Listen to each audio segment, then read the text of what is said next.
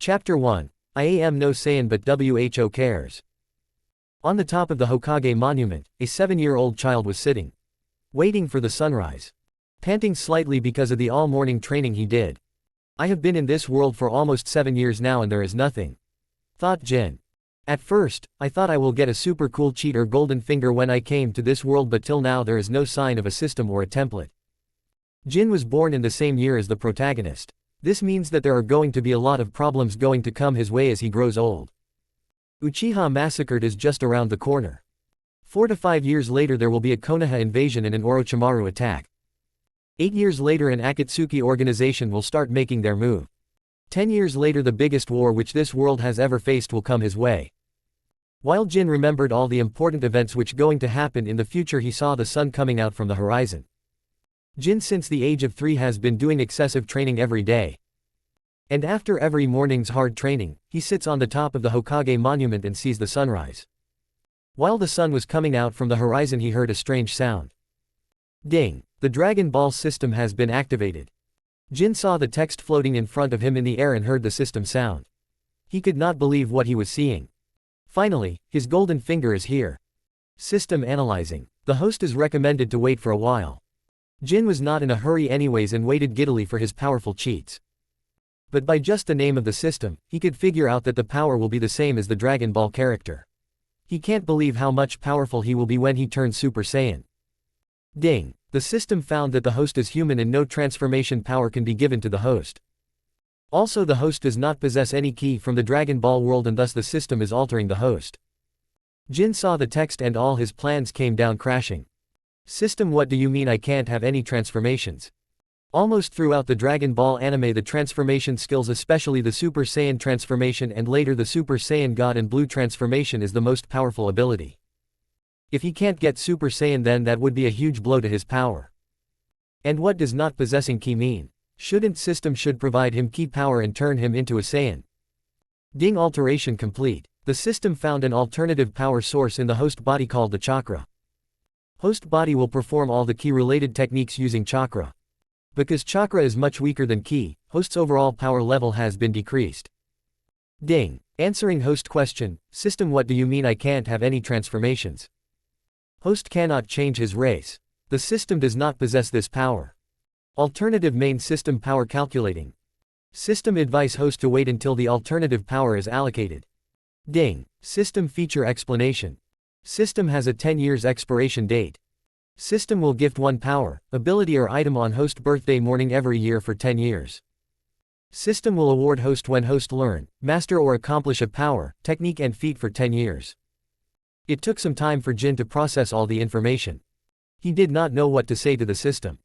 It was not terrible but it was not as strong as he first thought it would be. If I am not turning into a Super Saiyan or have God ki and am nerve because of chakra, then why do I even have this system, thought Jin to himself. Seems like I have to go through the traditional shinobi way after all, Jin sighed. He might want to learn 8 inner gate formation in the future. Without any bloodline or tail beast's help, it's going to be hard to survive this world. He also has to learn much focus on learning ninjutsu now. Ding! Body alteration side effect. Host body has been strengthening and host chakra has been increasing. This brings a small smile to Jin's face. 99% host body chakra has been altering to act like ki. The host cannot use the chakra which is converted to ki. System advice host to learn skills which cost less chakra in future and also to focus on increasing host chakra. Jin got dark lines on his face immediately after hearing this. How is this system helping me? It's almost like this system wants me to suffer, said Jin in a loud voice. Good thing that no one was around him at that time. Jin was not a genius like Kakashi or Itachi, but he was not bad either and he was born with more than average chakra and a better body than most of the civilian kids. But now this change is going to change his life forever. He no longer can use Sage Mode in the way he was dreaming. He can't use all those cool jutsus either. He can't even use Shadow Clones or Flying Thunder Gods in the future anymore either. But if his guess is right, then Rasengan won't be any problem. By this time, the sun was already illuminating the entire Konoha and once again the beautiful village was illuminated in the daylight with all its majesty. Jin sighed and was about to go home when he heard another system notification. Ding! Primary system power has been chosen. Host has activated Ultra INSTICTS. Chapter 2. Chapter 2, so the story begins. Takashi Jin was 12-year-old now. Or to be exact, he just turned 12 years old last night, and now he is sitting on top of the Hokage monument and waiting for the sun to rise. Over the years, Jin has realized that he gets a birthday gift from the system on the daybreak of his birthday. And thus he is waiting for the sun to rise. Ding! Happy birthday, host! Congratulations for completing 5 years of system activation. Special gift is being prepared. Ding! Congratulations, host, for learning the instant transmission technique. Jin was happy with the reward. This technique, if mastered, is way better than Minato's Flying Thunder God technique and Obito's Kamui. Over the years, Jin got various types of gifts from the system. On his 8th birthday, he got Turtle Hermit fighting style. On his 9th birthday, he got a training pendant. The pendant increased his gravity when he wore it and constantly put enough gravitational pressure on him so he can grow strong without getting hurt. A really useful item for the training which Jin was doing. This pendant also changes gravity, increasing the pressure if Jin grows strong and handles more pressure. On his 10th birthday, he got 1000 senzu beans. On his 11th birthday, he got Rui Jingu Bang. This is the Monkey King golden staff which most of the anime and stories portray. Jin did not receive the red power pole which he was expecting though. The staff was dark gray, more like how Mori Jin had in the God of High School. He is not sure why, but he does not care. The power of this staff is apparent to him. It changes its size according to Jin's will and come to Jin like how Thor's hammer comes to him. But the most impressive feat maybe is that it's super strong and hard. Jin tried everything to put a single scratch on the staff to see its hardness, and he is happy to say that he failed all the time. Jin is calling the staff Ryu Band just like the mythology states. And now finally he learned instant transmission today. But that does not mean that Jin has mastered the technique. What it means is that he can perform the technique barely and need a lot of training to master it. Even Goku did not master the technique to its fullest. Finally, after the sun rose, Jin went to complete the second part of this training. He has to go to academy after the training, as today he has the academy graduation exam. He was not in the same class as Naruto and other Konoha 12. Because of his civilian background and very low chakra courtesy of the system, he was not admitted to the elite class. He could have done better if only he did not get the system in the same week as the academy admission test. Because of the system activation, almost all of his chakra was converted to ki, and because of how close the academy admission and system activation was, his performance in the academy test was affected. He had no chakra to use in the test, nor he could use hand-to-hand fighting at his fullest because of his recently altered body, which almost took a month to stabilize. Overall, it was the worst time for the admission test, and he only got the admission because the village is facing a huge ninja shortage because of the nine-tail attack on the village in the Third Ninja War. All the Konoha 9 have already been assigned to their team a week ago, and he could also see them training with their instructors as well. Jin was sure that he is not going to get any Jonin or Genin sensei because how the village is facing a shinobi shortage now. He might have gotten a sensei if he was in the elite class, but there is no chance in the class to which he belongs. After coming to the academy, he saw all of his classmates and friends already ready to take the test. It's used to be more than 30 students in the class, but now only 12 students left. It happens because how many civilian kids are not fit for the shinobi lifestyle. They don't have the talent, motivation and backing to keep persuading this life. The graduation exam was easier than the elite class. It was any one of the 3 academies: jutsu, shuriken throwing and hand-to-hand combat. Needless to say, Jin was at the top of the class. Even though his 99% of chakra is not usable because it has converted into ki, Jin could do all the Academy 3 basic jutsu and all the other normal ninja-related tasks, like tree walking and water walking or genjutsu and medical jutsus. Jin, although over the years has kept his first place in the class, but never shows outstanding talent because he never wanted to get Danzo or Hiruzen's attention. Soon the teacher came to announce the result, but most of the people already knew what is going to happen anyway. Jin was the first in the class. Finally, after getting the left head back protector, everyone was dismissed. This solidifies Jin's suspicion that he is not getting any team or Jonin sensei anytime soon. Not until there is a vacation in the roster. Well, he did not care about it anyway and directly run towards Hokage's office to get a D-rank mission. He might not want to show himself in front of Danzo and Hiruzen before, but now it's fine. He is already strong enough to handle anything Danzo throw on his way, so it does not matter anymore. All he has to do is to showcase what he can do and make his way from the second grade class to the elite group. And if possible also get his way into the Chunin exams. Chapter 3, meeting Team 9. It took almost 2 hours for Jin to get his first D-rank mission because he was held back by the management. It turns out that until the Hokage gets the exam result of the class he was in, he can't get his first mission. Unlike how it was seen in anime, not every mission is given by the Hokage. The mission itself was very simple. Jin has to clear a training ground and repair pits. Needless to say, Jin completed it very quickly thanks to his amazing speed. Rock Lee was able to attain the speed which he gained in the Chunin exams in just 1.5 years. Jin was working on his speed for more than 5 years with the help of Ki. He was already very fast even without deactivating this gravity pendant, which currently put more than 10 times the gravity on his body.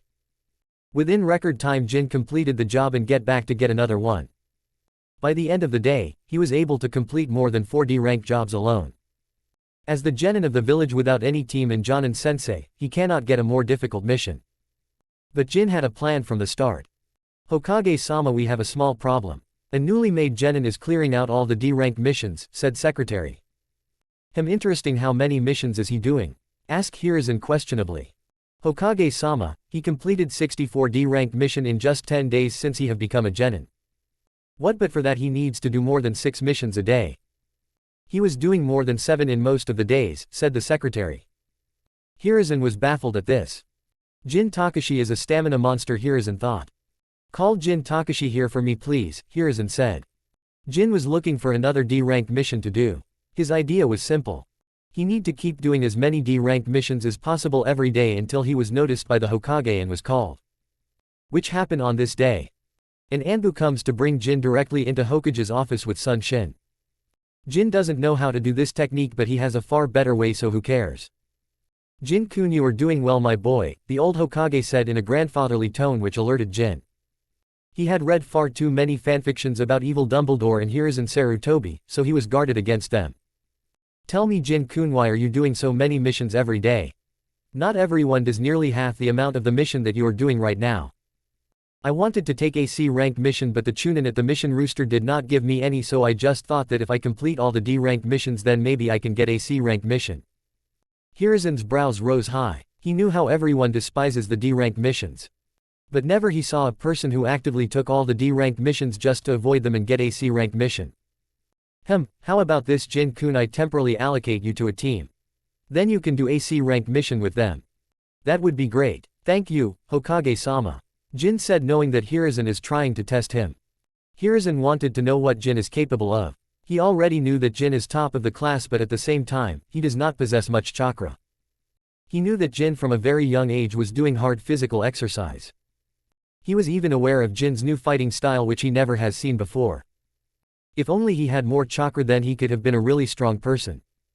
But Hiruzen long knew that having less chakra or having no chakra does not mean the person is weak. He has a person who might be stronger than himself in his Jonin circle. Glad you are excited, my boy. Here, take this scroll and give it to Team 9 Jonin sensei. You will be working with them for some time, said Hiruzen and dismissed Jin. Jin was excited about this. He knew that Team 9 is none other than Might Guy's teams. He is the best taijutsu master in the Naruto world, and seeing how Jin's entire combat power is dependent on close combat hand-to-hand fighting.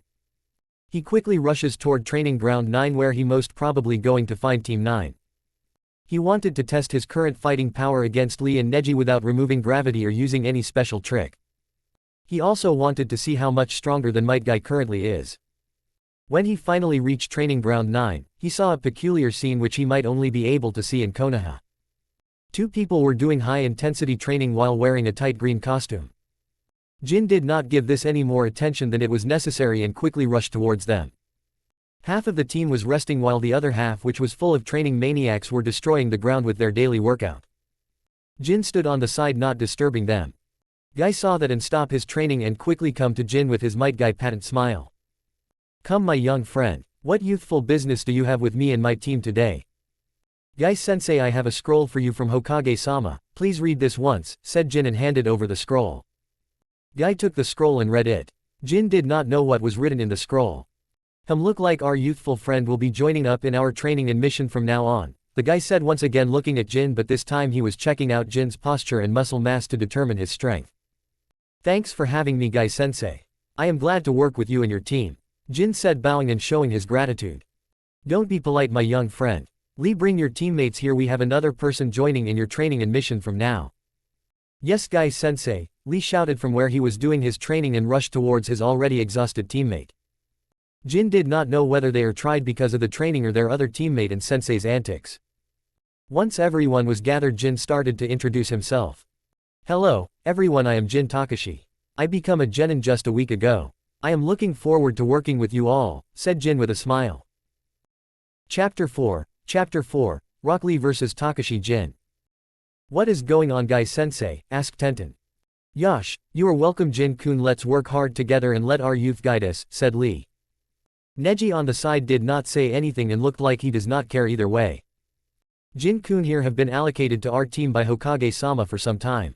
I would like for all of you to accept him in the team, said Guy-sensei with his patent smile and thumbs up.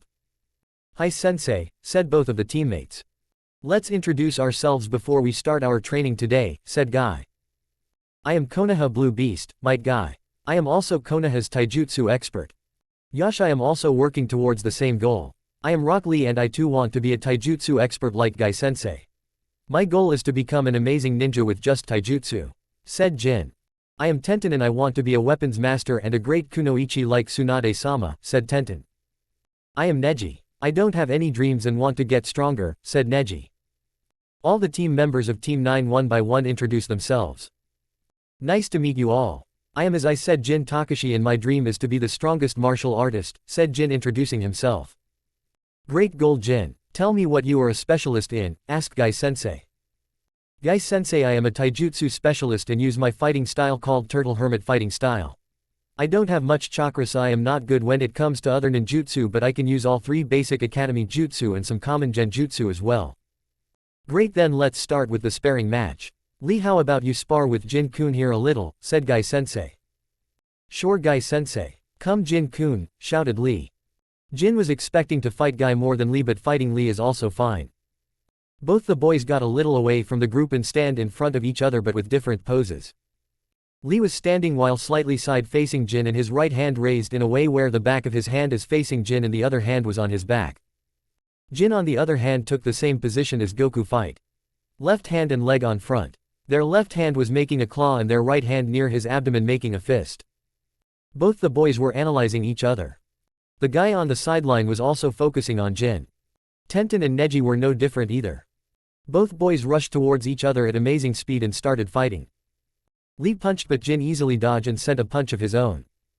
Lee turned to dodge and sent a kick while Jin ducked. Both of them increased their speed even more and keep attacking and dodging. The entire Team 9 was stunned at Jin's speed. They already knew how fast Lee was and competing with Lee on an equal footing was not easy. Only Lee and Might Guy knew that Lee is not using all of his speed yet. But at this time even Might Guy did not know that Lee is having issues. Not because of Jin's speed. Both of their speed was almost comparable. Maybe Jin was slightly slower but his fighting skills which were better than Lee closed that small gap without any issue. What Lee was struggling with was Jin's raw strength. Every blow from Jin was like a hammer strike. Lee started to go on the defensive stand and started dodging a lot because of this. The mighty guy saw this but could not understand the reason. Tenten and Neji could not see the difference. Tenten was having issues keeping up with the fight. The strong fist was a really good fighting style, but when it comes to Turtle Hermit martial art style, it is not comparable. That's compared with Jin's physical power which he was holding back by not adding any ki to his attack. Lee was getting overwhelmed. Lee suddenly stops and makes some distance between himself and Jin. Guy-sensei, I am not Jin-kun opponent like this. This sentence stunned everyone. Only Might Guy knew what Rock Lee was asking him. Guy thinks hard about this. In a spar removing Lee's weight is not necessary, but if he did not permit Lee then he won't be able to see Jin's full power, not to mention even Lee will be demotivated. Go on Lee, show everyone the power of youth, said Guy with a thumb up and a big smile. Lee quickly sit down on the ground and took out his weights which were tied up in his legs. Jin knew what was going on and did not move at that time at all, but did say one thing. So you were using weights. That's nice, but you know you can't take this much time in a real battle just to take out your weights, right? Said Jin to Lee like he was about to attack but did not move and just waited for Lee. Lee moved and this time around his speed was much faster than before. Jin could easily see Lee's movements, but because of the gravitational pressure on him, he was not able to keep up with Lee's speed. Lee directly vanished in front of Jin and directly went for a direct kick. Jin knew that he could not dodge this attack. The speed of this attack was much faster than what Jin was ready for. Jin quickly closes his eyes and loses his shoulders. Lee saw that but did not lose his momentum. His attack was strong but not strong enough to harm Jin seriously. Lee thought that Jin gave up, but looking at how he was reacting to his attack and even close his eyes, he was suspicious. Jin did not show any form of panic at all but was rather calm. Lee's kick was only a few centimeters apart when Jin moved. With a simple turn and duck, Jin dodged the attack while his eyes were still closed. Lee did not give up and did a follow-up attack. Jin used his already turn and ducking motion and perform a hand spin in a way that his legs missed Lee's attack. This shocked everyone in Team 9. Lee's attack was not a point-blank attack, but with his speed and the late response time from Jin, it's not wrong to say that it was pretty much unavoidable, just like a point-blank attack. But Jin easily dodges the attack. Not only the first attack but also the second real point-blank attack. That too without looking at the attack, like he already knew that the attack was about to come. What just happened? Asked Neji in disbelief. Chapter 5, Passive Instincts. Ultra Instincts in Dragon Ball universe is the technique of angels. One of the most powerful races and the only being stronger than them is Xeno. Jin knew that learning Ultra Instincts is going to be hard. One good thing about this technique is that there is no power requirement to learn it. And with the help of the system, Jin can easily get into a state of Ultra Instincts. But Jin still has not mastered the true Ultra Instincts yet. Just like in the anime, how Goku went through a lot of different phases, Jin also has to master many different phases of Ultra Instincts to learn this godly technique. Maybe the only good thing about this was that he don't have to break his limits all the time like Goku to enter the Ultra Instinct state. But that does not mean that he can cheat and master the technique in an instant. He has worked hard over the last 5 years and mastered the first state. Jin's Ultra Instincts is different from Goku's. There are only 3 states in total. Instincts without any power-up and only giving semi-perfect dodging capability. Highly restrained because of the body's limitation. This is the state that Goku masters later on. By just closing his eyes he can enter into the state of Ultra Instincts, but unlike a real transformation, he did not get any physical boost or energy power-up. He always stays in his base form and only his movements and dodging is semi-perfected. The second stage is the Ultra Instinct sign. A proper transformation with power-up. Goku gets the almost perfect dodging skill, which also gives him some offensive ability as well. And the third state is the mastered Ultra Instincts, which give perfect defensive and offensive capabilities and a massive power-up. Then there are also the mastered and perfected forms of all this state, but with the help of the system, Jin doesn't have to worry about all those mid-forms. Jin did not want to call this first, second and third state all the time, so he named them. In the first form, he is currently using, he does not get any power-up or enter into any transformation but only got semi-perfect dodging skills and movement mastery. This skill, which he master only under a month after getting the power and is the most efficient technique he has in his arsenal, is called Passive Instincts by him. Passive Instincts do not take any energy and do not put his body under much stress either. This technique is one of Jin's favorite techniques in his arsenal when handling opponents who are not very far apart in power level from him. The only problem now he was facing is how to attack Lee. He might be able to evade everything Lee throw at him, but he won't be able to attack Lee either with his current speed. He needs to either use ki or lift his gravitational pressure. But Jin already had a plan which required neither of them. Jin calmly walks towards Lee, making sure that he looks like he is going for a walk in the park. Seeing this, not only Lee but even his teammates were getting excited. Lee was on his guard. He was still not sure how Jin dodged his previous attack. When Jin was close enough to Lee, he quickly rushed towards Lee. Lee did not dodge or defend. He knew that dodging is easy with his speed, but then he will miss out on this opening. Defending will cause him more pain because of Jin's physical strength. So the only thing he has to do now is counter and attack, and that is exactly what he did. Lee counters Jin's straight punch without any issue and counters with a point-blank kick with astonishing speed. Jin, however, though, was waiting for this. He quickly closes his eyes and dodges the kick without any problem. Turning in a way that Lee can't see his hand and takes out Ryu Ban's staff from his back. He swings the staff at Lee. Lee with his speed saw this and quickly backed off 3 steps, getting out of Ryu Ban's attack range. But then something which he was not expecting happened. The staff on Jin's hand expanded while he was swinging it. This caught Lee off guard. He was not able to dodge or defend this attack. The attack itself was strong enough to send Lee flying back, making him unconscious with just one impact. It was not Jin's intention. What Jin wanted to do was to knock Lee out of balance to follow the attack and grab him. but because Ryu's band magnifies his attack power multiple times. Everyone was stunned at what happened. Guy went to Lee and pick him up. Neji was looking at Jin as if he wanted to fight him, while Tenten was now more curious about Jin. Guy always wanted to ask Jin about his fighting style or his unique staff, but he did not because he can't just ask someone about his secret like that. What Guy was most interested in was Jin's passive instincts. Unlike others, Guy understood that Jin was not just moving back then. His entire body style and movement pattern was different from how he was fighting before. It was like when he closed his eyes, like was a different person altogether.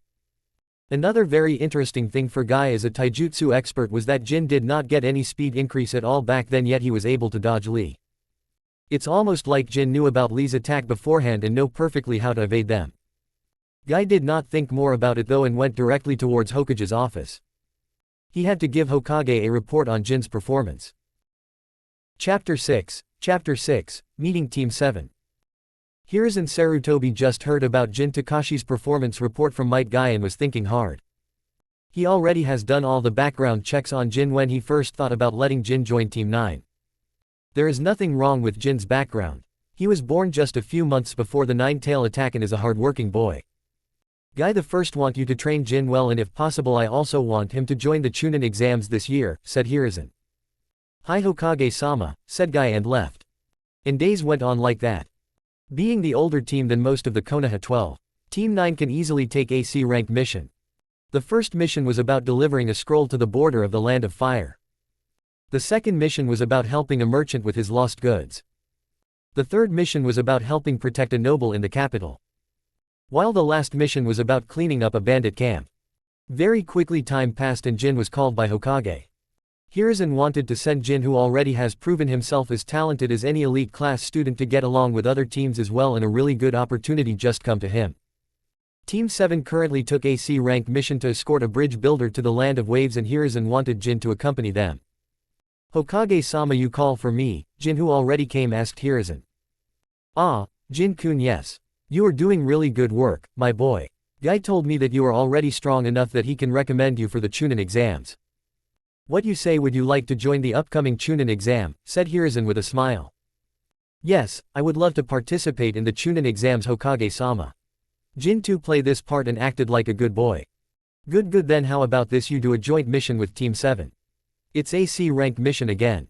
If you do well then I will give you more C-rank mission, and if I think that you are ready then I will let you attend the Chunin exams. Jin was surprised by this. According to the time and the mention of the C-rank mission, Jin knew that it was the Wave mission. Originally he wanted to join this mission, but he had no other way. Now the opportunity come to him. Hi Hokage-sama, I will join them, said Jin in an enthusiastic tone. Hiruzen smiled and told Jin to meet with Team 7 in under an hour near Konoha Gate and give him his participation scroll, which he gave Jin. Jin quickly rushes out and packs his bag so he can join Team 7. At Konoha Gate, Team 7 already arrived and was about to leave when Jin arrived. Kakashi-sensei, please read this before leaving, shouted Jin before Kakashi left. Kakashi then first observed Jin. When he took the scroll. Seems like we are going to have one more member with us, Kakashi said. He brings his team and explains the situation to them. Let's start with an introduction everyone, said Kakashi. Me first, Naruto said, jumping. I am Naruto Uzumaki. I am going to be Hokage and I like ramen. I am Sakura Haruno. I like Sasuke-kun and I also have a dream for the future, said Sakura looking at Sasuke, especially the last part. I am Sasuke Uchiha. I don't have any particular likings, Sasuke said, omitting he want to kill his brother part. Nice to meet you all, I am Jin Takashi and I am also a newly made genin. I want to be the strongest martial artist and I like food a lot. Huh, another kid joining. Why can't I get a decent ninja to protect me, said Tazuna, and he then opened an alcohol bottle and started drinking. Soon the team started to walk towards the wave. Along the way, Jin keeps talking to Naruto and Sakura. Jin told them about how he joined Team 9 sometime and how he everyday train. Naruto talks about ramen and his dream, and Sakura also listens while Sasuke just keeps walking in silence. Sometime later the plot set up by the demon brothers also came. Kakashi and Jin notice it easily while Sasuke, although knowing something is wrong, could not figure out what it is. Then it went on just like in the canon and Jin too did not take any action because he did not have to. Jin was thinking that he is watching the anime but in real life. Kakashi then confronted Tazuna and he ended up telling the truth. Just like in anime, they decided to continue the journey anyways. Team 7 keep getting closer to the waves but they meet yet another hurdle along the way. Zabuza Momochi, the demon of the mist. Just like canon, he attacks Team 7. Kakashi took out the Sharingan immediately and fought with Zabuza. But just like in the anime, Kakashi was captured. Finally, a good chance to see how strong I have become, thought Jin. Oi, oi, I don't know what the matter with you pointy-teeth shirtless man, but you better let Kakashi-sensei go or I gonna kick your ass, shouted Jin in an exaggerated manner. Don't be stupid, Jin. Don't worry about me and take your teammates and run. You guys cannot handle Zabuza, said Kakashi. According to Kakashi, there is no way a bunch of genin can defeat Zabuza. There might be a chance to free himself if they work together, but he does not care about that. Kakashi Hatake has already lost all of his dear people. He lost his team, his father, and he could not save any of them. So, there is no way that Kakashi is going to let his genin team die here like this. Relax, Kakashi-sensei. Just sit there and watch the show, said Jin. Sasuke, Naruto and Sakura, who was still stunned by Kakashi's getting trapped and now looking at Jin like he was an idiot. There is no way a genin like themselves can defeat the demon of the mist, which their sensei was not able to beat him. Chapter 7, Kick Zabuza's ass. Jin Takashi, 10 years old. He was training like always. After getting ki 3 years ago, he started training himself in the turtle hermit style. The majority of his skills are hand-to-hand combat. The only two kai techniques he has was rasengan made out of ki and kamehameha. Today he is practicing his kicks. His punches are good but his legs hold more power than his arms. Maybe because he constantly put pressure on his legs because of his gravitational training. So, besides his two main ki attacks and his staff, his legs are his only weapon. He was repeatedly practicing taekwondo techniques which he learned in his past life. This was his 9th day of practicing his taekwondo techniques. He firmly believes in Bruce Lee's saying, "I do not fear a man who practices 10,000 different moves once, but I fear a man who practices one move 10,000 times." And thus he kept practicing. While he was doing the training and was thinking about Bruce Lee, suddenly something happens. His kick made a powerful sound and a sonic blast happened. He was not able to keep his balance and was fallen. When he looked at the place where he kicked, he was shocked. The entire place was blasted out. Like someone uses a miniature tail beast bomb there. Ding! Special skill has been created. Jin heard this sound. He only get this message 2 times before. First when he learns the ki version of Rasengan and second when he learns Kamehameha. Special skill recoilless kick. Alright then, don't tell me that I did not warn you beforehand, said Jin to Zabuza and put a palm on his chest, deactivating the gravity pendant. Before Zabuza could even rebuke Jin, he vanished from his place. He was so fast after returning the 10x gravity to normal that it almost looked like he'd disappear out of thin air. Even Zabuza was caught off guard and could only defend the attack which was coming by putting his broadsword in front of him. Recoilless kick, shouted Jin as soon as he appeared in front of Zabuza. Sasuke, Naruto and Sakura could not even see Jin moving, let alone Tazuna. Even Kakashi, who already had his Sharingan open, had come problem seeing Jin's movements. His sword had a big dent in the middle where the kick was connected and Zabuza's arm was broken because of power and direction of the kick, which put huge pressure on him. Everyone in Team 7 was now wide eyes. The power of Jin's kick was so much that it completely shattered the big sword. Zabuza was hurt but not enough that he become unconscious. He tried to get up but Senbon directly struck his neck. It was exactly like in the canon. Haku asks to take Zabuza away and Jin directly hands over the decision to Kakashi. It went exactly canon. Kakashi check and find Zabuza died, which he was not, and Haku took him. Jin then quickly again put his palm on his chest and activated his gravity pendant. Again 10x gravity bombarded his body. How did you do that? Asked Sasuke. Wow, that was amazing Datbeo, shouted Naruto in excitement. Sakura did not say anything but was surprised. Kakashi also wanted to ask this, but before he could, Jin answered first. It's called chakra burst, bullshitted Jin. It's a technique which uses a burst of chakra, increasing power and speed for a few seconds, but at the same time it also needs some time to activate because chakra accumulation and compression need some time, said Jin. Jin did not know how many people took his bullshit, but that explanation of his was enough for that time. Team 7 keep walking towards Tazuna's house. Chapter 8, Special Training Kamehameha. Jin Takashi is 8 years old. I have been training for a long time, but all the training is close-range hand-to-hand fighting. I need a long-range attack as well, but not sure how I am gonna do that. There is Kamehameha, yes, and learning this trick is not that hard either. But where the hell I am gonna learn this? The technique is pretty much a light show even in broad daylight. Let alone in the night. So, the real question is how the hell I am going to learn this technique without letting the whole land of fire know that there is a person who can destroy mountains and moons with just one attack. Maybe I should do this underwater. There is a possibility that people won't find out, but it still does not guarantee that no one will find it out. Jin was thinking hard for many days now.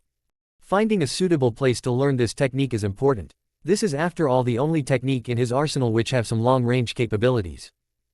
After days of thinking, he could not find any way, so he just ended up coming on top of the Hokage monument and lying down there. I sure look like Shikamaru. Relaxed and unmotivated to do anything and sleeping and staring at the clouds. The only thing which was irritating him was the sun. The sunlight was just at the right angle to disturb his relaxed mood. The only thing he could do now is to go home. He could not find any way to train his key attacks without exposing himself. But just then, when he was about to leave, an idea struck him. An idea which could solve his problem. It's just like how he started training in the night and early morning before sun come out to hide his training from others. The core concept is that there is not enough light or people to catch him. Even if someone looks for him, it will be really hard to find him because of the lack of light. The lack of light could achieve that effect. But training a technique like Kamehameha at night is like inviting bandits to rob a bank. But what if he uses this technique in day? What if the issue of light is not something which I can solve by removing the light but by adding the light? What if I could just use the light of the sun to hide my Kamehameha technique? A great idea comes to Jin's mind. He is going to use the sun to hide his Kamehameha technique. He only needs to fly up in the general direction of the sun. High enough that no one with their eyes could see him, and then he can practice Kamehameha there in the air. It completes all the core factors which he needs to learn the technique. Lack of people at that height done.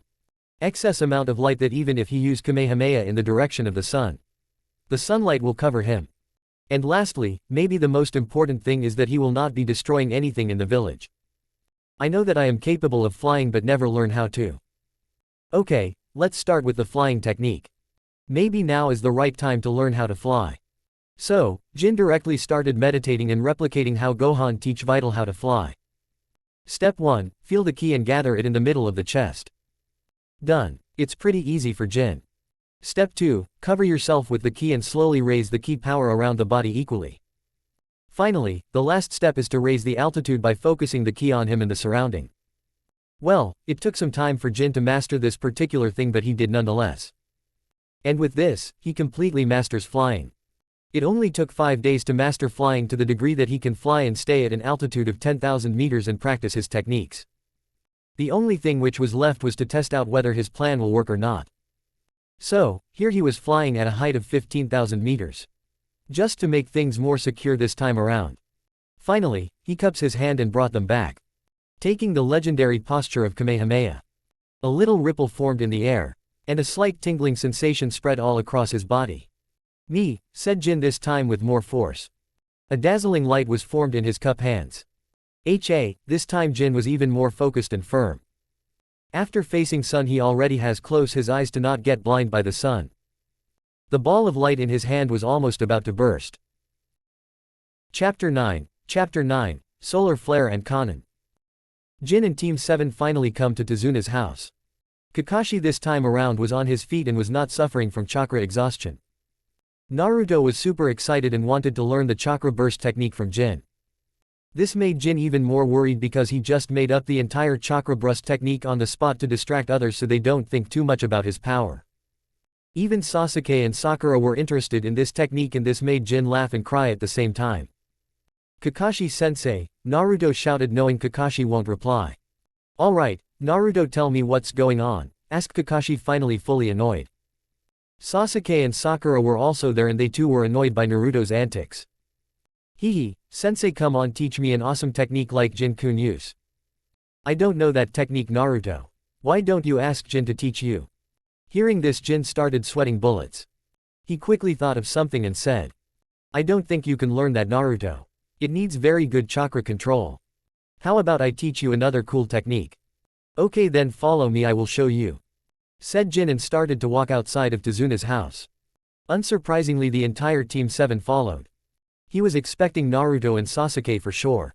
Even he was expecting Sakura because Sasuke is with him. But he was not expecting Kakashi.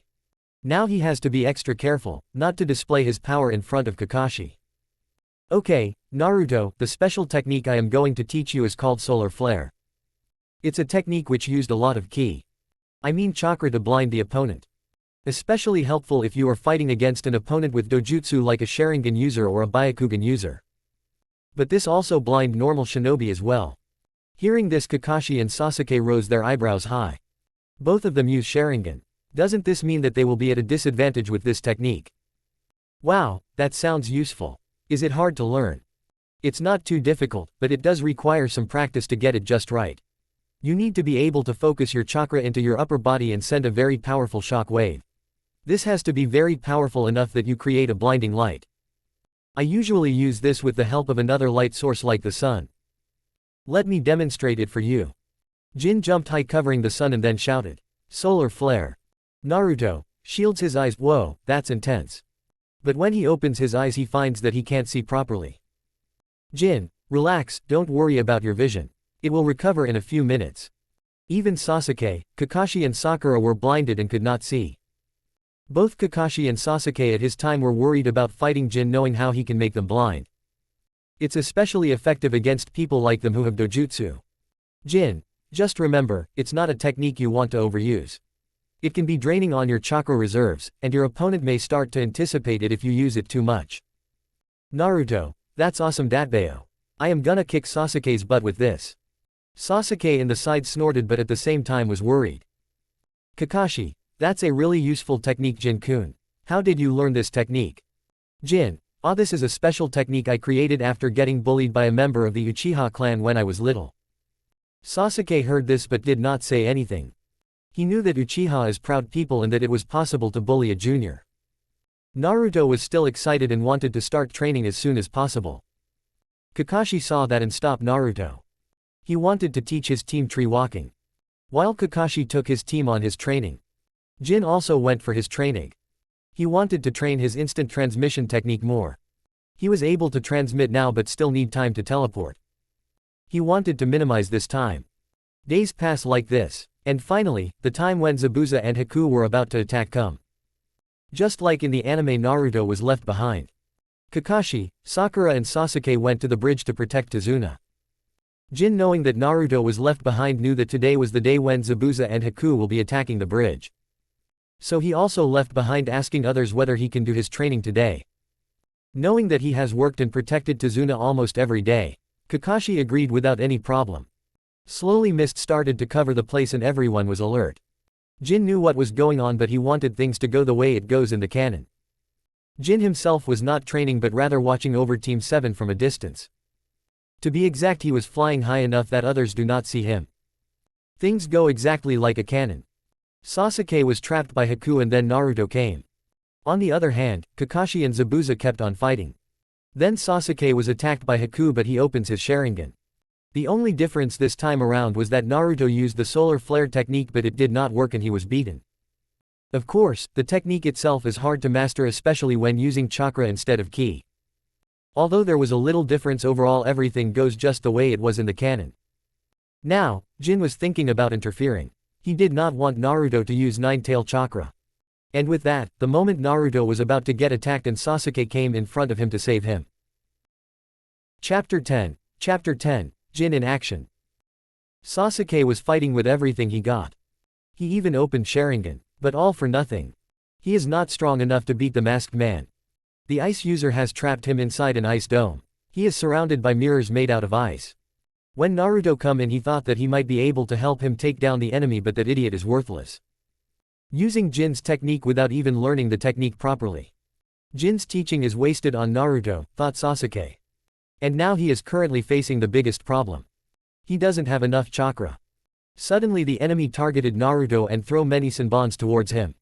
Sasuke doesn't know why, but his body moved on its own and he places himself in front of Naruto, shielding Naruto from the senbons.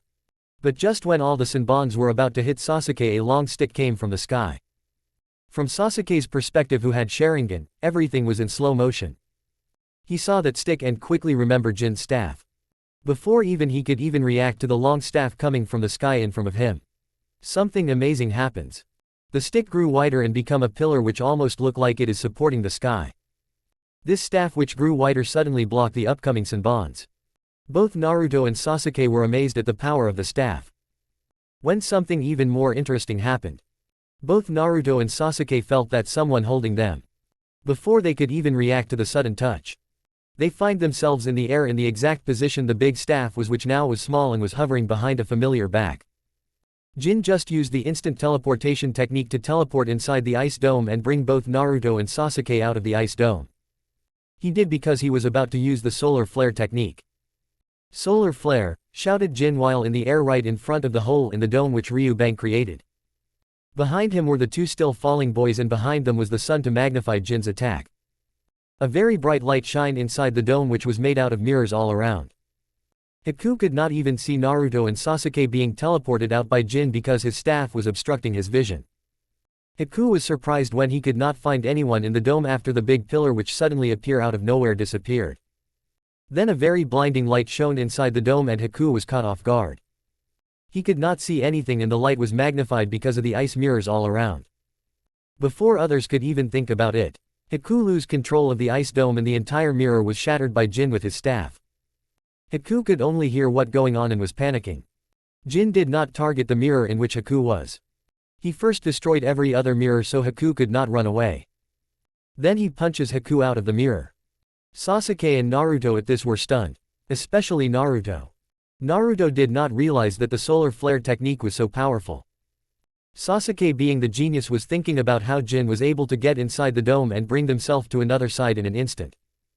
Haku at this point was trying hard to look at who attacked him but could not see anything.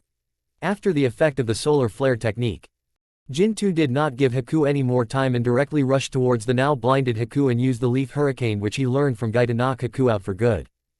Everything happens within seconds. How did you do that? Asks Sasuke this time, even more astonished than the last time Jin fight with Zabuza.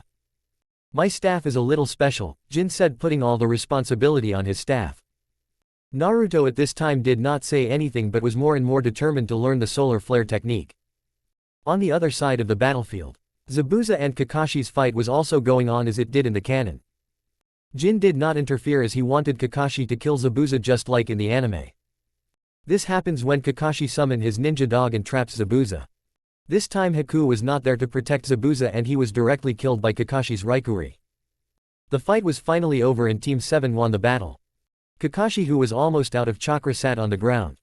Naruto was still pestering Jin to teach him more interesting techniques while Sasuke was angry about his strength. Sakura, who did not even see how the fight ended, was just happy that everyone was safe. This was the time when Gato and his thugs arrived. Seeing the now dead Zabuza and unconscious Haku, who he thought is dead as well. I knew that relying on Zabuza was a wrong idea. Then the entire thing went just like how it went in the canon where Gato badmouthed Zabuza and Haku. But there was no Zabuza alive to kill Gato and almost all the people in Team 7 were drained of chakra. Only Sakura and Jin were full while Naruto was slowly getting his chakra back thanks to Nine Tails. He has rushed towards Gato and his men, and extended his staff, knocking many people out off the bridge. The power of every blow was comparable to Sakura's casual power punches when she learned from Tsunade. And every time he was getting overwhelmed, but the numbers he entered the passive instincts mode and escaped being outnumbered. It was not hard for Jin, who had ki to destroy every enemy by just physical skill alone. Jin alone took down more than 150 common thugs and captured Gato. The mission of Wave was finally over and everyone relaxed. He wanted to fight Jin, but considering that he don't have enough chakra he did not say anything. Everyone returns to Tazuna's house and relaxes for that day before going back to Konoha. Chapter 11, Ready for Chunin exams. When Team 7 with Jin was about to leave the land of waves to go back to Konoha, they had one problem which they don't have any idea how to solve. Two problems to be exact. Number one is that Haku was alive unlike in the canon and he was pretty angry about Zabuza's dead. Jin and Naruto, who after knowing the real identity of the masked man didn't want to kill Haku. Kakashi and Sasuke were firm in their idea that to avoid upcoming problems they should kill Haku. Sakura did not have any say in this. She was not even sure what was right or wrong in this. The second problem was that Sasuke wanted to fight Jin. This was not that big of a deal. If on losing Sasuke shows sportsman spirit, that is. The most possible outcome that could happen here is that Sasuke becomes even more distant from the village after his loss. But Jin just doesn't give a damn about it. He will beat Ino Uchiha if they fight, and there is nothing more and nothing less about it. Kakashi though delays the fight for the two boys. He did not allow them to fight outside the Konoha, and he was very apparent about it. Finally, Haku was set free, but at the same time was also warned that he will be killed if he ever acted against Konoha. Jin didn't know whether it was a good decision or not, but he didn't want to kill Haku. Finally, Team 7 came back to Konoha and Kakashi directly left to report to the Hokage. Naruto ran directly towards Ichiraku Ramen. Not getting any Ichiraku Ramen for around a month was too much for the poor kid. Sasuke went back to his home and Sakura tried to arrange a date with him, but it did not work like usual. Jin was hungry too and ended up going with Naruto to get some ramen as well. And that the report, Hokage-sama, said Kakashi, completing his report. Chakra burst and recoilless Kikyusei, Hiruzen said after listening to Kakashi. Hiruzen knew that Jin is stronger than he looks. But he did not know that he is so strong that he can defeat Zabuza Momochi with just one kick. The most interesting thing is that a lot of skills and techniques are being made by him. He has already created at least a fighting style comparable to Guy's strong fist. Now he shows a technique which can blind anyone, and the technique is especially lethal to dojutsu users. His weapon is also an unknown factor. It is very strong and can increase its size just like its own adamantine staff. Kakashi, what do you think about Takashi Jin? Asked Hiruzen. He looks like a good kid, Hokage-sama. He has many secrets, but I can say that none of them will be harmful to Konoha. He was ready to teach Naruto his technique without any worry. I might say that he is worth cultivating. The only problem is his chakra volume. Very pitiful, but he easily covers that with his taijutsu, said Kakashi. Kakashi, do you think that we should send him to the Chunin exams? Asked Hiruzen. He does not have to ask anyone, and in secret has already decided to put Jin in the exams, but he asks nonetheless. I will agree with that too, Hokage-sama. Jin sure has the talent to be in a team and join the Chunin exams. Yes, but the problem is that currently there is no team and Jonin-sensei available to assign to Jin. Hiruzen signs. Okay, you are dismissed, Kakashi, said the old Hokage, and Kakashi left. He long knew that Jin Takashi was a hard-working person, but a subpar performance in the academy made him lose interest in Jin. But now it seems like he was a little too hasty in his decision. No matter what, he can't let a person like Jin waste his talent, but at the same time, he doesn't have any Jonin who can teach Jin right now. Jin is the taijutsu type of person. Might Guy would have been the best person to teach him, but Guy already has his team. But maybe there is another person who could teach Jin. Maybe at least up to Chunin exams. Then he can find a Jonin sensei for him. Jiraiya might like the kid. At the same time, it was already time for him to meet Naruto. Why not a little early? The Chunin exams are around the corner, he might be able to come back. Maybe after the semifinals Jiraiya can teach both Naruto and Jin at the same time. The more important part is that he has to find a team for Jin to join. But maybe he can let Jin act solo. This will also give him some idea of how strong Jin is. Yeah, that sounds right. Let's give Jin special permission to enter into Chunin exams solo. If he survives up to the finals, then he might be worth cultivating. On the other side of the village, Jin, who was done eating ramen, did not even know that Hokage have decided to enter him in the Chunin exams. He already have trained his instant teleportation to a good degree, and now was the time to again get back to perfecting his ultra instincts. Another cool thing was that he wanted to learn some genjutsu. He doesn't have enough chakra, but for genjutsu it should be fine. He already has some good techniques, but he needs more to be able to use them in between a fight. Lastly, he was looking forwards to the Chunin exams a lot. He is not sure whether he will be allowed to take the exams, but he might as well get ready for the action. If not for the Chunin exams, then for the Konoha Crush plan, which follows after that. Chapter 12. Chapter 12. Chunin exams is official now. Since the day Team 7 has come from the Waves mission, Jin has dedicated all his time to mastering his ultra instincts. He was working hard, but the technique was not easy. He asks for help from Naruto too. He asks Naruto to make as many clones as he can and throw rocks at him from different sides while he dodges. It's been a long time since he has broken through his limits. To master the second stage of Ultra Instincts, namely, Ultra Instinct Sign, he needs to go beyond his limits and understand his fighting instinct from the ground up. Naruto was happy to help. especially when Jin offers to pay for his ramen after the training. But today he did come to the training. Jin did not know that today was special, as today was the day when the Sand siblings comes to Konoha and make trouble for Naruto and his friends. Now finally, I would like to ask how many of you are going to put your teams in the Chunin exams, ask Hiruzen. Hiruzen knew that almost all the rookies passed this year are clan heirs and are far better than the normal genin that which village usually has. The last time this kind of team was formed was when Minato was small. Hokage-sama, I Sarutobi Asuma would like to put my team in the Chunin exams. Asuma was very confident about his team. Over half a year he was able to teach them how to work together, and leaving Ino, both of the boys can handle themselves. Asuma then looks at Kakashi asking whether he dared to put his team in the Chunin exams or not. Kakashi did not even pretend that they noticed Asuma's glare and come forward. Hokage-sama, I Kakashi Hatake put my team in the Chunin exams. Kakashi was not sure whether his team is ready or not. There is Sasuke, who is a genius like him when he was his age, but at the same time, there is also Sakura, who doesn't have any fighting power as of right now and will only slow down the team. Finally, there is Naruto, who is a wild card. The kid is loud as a biju, but at the same time, his mind sometimes brings the most unexpected solutions to the table. Lastly, there is also the fact that he is the village Jinchuriki. Hokage-sama, I the beautiful blue beast of Konoha, also just like my eternal rival, would like to put my team in the Chunin exams. Might Guy, not wanting to get outdone by Kakashi, also shouted out that he will be putting his team in the exams. The only person left was Kurenai, and he too had her pride to keep. Hokage-sama, I Kurenai Yuhi would like to put my team in the Chunin exams. Listening to all this, Ruruka was surprised and wanted to stop them. But all of his pleadings were unheard by the Hokage, because even he wanted to let the clan heirs take part in the Chunin exams.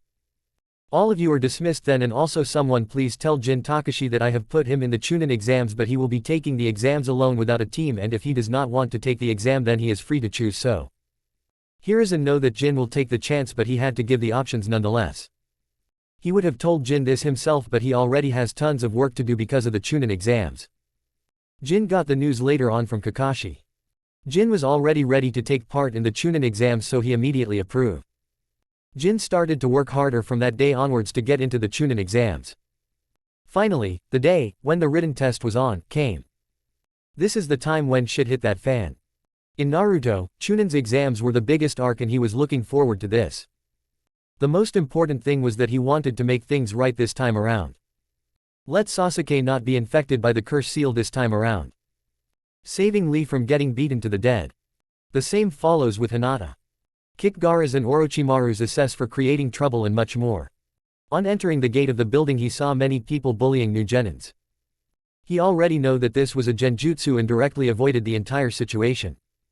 When he went up and opened the gate he found Sasuke and Lee were about to fight. He knew that this was about to happen and just waited there for their fight. Jin might or might not take action depending on the situation. After coming from the waves, Sasuke has been trouble for him.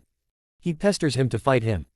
Jin most of the time was able to run from him and after a while started to avoid Sasuke altogether. Jin too was interested in how strong Sasuke have become. He has to ask Kakashi to train him harder. Naruto usually talks about Sasuke getting more training from Kakashi-sensei. This made Jin's thoughts about Kakashi complicated. He liked Kakashi's character in the anime, but his partial behaviors towards Sasuke were not something he liked at all. Chapter 13. Chapter 13. Knowing future is boring. I honestly sometimes think that not knowing what is going to happen is better. At least there is some kind of anticipation and excitement about life. But now I already know what might happen and even who is going to win between Sasuke and Lee. It's kinda boring honestly. I might be an idiot for thinking that knowing the future is boring, but when people know what is going to happen, life has little to surprise the person. It's like a movie whose plot, characters and ending you know before even its release. Everything is spoiled for me. Now don't take me wrong. Knowing the future and Naruto's plot is a lifesaver, but at the same time, it also feels like I am cheating with life itself and not playing fair, you know. While Jin was having an internal monologue battle, Sasuke and Lee ended up fighting. This time around both Sasuke and Lee was better than their canon counterpart. No doubt it's because of Jin. But in the end, the result was very clear. Or he would have won if Guy had not intervened. Jin was also about to take action, but when seeing that Guy have taken the action he stopped. Naruto and Sakura were amazed at how strong Lee was. Neji and Tenten were not that amazed at Sasuke's performance. They already have seen Jin taking down Lee before and he was too a new graduate. Then the entire thing went just like how it does in the anime. Ibiki come and started being an ass to everyone. Scared most of the candidates and started the exam. The exam itself was hard. Really, when it said that the exam is harder for any regular genin, they were not kidding. Now Jin was stronger than any genius period. But that does not mean he can answer all these questions. Good thing that he knows that not answering all these questions is fine as long as he acts cool and stays until the end and takes the 10th question. Honestly, it's pretty boring knowing the future, but that does not mean Jin does not love it. So when he was not doing anything, he started to look around checking on other participants. Neji was using his Byakugan to copy all the answers. Pretty neat. Only if I have those eyes in my graduation examination in last life, muttered Jin with an exaggerated expression.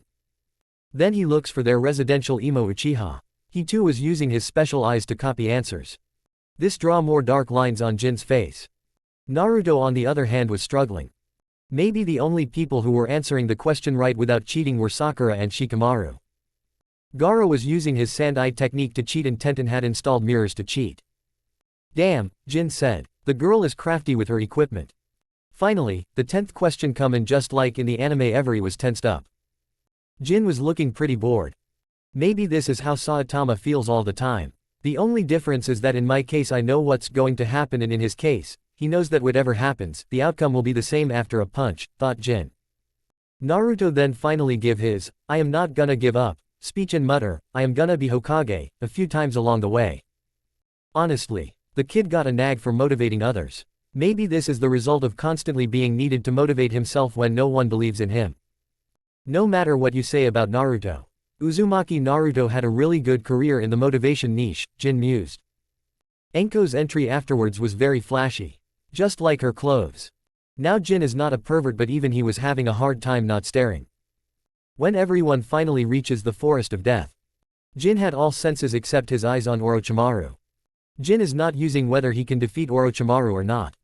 He currently has no way to kill Orochimaru. Honestly, even Madara would have a hard time killing this snake, thought Jin. He will help out Team 7 if he came across them, but he currently doesn't have a way to kill Orochimaru. Maybe he could use Kamehameha to destroy Orochimaru or simply blast him off to outer space. Yes, that might work, muttered Jin. What might work? Asked Naruto, who came over after finding Jin standing alone. Oh, it's you, Naruto. No, nothing, I was talking to myself.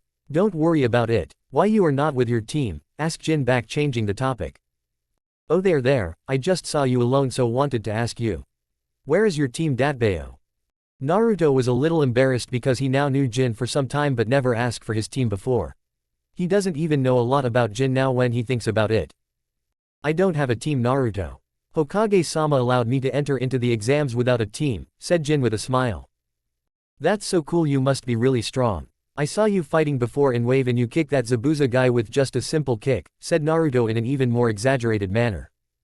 By the way, Naruto, how is your training going with the technique I taught you? Asked Jin, a little curious whether Naruto learned the technique or not. Oh, that technique, yes.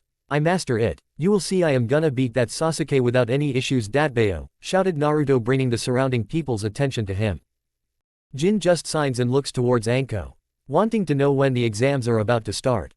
Soon, rest of the Team 7 drag Naruto away and finally, Anko starts distributing the Earth and Haven scrolls to the different teams. Jin was without a team, so he is not getting any scrolls. He was informed that he should not supposed to exist in the exams without a team in the first place, but because Hokage-sama allows, he is taking the exams. He have to collect 2 scrolls because there was no scroll originally for him. This feels a little unfair to Jin, but he does not care. Taking scrolls is not going to be that hard for him anyway. But this going to reduce the teams which will pass the second rounds of the Chunin exams and will change the semi-finals drastically, thought Jin. Chapter 14. Chapter 14, A Talk with Sakura. The Forest of Death was a scary place. Not particularly harmful or dangerous, but scary nonetheless. Jin, who already took care of one team, has already gotten the Heaven Scroll from them. Now he has to get an Earth Scroll. The problem is that there is also the entire Team 7 problem which is going to happen, and he can't just waste time on collecting scrolls. So he started looking for Team 7. But what he did not realize was that he was already late. Orochimaru has already attacked Team 7 and marked Sasuke with the curse mark. Jin did not know that Orochimaru's attack is going to happen so soon. Otherwise, he would have stayed with Team 7 all the time. Jin, even after knowing the entire thing, has to act like he did not know anything. He was already tried doing this, but he can't do anything about it. Jin-kun, Sakura got scared at Jin's sudden arrival but at the same time was relieved looking at Jin. Calm down first and tell me what happened to Naruto and Sasuke. Sakura then explained the entire thing and Jin was a little surprised. This time around, Naruto was not attacked by a giant snake. This means somewhere his interaction with this world changed that. Don't worry Sakura, just relax for the time being. Sasuke and Naruto are mostly likely going to wake up by tomorrow, said Jin with a kind smile on his face. This made Sakura at ease and she finally relaxed. Jin was looking forwards to fighting Orochimaru. But he had no way to know that he will attack Team 7 so early in the exams. In the anime, this might be on the second day if he remembers correctly. But, maybe he is not right or maybe the knowledge of anime is not entirely correct. For the time being Jin cannot say what it is. Jin did not think about it too much and sat beside Sakura. So Sakura, why did you become a ninja? Jin asks getting bored. The people from the sound are going to attack tomorrow, until then he has to stay with Sakura. He can't just leave Team 7 when they are down. I don't know, said Sakura while secretly glancing towards Sasuke. It was very apparent that the girl just became a ninja because she wanted to stay close to Sasuke. That might change in the future, but right now she is entirely a fangirl who doesn't think too much about the consequences of her action. I see, if you did not have a reason before, then maybe now you have a reason. Your team's mates are lying unconscious and you are the only person who is standing between their death. But tell me Sakura, are you capable enough that if I were to leave now, you can still defend them? Asked Jin subconsciously glancing towards the unconscious boys. Sakura on the other hand could not say anything that she could tell. She was aware of the fact that she is incapable of protecting her team alone and she is also aware that she is weak. This was already making her doubt her decision to become a ninja. The only thing that she did till now from the moment she entered the academy and even after graduating from the academy is to follow Sasuke blindly. I know what you are thinking. It doesn't matter, believe me, said Jin. Sakura had no idea how Jin realized what she was thinking or if it was just that he is pulling her leg. What you did does not matter Sakura. What matters is what you are going to do from this point onwards. Remember Sakura, there will be times when your teammates have to rely on you. That time if you are not strong enough then you will lose them forever. Believe me, you don't want that to happen. Get stronger Sakura, because in the life of a ninja like us, if we are not strong enough then we die, but the worst part is that we can't even protect our loved ones. Said Jin with a serious face. Sakura, who was almost teary eyes, had a resolute face. Maybe the talk gets to her. Jin wanted to help Sakura grow strong in the early days. It's important to let her be more helpful to her team. Jin, being a gentleman, then took out a handkerchief and wiped Sakura's tears with it. This made Sakura stunned a little, but later she just blushed. Jin-kun, do you know how I can grow stronger? Asked Sakura in desperation. Well, that depends on your definition of strong. Both of your teammates are frontline fighters, so if you want to be a frontline fighter then it will help them, yes, but in my understanding what helps them the best is a support class. Jin said as if thinking hard for a good answer. He already knew that Sakura have incredible chakra control and memory. She already has all the good qualities of a medic nin. How about you learn medical ninjutsu? That way you can help both your teammates and also at the same time heal them if a situation like this happens again in the future. When Jin said this, it was like a light bulb lit inside Sakura's head. She showed a determined face and became even more interested in the prospect of becoming a medical ninja. Being the top student means she already knows that she needs good chakra control and knowledge of the human body to become a medical ninja. And while you are learning medial jutsu, you can also learn some taijutsu and shuriken jutsu which complement your role in the team. You can support your team from a long distance by throwing weapons and also defend yourself with close-range taijutsu. Jin was just blabbering at this point and wanted Sakura to finish the work soon. After thinking about this hard, Sakura finally smiled and said, "Thank you, Jin-kun. I will make sure to do what you just said," Sakura said with a bright smile. Jin also smiles and keeps talking more with Sakura about her likes in life. Her hobbies and dream are to pass the time. Tomorrow the sound team is going to attack and he better rest while he can. Chapter 15. Chapter 15, finally some action. Both Sakura and Jin talk quite a lot before going to sleep. Sakura is a chatterbox. Once someone started to talk with her and she does not have anything to do. Now, Jin thinks that he knows more about Sakura than anyone in the Konoha 12 maybe except Ino. Today was the day when the sound team was going to attack and Jin was ready for whatever happened. Jin-kun, can you please help me carry Naruto and Sasuke a little? I need to put something under them. Yeah sure here let me help, said Jin with a smile. While this was happening a squirrel was rushing towards them. Jin and Sakura both notice and throw their kunai simultaneously. Just like in the anime, the squirrel was carrying a paper tag on her back. When their plan did not work, the Sound 3 finally revealed themselves. Look what we have here, some kids playing lovers behind the back of their team's mates. One of the people in the Sound team said. This is although remember that there is going to be an attack by the Sound team but forgot their names. Hardly anyone remembers the side characters and small-time villains anyway. But he remembered that the leader of the team was Duzu and that must be the ugly bandage guy. On the other hand, the girl's name was easy. It rhymes with his name. Maybe it was a Bin, Tin, Zin, Kin or something. And finally, the last person's name is someone Jin totally forgot and does even remember by which alphabet the name started. But if his guess is right then it was Z.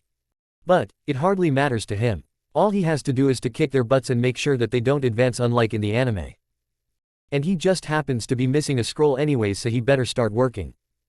While Jin was thinking about a strategy to take down all the enemies with the least amount of resistance.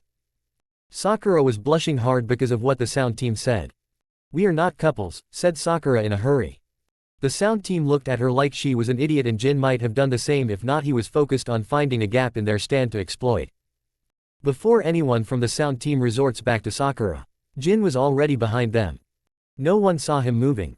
And before even knowing, Kin was knocked out by Jin. When both Zaku and Dosu were backing away, Jin targeted Zaku. With Jin's speed, he easily catches up to Zaku and delivers a powerful kick to his abdomen. The kick was so powerful that it directly put Zaku out of commission. Just like that, 2 out of the 3 people in the Sound team were down. Jin right now was not only faster but much more cunning than Lee who fought the Lee. Jin just took advantage of his speed and their distraction which cost them. Dosu their team leader was baffled by what just happened. He was planning to overwhelm the 2 Konoha shinobi with numbers but now he is getting overwhelmed. The biggest problem here is that Jin is a very strong person who can knock 2 of his teammates within seconds. Now he was very cautious. How about we talk about this, said the Dosu.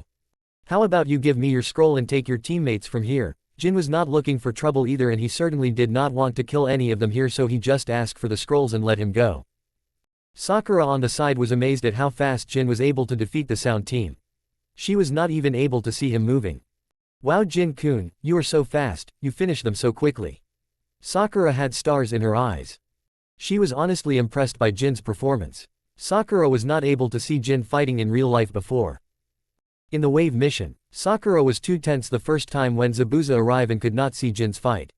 She was also responsible to protect Tazuna and thus never saw how strong Jin was. On the bridge fight, Sakura missed Jin's fight with Haku because of the ice dome and all the mist. The only fight she saw before was of him fighting against 150 bandits. That too she could not understand at all because of how much mist there was and how far away from the actual battle she was. But now, she saw how amazing Jin was and was impressed by him. I will take that as a compliment, thanks, said Jin. Now Jin had both heaven and earth scroll and he does not have to worry about this exam at least. After some time, Naruto and Sasuke both woke up. Jin doesn't want to fight Sasuke when he wakes up so he left giving an excuse that he will be checking the surroundings to Sakura. He did not leave though. He hides and watches what Sasuke does when he wakes up. In the anime, he ended up fighting the Sound team. This time around though he did not fight. Later the curse mark automatically lost its effects. Jin signs in silence and finally reveals himself. Later the story goes just like the canon but only Team 7 and Jin completed the exams together. The next part was Jin's favorite. Combat is something he always likes. Maybe his Dragon Ball template changed him more than he realized. That world was full of fighting maniacs. Jin was looking forwards to this exam and the finals of the exams a lot. He might be able to find a breakthrough in his skills and learn the second phase of Ultra Instincts. He was looking forwards to fighting Lee with his gates on or Naruto with 9-tail chakra. He was even looking forward to fighting Sasuke and Neji. The only person he did not want to fight was Gaara. Not that he is afraid but he knows that Gaara becoming friends with Naruto is important and it might not happen if he ended up fighting Gaara. Chapter 16, Naruto vs Shikamaru. Finally, the day when the semi-finals were about to take place has arrived. Jin was super excited about this and was looking forward to seeing how much the entire Chunin exams will change from the canon because of him. All the participating genin arrived in the exam hall and looked eager to fight. Soon, the Hokage and the other Jonin came and Hiruzen started his age-old talk about the will of fire and also said how the Chunin exams are another form of warfare. While the Hokage was talking, Jin looked around and saw many teams there. This exam is different from the canon. Naruto was happy and energetic as ever while Sasuke looked even more emo now that he faced Orochimaru and had the cursed seal on him. Sakura was also looking good. But she was also looking tired. The entire Team 7 was looking tired and beaten up. While looking at Team 7 he also saw Team 10 nearby. Asuma's team was also having a good time and did not look nearly as bad as Team 7. Shikamaru was looking bored and sleepy while Choji for the first time might have not been eating something.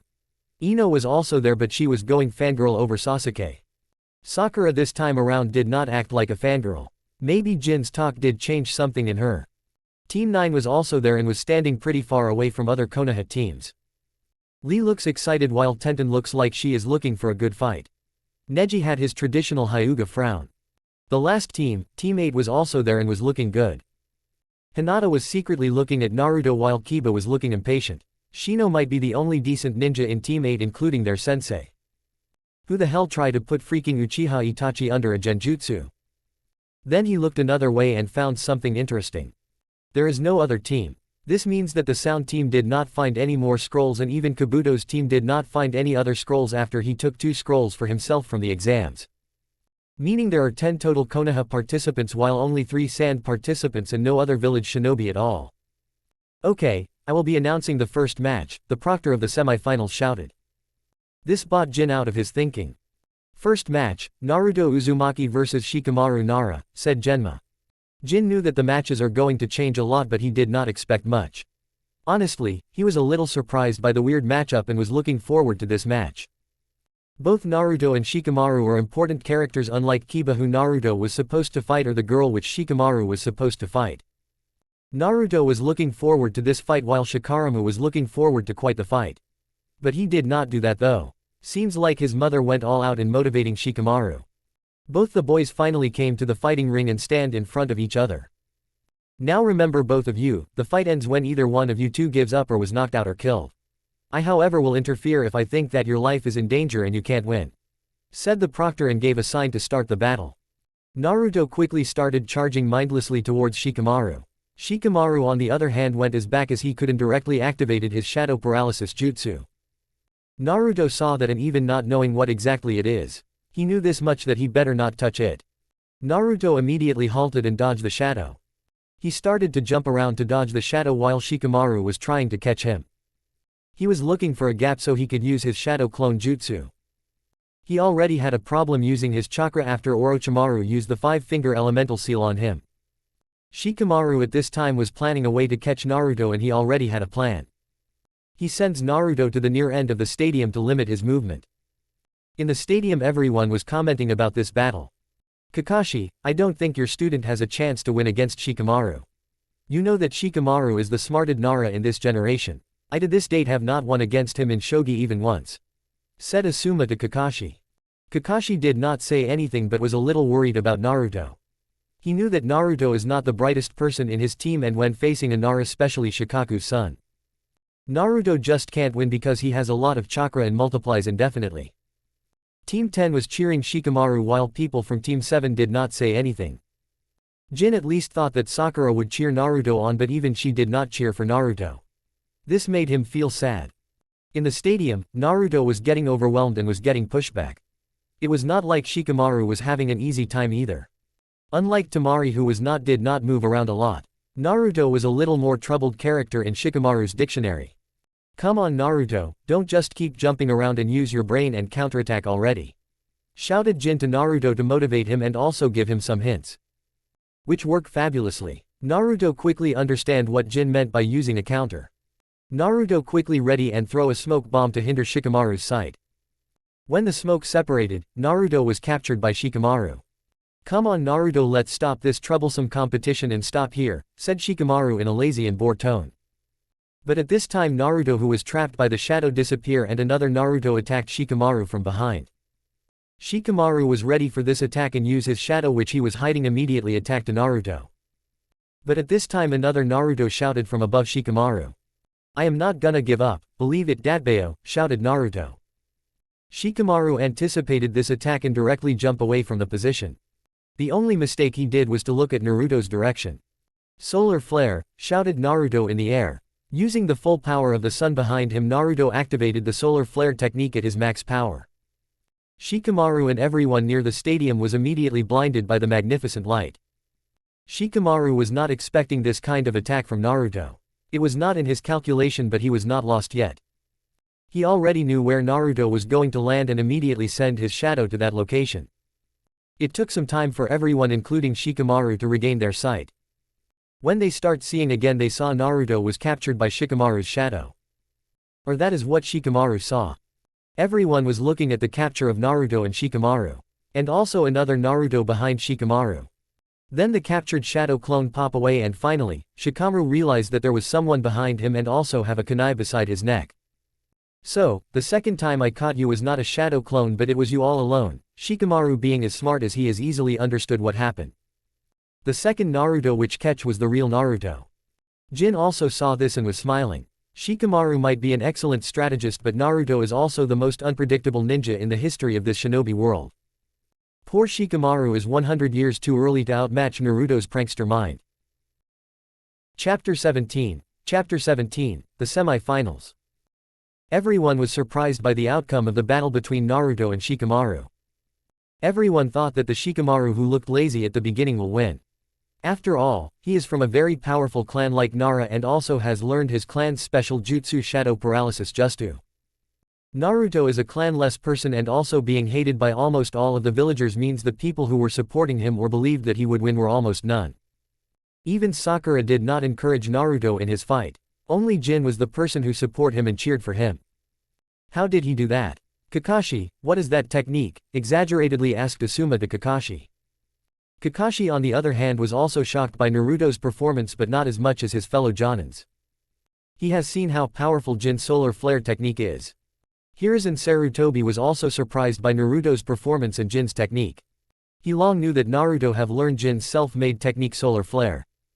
He wanted to record this technique in the Konoha library now that he already has seen the technique and understood how useful this technique could be. All the genin was also talking about this. Sakura and Sasuke have already seen this technique. They both smile at Naruto's win, but at the same time realize how useful this technique is and wanted to ask Jin to teach this technique to them as well. Team 10 on the other hand was also looking shocked and wanted to know what kind of technique Naruto just used. Team 9, being the team Jin has worked the most, already knew the technique. Neji especially did not like this technique at all. The last time Jin used this technique, he was blinded for almost 2 hours. Byakugan is the most sensitive to this technique. The moment Neji learns about his technique, he immediately tells about this to the Hyuga main family. But people from his clan did not believe in his words and did not give technique much attention. Another very bad side effect of Jin this technique was extreme pain for all dojutsu users. Naruto was very happy to win his first battle and jump around to show his happiness. "Okay, then the next battle is between Shino Aburame vs Kankuro of the Sand," said the proctor. Jin was once again shocked by the difference his existence created here. Shino and Kankuro directly came into the fighting stadium.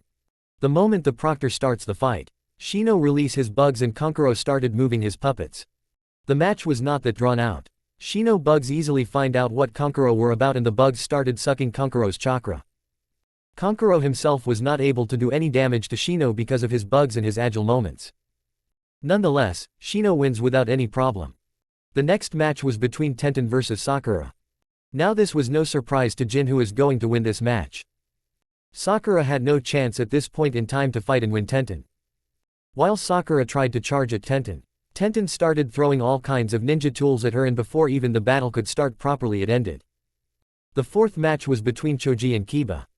The fight itself was very simple and Kiba could have won. But Kiba could not keep his mouth shut, and when he called Choji fat, he lost the battle. Next match was Gaara vs Neji. Jin already knew what is going to happen in this match.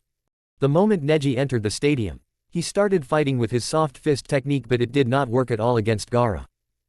Honestly, if Tamari was the worst opponent for Tenten when Gaara is the worst opponent for Neji who used soft fist technique. No matter what Neji did, he could not even touch Gaara because he was completely covered in his sand armor. After a long struggle, Neji finally fell and was pretty badly injured by Gaara. Then it was Sasuke versus Ino. Ino directly gave up before even the match started and jumped towards Sasuke-kun to start fangirling over him. The second last match of the semi-finals was Hinata versus Tamari. This match was also pretty interesting. Hinata was a close-range fighter and was pretty timid and caring, while Tamari was a very powerful and wild kind of personality. When the battle started, Hinata was immediately set in the back foot. Because of Tamari's long-range ability, she was able to handle Hinata from a long range and did not have any problem ending the match from a long range. This might be one of the most serious weaknesses of the Hyuga people. Hinata was trying to hold her ground, but the problem was that she did not have any long-range attack that she could use against Tamari. No matter how strong Hinata's will was, after some time she finally falls in front of Tamari's powerful wind-style attacks. The last match was about to start, but there was no reason to call out the participants. The only people left behind were Rock Lee and Jin Takashi. Chapter 18, Jin vs. Lee. Jin was waiting for his fight for some time now, and apparently, his patience paid off. Currently in the entire chain, if there is a person who is strong enough to give Jin a good fight, then it is Rock Lee. Of course, there is Gaara and Naruto with their Biju, but at the same time, they are not good fighters but just strong. Lee is different. He is a really good strong fighter, and Jin was looking forwards to fighting him the most. In the finals, there is a big possibility that he won't even get the chance to fight, so right now it is his best chance to fight to all his heart. Lee on the other hand was thinking the same. Since the last time when Jin defeated him, Lee has been working hard to get stronger. Both boys finally comes to the fighting ring and stop in front of each other. The proctor signed to start the battle, but neither of the boys moved from their place. Lee-kun, I was waiting to fight you again. I hope we both have a good fight, right? Said Jin with a big smile on his face. Gosh, Jin-kun, I am too looking forward to fighting you. This time I will not lose, said Lee in an equally jolly tone. In the sideline, Guy and Kakashi and other Jonin were looking forwards to this fight. Both Kakashi and Guy knew how strong Jin was, and Guy personally have seen Jin defeating Lee in front of him. Since then Lee has worked even harder. Even the Genins were looking forwards to this battle. Not all of them, but those people who know how strong Jin is were. Finally, both the boys move and the fight started. As the match began, Jin and Rock Lee circled each other, studying their opponent's movements and looking for an opening. Suddenly, Rock Lee sprang forward with a lightning-quick jab, but Jin blocked it effortlessly and countered with a swift kick to Lee's midsection. Undeterred, Rock Lee leapt back to his feet and charged forward again, his fists flying. Jin bobbed and weaved, narrowly avoiding Lee's punches and landing several sharp blows of his own. The two fighters traded blows back and forth, their movements blurring with speed and precision. Jin's careful strategy was matched by Lee's relentless energy, and it was impossible to tell which fighter had the upper hand. Suddenly, Jin unleashed a flurry of rapid-fire kicks, striking Lee with lightning-fast precision. But Lee was ready, and he countered with a powerful roundhouse kick that sent Jin reeling backwards. As the two fighters continued to exchange blows, the crowd watched in awe at the incredible display of skill and athleticism. Sensing that he needed to up his game, Rock Lee suddenly stopped and began to unfasten the weights that he wore around his legs and arms. The problem was that he was still taking too much time to remove his weights. Jin could end the match if he sneak attacked now, but he wanted to fight Lee at his best. I told you that you can't take this much time whenever you remove your weights, Lee, said Jin in an annoyed and exaggerated manner. The moment Lee took out his weight and threw them on the ground, everyone was shocked. Before, everyone was thinking about what Lee could accomplish after removing his weights, but now all those people realized just how much Lee was holding himself back. Jin's eyes narrowed as he watched Lee's transformation. He knew that he was now facing an opponent with even greater speed and power, and he needed to adjust his strategy accordingly. With the weights gone, Lee charged forward with incredible speed, his movements almost too fast for Jin to track. Jin focused all his attention on defense, blocking and dodging Lee's rapid-fire strikes with lightning-fast reflexes. But Lee's speed was too much for Jin to handle, and soon he found himself backed up against the ropes, his defenses faltering under the onslaught of Lee's blows. Just when it seemed like the match was over, Jin managed to land a powerful counterstrike that sent Lee staggering backwards. Already using the passive instincts, Jin seized the opportunity and launched a furious assault of his own, striking Lee with a series of blows that left him reeling. But Lee refused to give up, and with a fierce battle cry, he charged forward once more. Jin met him head-on, and the two fighters clashed in a final, epic showdown that left the entire arena breathless. As the battle between Jin and Lee continued, the arena was filled with electrifying energy. The two fighters moved with incredible speed and agility, their movements almost too fast for the eye to follow. The audience watched in awe as the two fighters traded blows back and forth, their skill and determination evident with every move. Team 7, consisting of Naruto, Sasuke, and Sakura, watched with rapt attention from the stands. Naruto's eyes widened in amazement as he watched Lee remove his weights, while Sasuke and Sakura exchanged impressed glances. In the stands beside them, Team 8, led by Kiba and including Shino and Hinata, watched the match with keen interest. Kiba cheered loudly as Lee charged forward with incredible speed, while Hinata watched with a quiet intensity, taking in every detail of the fighters' movements. In the center of the arena, Team 10, led by the laid-back Shikamaru and including Choji and Ino, watched the match with a mixture of fascination and boredom. Choji munched on a bag of chips as he watched the fighters trade blows, while Ino fidgeted with her hair and glanced around the arena. All the while, the Hokage and the Jonin sensei of each team watched the match with keen interest, their eyes fixed on the fighters in the arena.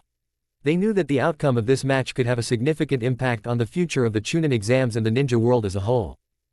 As the battle between Jin and Lee raged on, the arena was filled with palpable energy. The two fighters demonstrated their incredible power and skill, moving with lightning-fast speed and delivering devastating blows. Kakashi Hatake, leader of Team 7, watched the battle with a calm and focused expression, his Sharingan eyes carefully tracking the fighters' movements. He was impressed by the sheer power and agility of both fighters, and he knew that the outcome of this match would have a significant impact on the future of the Chunin exams. Beside him, Guy, leader of Team 9 and Lee's mentor, watched the match with an intense and focused expression. He could see the immense potential in both fighters, and he was impressed by the sheer force of their blows and the speed of their movements. On the other side of the arena, Kurenai Yuhi, leader of Team 8, watched the match with a mixture of fascination and concern. She could see the immense power of both fighters, and she knew that this battle could easily turn deadly if either fighter lost control.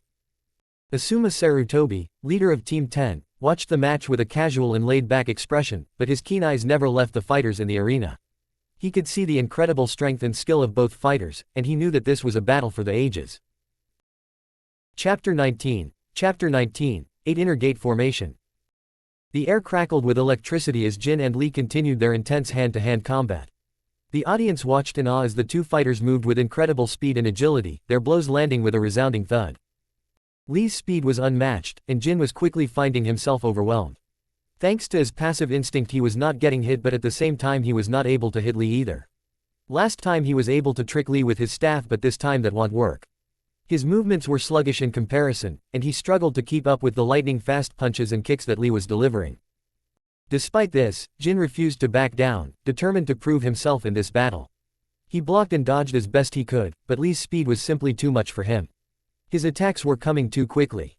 The audience watched with bated breath as Lee's attacks landed with increasing force, but could not hit Jin, and at the same time Jin was simply not fast enough to connect his attack with Lee. As the battle continued, Jin began to feel the weight of his training pendant weighing him down. He knew that it was time to remove this limitation he placed on himself for training, so he deactivated it, returning to normal gravity. As he did so, he felt a sudden surge of energy, his movements becoming lighter and more fluid than ever before. Lee, who had been pushing Jin back with his incredible speed and power, suddenly found himself on the defensive. Jin's movements were so swift and graceful that he could barely keep up, and he soon found himself taking blow after blow. Despite his surprise at Jin's sudden increase in power, Lee refused to back down. He continued to fight with all his strength, throwing himself into the fray with a renewed sense of determination.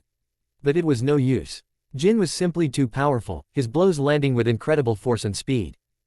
The audience watched in amazement as Jin began to overpower Lee, his movements so swift and fluid that they seemed almost otherworldly. Even Kakashi, Guy, Kurenai, and Asuma were taken aback by the sheer power and skill on display. The battle was already at Chunin level according to them. Naruto would have never imagined that both Jin and Lee were so strong.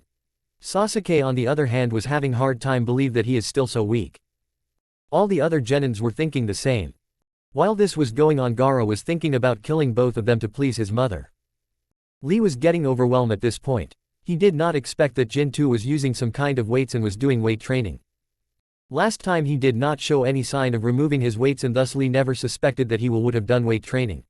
To which Lee was not far off from, as Jin did gravity training. Now Lee was in a total disadvantage. Jin stopped using this passive instincts the moment he deactivated the training pendant he was using. Lee was getting overwhelmed at this point and was thinking of releasing his gates. Guy noticed that and about to call out to Lee, but then he realized that Lee has already have been beaten by Jin before, and if he interfere now then Lee won't be able to overcome this defeat. Lee, I understand what you are thinking. Don't hold back Lee, show everyone the power of your youth, shouted Guy with bright smile and a thumbs up towards his most prized disciple. Lee understood what his sensei was talking and he immediately nodded to Guy sensei. Jin-kun, you are the strongest person I have ever fought except Guy sensei. You deserve to get to fight when I am at my strongest. I promise Guy sensei that I will only use this technique when I have to save a fellow comrade and save my village. But I will be fighting with you with this technique today. Get ready, said Lee, and then he closed his eyes. Then the most incredible thing happened which the new genin has ever seen in their lives. The power in Lee started increasing and it was started to surpass Chunin in high Chunin level. Jin was aware of what going on here, but he himself was looking forward to how strong the inner gates will be. This technique almost killed Six-Path Madara. It has to be awesome. 8 inner gates formation. First gate of opening open, shouted Lee, and a powerful aura covered him. Everyone was still trying to understand what's happening, but those who already are aware of this technique were wide eyes and instantly started looking at Guy for answers. Guy on the other hand did not said anything but just smile. Second gate of rest open. More power was coming out from Lee and Jin started feel the pressure from him. Third gate of life open, shouted Lee. To Jin disappointment, Lee did not open the up to the 5th gate of closing. He should be able to open this gates. In the canon he was able to open it, and now that he himself have pushed Lee and Guy in the time he was with them, Lee should have completely mastered the 5th gate, meaning he was holding back. While Jin was disappointed at this, all the other people in the stage was shocked at the power Lee was radiating. In an instant, Lee vanished from his position and appeared near Jin. Jin was able to see this moment though, but he was not fast enough to counter this speed, and thus the only thing he could do was to use his passive instincts to dodge the powerful punch Lee throw towards him. With his gravity came back to normal, Jin was able to dodge Lee's attack with passive instincts, but the situation at this time was very similar to what he was facing a little while ago. He can dodge but can't fight back. Lee too see this and started to become worried. His mastery of the gates is much better than the canon, but still it's not enough to fight with Jin where he can make this fight a fight of stamina. After some more attacks, Lee was convinced that he cannot win without going all out. I am not going to be the only one who will lose. 4th gate of pain open. 5th gate of closing open, shouted Lee, and this time his momentum was much more powerful. Chapter 20, Kaioken. Hiruzen Sarutobi was looking at the fight between Lee and Jin and was very satisfied. The new generation of the leaf is looking very promising. Sakura and Ino's performance was not really good, but Jin and Lee are really strong. He was surprised by Lee honestly. He never suspected that Guy will teach Lee this forbidden technique and Lee too will be able to master this technique this well. Now he was looking forwards to see what Jin does to counter Lee. Lee after opening the 5th gate of closing was like a tiger prying on his prey. He vanished from his place, and even with Jin's passive instincts he was not fast enough to dodge Lee's attack. For the first time in his life in the Naruto world after getting his powers that Jin was hit. People around him used to call him Jin the Touchable, as no one was able to touch him if he enter into his passive instinct state, but this was the first time that Jin was hit. He was hit so hard that he fly out towards the SKE. This was Lee's starting of the primary lotus technique, and it became even more troublesome for Jin as this attack was a combo attack. Lee wrapped Jin with his bandages and slammed him down on the floor. Usually this technique put a lot of pressure on the user's body, but with the 5th gate of closing open, Lee was able to do it without any issue. Jin at the last time enforced his body with ki and minimized the damage on him, but was still hit hard. Lee was not completed it yet and he vanished again, not giving any time to Jin to regain his balance. Dynamic entry, Lee appeared behind Jin and kicked him so hard that he immediately fly out and hit the stadium wall. Everyone was holding their breath. Come on Jin, you can do it. Show others how strong you are, shouted Naruto before anyone could say anything. Naruto was good friends with Jin as he knew that only Jin cheered him when he was fighting Shikamaru. Sakura, who was also shocked at the outcome of the battle, regained her wits and shouted. Come on, Jin-kun, you are stronger than that. I saw you fighting even stronger people than that, said Sakura. Sakura did not want Jin to lose. He helps her out a lot in the Forest of Death. While Sakura was thinking this, Ino gave her a weird look like saying, why are you suddenly cheering for him? Ino including teams 10 and 8 were never come in contact with Jin and thus they did not know how Jin is. Sasuke at this was gritting his teeth. He thought that after his special training with Kakashi, he is stronger, but after seeing Jin and Lee fight he realizes that he is still not enough to fight and kill his brother. While all of this thing was happening, the place where Jin was hit get cleared of the dust which gathered there after the impact. What everyone was expecting of seeing was not there though. Jin was standing there with his head down and not speaking anything. Everyone's attention was on Jin right now. Jin too, now that he can't fight Lee now by just rising his ki. The power difference was too far apart. He could use ki attack, but that will become a lot more dangerous for Lee. Ki is more destructive energy than chakra, and a ki is much more powerful than his physical power. Everyone at this time was thinking that Jin has given up because how he was not talking about anything or moving at all. He was just looking down in the ground. Well done Lee, but just when the proctor was about to interfere in the match and declare Lee the winner, Jin said, "It's been really a long time since I have fought a battle where the opponent have touched me. I am honestly impressed. This fight Lee is something which might require me to step out of my comfort zone and surpass my limits." Everyone including Lee was surprised. They almost thought Jin will give up after getting hit by such a powerful attack, but here he was laughing and praising Lee. "Let me show you how I am going to do that, Lee. Now I will show you the Kaioken technique." With this, Jin started to raise his energy and starting yelling. With a deep breath, Jin closed his eyes and focused his chakra, drawing upon a technique that he had only used once before. As he opened his eyes, a fiery aura of chakra surrounded his body, and his movements became even faster and more precise. He could feel his strength and speed increasing exponentially, and he knew that he was now more than a match for Lee's incredible power. The ground started to shake at his incredible power and small pebbles started to flow in the air around him. The members of all the teams watched in awe as Jin unleashed his incredible power, his movements so powerful that they were almost impossible to believe that a genin could be this strong. Naruto's jaw dropped in astonishment, while Sasuke's eyes widened in shock. Even the experienced Jonin sensei, Kakashi, Guy, Kurenai, and Asuma, were taken aback by the sheer power and skill on display. The most astonished about this power was none other than Guy and Hiruzen, who understand the normal working of the 8 gates technique.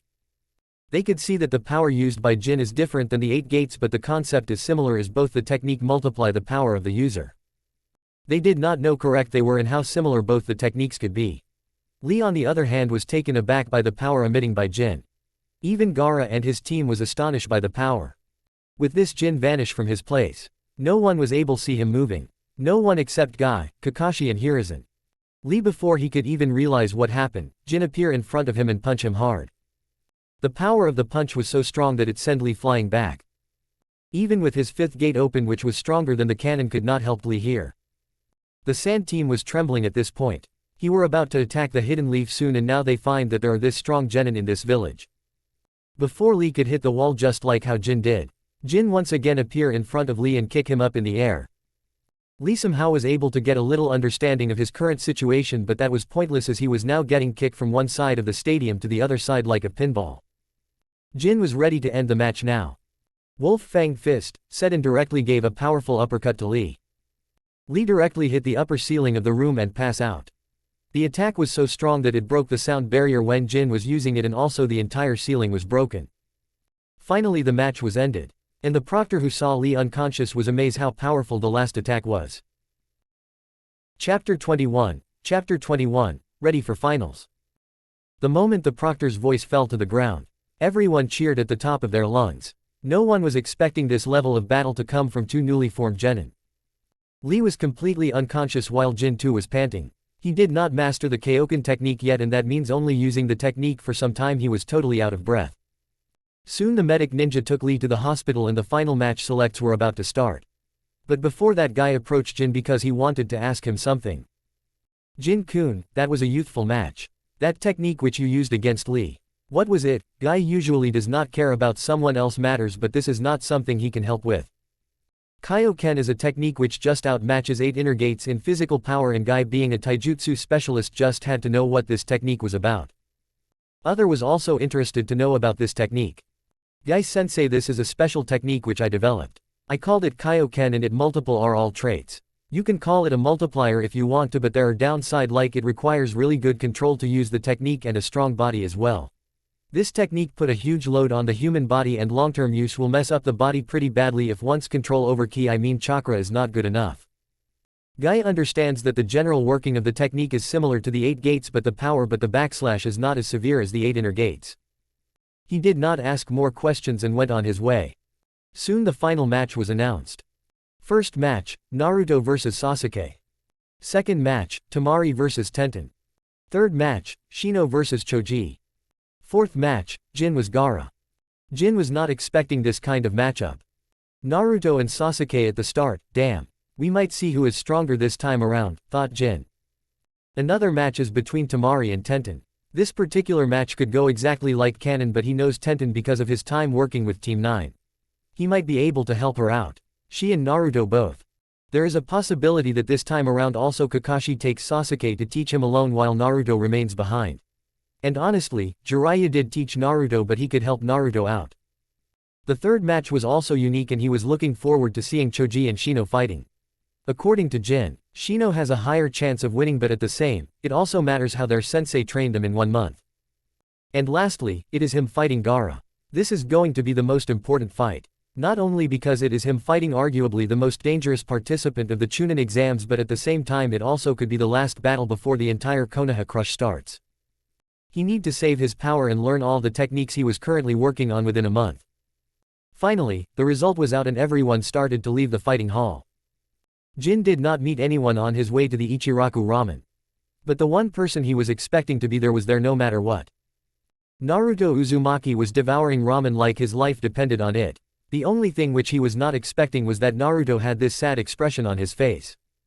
Yo, Naruto, what happened? Why are you looking sad and trying to finish the entire month of Ichiraku ramen stock? Ah Jin Kuin, Iwa Asaz Nanat trying the duty tot, Naruto said with his mouth full of ramen and Jin already had a sweat drop on his face. Naruto is always Naruto, he thought. Just eat first and then talk, said Jin. Jin mean to finish what he currently had in his mouth but Naruto started eating all of his ramen. This further annoyed Jin and he had to wait until Naruto finished all 19 bowls of his miso ramen. Surprisingly or not, it did not take a lot of time, we are talking Naruto and ramen after all. When Naruto was finally done he finally said how Kakashi took Sasuke in a special training and leave him to a good-for-nothing special Jonin. Jin already had some idea of what had happened and now his opinion about Kakashi has significantly decreased. In the canon at least he had a good reason to take Sasuke to the special training. He was fighting Gaara after all but now it's not acceptable. Both of his students are going to fight each other and he only trains one of them. Not acceptable at all. Say, Naruto-kun, would you like to train with me? I might teach you a very special jutsu which can help you win your match against Sasuke, Jin said feeling pity for poor Naruto. Naruto on the other hand was taken aback and immediately accepted the proposal. Alright then, we are going to start the training from now on. Let me eat my ramen and then we both going to start training ASAP, shouted Jin just like a guy use full declaration. Jin is going to make sure that he makes Naruto stronger than the canon so that most of the problems which were about to come their way can easily be handled. Naruto on the other hand had fire in his eyes and he was going to show everyone that no can avoid him after this training. Just you wait Sasuke, I am gonna bet you dat bayo, said Naruto determined that even Jin was taken aback but this ignited his fighting spirit. He might not be a Saiyan but he like fighting just as much. It times to go beyond our limits Naruto, it go plus ultra. Chapter 22, Intense Training. On the next day, Naruto and Jin came to the training ground to get started with their training. Jin was very excited about this training time. Not only he will be helping Naruto to grow stronger than his canon self but at the same time, he will be breaking his limits and trying to master the second stage of Ultra Instincts. Jin, what are you going to teach me? Naruto said in an upbeat tone and was ready to learn whatever Jin will teach him. Okay Naruto, I have a really strong technique which you can learn.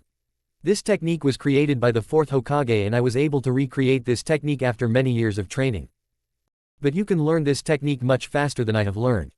Not only do you have me teaching you but at the same time you can also use your shadow clones to increase your learning speed, Jin said and waited for Naruto's reaction but Naruto on the other hand did not show any reaction. Naruto did not even understand how his shadow clones could help him learn faster and to this, Jin had to face palm. It took Jin 5 minutes to explain the entire shadow clone training method to Naruto and after the entire training process entered Naruto's thick skull which was an amazing feat on its own. Naruto was shocked at what he was a mission all this time. That started Naruto's training in one of the most used jutsu besides shadow clones and by far the most versatile jutsu beside shadow clones. Jin already purchased many water balloons for Naruto beforehand and then show Naruto what he exactly had to do and ask him to make more than 50 clones and start practicing. But before that Jin had to remove the seal which Orochimaru placed on Naruto so he can use his chakra rightly again. This occupied Naruto for the entire day. Jin at this time was working on his Ultra Instinct second stage, namely, Ultra Instinct Sign. He cranked the gravity level for himself up to 20x and started to push his body and ki control to the max. By the end of the day Naruto already completed the first part of the Rasengan training, but Jin on the other hand did not find any improvement in his Ultra Instincts. The only improvement was that he was stronger than before because his body started to adapt to 20x gravity. This training session continued for more than 10 days. Naruto mastered Rasengan in 10 freaking days. With the help of his clones of course, but still. If it's not genius then what it is? Jin himself needed more than a month with his ki to learn this technique. Jin made Naruto promise not to tell about this technique anyone at least until the Chunin exams final, and also not to use this technique on a comrade. He can only use this technique on a comrade if he is trying to save himself. Jin had to be a little specific with his words as there is a possibility that Sasuke might use Chidori on Naruto in the future and that Naruto should learn to defend himself with Rasengan. After that Naruto started to train on his own, but not for long. Jiraiya was told by Hokage to train Naruto and Jin. But Jiraiya did not accept training Jin. He already was doing many things for the village and now Naruto as well. He possibly can't handle another little brat on his tail. The only reason he is accepted by Naruto was because he is Minato's son and Jiraiya is his godfather. Hiruzen at this point was completely helpless. He too can't ask more from Jiraiya. He also doesn't have anyone currently available to teach Jin. The best person is undoubtedly Might Guy and Jiraiya. But Jiraiya refused and Guy currently is training Tenten in taijutsu because Tenten personally asked for her sensei's help. Thus no one could help Jin. Not in taijutsu at least. Hiruzen could have let Jin train under Anko, but she is not suitable to teach Jin. Jin is a close combat fighter and Anko is heavily invested in poison attacks. The age-old Hokage sign. It's very unfair for Jin to not have a Jonin like all the other Genins, but he really can't do anything about this. Not this fast now. His last hope was Jiraiya, but he refused him. And thus the time passes just like that. And finally, the day of the Chunin exams came. All the Genins were looking forward to this day and many important people have already come to Konoha to watch this Chunin exams. Jin in the end was not able to complete the second stage of the Ultra Instinct but was stronger than ever because of his insane training which he did in the last month. Now he was just hoping that that is enough to win the upcoming battle. All this time Naruto was training with Jiraiya and all the other Genins also train under the guidance of their Jonin sensei. It was morning and today Jin did not do any more training but just went for a light jog. Wanting to save his energy for the Chunin exams. Chapter 23, Ten vs Temari. Everyone was in high spirits as all the participants started to walk into the tournament ground. Jin, Naruto, Tenten, Temari, Shien, Choji, Gaara all were there. All except Sasuke. Just like in the canon, Sasuke was late and being the first match did him no favors either. Hiruzen saw this and was very unimpressed with Kakashi's lethargic behavior. This is not how a ninja supposes to act. Where is Sasuke Uchiha? The sand cage spoke. Only Jin out of all the people in the village knew that the real cage has been long dead and this person sitting beside Hokage is none other than the snake Sannin, Orochimaru. Orochimaru was getting a little restless after not seeing Sasuke. He had invested a lot in Sasuke and wanted to know whether he could be the right container for him or not. Everyone in the stadium was talking about this as well. They were finding where Sasuke Uchiha is. Naruto and Sasuke have to fight in the first round and here Sasuke is late. All the participants were there. And they were feeling the tension. Particularly Sakura and Ino who could not spot their Sasuke-kun and were going mad because the first match was his. Naruto on the other was also looking for Sasuke. He did not tell anyone but he too was looking forward to this battle. The most amazing thing about Naruto and Sasuke's relationship is that both acknowledge each other as rivals but never acknowledge each other's point of view. If Sasuke does not come in time then I have to disqualify him from the Chunin exams. Said Hiruzen after getting information from his Anbu that Sasuke nowhere to be found. Orochimaru could not have that as we have interested in Sasuke's growth. Why now wait a little more Hokage Dono? Almost all the people here are excited about seeing the last royal Uchiha in his fight. Said Orochimaru wanting to change his old sensei's decision. Hiruzen also understands that part of the fault for Sasuke being late is Kakashi's. Another very important thing is that Kage was right. Sasuke is a very strong promotional material for the village right now and he needs to use that. Huh, okay, I guess we can postpone his match by little but not much, said Hiruzen. After getting the news that Sasuke's battle was delayed, Proctor asked Temari and Tenten to come to the fighting ground. Temari fly on her big fan and landed on the while Tenten simply walk in. Temari was confident about winning without any trouble as her opponent was someone who mainly used weapons throwing skills and close-ranked kinjutsu. She is mainly a long-range fighter and she had a huge advantage when it comes to fighting Tenten because of her wind style. Tenten on the other hand knew this and was ready to handle whatever came her way. She had specially trained to defeat Tenten, who is naturally her biggest competitor. Temari and Tenten, two of the most skilled kunoichi in the Hidden Leaf village, stood facing each other on the battlefield. They were both armed with their respective weapons and were ready to engage in a fierce battle. Temari, with her fan in hand, began to move towards Tenten. Tenten, on the other hand, held her weapon, a set of lethal throwing needles, and waited for Temari to come to her. As the battle began, Temari began to whirl her fan, generating a powerful wind that pushed Tenten back. Tenten was able to dodge the gust of wind by jumping to the side and throwing a few needles at Temari. Temari easily blocked the needles with her fan, but Tenten used the distraction to run towards her and deliver a swift kick to her abdomen. Temari was caught off guard and staggered back, allowing Tenten to take advantage of the opening. Tenten was learning taijutsu from Guy and was working hard to increase her speed so she could handle Temari's winds. Tenten continued her attack, throwing a barrage of needles at Temari, who struggled to defend herself. Temari tried to use her fan to deflect the needles, but Tenten was too quick, and she managed to land a few hits. Temari then decided to use her ultimate technique, the Great Sickle Weasel technique. She summoned a massive weasel made of sand that charged towards Tenten, intending to crush her. Tenten quickly realized that she was outmatched and needed to come up with a strategy fast. She began to analyze Temari's movements and techniques, looking for a weakness. Suddenly, Tenten spotted a small opening in Temari's defense. She quickly took advantage of the opportunity and threw a needle at Temari's fan, causing it to fly out of her hand. Temari was shocked and unable to defend herself as Tenten continued her attack. Tenten threw a needle at Temari's leg, causing her to fall to the ground. With Temari defenseless, Tenten was able to land the final blow, delivering a devastating kick to Temari's head, knocking her out. The battle was over, and Tenten emerged as the victor. She had managed to outsmart and outmaneuver Temari, proving that her hard training to overcome her worst weakness was not gone in vain. Tenten was happy not only because she won but also because she knew that if she were to fight Temari in the semi-finals then she would have lost to her, no question asked. But after a month of hard training, she was able to change that outcome. Proctor said with a smile as a kunoichi of his village won the battle. Just then when Tenten got out of the stadium and Temari was taken out on a stretcher. Sasuke and Kakashi entered the stadium. It was the same dramatic entry which they pulled into the canon with new clothes for Sasuke as well. Chapter 24, Naruto vs Sasuke. Sasuke and Kakashi's entry even in the anime was awesome and seeing it the real life. Jin had to say that the anime version was better. There are many things in this life which is better than the anime but at the same time, many things are not. The reason is that anime overhype them. Oi Sasuke Tem, I was waiting for you. I thought I will lose my chance to fight in the Chunin exams because of you. Where in the hell were you? Shouted Naruto from the participant booth. Unsurprisingly, Sasuke did not even react to Naruto shouting.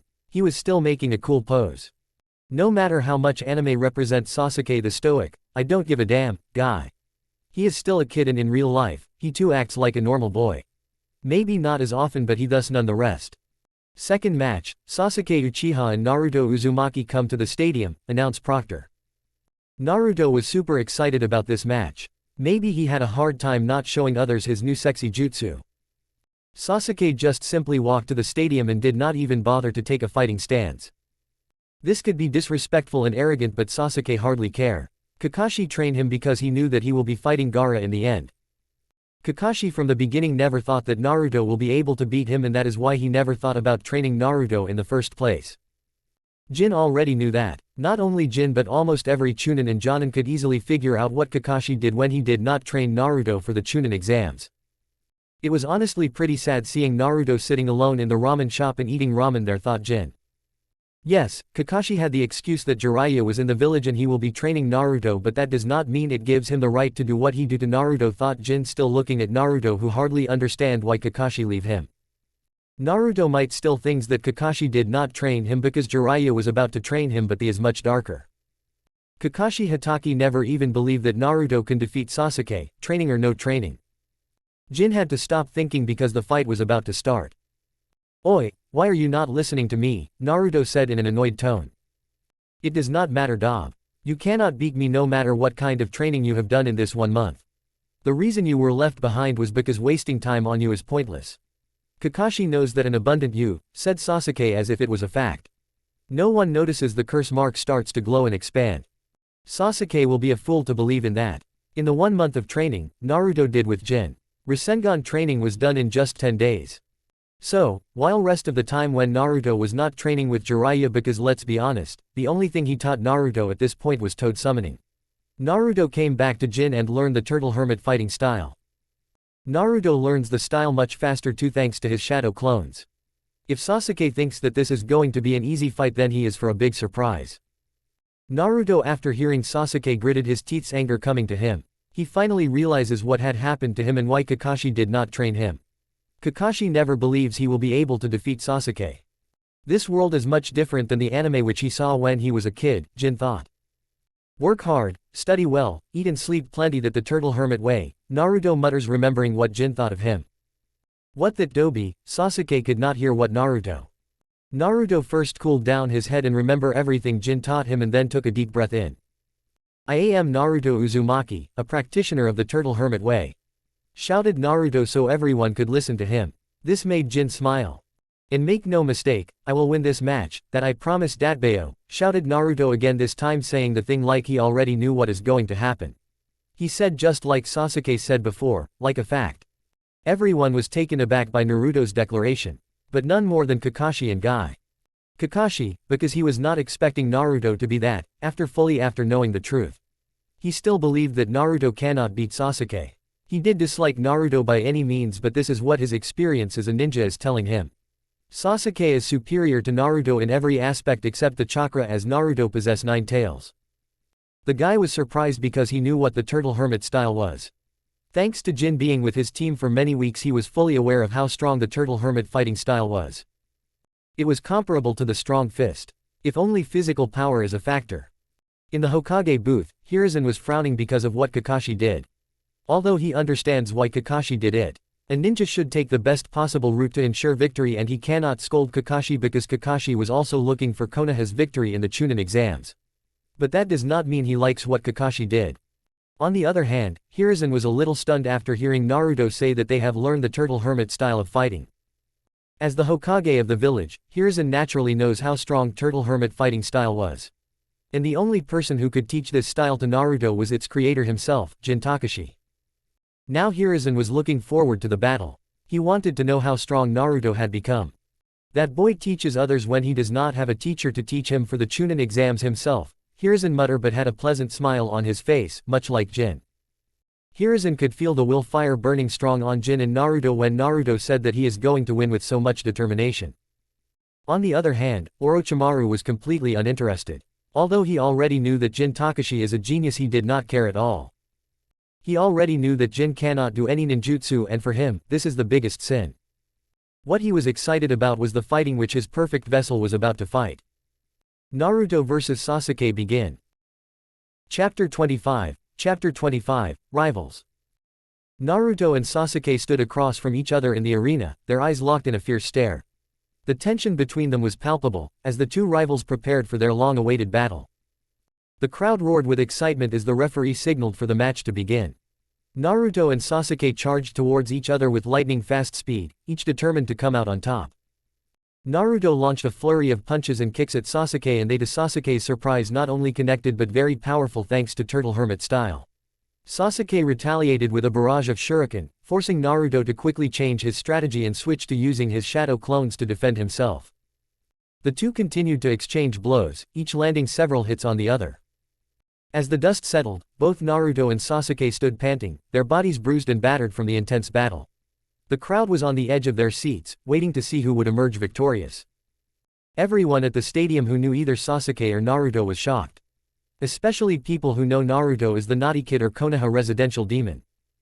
But none was more shocked than Sasuke and Kakashi. They never would have thought that Naruto would improve so much in such less time. Kirito on the other hand was proud of Naruto and was cheering for him. Naruto and Sasuke stood there, taking a deep breath before resuming their fight. Naruto started with his signature move, the Shadow Clone Jutsu. He created dozens of copies of himself, and they charged towards Sasuke. Sasuke was quick to react, and with his Sharingan, he was able to easily dodge the clones. Naruto had enough chakra to keep pushing out clones for hours, but he was planning to fight Sasuke himself and thus did not do that. See the current match going. Everyone was amazed at how powerful both fighters were. Kakashi was almost wide-mouthed seeing Sasuke getting pushed back by Naruto. Asum was also surprised, but he already expect the most unexpected things from Naruto. He after all defeat one of his prized disciples too. Shikamaru might not be the stronger kid around, but he used to fill that gap with his overwhelming intelligence.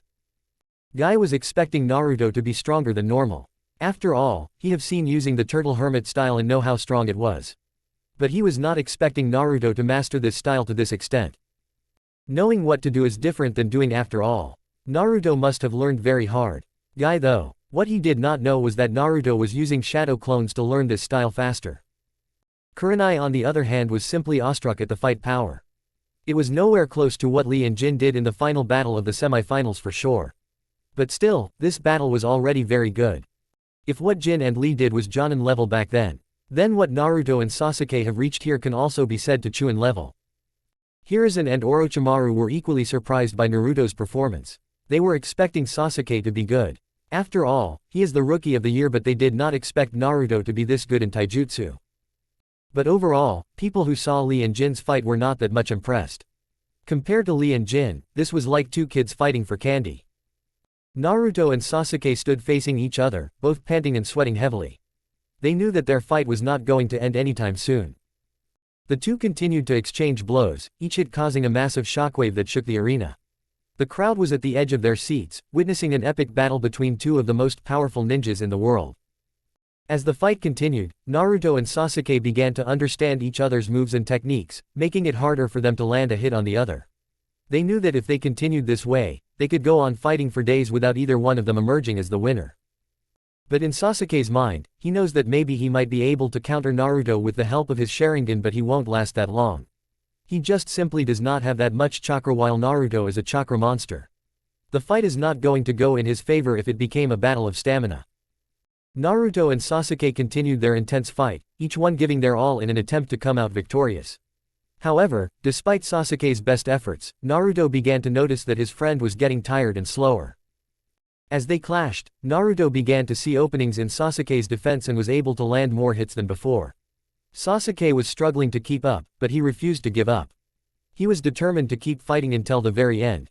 Sasuke could have used his Chidori, but Kakashi warned him that he should not use this technique on a comrade. But slowly the cursed mark was affecting his thoughts.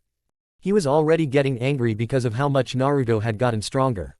And now he can't even use his strongest attack on his opponent. This was making him even more mad. Sakura on the side was shamelessly only cheering for Sasuke. Shikamaru and Choji on the other hand refrained from cheering anyone. Maybe because one is too lazy to cheer and the other has no time to cheer because he was determined to complete all the chips packets before his turn comes. Hinata was the only one who was cheering for Naruto besides Jin maybe. Kiba and Shino did not even care who win. Kiba because he already is out and Shino because he currently only wants to focus on his upcoming match. Chapter 26, Cursed Mark active. Without warning, Sasuke charged at Naruto with a kunai in hand. Naruto was quick to react, leaping backwards and drawing his kunai. They clashed in midair, the metal blades ringing out in the silence of the clearing. As they landed on the ground, Naruto and Sasuke began to exchange blows with incredible speed and agility. Naruto's attacks were wild and unpredictable, while Sasuke's were calculated and precise. They circled each other, looking for an opening to strike. Suddenly, Sasuke sprang forward, launching a barrage of punches and kicks at Naruto.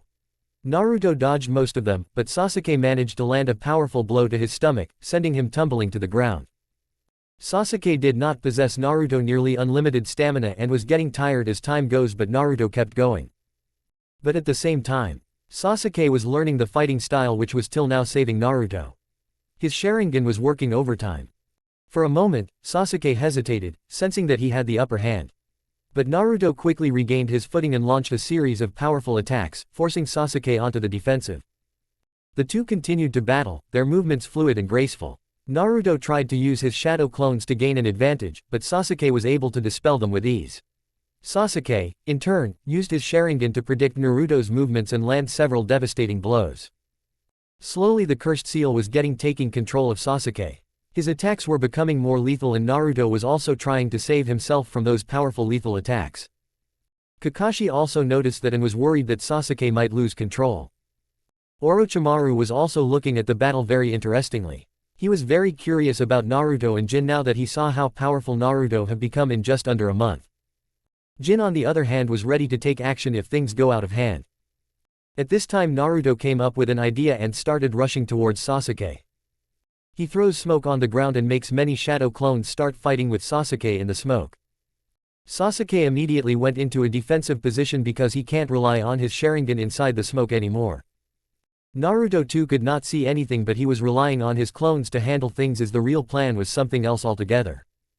It took some time to smoke to clear up but by that time all the clones were killed by Sasuke and they created more smoke. This in turn gives Naruto more time to set up his plan. When all the smoke finally disappears, Sasuke saw something which sent shivers down his spine. The entire place was rigged with exploding tags and Naruto was making the activation sign with a huge grin.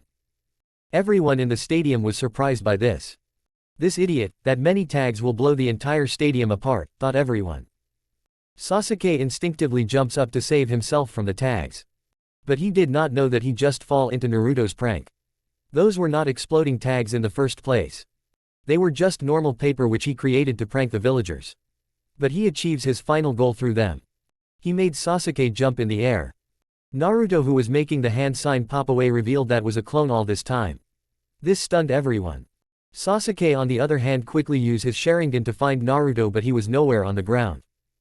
"I am here Tem," said Naruto. Naruto was in the air. Jump when the smoke was still there. Sasuke immediately looks but then he quickly realizes what Naruto was trying to do. But it was already too late and Sasuke fell for Naruto's plan. "Solar Flash," shouted Naruto and directly exploded powerful chakra-infused light in Sasuke's Sharingan. This makes Sasuke immediately go blind. This plus the increase of discomfort he had in his eyes. The amount of pain was very serious to the point Sasuke might get a permanent eye injury. Well, thanks to Indra Chakra, something like that happening is very unlikely. But this made Sasuke go on the defensive as he was not able to see anymore. Everyone in the stadium was also affected by the solar flare but was able to recover their sight soon enough. What all of them saw after that was incredible. Naruto took full advantage of this situation and launched his Uzumaki barrage on Sasuke.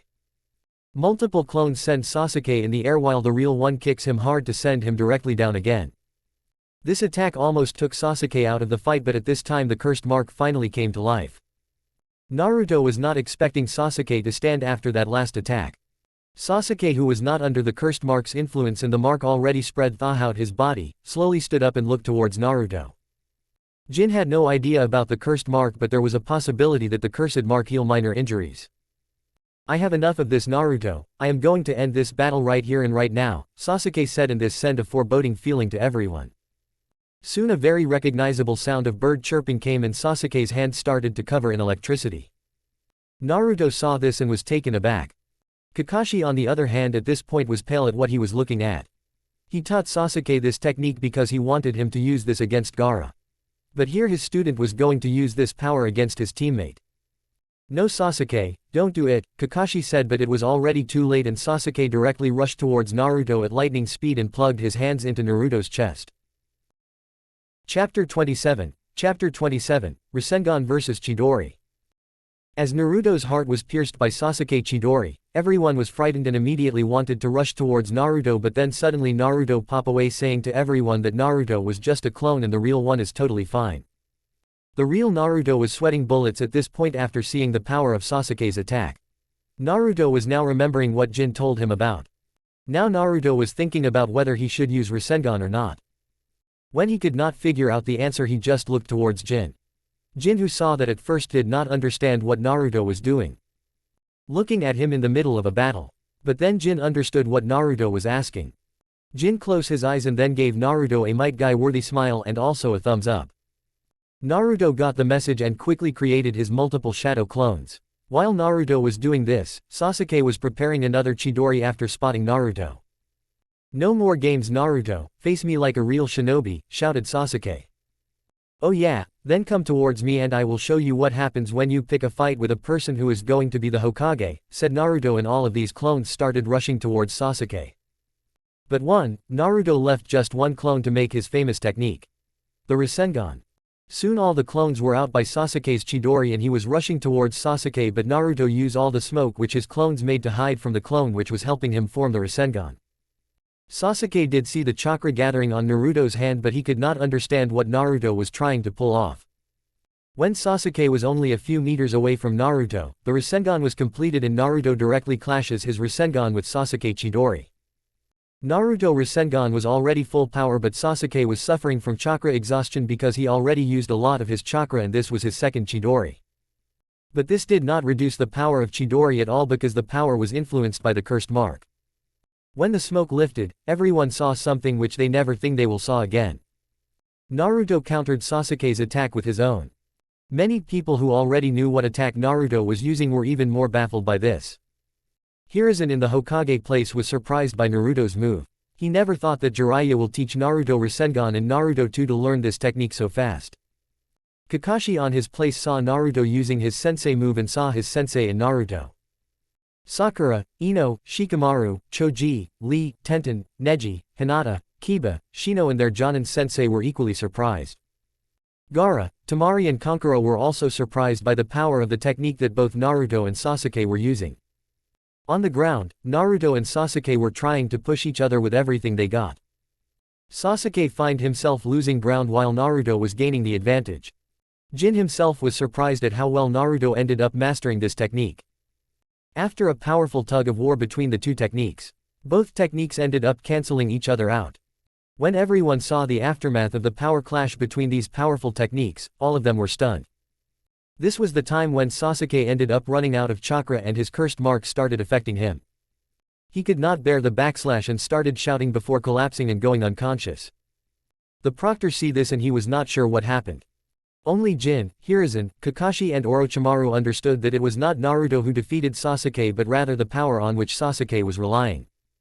After confirming that Sasuke was out of the match, the proctor finally announced the results. "Winner Uzumaki Naruto," said the proctor and officially ended the match. Many of Naruto's friends and allies, such as Kiba, Shino, Hinata, Shikamaru, and Choji, were thrilled and impressed by Naruto's victory.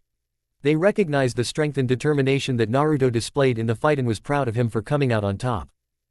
While Sasuke's fangirls, namely Sakura and Ino, were worried about Sasuke, Kakashi and other joinins were surprised by the outcome. They had seen Sasuke as the clear favorite to win the fight and were taken aback by Naruto's sudden surge of power and skill. Hiruzen was happy for Naruto and was very proud of his surrogate grandchild, while Orochimaru's curiosity for Naruto kept on increasing. Gaara was now determined to bring Naruto's blood to her mother, while Kankuro was surprised at the power of the genins of the Hidden Leaf. Jin was the first one to cheer Naruto on his victory while Naruto himself was jumping with joy.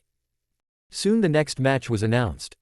"Choji Akamichi and Aburame Shino, please come to the fighting arena," said the proctor. Choji was cheered by his team while and the same was with Shino. Another very interesting fight was about to start and Jin was super excited for his fight. Chapter 28, Jin vs Gaara. Choji and Shino make their way towards the fighting ring and everyone was looking forwards to this battle. "Start," said the proctor. Choji started the battle with his punches, but Shino was able to evade almost all of the punches with just simple dodges. Choji was not very fast but he was strong. Shino himself did not have much physical strength, in fact almost all of his attacks were based on his insects. Shino started to suck Choji's chakra with his insect, but the Akamichi clan were born with more chakra than any normal other shinobi and thus it took some time. Choji, when learned that his chakra is getting sucked out because of the insects, started using his best technique and attacks Shino to end the battle faster before his chakra runs out. "It's not going to work for you, Choji. It's more logical to give up and save your chakra," Shino said in his calculated voice. Choji was also getting tired. "Come on Choji, I will let you eat anything you want if you win this match," motivated Asuma from the sideline. After hearing this, it was like Choji had awakened the Super Saiyan inside him. His power just multiplied without using any kind of technique or transformation. Jin was thinking about whether the Akamichi clan is the decedent, considering how much they eat and adore food. With his burst of energy, Choji started to push back Shino, who did not have any powerful attack to take care of Akamichi. In the end, Shino was able to outlast Choji thought and he won the match. "Winner Aburame Shino," said the proctor. Choji came out from the fighting ring with a cast-down look. Shino was stoic as ever even after winning the battle. The last matches between Jin Takashi and Gaara of the Sand, proctor said and announced the next participants to enter the ring. Jin was waiting for his chance to come and Gaara himself was super excited about this battle. Gaara already waited for a long time and now his wish to deliver his mother some good blood is going to be fulfilled. Naruto loudly cheered Jin. Even every member of Team 9 and Sasuke cheers for Jin. Teams 8 and 10 thought did not understand who was Jin because he was not in their class and did not interact before and why other teams were cheering for him. "Oi forehead, why are you cheering for this guy?" Ino asked. While Ino already knew that Jin is really strong. She saw his match with Lee in the semi-finals, 1 month ago, but she does not know Jin personally. Now she was wondering how Sakura knew Jin. "He is not any guy Ino pig. He is Jin-kun and he helps us a lot in the Forest of Death. Not to mention he also saved us in one of our mission which suddenly increase in rank," Sakura said with a proud expression, telling her rival that she knows someone so awesome while she does not. While they were talking about the entire past with Jin, Jin himself came to the fighting ring with who was giving Jin deadly glares. Gaara himself saw how much powerful Jin was in his battle against Lee and for the first time he knew that he will have a hard time defeating someone. What Gaara did not know was that Jin was already much stronger thanks to his insane training regime which he pulled to master the Ultra Instincts in the 1-month preparation time. Although he was not successful in completing the second stage of the technique he was able to increase his power quite a bit. "Match start," said the proctor. As soon as the match started, Gaara started to attack Jin with his sand. Jin wanted to see how strong Gaara was currently and thus he started defending all of his attacks. One interesting fact about Gaara's sand is that the speed of his sand decreases as far as the sand goes. Meaning the defending speed of the sand is strong as it usually takes action when close to Gaara but the attacking speed is not that great. This when included with Jin's already amazing speed increased after the training. Gaara's sand could not even touch Jin. Naruto was cheering Jin from the sideline while Sakura and Team 9 were doing the same. Surprisingly no one was cheering for Gaara. Not even his siblings. Maybe their trust in Gaara is so much that they did not even see the need to cheer for him. Gaara kept attacking Jin while Jin was easily evading almost all of Gaara's attacks. Jin did not even remove his gravitational pressure yet. He was just plain faster than Gaara's attacks. And also had passive instincts so there is hardly anything which can touch him. After keep dodging for some time he got a better understanding of Gaara's attack pattern. Then he went for the offense. The only problem was that he was not fast enough to overtake Gaara's sand defensive speed. He knew that to fight him and hurt him he needed to take down his gravitational pressure. And thus he did just that. "Remove gravitational pressure," muttered Jin to himself and deactivated the pressure. The 20x pressure which was holding him down directly went to normal and Jin could feel his entire body 20 times lighter and faster. "Alright then, let me show you how strong I have become after going through all that hellish training," said Jin. Chapter 29, Konoha Crush begins. The moment Jin removed his gravitational pressure, his already amazing speed skyrocketed. Jin instantly vanishes from his place and directly appears behind Gaara. Gaara could not even see Jin moving. In the anime, Gaara had a problem seeing Lee's movements. Here Jin's speed was already much faster than his. Not only the speed but even his physical strength was also very strong and thus the kick which he delivered to Gaara was so powerful that Gaara was sent rocketing towards the wall. All the people in the stadium were shocked at just what happened. Not only the people who never seen Jin fighting before but even the people who have seen Jin fighting were shocked. They saw that Jin's speed has improved in just 30 days. This amazed Hiruzen and other Jonins because they already knew that both Jin and Lee were Chunin material when it comes to fighting power but their speed alone was comparable to that of a Jonin. Now Jin just surpassed his speed within just 30 days. His current speed was much faster than that of a Jonin. Not to mention, Jin still has another trump card under his belt. His Kaioken technique which he used in the last match. People were already wondering how much powerful Jin would be when he used that technique of his then he is already so strong. Jin himself does not want to use the Kaioken technique because the technique when not mastered completely will harm the body a lot and currently Jin's mastery of that technique is still lacking. While everyone was shocked, maybe the most shocked person in the hall would be Gaara himself because Jin not only kicked him hard but even bypassed his sand shield. Another incredible thing which Jin did was to crack Gaara's sand armor and hurt him. No one ever has done that in the sand village yet. This made Gaara angry and wanted to kill Jin and take his blood more. Jin on the other hand was still testing out his new power levels and understanding how much stronger he has become. For a month, Jin has pushed himself to the very edge and had gotten a lot stronger. He used to train at 25x gravity and never even once reduced the gravity under 20x. His daily workout started with 1000 push-ups, 1000 sit-ups, 1000 squats and 100-kilometer run. And he did all of that under 25x gravitational pressure. This was hell for Jin, but he was perseverant. The only thing he did not like is that he was not able to attend the second form of Ultra Instincts like he originally wanted to do. Gaara by this time was already up and started attacking Jin with very powerful sand attacks. Jin directly bring out his Ryu Bang staff and deflected all of those attacks. Then he zooms past Gaara and guts him with the staff. This made Gaara Sand's defense cut like paper and he directly was sent flying towards another wall. Everyone at this point was stunned, but Jin attacked speed and power. But maybe no one more than the Sand team themselves. Gaara this time was under heavy pressure and let One Tail more and more influence him. He did not attack anymore and covered himself in the sand, like in the anime.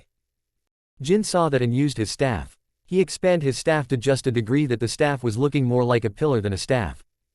When he directly bombarded the sand shell under which Gaara was hiding. Usually, the shell was very strong, but this time around the sand case was not able to handle the powerful blow from Jin's staff, which multiplied his attack power by several folds. The shield was shattered like glass and Gaara, unwillingly had to come out.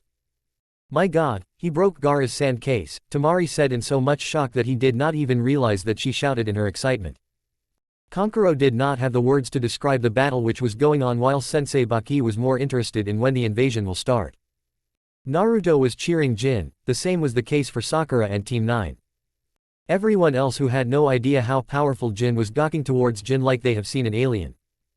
Gaara did not take this well and more sand started to gather around him. The amount of sand was so much that Jin had to back off. People started to get interested in this development while the sand team understood what was going on and quickly started to prepare for the invasion. As the sand started to tower high in the air, Jin also understood that Gaara have released the One Tail and now he have to become serious. The Hokage himself understood that something was wrong and asked Kazekage for an explanation about this. But the disguised Orochimaru did not explain anything and quickly give a signal which only Kabuto and his fellow Shino understood. Soon white feathers from the sky started to fall and everyone became dizzy and started to fall asleep. Of course, this did not work against the shinobi of the leaf and they also quickly started to take action. Jin's attention however never leaves Gaara, who was transforming into One Tail. Said, multiple people. Jin too understood that the infamous Konoha crush had begun. Chapter 30, Fighting One Tail. This is not good, said Jin as he saw how, unlike the cannon, Gaara ended up transforming inside the village itself. Jin already plans to take down Gaara with his powerful Kamehameha technique, but he could be able to do that when he is outside of the village, not inside. Naruto and other genins were also currently trying to wake up every villager in the stadium to escort them out safely. Jin remembered that Konoha had a safety policy when they are under attack by enemy forces. The very first thing all the shinobi does is to make sure that all the civilians are fine and are being escorted to the safe shelter. Next, the village will be launching a counterattack on the attackers. But in this situation where a freaking Biju is inside the village, doing this is going to be hard. Jin quickly regained his bearing and started to look around. He is going to fight Shukaku, but to do that he needs to clear out the nearby area first. While Jin was thinking all of this, Orochimaru in the Hokage building top had already revealed himself and was about to start fighting with Hiruzen and bring out all the dead Hokage in their reincarnated forms. Kakashi and other Jonin were taking care of all the enemy ninjas in the village and they were currently feeling the lack of manpower. Sakura, I want you to gather all the people in the stadium and escort them back to the safe shelter, and Naruto, you gather all the genins and handle the street section of Konoha, said Kakashi. Naruto though had another idea and he ran away before Kakashi was done talking. Sorry Kakashi-sensei, but I already have a mission. I have to beat those sand ninjas who dare to attack my village. Kakashi sighed but did let Naruto do it because he know that currently he will waste a lot more time convincing Naruto and that is simply not possible. Jin was using this time to evacuate the stadium before he start his battle with the now rampaging Biju. Good thing the Jonins are luring him out on the other side, thought Jin, as without them this would have been impossible for him to evacuate the people as fast as he was doing now. Maybe the most impressive thing about Konoha as a village is that even after seeing a Biju rampaging, everyone was quite coordinated and handled the situation pretty well. Jin, we are done here. I want you to now help your classmates to clear the people from the streets. Order Guy. Before Jin had time to answer, Shukaku already sensed them there and used his long tail to attack both Guy and Jin. Guy saw the attack coming but could not move as they present the last batch of civilians who needed to be escorted outside the stadium. When Guy was just about to open his inner gates to catch Shukaku's tail, he heard a familiar voice. Destructo Dix, shouted Jin, and throw a powerful Destructo Dix towards Shukaku's tail. This was the attack which was able to cut even Frieza and the tail of the Great Ape Goku. Needless to say, the attack worked well and the entire tail of Shukaku was cut open and fall apart. I am not going anywhere, Guy-sensei. I need to end the fight which me and Gaara started, said Jin with a determination which Guy could not say no to. Alright, but I want you to be careful when you are fighting with that thing, and if I find that you cannot handle it then I will interfere. Still, then I will be helping Hokage-sama out, said Might Guy with his Might Guy pose and smile. Jin then looked towards Shukaku and saw many Jonin were already trying to contain him and were failing miserably. The real issue was that all the people who were fighting Shukaku were not that strong and were Jonin at best. Jonin is not enough to handle a full-fledged Biju. Jin did not waste more time and entered into the battle. Recoilless kick, Jin shouted and kicked Shukaku so hard that an entire Biju was thrown out to the other side of the area. This was his strongest physical attack and he could not do this attack often because it required much more power to accomplish. Shukaku, who suddenly was thrown out, stood again and this time focus on Jin. All the people around Jin who saw this attack were baffled by the power of his kick. Shukaku on the other hand did not wait for Jin or other shinobi to recover and directed a powerful attack towards Jin. Jin used his staff to block all the sand attacks. Then he used the staff to jump very high. The jump was so high that even Shukaku had to see Jin raising his head. The next thing he saw was pretty interesting as Jin's staff increased its length and directly launched towards him. The speed of the staff was very fast, but Shukaku did not worry at all because the size difference alone was so far apart that the staff could not do anything to him. But that is where he was wrong. The moment the staff was closer to him, it suddenly started to expand. From the size of staff to the size of a pillar, and from a size of a pillar to the size of a meteoroid. When the staff hit Shukaku for real, the full size of the staff was more than 90 meters wide and 5 kilometers long. Every fight happening in the village stopped to see this magnificent scene. Even Hiruzen and Orochimaru stopped fighting and gawked at the pillar which seems to directly come from the haven itself. Chapter 31, Bijudama. Jin always knew that his staff is very powerful, but only when he saw for himself that his Ryu band was completely smashing a freaking Biju that he realized just how powerful his staff could be if he just used it right. While he was thinking about this, he also felt a terrible feeling which was coming from the ground. He was currently standing on top of the massive staff which he expanded and he could feel the terrible power emitting from the ground down below. Jin before could understand what was going on. A powerful Bijudama was fired at him. He saw the attack coming though. The attack came from 5 kilometers down from the ground and even a kid could have seen this coming. He quickly used instant transmission and teleported on the ground to see how the Biju was faring. To his surprise, Shukaku was doing pretty well. The physical attack on this Biju is pretty much pointless. He can just reform his sand and avoid the attack, thought Jin.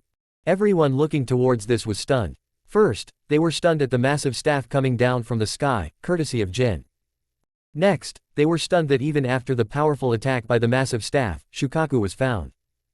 Shukaku, although not hurt, was angry that a small human dared to attack him like this and started to make another Bijudama. This attack was much more powerful than the previous attack, and it was directed towards Jin. Jin could have easily teleported from there, but the projectiles was in the path of the village and villagers just escaped. Jin could not in his good conscience teleport from there and left the civilians to die. The only thing could he do was to teleport the Bijudama along with him. Jin was practically thanking God that this time Shukaku fired a Bijudama in the compressed ball form and not in Kamehameha style. Jin quickly inspected the giant Bijudama and quickly teleported away with the giant ball of mass chakra and dead. Naruto at this time was fighting the Sand Shinobi and was trying to find a way around Temari's wind. He already has tried all of his techniques and the only thing left was what Jin taught him. It's either rasengan or solar flare. But because he could not even go close to Temari, thanks to her big-ass fan and wind jutsu. Naruto's only option is Solar Flare. Solar Flare, shouted Naruto as soon as he got a chance. Temari already knew about solar flares, but the good thing about a solar flare is that even if the enemy knows the technique, it doesn't even matter that much because of how fast it activates. While Naruto was taking care of Temari, Kakashi ended up fighting Baki. Just like him, Baki was also an elite Jonin of the Sand Village and was very powerful. But there are few who could stack up to the fame of Kakashi the Copy Ninja. On paper, they both might be elite Jonin, but Kakashi was better than Baki in every aspect. Kakashi was already pushing Baki back with his skills, but the real issue was that Baki was not trying to defeat Kakashi but rather wasting his time. Kakashi could not have that, as the village was under attack and thus uses his only original technique. Chidori, shouted Kakashi and rushed towards Baki. On the rooftop, both Hiruzen and Orochimaru were fighting. They already saw the massive staff descending from the sky but right now could not give that much attention. Although Hiruzen already had his suspicions about who has done it. Orochimaru, after fighting a little bit, had his fun and moved back. Hiruzen was looking at his former disciple and was wondering what he was doing, but Orochimaru was smirking. I think, this is enough playing around, sensei, it's time to start the real fight, said Orochimaru and started making the hand signs. Hiruzen saw the hand signs and understood what Orochimaru was doing. Soon the two graves came out of the ground and on those graves were written first and second respectively. While the third grave was only halfway done, Hiruzen understood the danger of this technique and immediately interfered. While all this was happening, a resounding sound of a bomb going off came from the forest which was east of Konoha. This was the exact place Jin teleported with the Bijudama. Unfortunately, he did not have enough time to avoid the attack after teleporting it and thus was consumed by the attack.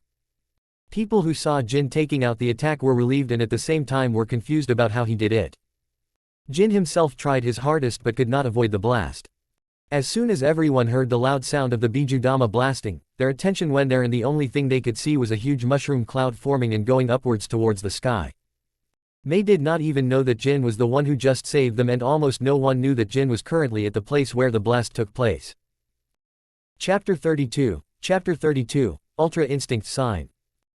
Jin was feeling like he was sitting inside a sauna. A very very hot sauna.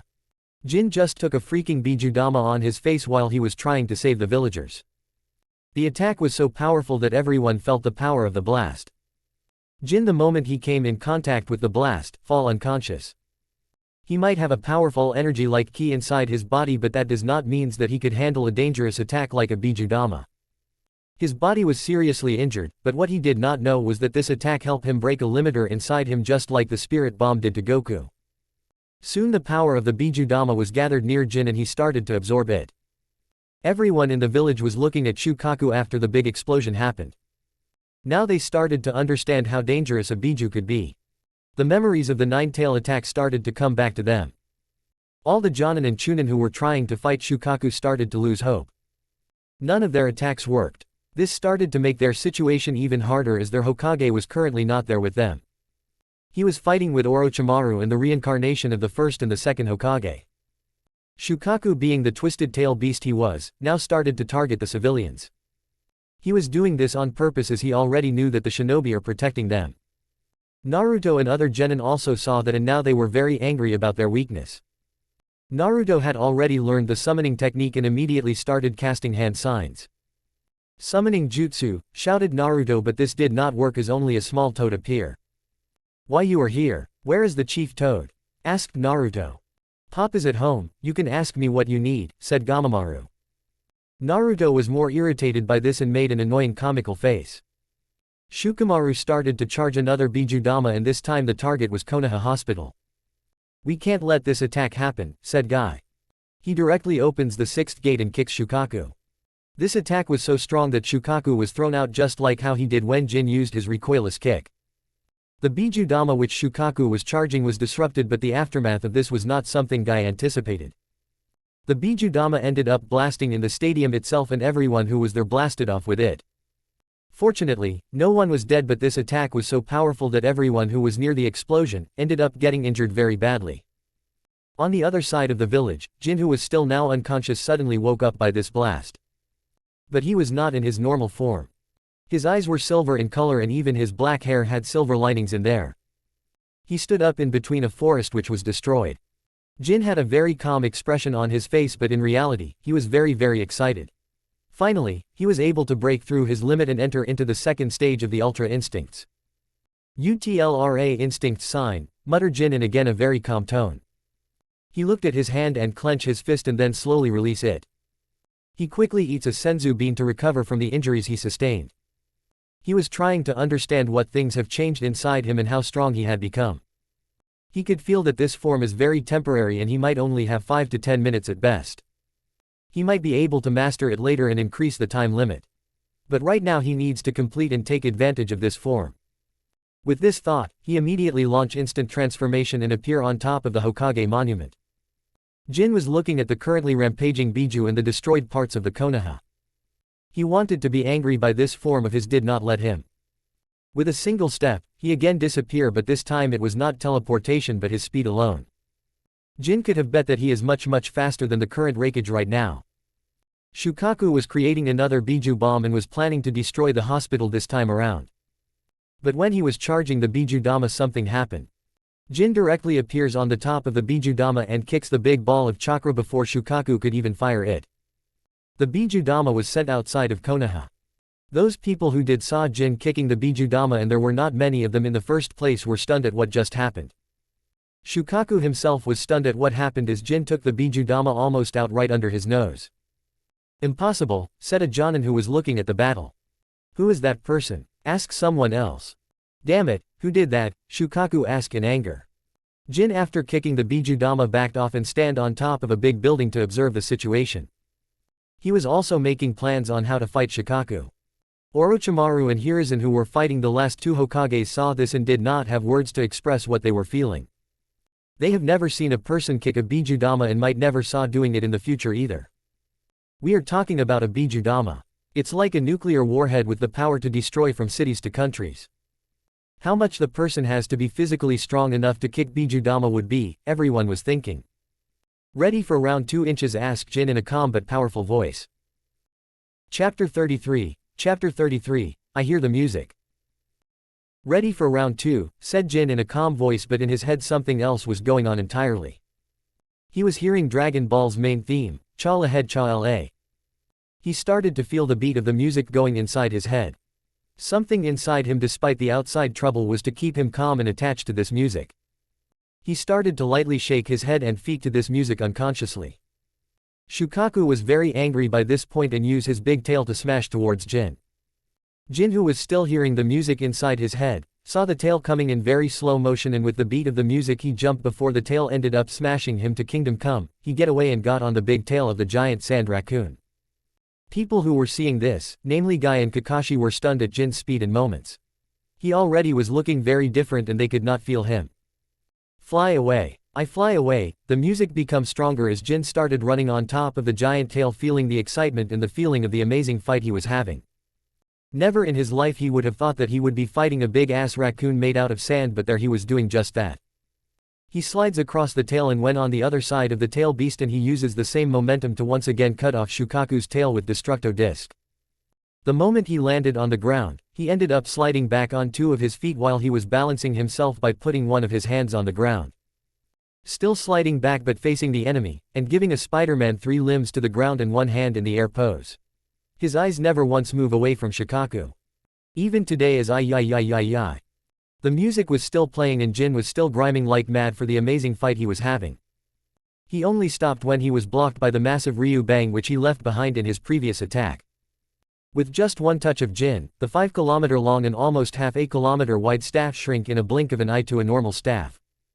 Shukaku hardly cared what the staff was doing and started inhaling a lot of air to fire a powerful attack. "Sand Hurricane," shouted Shukaku, and a powerful wind attack was launched towards Jin. Jin simply stood there and put his staff in front of him and shoved it into the ground. This gave him enough foothold to handle the powerful wind which almost swept him out. Shukaku saw that the wind was not working and thus he started to use his sand attacks. He fires big sand bullets towards Jin one by one. Cause the mountains even look like butts. The music continues. Jin, on seeing the upcoming attack, just smiles. The attack itself was going in slow motion inside his head as the music beats were much faster. Jin just started to move slightly around like he was dancing, but one after one all the sand bullets were evaded by him. Those who see this scene could not believe their eyes. How is this possible, was the only thing which was going through everyone's mind. Once the attack was over, Jin was still standing in his original place without a single scratch on his body. Thanks to Ultra Instincts. It was like he did not move and all the attacks just went past him, like how Goku did in Namek or how Kamui works. But Jin already knew that he need to end his fun now, as his Ultra Instinct sign is not stable and at any time now he will be losing this form. With this in his mind, he cupped his hands and bring them back to his sides. Shukaku already was creating another attack and launching it towards Jin. Jin easily side roll into an ally and jump on top of a building, still, the hand cupped and gather energy. Shukaku was following Jin, who was taking Shukaku in the southern section of the village. Chala head chala, the music intensified for Jin when he finally stopped on top of a building just opposite the huge tail beast, and behind the tail beast was the Hokage case. Hiruzen was fighting Orochimaru. Shukaku, now fully annoyed, started to gather massive chakra in his body and created a very big Bijudama. Jin already anticipated that. "Ha me," shouted Jin as the power was already full and was almost ready to burst open in his hand. He put more force in his legs and launched himself towards Shukaku, who was almost done preparing the Bijudama. The building which he jumped from was destroyed by the impact of his jump, like how Saitama destroyed the moon on his jump. The Genki Dama roars. The music at this point was the most intense inside Jin's head. When Shukaku lowered his head and was about to fire the Bijudama, he found Jin standing upside down in the lower section of the Bijudama. "What? That was the only thing I thought." "H-a-a-a-a-a-a-a-a-a," shouted Jin, and a powerful Kamehameha wave came out of his hand which made the Biju look like a mouse. Not only did the projectile of the Bijudama change by the Kamehameha because aimed in a way that barely touched the attack, and change the direction of the Bijudama when launched, making the attack go upwards towards the air. But the real power of the Kamehameha impacted Shukaku and Gaara, making them explode. Kamehameha tear opened Shukaku from the middle and brought out Gaara, who was hiding inside. But it did not stop there, it took Gaara directly towards the barrier which the Sound Four erected around Orochimaru and Hiruzen. Gaara was slammed into the barrier, which Kamehameha wave still going strong. Slowly the barrier started to crack and immense pain ran across Gaara's body. Hiruzen and Orochimaru inside could not believe the power of Jin's attack.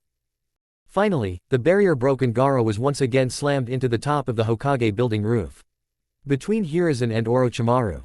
Pass out and barely breathing. Chapter 34, Hiruzen vs Orochimaru.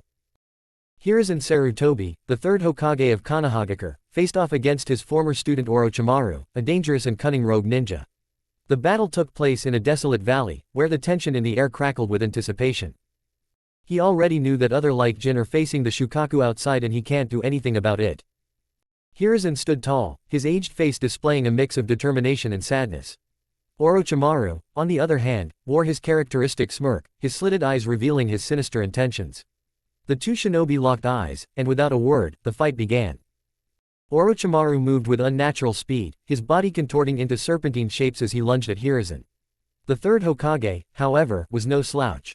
He swiftly formed a series of hand seals, conjuring a massive wall of earth to shield himself from Orochimaru's assault. Undeterred, Orochimaru continued his relentless onslaught. He extended his arm, transforming it into a snake-like appendage, attempting to ensnare Hiruzen. But the third Hokage responded with a powerful burst of wind, dispersing the incoming attack and forcing Orochimaru back. As the battle intensified, Orochimaru revealed his true intentions. He summoned a massive snake from his mouth, its size and scales intimidating even the most seasoned shinobi. The snake lunged at Hiruzen, its jaws wide open, ready to crush him. Hiruzen, drawing upon his vast knowledge and experience, knew he had to act swiftly. With a focused expression, he formed a series of intricate hand seals, channeling his chakra into a powerful technique. In an instant, the entire area was engulfed in flames as Hiruzen unleashed the fire release, Dragon Flame Jutsu. The searing flames ravaged the enormous snake, causing it to writhe in agony. Orochimaru, too, felt the intense heat closing in on him. Realizing the dire situation, he retreated, using his body's flexibility to evade the worst of the attack. Hiruzen, now catching his breath, knew that Orochimaru was not one to be underestimated. Orochimaru, his eyes glowing with a mixture of excitement and madness, prepared to launch his next assault. He extended his arm, injecting himself with a powerful drug to enhance his abilities. Hiruzen, having seen Orochimaru's dark path firsthand, felt a deep sorrow within him.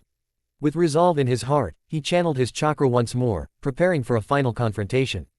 His hands moved swiftly through a complex series of seals, summoning the forces of the earth and sky. Later in the battle, Orochimaru also ended up bringing the first and the second generation Hokage in the fight, and Hiruzen have to fight them as well. From the depths emerged two legendary figures, Hashirama Senju, the first Hokage, and Tobirama Senju, the second Hokage, both reanimated by Orochimaru's dark arts. Hiruzen's heart sank as he realized the magnitude of the challenge before him. These were the very shinobi he had once served under, now brought back to life as pawns in Orochimaru's wicked scheme. The reanimated Hashirama and Tobirama stood tall, their eyes devoid of emotion, yet their power unmistakable. With a flick of Hashirama's wrist, giant wooden roots erupted from the ground, aiming to ensnare Hiruzen. The third Hokage swiftly leapt back, barely avoiding the massive tendrils that sought to crush him. Tobirama, known for his swift and decisive water-based techniques, wasted no time. He summoned a deluge of water, creating a massive wave that crashed toward Hiruzen with frightening force. The third Hokage responded by weaving hand seals, channeling his chakra to create a protective barrier of wind, deflecting the crushing wave. Hiruzen knew that he had to be strategic and exploit any weaknesses in his adversaries. With a determined expression, he focused his attention on Hashirama, recognizing the immense power of the first Hokage's wood release. Drawing upon his knowledge of his former mentor's abilities, Hiruzen formed a plan. He unleashed a barrage of shadow clones, each clone launching a different elemental attack. Fireballs, lightning bolts, and torrents of water surged toward Hashirama, testing his defenses.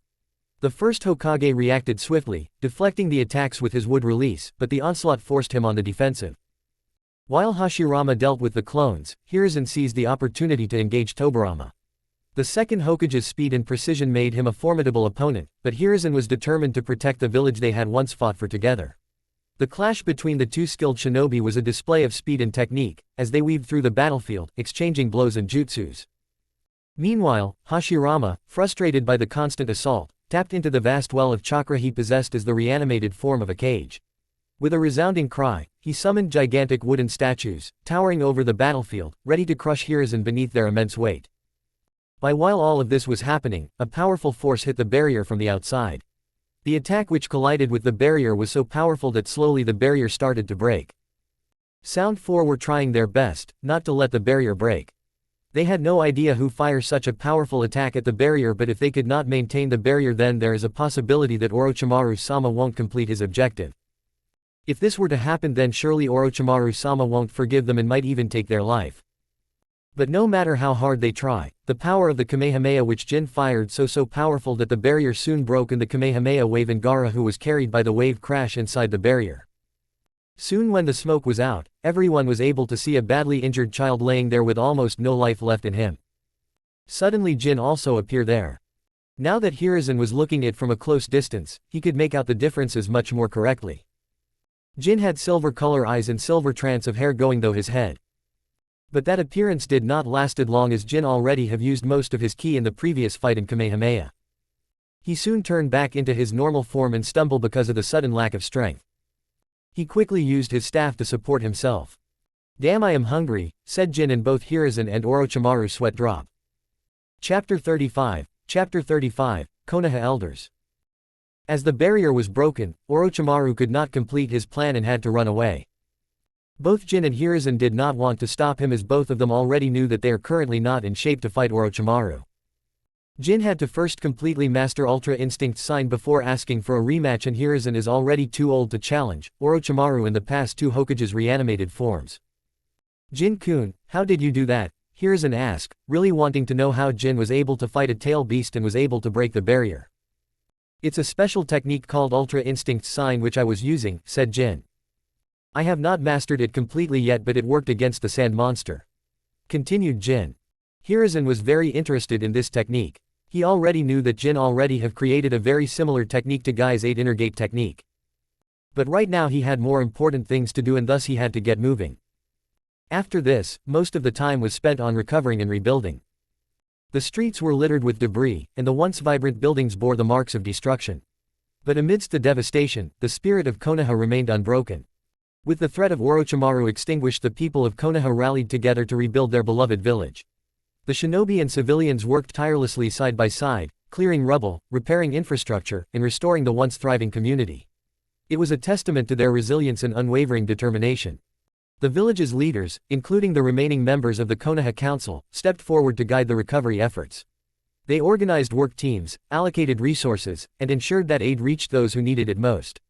Temporary shelters were set up for those whose homes had been destroyed, and provisions were distributed to alleviate the hardships caused by the attack. Under the watchful eye of Hiruzen, the village was gradually restored. The shinobi forces, though diminished from the battle, patrolled the village diligently, assuring its inhabitants that they were safe. With each passing day, the village regained its strength. Buildings were reconstructed, gardens bloomed with renewed life, and the streets buzzed with activity once again. Konoha's people refused to let the scars of the past define their future, choosing instead to embrace hope and the promise of a brighter tomorrow.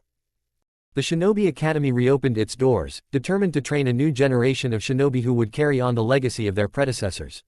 The lessons of the past were not forgotten but served as a reminder of the importance of vigilance and the need to protect what they held dear. As Konoha's recovery progressed, the village held a grand ceremony to honor the fallen heroes who had sacrificed their lives for the sake of their homes. The names of Hiruzen Sarutobi, the third Hokage, and those who had fought alongside him were inscribed on a memorial, their memories forever etched in the hearts of the village's inhabitants. After a few days, Jin was ordered to come to the Hokage office. He had no idea why the Hokage has asked for him, but he had to go nonetheless. When he reached there, he found out that Hiruzen for some reason had to attend the meeting. Directly asked him to meet him in the meeting. He met the meeting hall. He found that all the Hokage and the elders were there. Jin again became more and more confused about what the hell was happening, but at the same time, he also had some doubt about what this could be for. "Ah, Jin-kun, you came good," Hiruzen said and pointed him to stand near him. "So this is the boy who fought the one tail?" asked Danzo. "Hiruzen, what guarantee you have that his boy is not a spy himself?" asks Kanharu. "Hiruzen, there is a possibility that this boy is the spy planted by the Sand Shinobi," said Hamura. "Enough, I have full trust in Jin-kun here. Stop talking about pointless things and talk about why you bring him here," said the old Hokage. "Very well, boy, I heard that you have created many techniques. I, being an elder of the village, would like you to give them to the village," said Kaharu. This shocked both Hiruzen and Jin. They were not expecting this outcome. Jin is usually a pretty chilled person, but even he gets angry about his open robbery which was happening. But he already knew how the elder of the village could be, and thus he remained calm and did not let his anger take over. "I see, but isn't the self-made technique something Konoha give its creator the option to deliver to the village? If I am not wrong, then the person, if so wants to, then on his wish does not have to share the technique with the village. Like how most of the clan don't share their clan's special techniques," Jin said, remaining calm. Kaharu could have expected this reply from any clan leader, even a person who understands Konoha rules and law better, but not from Jin. "Yes, usually that is what happens, but considering how useful your technique could be when facing a biju, we have decided that the village is in dire need of all of your techniques," said Danzo. "I see, then I don't have any problem giving my technique to the village, but I do have one condition," said Jin. This made Danzo and others except for Hiruzen frown. "Boy, you are not allowed supposed to make any demands here," said Haruma. "I am sorry, but this is important. All the techniques which I use are dangerous to someone who does not have a strong body," said Jin. "The technique will be lethal if the body can't handle it, and thus I only agree to give this technique if the person who is learning this technique is strong physically. If you have anyone who can defeat me in taijutsu, then I will give the technique to the village. That's my only demand," said Jin. Although from the outside he was showing concern, from the inside, he was griming for the poor soul who challenged him in the taijutsu. Chapter 36, Itachi and Kisame. The meeting with the elders happened a few weeks ago, and right now Jin was traveling with Jiraiya and Naruto to find Tsunade. It was Hiruzen who wanted Jin to go with Jiraiya and Naruto to find Tsunade. In the meeting with the elder, Jin's demand was accepted as Hiruzen himself understood how dangerous techniques like 8 inner gates are. This was not even Danzo and other elders could argue about. They unwillingly have to accept. And this alone decreases their chances to get Jin's techniques from 90% to almost 0%. There is hardly anyone in the Konoha who can beat Jin after he learns Ultra Instincts. Maybe the only person who might give him a hard fight will be Might Guy after opening the 8th gate of the pain. But even in that case, he might be able to just evade him for some time until Guy dies. Thus, he hardly cares what the elders think about him. They are not getting his techniques. At the end of the meeting, Danzo did demand Jin to be given to him in his route, but Hiruzen and Jin both denied it. Needless to say that it did not work. "How did you learn how to use Rasengan, brat?" asked Jiraiya. This was another trouble for Jin entirely. Naruto ended up showcasing his rasengan in the Chunin exams and now Jin was the one who was getting the backslash. I learned it on my own and also ended up teaching Naruto. How many times do I have to tell you this, said Jin as he already has repeated this many times. Naruto this time around was not learning the rasengan as he already have mastered the technique. Jin on the other hand was the one who was learning on his way. He just had opened the second stage of Ultra Instincts and he now wanted to master this technique in power ASAP. To do that he was trying to enter into the Ultra Instinct state whenever he gets the time and remain in the form for as long as possible. He already has learned that, unlike passive instincts, Ultra Instinct sign is much more demanding and right now they can only handle it for less than 5 minutes. He is pretty sure that he will be able to get more than 30 minutes and even more when he masters the technique, but right now, it's not practical to use this technique until the situation is dire. So, where we are going again, Jin asks just to keep the conversation going. We are finding one of the Sannin. She was my teammate and is also the granddaughter of the first Hokage. We are looking for Tsunade Senju, said Jiraiya. Jin already knew that and he was only asking for the name Sake. Naruto was looking forwards to meeting this Tanin and was very excited.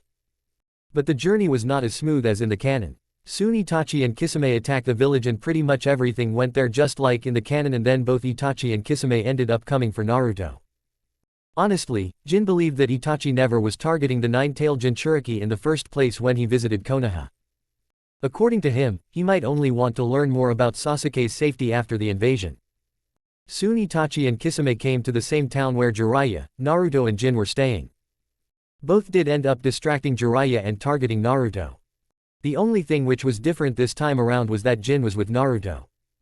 Knock knock, Itachi and Kisame were standing outside the gate and Jin already knew that. Naruto, let me open the door, said Jin and went to open the door.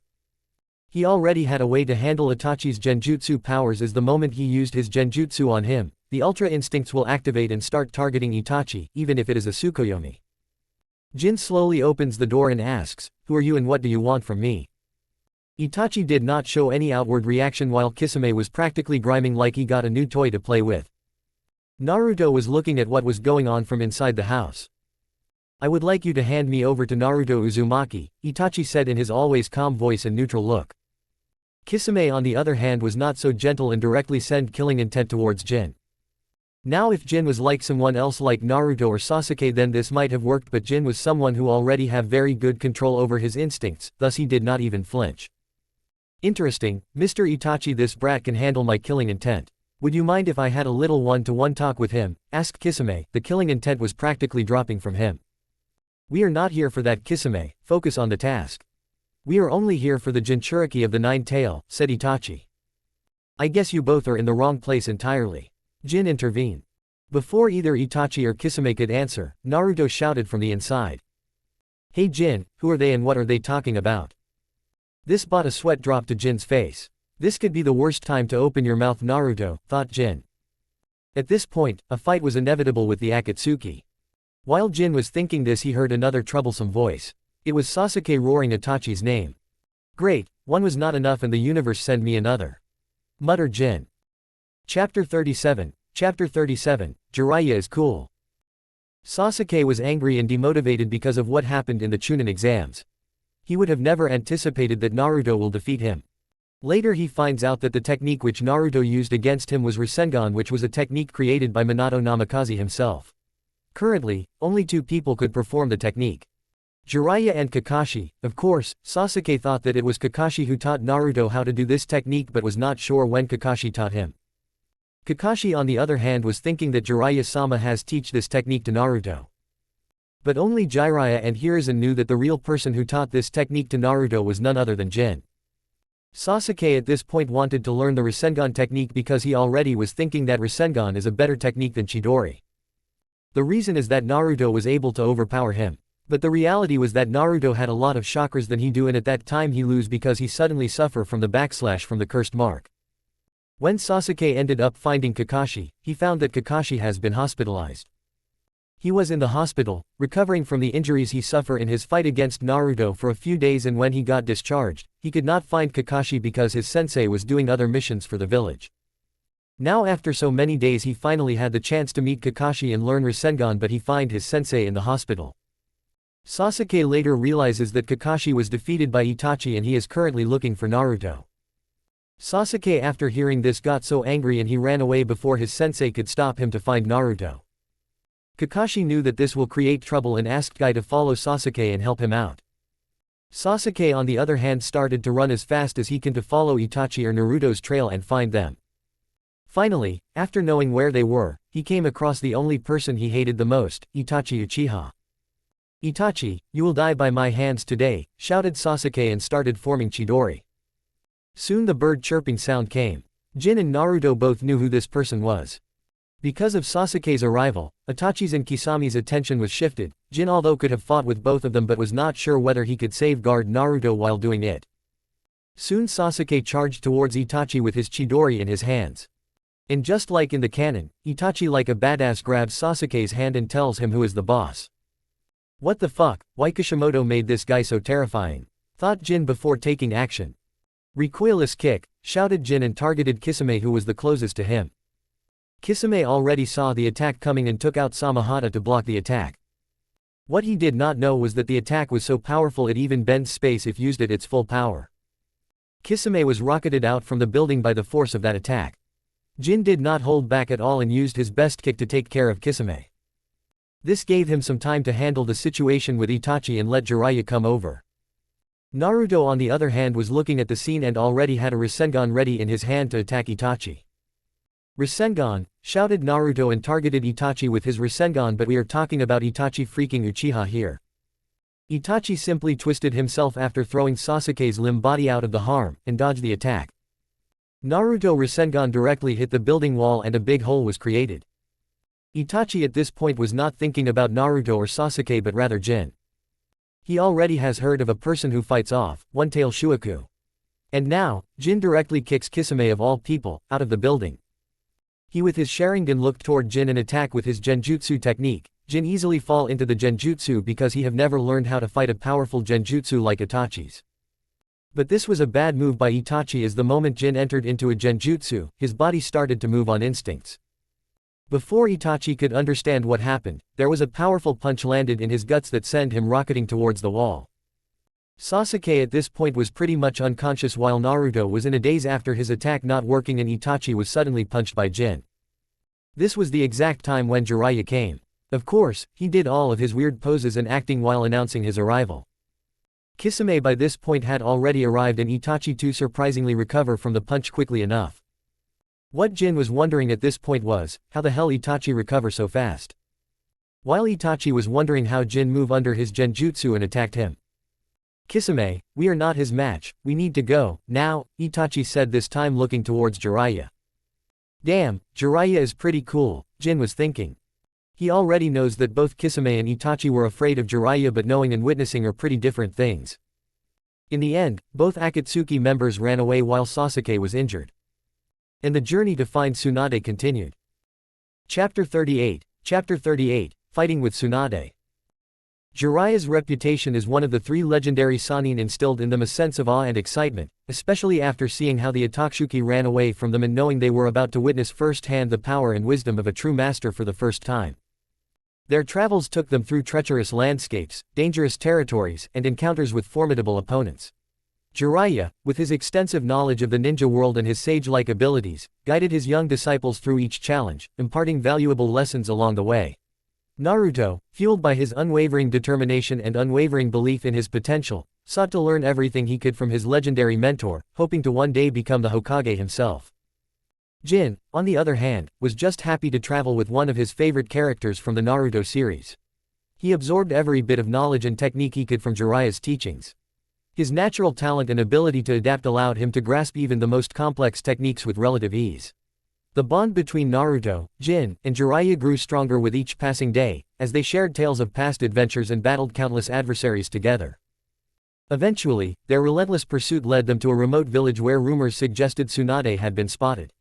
As they arrived, they discovered that the village was under the control of a rogue ninja group, wreaking havoc and terrorizing its inhabitants. Determined to protect the innocent, Naruto, Jin, and Jiraiya confronted the enemy, showcasing the skills they had honed throughout their journey. The battle was fierce and arduous, but the combined strength of the trio proved to be a formidable force. Naruto unleashed his signature rasengan, Jin utilized his lightning-based techniques, and Jiraiya showcased his mastery of ninjutsu and summoning techniques. Together, they defeated their adversaries and restored peace to the village, earning the respect and gratitude of its inhabitants. In the aftermath of the battle, the village elder revealed that Tsunade had indeed visited their village, but her whereabouts remained unknown. Undeterred, Jiraiya, Naruto, and Jin pressed forward, their determination unwavering. With their bonds stronger than ever, they continued their search, ready to face any challenge that stood in their way. It took almost a month for Jiraiya to find Tsunade, but they did it in the last. Tsunade was gambling in a casino and was losing money like always. Jiraiya quietly sat near Tsunade and waited for her to notice him. Tsunade, though, being one of the Tannins, have already noticed Jiraiya and did not wanted to talk. Then the entire thing just went on like in the canon, and Naruto ended up offending Tsunade and was asked to fight with her outside. One difference here was that Orochimaru never came to Tsunade as his hands were alright. When everyone finally came outside to see the fight between Naruto and Tsunade, Jin was thinking only one thing. How the hell, his interference will change the world. Tsunade teased Naruto and asked him to attack her. Naruto did the same and was beaten badly. The fight was very similar to canon. The only difference might be that Naruto at this point has learned two different techniques which he did not learn in the canon. The solar flare, which he cannot use right now as it is night right now, and the power of the technique will be seriously reduced. Rasengan might be his only option, and he did just that. But this time around, Naruto almost ended up hitting Tsunade with this technique. The technique could have been very devastating if hit. Thankfully Tsunade was able to dodge the technique. "Jiraiya, did you teach this brat this technique?" shouted Tsunade angrily. "No, I wanted to teach Naruto, but before me, someone else teached him," Jiraiya said. "Oh, who teaches the technique to him?" asked Tsunade, wanting to know who else knows the technique besides Jiraiya. "That would be me," Jin said at this time, looking a little bit embarrassed. Tsunade did not believe Jin's words, but when Jiraiya nodded in confirmation, then he believed him. Naruto was not done yet and wanted to continue the battle, but at this time Tsunade put him out of commission with one chakra-infused finger. That looked much more embarrassing than it was to hear. Tsunade was about to leave, but then looked at Jin and said, "Brat, do you also want to give it a try?" said Tsunade. She was interested to see how powerful Jin was and thus provoked him. Jin did not know what to do, but he never backed off from a fight and thus ended up agreeing. Jin already knew that fighting Tsunade was not easy feat and thus he needs to be serious here. He quickly removed all his gravity and took Goku's fighting stance. "Ready when you are," said Jin without showing much emotion. The fight started and Jin was sending light punches and kicks to test Tsunade. Later the fight became more and faster and Jin also started to fight Tsunade at full speed. Tsunade at this point started to become more and more annoyed by Jin's constant dodging.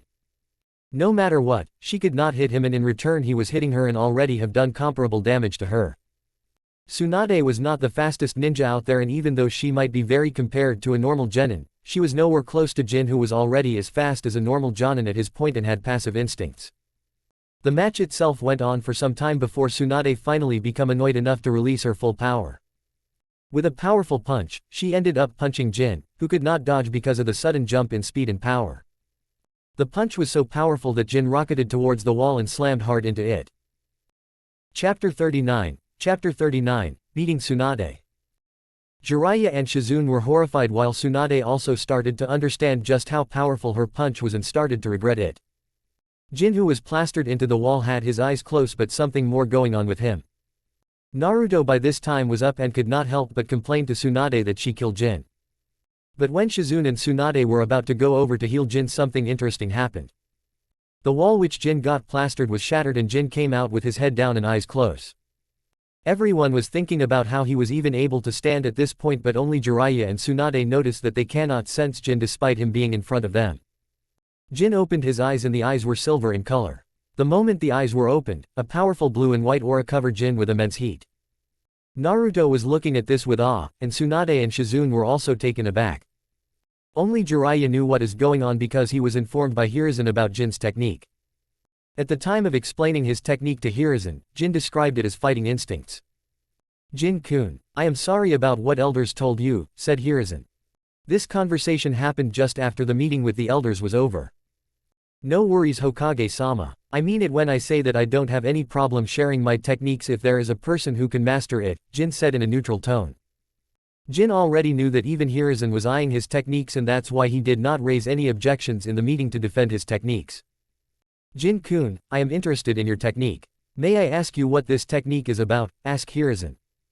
Sure, the technique is about fighting instincts, quite hard to cultivate but can give a very good powerful boost for a short period, replied Jin.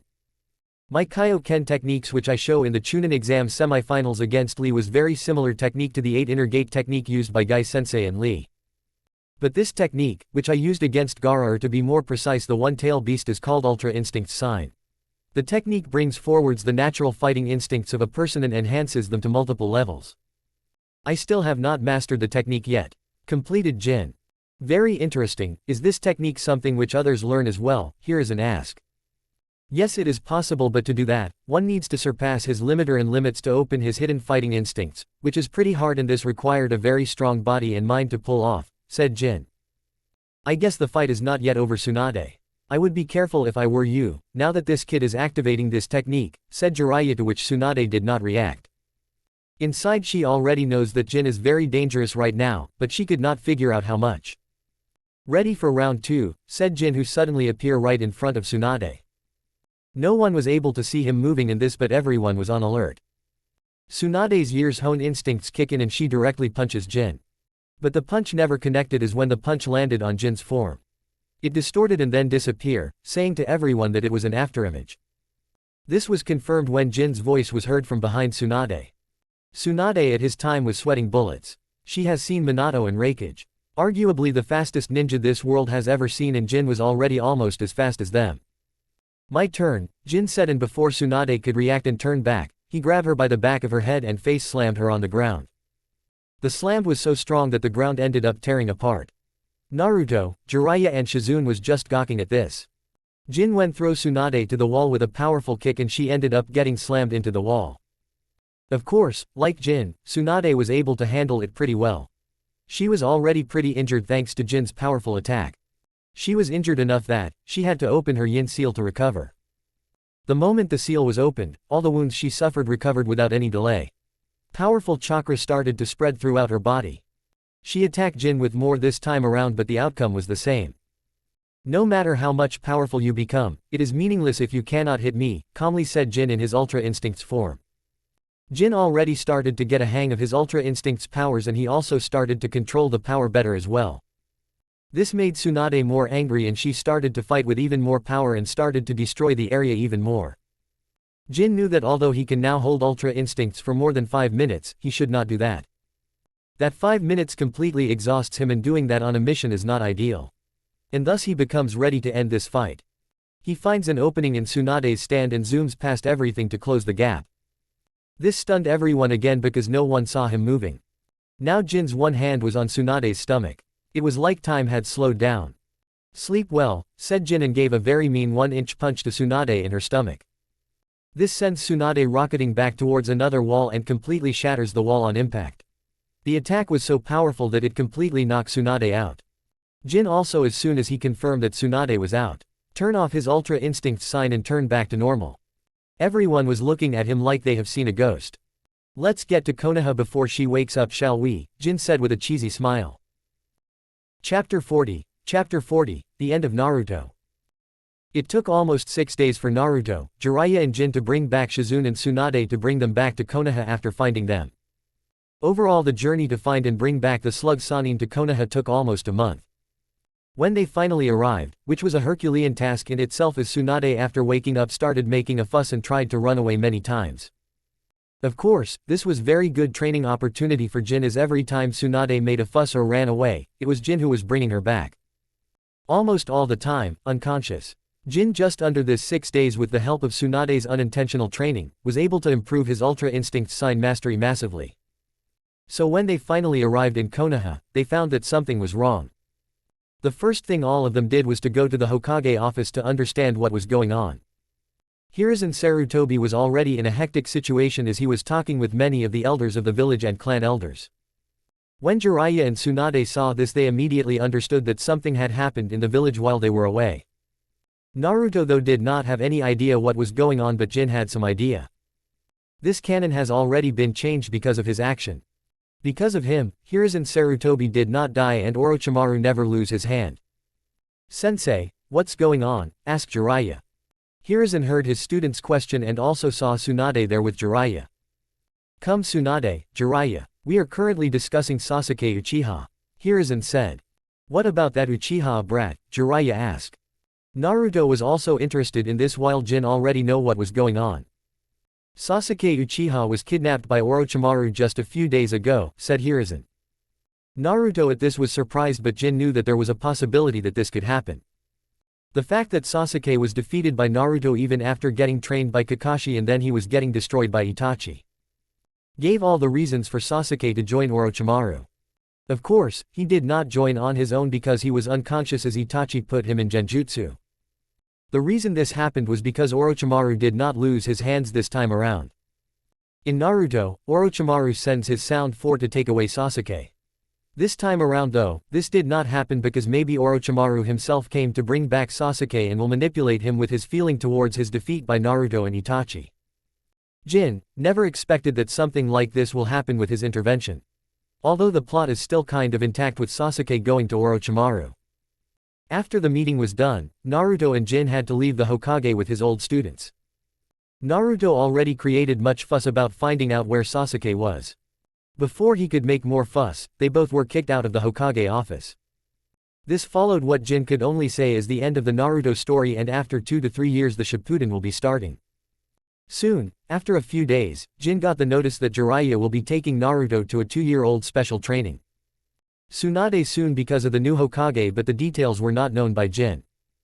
This time around, Jiraiya and Naruto's training tip started much earlier than in the canon. Sakura also went under Tsunade, which Jin still did not know how it happened here or in the anime. He too wanted to go on his journey but never got permission. Another interesting thing which happened was that he and Shikamaru became the Chunin after Tsunade became the Hokage.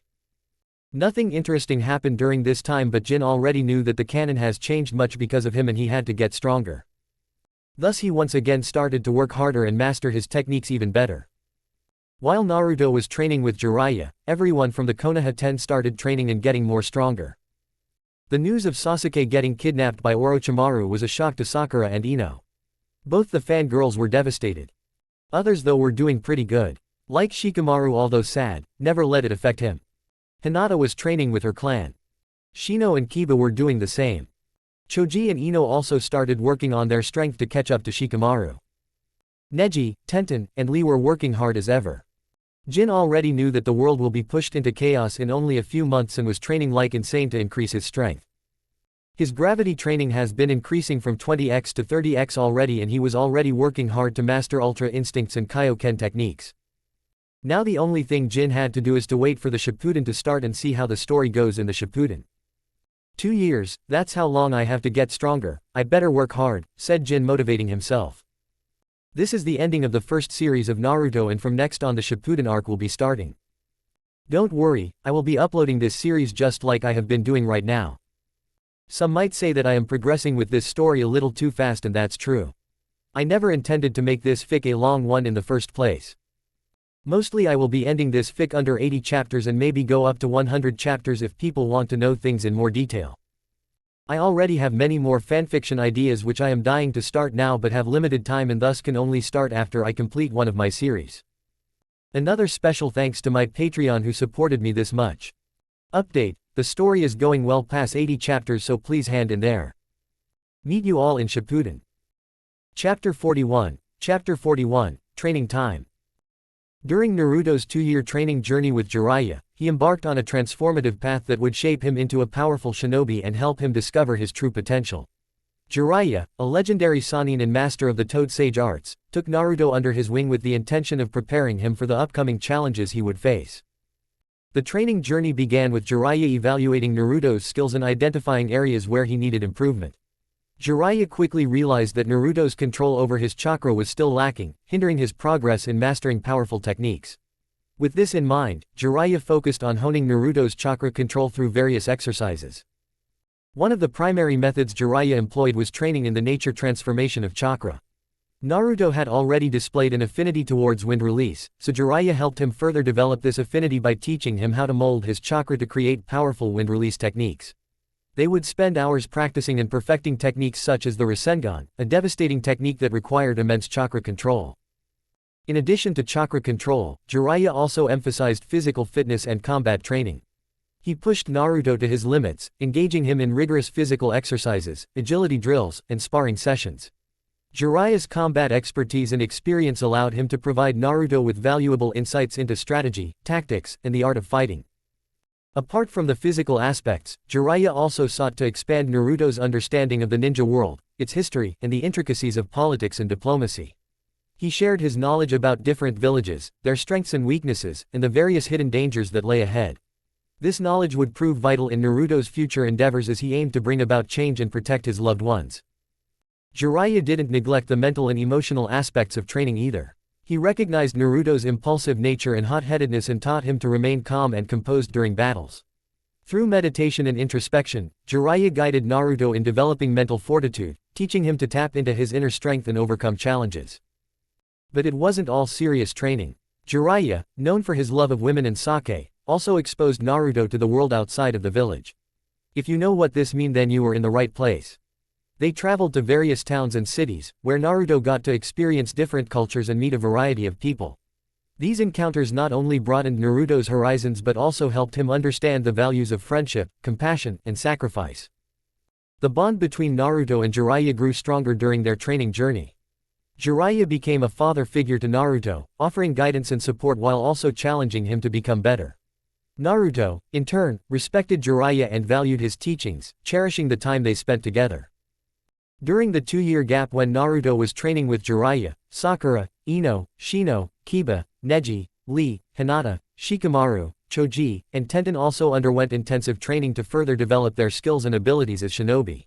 Each of them focused on their individual strengths and areas for improvement, seeking to become more formidable and effective in combat. Sakura, driven by her desire to catch up to her teammates Naruto and Sasuke, dedicated herself to medical ninjutsu training.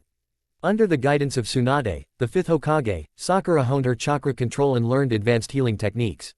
She also trained in combat skills to enhance her offensive capabilities, becoming a formidable fighter with her precise strikes and enhanced strength.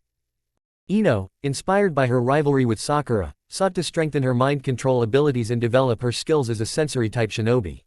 She underwent rigorous training in mind-related jutsu, improving her ability to communicate telepathically and control the minds of others. Ino also honed her intelligence-gathering skills, becoming an invaluable asset in reconnaissance missions. Shino, with his affinity for insects and strategic mindset, focused on refining his skills as an insect user and tactician. He delved deeper into the study of bugs and their behavior, expanding his arsenal of insect-related jutsu and tactics. Shino's training allowed him to become more versatile and unpredictable in battle, leveraging his insect companions to gain the upper hand. Kiba and his canine partner Akamaru worked on enhancing their teamwork and coordination. They underwent intensive physical training to improve their speed, strength, and agility. Kiba also studied various combat techniques that complemented his feral fighting style. By refining their cooperation and synchronizing their attacks, Kiba and Akamaru became a formidable duo on the battlefield. Neji, known for his Byakugan and exceptional talent in taijutsu, trained under the guidance of his uncle, Hiyashi Hyuga. Neji focused on further perfecting his gentle fist style, which allowed him to target an opponent's chakra points with precision. He also delved into the deeper secrets of the Hyuga clan's Kekkei Genkei, expanding his understanding and control over his Byakugan. Rock Lee, a devoted taijutsu specialist, dedicated his training to overcoming his limitations and reaching new heights. He trained extensively to increase his physical strength, speed, and endurance. Lee also studied various martial arts styles, incorporating new techniques into his repertoire. Through his relentless training, Lee pushed his body and mind to their limits, aiming to become a true taijutsu master. Hinata, driven by her love and admiration for Naruto, focused on developing her confidence and self-worth. She trained under the watchful eye of her cousin Neji, who helped her unlock her true potential. Hinata's training involved mastering her Byakugan, enhancing her defensive techniques, and refining her gentle fist combat skills. Through her efforts, she aimed to become a shinobi worthy of standing by Naruto's side. Shikamaru, renowned for his strategic brilliance, further sharpened his tactical mind during the 2-year gap. He studied military tactics, analyzed historical battles, and delved into the psychological aspects of warfare. Shikamaru's training honed his ability to devise complex plans and anticipate his opponent's moves, making him an invaluable asset in strategic operations. Choji, known for his large physique and powerful attacks, focused on improving his physical strength and stamina. He trained rigorously to enhance his ability to use his clan's secret techniques, such as the multi-size technique and the partial expansion jutsu. Choji's training involved intense weightlifting, endurance exercises, and sparring sessions to build his strength and improve his combat prowess. He also worked on refining his control over his chakra, allowing him to execute his techniques more efficiently and with greater precision. Tenten, a skilled weapons specialist, dedicated herself to mastering a wide array of ninja tools and expanding her arsenal. She trained tirelessly in the art of weaponry, practicing throwing kunai, shuriken, and various specialized tools with accuracy and precision. Tenten honed her aim, agility, and hand-eye coordination through extensive target practice and combat simulations. She also studied different weapon styles and incorporated their techniques into her own fighting style, making her a versatile and adaptable combatant. In addition to their individual training, the group also engaged in team exercises and missions to improve their teamwork and coordination. They practiced combining their unique skills and abilities, learning to complement each other's strengths and compensate for weaknesses. This collaborative training fostered trust and camaraderie among the group, enabling them to function as a well-oiled team.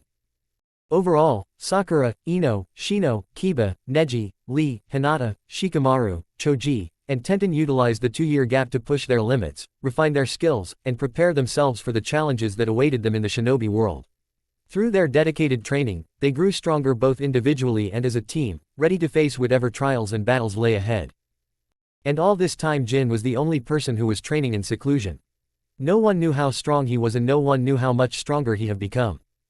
He finally got some time off for training after bugging Hokage for a long time. It was basically a 1-year training time that Tsunade allocated to him after he tirelessly annoyed her for 1 whole year. The only demand she had is that he should be strong enough after the training was done and he was not allowed to use Ultra Instincts when she test out his skill. Chapter 42, Shippuden starts. A blonde boy was standing on top of a pillar and was shouting, "Uzumaki Naruto is back." This was a shout that pretty much everyone heard. The most excited person to listen to his voice was none other than Sakura Haruno, as both of her teammates were not in the village and finally one of them is back. Naruto was super excited to meet everyone in the village. All of his friends, but maybe the most excited he was to meet was Jin Takashi. Jin was the person who believed in him when no one did, and Jin was the person who teach him his second most favorite technique. Naruto quickly went to the Hokage office to meet Tsunade and also ask about Jin. "Ba-chan, do you know where is Jin?" Naruto entered and shouted at the top of his lungs. Tsunade already knew that Naruto was back and was already looking forward to meeting him. "You came after so much time back and the first thing which you ask is where is that Jin brat," said Tsunade. Even she did not know where Jin was training. Jin almost drove her mad to take 1 year of training time for himself, which she finally reluctantly had to give. "I don't know, I heard from him 1 year ago when he went for a training tip by himself. He did say that he will be coming sometime around this month only, but I am not sure when," said Tsunade. "Oh, even Jin went on a training trip, that's great. I am looking forwards to seeing how strong he has become now," said Naruto. At this time a person with orange and blue clothes entered into the office and said, "Oh man, I was thinking I will be the first one to come," said Jin. Jin was already pretty tall for his age, and after this year, he suddenly grew quite a bit. He now had a lean figure with a handsome face and hair like Gohan. Tsunade and Naruto did not realize who this person was in the first look. But the first thought which came to Tsunade's mind was not that this person just entered the Hokage office unannounced, but rather, "Handsome," she unconsciously muttered. "Oh, thank you Hokage-sama, you two are looking very beautiful today," said Jin with a bright smile on his face. This brought a blush on Tsunade's face, but then she started to see the similarities of the person in front of her with another annoying brat she knew. "You are," Tsunade said in a shaky, disbelieving voice. "Yes, Jin Takashi reporting to duty ma'am," said Jin with a military salute. Naruto was also taken aback by Jin's sudden growth and all the muscles which were now visible on his body. "Brat, how did you train to get this big all of a sudden, and what happened to your muscles?" asked Tsunade. This was the time when even Shizune entered, and after knowing that the hunk of a man who was in front of her was none other than Jin, she was so surprised that her small mouth did not close until the conversation between Tsunade and Jin was not completed. Finally, the topic changed from Jin's sudden height and muscle growth and his extraordinary looks, which Tsunade and Shizune were still taking glances at. The next thing which they talk about was naturally how strong Jin has become. Tsunade already told Jin that she need improvement if she give him a 1-year training trip and he cannot use his Ultra Instinct's powers. Naruto was looking forwards to seeing how strong Jin has become, and Jin was also looking to demonstrate his power.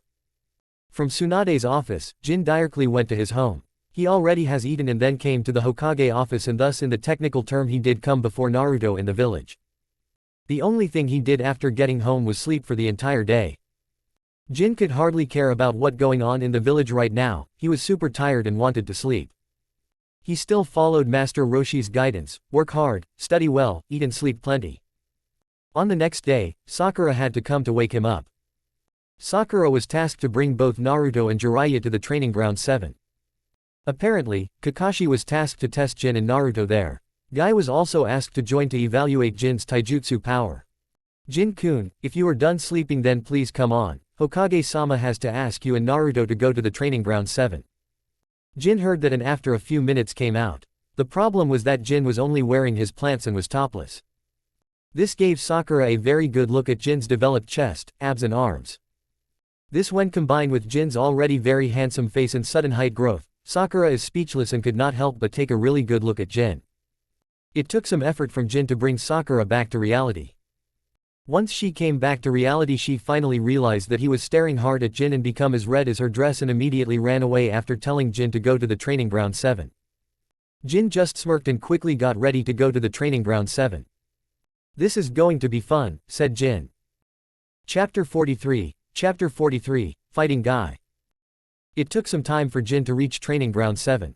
Naruto, Kakashi, Guy and Tsunade were already there. Even Sakura, who ran away earlier, was there and looking shy this time around after seeing Jin again. Huh, what happened Sakura? Naruto asked in confusion. No one had any idea what was wrong with Sakura, but Tsunade was different. Not only has she taught Sakura all the thing in these past 2 years, but she also is a woman and understand why Sakura would suddenly act shy around Jin. Jin is really attractive to any hot-blooded woman out there will react like that, and there is no way that she won't notice him. Alright then, I am here, let quickly start the test, Jin said in a happy tone. Okay, then let me explain the test to all of you guys. These are the 2 bells which you 3 need to take from me and Guy. Guy will have 1 bell while I will have another. You all have 2 hours time limit, Kakashi explained. Naruto and Sakura were already aware of the test while Jin although have seen the test in the anime but never taken the test before. Okay, that sounds cool, said Jin. I will be the judge of the fight, said Tsunade while standing on the sidelines. Besides all the normal rules, there is one other rule which I want Jin to follow. Brat, remember what I told you before, you cannot use that Ultra Instincts technique of yours in this fight, said Tsunade. It was not like Tsunade was handicapping Jin, but she firsthand has seen just how powerful the technique is when unreleased. Currently, she is not sure whether there is anyone in the Konoha besides Jiraiya who could fight with Jin if he uses the Ultra Instincts. Her confidence came from the fact that Jiraiya could use the Sage mode. This power was enough to bring Jiraiya from an ordinary cage level ninja to a super cage level rank. She had no idea that Jin could easily defeat Jiraiya in his incomplete Sage mode. Currently, the only person who is strong enough to rival Jin in taijutsu is Might Guy, and that is only when he uses his 8 inner gate technique to his limits. I got it. No need to remind me again and again. Start with the match already. I am really hungry and would not mind some Ichiraku ramen after this, whined Jin. Oh yeah, count me in as well, believe it, said Naruto with his usual smile. Yes, then let the match start now, said Tsunade with a tick mark. The only reason Tsunade does not reprimand Jin is that he has the skills and powers to back up his carefree attitude. With this said, all the participants vanish from plain sight to set up an ambush for the Jonins. Sakura and Jin were already a Chunin, but Naruto was the only person who was a Genin till now. Naruto was looking forwards to showing just how strong he had become. He grinned and made multiple shadow clones. They all charged towards Kakashi. Guy did not intervene as he already knew that Kakashi will be handling his team most of the time. His opponent will be Jin as he was the one who mostly trained him in the past. Jin never had a formal Jonin sensei before, but he still become this strong on his own. Thought Guy. If I were you then I would not be thinking about other things, Guy, said an age-old voice from the distance. It was none other than the 3rd Hokage Hiruzen Sarutobi. He was looking older and weaker. He abandoned his position after Tsunade came and from then on refrained from taking participation in the village political matters. He believed that he had become quite old. Guy heard Hiruzen's world and suddenly jump away. It was Jin who throws shuriken at supersonic speed. Guy did not have much time to dodge those attacks and only was able to dodge them because of Hiruzen. "You are looking good as ever, Lord Third," greeted Jin in his usual tone. "Nice to meet you too, my boy," Hiruzen said. To this, Jin still reacted negatively as he always remembers bad Hiruzen in Dumbledore fanfics. Soon, Guy and Jin engage in a powerful hand-to-hand combat fight. Both of the fighters were looking equal in speed, skills and power, but those two already know that both of them are holding back their power. On the other side, Sakura and Naruto were fighting with Kakashi, and Sakura was changing the looks of the entire training ground 7 with her chakra-infuses punches. Naruto also tried to use the 1000 Years of Death jutsu on Kakashi, but it did not work. Sakura was trying to hit Kakashi but always missed. She might be strong but was not fast enough to connect her punch with Kakashi. Compare this to their fight. The fight between Jin and Guy was more intense. Both were already in each other's necks and pushing each other back. This fight was so intense that Tsunade and Hiruzen did not even look towards Kakashi and his team fight. They were only focused on Jin fighting with Guy. "This boy has come a long way," said Hiruzen. Everyone thought that Guy and Jin are about equal in power, but in reality, Guy was getting overwhelmed.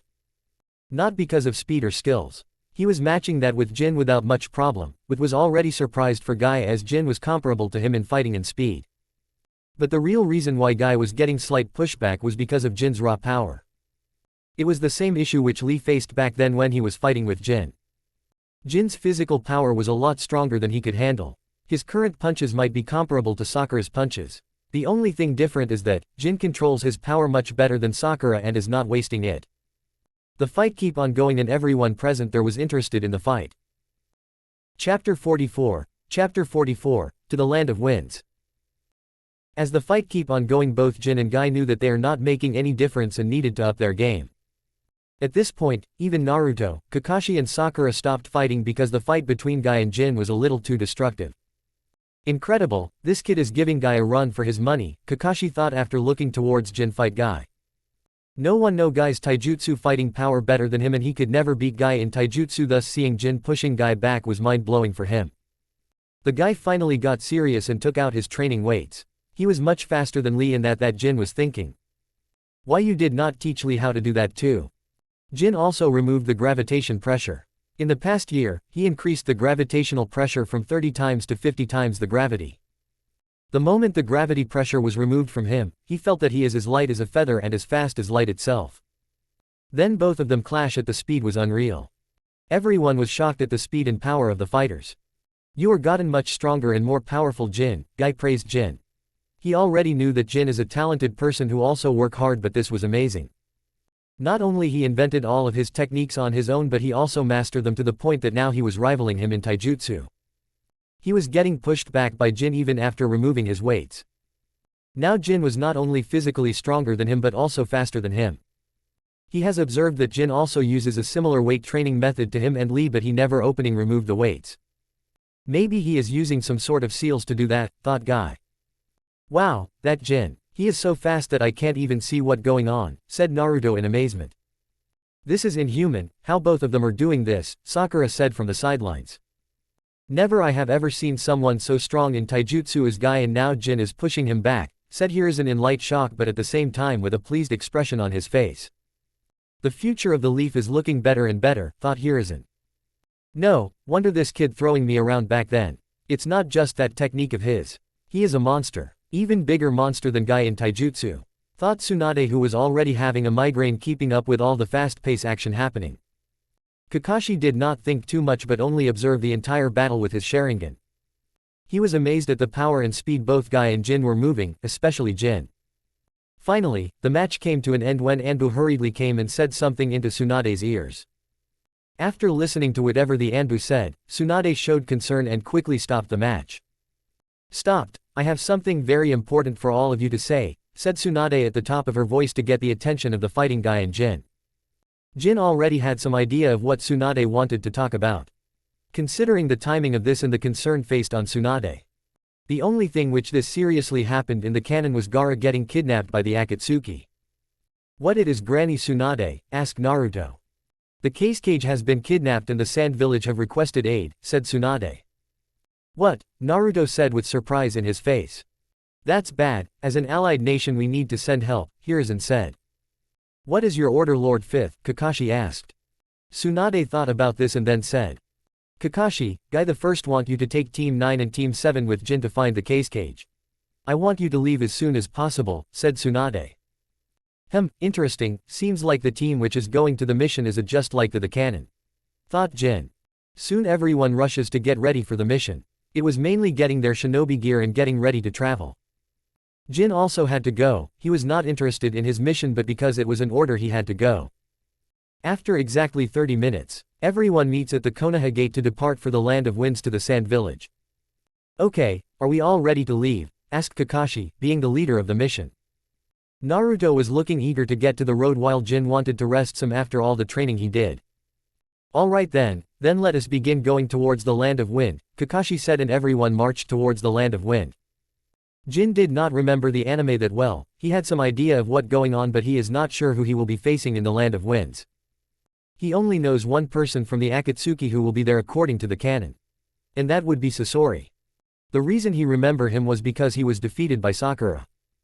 The number of memes which Jin has seen about this was almost unlimited and thus it's pretty much impossible to forget that Sasori was sent here to kidnap Gaara. Alright then, time to show everyone just how much stronger I have become over time, thought Jin.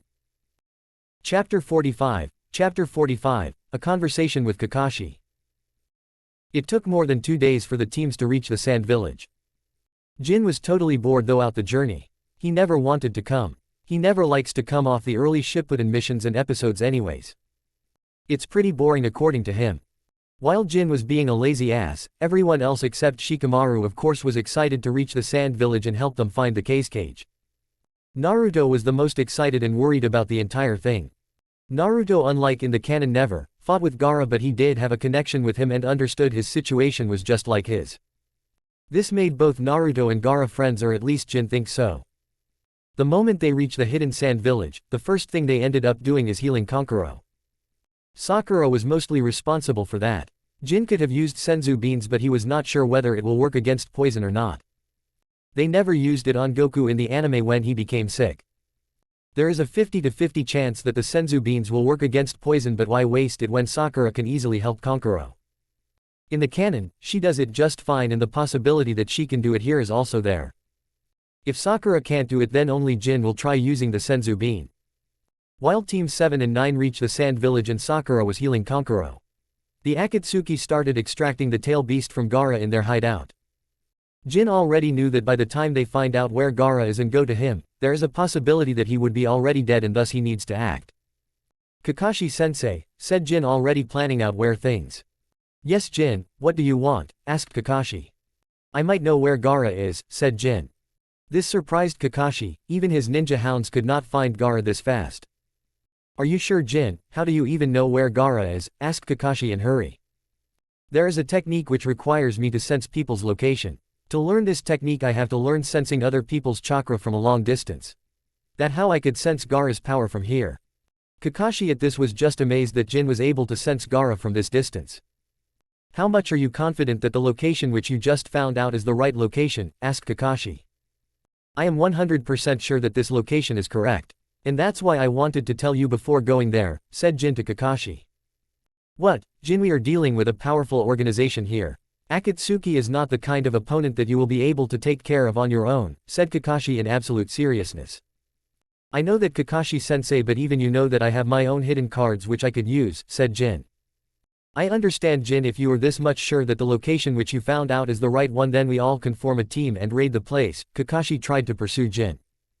That's the problem, Kakashi-sensei.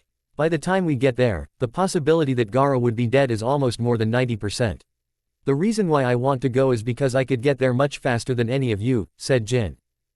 Kakashi knew that Jin is much faster than any one of them. Maybe only Guy could be comparable to Jin's speed, but still, even Jin will take time getting there, so there is no point letting him go there on his own.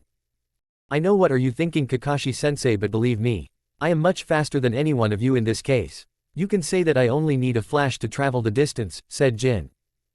Jin fully knew that out of all the people, Kakashi will understand what he wanted to say by saying those words. Jin, do you mean that you learned the fourth jutsu? Kakashi asked in shock. Kakashi could not believe that Jin learned his sensei's flying thunder god technique. For him it's almost sounds impossible. But even if you did learn the Hiraishin technique, you need to mark the place where you want to go first before teleporting, Kakashi said, knowing his sensei's jutsu fully well. No, I did not learn the Flying Thunder God technique, Kakashi-sensei. The technique which I am talking about though is very similar and could teleport me to Gaara without any pre-applied seal, Jin said. Kakashi was surprised by what Jin just said and again had a hard time believing him, but he do know that Jin was not lying. Then why not bring all of us with you, Kakashi asked. He fully knows that Jin will be facing multiple S-ranked criminals if he goes there by himself. I am not confident that I will be able to teleport this long with so many people with me, said Jin. I know what you are thinking, Kakashi-sensei. But believe me, I can handle this. I could have gone there already, but I wanted to tell you before I go, said Jin, already determined to go. Kakashi sighed and could not say anything about this. He knew that he cannot change Jin's mind. Okay Jin, but remember that your first objective should be getting to the cage and bringing him back. Do not initiate to take action if not absolutely necessary, said Kakashi. Kakashi would never send someone alone if he can help it, but Jin is a different case. Not to mention, he knows that he can't stop Jin. He already has tried it in the past and failed miserably. Jin smirked after hearing Kakashi's reaction and sent a wink at him before putting his 2 fingers on his forehead. Kakashi was stunned at how Jin, who was standing right in front of him, directly vanished. That seems very handy, said Kakashi and went to others to inform them. Chapter 46, Jin vs Kisame. Jin arrived right in front of the cave in which the Akatsuki bought Gaara and was extracting his biju. The moment he arrived, the Akatsuki sensed him. What is this? How is this person here so quickly? Why no one sensed him coming, said the boss who was doing the ritual to extract the one tail. We are not sure, no one sensed him coming, it's like he just appeared out of nowhere, said Sasori. While this is happening, Jin, who was standing in front of the giant boulder, saw the seal on the boulder and remembered something. Damn, I forgot that these criminals used a seal to block the way. If I remember it correctly, then I have to remove 5 different seals at the same time to lift this Fuinjutsu array. Thought Jin after seeing the seal. 1 minute, you mean to say that Jin alone went to fight with those Akatsuki people? Naruto shouted when Kakashi gathered everyone and said what just Jin said to him. But Kakashi-sensei, how could you let Jin go there on his own? Among all, you at least should know how dangerous those Akatsuki rogue ninjas are, said Sakura in concern.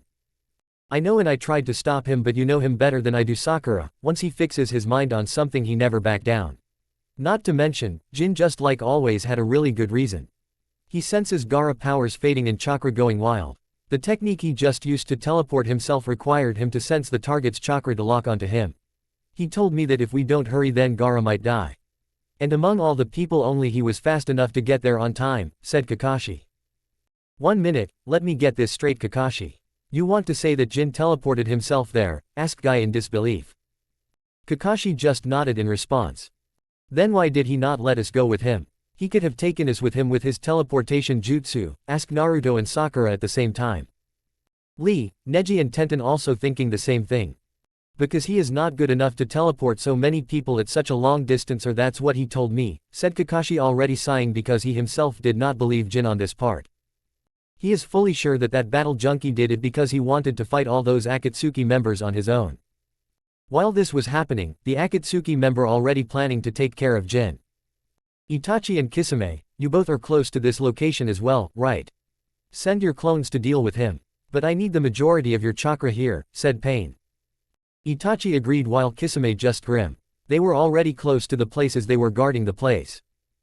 Jin, who was outside, was thinking of a way to break the seal and finally saw that the only way right now is brute force. He started raising his ki and cupping his hands. Ka, said Jin. Power gathers in his hands.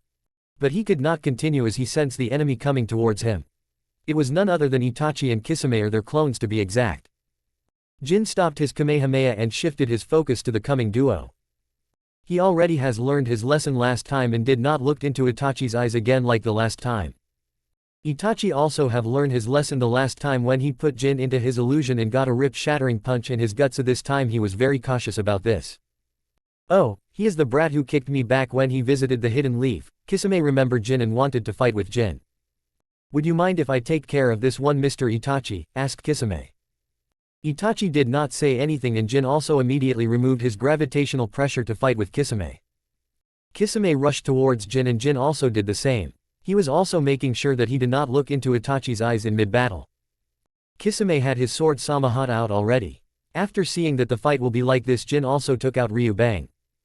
Over the years, his mastery of this weapon has reached its peak and now he was able to control Ryubang very effectively. Soon both weapons start to collide and powerful shockwaves started to erupt. Itachi was looking at the battle but was not entering it. Kisame soon finds himself getting overwhelmed by Jin's power, which was now getting multiplied by his staff. See no other option, he had to use his already less chakra revere's courtesy on him being only a clone. Water style water shark bullet technique, shouted Kisame and attacked Jin. A giant shark made out of water rushed towards Jin. Jin quickly used his staff to destroy each and every shark and rushed towards Kisame. Kisame and Itachi both were shocked at this. Both knew how strong those water sharks are and Jin destroyed them with just his staff. "What is this pole made out of?" asks Kisame in surprise. "What amazing physical strength," Itachi mutter, he still remembers the punch from Jin. Jin was extremely fast and appeared near Kisame very quickly. Kisame once again was getting overwhelmed and make some distance to cast ninjutsu, but Jin never give him time as he was always on him. Itachi finally saw how overwhelmed Kisame's clones were getting and acted, joining the battle. While this was happening, Team 7 and 9 were already preparing to dispatch from their place to give Jin reinforcements. Akatsuki also started to increase their speed to extract the tail beast, but all of them knew that no matter how much they hurry up, they will not be getting that beast out before the next day. Chapter 47, Jin vs Itachi and Kisame. As the fight raged on, the landscape started to change. Jin had to fight both Kisame and Itachi simultaneously. He was very careful of not to look into Itachi's eye and get into a genjutsu. Both Akatsuki members could have overpowered Jin with his current limitation of sight. But that only they were really there. Both of them were clones and could not use more than 30% of their real chakra. Meaning, Kisame, although being on a water surface, could not use a powerful water-style jutsu to deal with Jin. Itachi was in the same boat. He could not use powerful techniques because otherwise, he will burn his chakra much too quickly. He can't even use his Mangekyo Sharingan either, as not only his eyesight has deteriorated over, but he also figures out that his clones can't use Mangekyo. The fight was getting more and more nasty. "Fire-style fireball jutsu," shouted Itachi and created a massive fireball and sent it towards Jin. Jin went inside the water to save himself. Kisame saw this and immediately created his hungry water sharks out of the water and sent them after Jin. Jin used ki to fly inside the water at a very fast speed and came out. But the sharks did not stop chasing him. He had to destroy them with his staff. Kisame was already on to him with his Samahata. Itachi was also trying to find an opening to put Jin into a genjutsu. Jin still now was miraculously not only avoiding his eyes but even all the reflections of his eyes, the water surface and blades. Most of the time Jin was either dodging or closing the gap to engage in close combat fighting. Itachi was already running out of chakra while Kisame was also feeling the exhaustion. He could have done more than 3 times the jutsu he just cast, but this is not his original body. Jin, who wasted a good amount of time with both Itachi and Kisame, was now getting bored and was thinking to end the match. He immediately rushed forward. Seeing the opportunity presented, Kisame immediately found an opening and gathered a massive amount of chakra. He wanted to blow Jin away with a powerful water-style jutsu.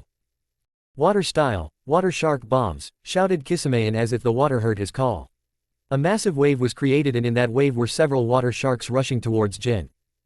Just when Jin was about to get crushed by the massive wave and the sharks which were looking at him as if he was their prey, Jin closes his eyes and enters into a calm state of mind. Passive instincts, a power which allows Jin to move in a way to avoid all the attacks as long his body is capable of moving at that reaction speed and in that way. There are no particular power-ups with this technique, but the dodging technique is almost semi-perfect. What happened next was like a very bad exaggerated joke to both of the Akatsuki members. Jin, as if a ghost, passed through all the sharks and did not had a single scratch on him. This baffled both the Akatsuki member. More so to Kisame than Itachi, because it was his technique which Jin made a complete joke of right now. Jin's body have gotten a lot stronger than few years before, and he now could even move to go toe-to-toe against Might Guy. The same person who literally kicked 6 paths Madara's ass. Now yes, he was fighting Guy's normal base form and now his 8th gate variant, but still. He doesn't even have to use techniques like Kaioken and Ultra Instincts to take care of Kisame and Itachi. He knew that they are not really there anyways, and thus, he does not want to waste more of his time on them. The moment went past Kisame's attack, he vanished and appeared near Kisame. Recoilless kick, shouted Jin. While the fight was going on like this, both the other members of Akatsuki and Leaf Shinobi were speeding up. We can't wait here, Gaara is in danger and currently Jin is fighting those Akatsuki bastards alone. We need to hurry up, complained Naruto when the group stopped midway to rest. Calm down Naruto, we are useless to Jin and Gaara if we are so exhausted that we can't even fight after getting there. I know you are not tired, have massive chakra reverses and wanted to help both Gaara and Jin but look around. Most of us are tired and had to take a rest before moving on, said Kakashi. This time even Guy did not say anything about youth and not being tried and remained calm. Both Naruto and Sakura were worried about Jin and Gaara at this time.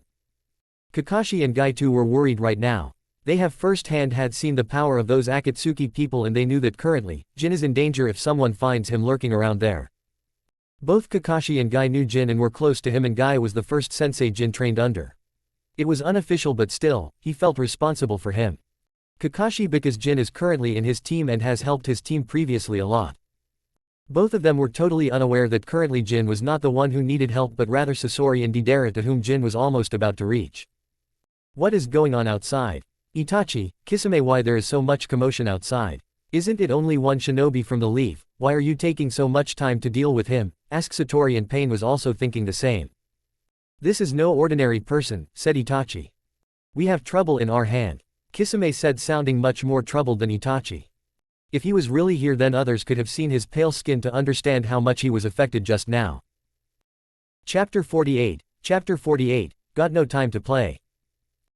Itachi saw with the eyes of his clone, Kisame getting blasted with Jin's kick. It was not like any kick he have seen before. He has never seen such a powerful taijutsu.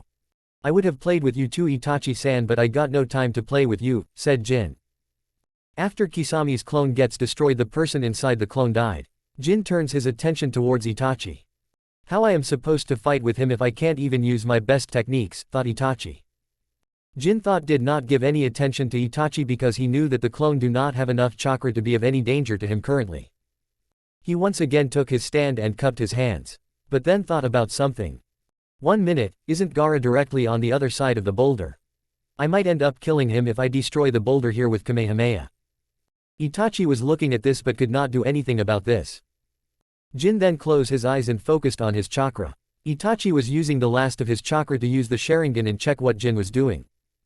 Kaioken times 2 inches shouted Jin and there was incredible pressure coming out from him. What is this? Is this the 8 inner gates technique, thought Itachi. In the cave at this time, the Akatsuki members were getting restless. Kisame already lost his connection with his clone and Itachi did not have enough chakra to take on Jin through his clone. Thus there is no one who can stop Jin outside the cave and both Deidara and Sasori have to move to safeguard the Jinchuriki before the tail beast from Gaara is removed. When they were thinking about this, they sense a very powerful aura from outside. Something even more interesting happened. The entire boulder was blasted off. The whole cave shook and both Sasori and Deidara get ready to fight. Alright, I am here for the Kazakes whom you kidnapped from the sand village. I will ask you this just once, hand him over without causing trouble or I will now beat the shit out of you. Although I personally want you to choose the other option, said Jin the moment he entered the cave. At this time Naruto and Kakashi were talking during their rest break. Naruto was getting restless and wanted to immediately start moving. Kakashi on the other hand was patient but he too was worried for Jin. Soon the debris from the destroyed boulder subsides and a silhouette of Jin was visible there. Akatsuki members unwillingly have to stop their extraction ritual and let go of Gaara. You should not have come here alone Leaf Shinobi, said Sasori. Maybe, but the significance of me going somewhere is far less than you guys abducting the cage, said Jin. Because of Jin interruption in the ritual, Akatsuki had to stop the extraction of one tail. This angered Pain but he too could not do anything about it as he was not present there to kill Jin himself. He had to rely on Sasori and Deidara to finish the job. Deidara, you should take the Jinchuriki out of here. I will finish this eyesore quickly and meet you at the meeting point, said Sasori. He knew that Deidara could fly and he is undoubtedly the best person to take the cage among the two. Hoarding all the fun to yourself I see. Well I can't do anything about this but next time I will be the one who will fight the intruder, said Deidara and went to pick Gaara. Jin had no plan to let them leave here with Gaara and thus he took action. He with astonishing speed and power sends multiple kunai towards Deidara. Deidara had to dodge. Sasori also took action and started the fight with his poison attack. He sends his third cage puppet to fight with Jin. Jin however had no real interest to fight yet another puppet or a clone and thus decided to end this fast. He then focuses all his attention towards Sasori. The moment was slowed down for him and within a second he was already in striking distance. He moved in blur and both Sasori and Deidara could not see him at all. With the help of his trusty staff, he attacks the puppet. The attack was so devastating that the entire third cage puppet was broken into pieces. But to his dismay, Deidara uses this commotion to get away with Gaara's body. Jin saw Deidara getting out but he had Sasori to take care of first. He could catch up to Deidara later anyways. But this does not mean that I will let him get away too far, muttered Jin. He quickly targeted Sasori's real body and launched a powerful attack. Wolf Fang Fist, shouted Jin. Sasori did not watch Jin moving. The attack was so incredibly fast and agile that it sent Sasori flying back. Sasori hit the wall with a thud and was unconscious and out of his mind. Naruto and the gang were finally on the move and they were making their way towards Jin and Gaara at the top of their speed. Of course, they were already several hours away from Jin even running at their best speed. When Sasori was finally down, Jin took out a rope and some chakra suppression tags. After making sure that Naruto and others could find Sasori and that he cannot run away. It has been quite some time since I used my true flying speed, said Jin with a smirk and then he bent his keens. There was a mischievous smile on his face. Like he is enjoying all of this. Finally with a marvelous leap, Jin jumped. The power of that jump was so powerful that the earth beneath him was destroyed. But unlike a normal jump, he did not come back to the ground. Jin directly rocketed after Deidara with incredible speed. Chapter 49, Save Gaara. Come on, we are very close to the place. We need to hurry up and support Jin and Gaara, shouted Naruto. Naruto was already very frustrated that Jin went alone to help Gaara without him. He wanted to quickly reach to the place and teach those Akatsuki members a good lesson. Soon, they finally got to the cave where Jin was teleported but there was no one there. What is this, where is Jin and Gaara, said Naruto. Kakashi and others were also confused. Kakashi and Guy being the experience of Jonin that they were able to see the signs of fights which happened there just a little while ago. Jin at this time was flying at his fastest speed and directly went towards Deidara to catch him and take back Gaara. Deidara on the other hand never thought that Jin could fly and was not flying at his fastest speed but soon he heard a sound of air splitting like something is flying in the sky at a very fast speed. He looked behind but could not believe what he saw. There was Jin flying towards him at a very fast speed. The speed was so fast that Jin would easily caught up with him. Shit, how the hell is he flying? There are still people in the ninja world who can fly beside my Ganpa, said Deidara. Yo, you have something which I want. Can you stop and hand the cage over, Jin said with a hint of mockery in his face. How the hell are you flying, asked Deidara. Forget about that, ask how the hell I did that, said Jin and then he touched his forehead with two fingers and then immediately. He appeared in front of Deidara and took Gaara in his hand and vanished again. All of this happened so fast that Deidara could not react. By the time he reacted Jin was not there. Damn it, how the hell that he did that, asked Deidara. But what happened next was not something he was expecting. He heard a sound from above. Kami, said Jin who teleported Gaara in the ground and teleported again above Deidara and cupped his hands. Jin already knew that Deidara is a pretty nasty character as he pretty much self-destructed himself and his surrounding when he found no other way to defeat Sasuke in the canon. Hami, said Jin hurry up the process and not giving Deidara any time to react. Which worked. Deidara had no way react so fast in the air. And the only thing which he was to look at Jin, who was flying on top of him with Kamehameha position. The attack was so powerful that it created a pillar of light in the sky. This attack was seen by others from a long distance. Naturally Jin's team saw that and understand where the fighting is happening. They immediately rushed towards that place. Itachi and Kisame who also saw this light from the distance, could not believe how powerful that attack was. Deidara was simply evaporated into nothingness. The ground where the Kamehameha blasted to a scorch and was heavily destroyed. Finally, this mission ended, said Jin in exaggerated manner. He never liked this mission, not in the anime either and just wanted to complete it as fast as possible. It took some time for Naruto and the entire team to reach to Jin. Meanwhile Jin was just waiting for them. What happened? Asked Naruto as soon as he found Jin. Fight and I won, said Jin. This followed by a long talk and a lot of nagging about not going to dangerous place like this and fight on his own.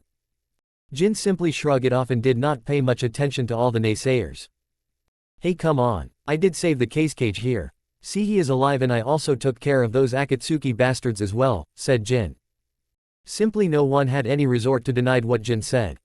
Jin over the years have done a lot of this kind of things, and the only reason he was not reprimanded harshly is because he always brings results. While this talk was happening, Sakura was checking Gaara. He is fine. Just chakra depletion and he will be conscious soon, said Sakura. This finally calmed down Naruto, and others' anger on Jin also gradually came down. Finally they came to the sand village and rest for some time. By the time they were ready to move out and go to Konoha village, Gaara was already awake, and then the entire thing happened just like in the canon. The only thing which was different was that Gaara thanked him when he was leaving. I, as the cage of the hidden sand, would like to show my gratitude for helping me and helping the Suna in the time of need, said Gaara. Jin just smiled on this and said, no need, we are allied, we supposed to help each other, and there is also this idiot who was shouting on top of our head to hurry up and save you, Jin said and pointed towards Naruto while saying the last part of his sentence. Naruto just blushed at that. Gaara ended up showing his gratitude in the end and offer a hand of friendship towards Naruto and Jin. Finally this is over, muttered Jin in an exaggerated manner. Alright guys, time to go to the hidden leaf. I was not at all able to get any rest after coming back. I would love to get some rest after going back, said Jin. Yeah, we all could use some rest, said Kakashi like in his usual lazy and lethargic manner. Alright, back to Konoha, Naruto shouted. Awesome, I will race all of you there, said Guy, and Lee also followed them. Chapter 50, another boring mission. It took almost 2 days to go back to the village. The first thing which all the people who attempt the mission had to do is to report to Lady Hokage all the things that happened in the mission. This means that Jin also has to go and report. Now Jin is not a lazy person, but he did not like this mission, and giving mission reports to the Hokage is the most boring thing for him. And that's how everything went on, said Jin in front of Tsunade. He was already ready for the nagging and all the beating which was about to come from Tsunade. To his surprise, it never came. Tsunade did not nag him at all. What are you looking at me like that? I am not going to nag you as you think. I already know that you do whatever you want to do, it's not like my saying anything is going to change anything here. Tsunade said in an exaggerated tone. Who would have thought that I will even annoy the slug princess so much that even her anger is exhausted? Jin did not know that the reason why Tsunade was not scolding or punishing him was that Gaara already asked Tsunade not to punish Jin. In Gaara's words, it was like this: I am only alive because Jin took immediate action, and this is the reason I ask you, Hokage-sama, that please don't punish Jin Takashi. Naruto was stunned at how easily Jin got out of his troublesome situation. If it was him in this place, then he was sure that his Ba-chan would have beat him to the bloody pulp. Alright, enough about your tendencies of not following orders, and tell me if you have any more information to give, asked Tsunade in an exaggerated manner. Is there anything more? Jin currently was thinking about whether he should give the original information which Sasori gave to Sakura in the canon. This will continue the canon. But does he want to do this? After thinking a little bit in the pretext of remembering important information, finally, Jin decided to give this information. Oh yes, now I remember that something that Sasori of the Sand gave me when I was about to kill him. Apparently he is dealing with Orochimaru, and there is a possibility to find him in the Tenchi Bridge, said Jin. This information widened Tsunade's eyes. In fact, maybe the most excited person here was none other than Naruto and Sakura. What did you say? Orochimaru is going to be there, shouted Naruto. Why didn't you say that in the first place, asked Sakura. Because you both are a lot more sensitive about this information, that's why I wanted to wait until I give this information to Hokage-sama. Now this is your problem, said Jin looking towards Tsunade, especially the last part, and pointing towards both Sakura and Naruto. Tsunade also understands what Jin has just done. This was another problem which he put on her head. This brought a tick mark on her forehead. Ba-chan, you have to let me go there. If Orochimaru is there, then Sasuke will be there as well. I must bring Sasuke back, said Naruto. Yes, Lady Tsunade, I too want to go there, please, said Sakura. Tsunade sighed and knew that this is going to be hard to deal with. Jin knew that it was the right time to get the hell out of there. And thus he quietly started to move towards the door. Both Kakashi and Guy noticed that but did not say that. Other Genins and Chunin also noticed but remained quiet. But just when Jin was about to move out of the door, Tsunade burst into incredible speed and launched herself towards Jin. Jin was already out of the door, but Tsunade grabbed him by the neck and dragged her inside the room. Where do you think you are going? You think that you will keep making trouble and I will let you go this simply, roared Tsunade angrily. She made a fist and was about to hit Jin with a powerful chakra-infused punch, but Jin quickly closed his eyes and dodged the punch. The punch hit the wall and the entire wall was broken. This makes Tsunade more angry. In fact, this is the reason why Tsunade is always angry and frustrated with Jin. None of her attacks ever hit Jin and this always frustrated Tsunade. This is how Jin convinces her to let him go on his one-year training trip. Jin kept annoying Tsunade every day about letting him take one-year training trip, and whenever Tsunade became angry and started hitting him, he just activate passive instincts and kept dodging all of her attacks until either she is tried or the property damage is high enough that the Konoha high-ups and Anbu have to stop Tsunade. Jin had a smile on his face thinking about this, and this brought another tick mark on Tsunade's face. "You, boy, you are going to pay one of these days, I am telling you," said Tsunade, not wanting to do more property damage here. "I have decided that you will accompany both Naruto and Sakura in finding Orochimaru," said Tsunade. "What, but I just come back from his mission," complained Jin. "I don't care, you bought this on yourself.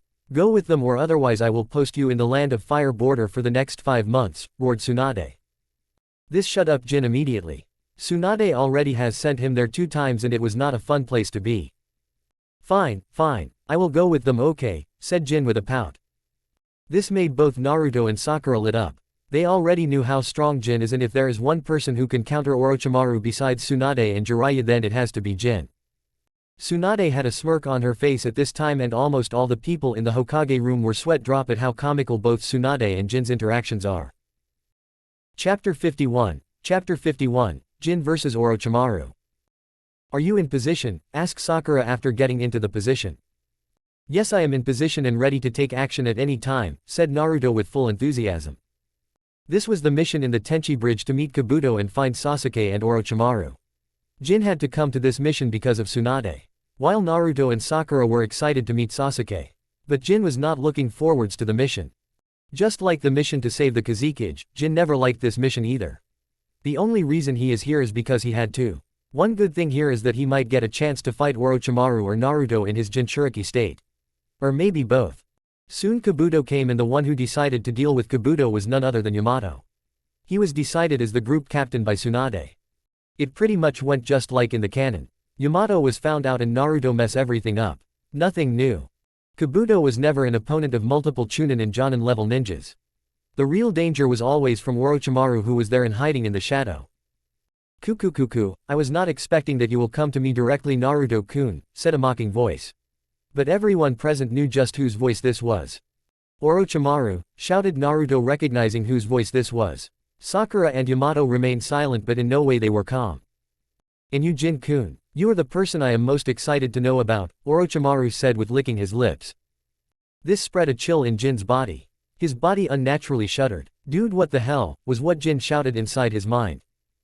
"How about we cut the chit-chat and direct talk about the important things, like why are you here? Where is Sasuke Uchiha? Why did a Sannin like you became a pedophile? Why all of this have to do with me?" said Jin, trying to reduce the tension among his teammates. But this brought a tick mark in Orochimaru's head. Kabuto also looked like Jin just ate the last ice cream that he was saving. Well, the plan did not work like how Jin thought it would.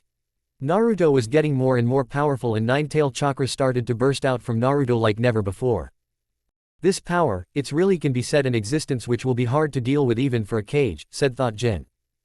The power which Naruto was giving off was much more powerful than what he experienced from Gaara before. Jin was clearly looking forwards to seeing Naruto and Orochimaru fight. Of course he wanted to fight both Naruto and Orochimaru. Let not interfere right now between these two. Why disturb a good fight and pointless destruction from happening? That's stupid, thought Jin with an innocent smile on his face. Naruto finally roared and launched himself towards Orochimaru. The power of the nine-tail enhances his moments and speed to incredible levels. Orochimaru also started printing hand signs and started infusing chakra for the upcoming fight. Naruto launched himself towards Orochimaru and started attacking with taijutsu, clones and rasengans. Pretty much every arsenal that Naruto had with him. Everyone else was getting more tense with this fight happening. While Naruto was getting stronger and stronger the time passed, Orochimaru was handling Naruto without many issues. This continued to happen until Naruto lose consciousness and let the nine tails fully take over. This was the time when Jin knew that it the time to act. He quickly looked towards Yamato and said, "Yamato-senpai, take care of Naruto when I tell you." This is the only thing Jin said before vanishing from his place. On the other place, Naruto collected his chakra and launched a powerful Bijudama towards Orochimaru. Orochimaru erected 3 Rashomon techniques. It was barely able to stop Naruto's Bijudama. This was the time when Jin appeared near Naruto and directly kick him. Recoilless kick, said Jin and launched Naruto towards Yamato with insane speed. Yamato-senpai, do it now, shouted Jin from the distance. Yamato also acted without delay and used his wood-style jutsu to trap Naruto and absorb his nine-tail chakra. While Yamato was handling Naruto, it was Jin's duty to handle Orochimaru. Kukuku, I never knew that you attack even your own teammate like that, said Orochimaru in mockery tone. Jin did not talk much and went for close combat fighting with Orochimaru. The speed was much faster than what Naruto was fighting with Orochimaru till now. Orochimaru also was stunned at the speed which Jin was displaying. He hurriedly tried to defend himself but the speed was a little too much for him. Not to mention the power in every attack which Jin was delivering on Orochimaru was also nothing to scoff at. Only a few minutes later Orochimaru had to retreat from a taijutsu fight to a ninjutsu fight after getting his butt kicked by Jin's fast onslaught of attacks. Thousand Snakes attack, Orochimaru summoned 1,000 snakes and attacked Jin from a distance. Jin directly jumped over the snakes and went towards Orochimaru. What? Muttered Orochimaru in surprise. Jin once again enters into a close combat fighting. Orochimaru once again has to make distance from Jin to have a fighting chance. While his fighting was going on, Yamato was almost done treating Naruto and Sakura was amazed at how easily Jin was able to take care of Naruto and Orochimaru. The fighting was going on and was changing the landscape little by little. Jin was not giving Orochimaru any time to recover. His attacks were merciless. In the last when Orochimaru could not take the physical beating, he ended up summoning a big snake to create some distance. This summon was none other than Manda, the chief summon of the snake clan. Orochimaru, I told you not to summon me if you don't have a 100 human offering for me, said Manda in his booming voice. Orochimaru looked troubled but he wanted Manda's help so he had to convince Manda to help. When he was just about to help, an energy disc directly came from Jin's position and cut Manda's head off. This attack was so fast that even Orochimaru was not able to do anything. He was not even able to react. What was that jutsu? Asked Orochimaru surprised. Chapter 52, Meeting Sasuke again. Orochimaru was stunned at how Manda died just like that. Orochimaru did not even sense the attack coming. Now he was really interested how this happened. That attack was not normal chakra.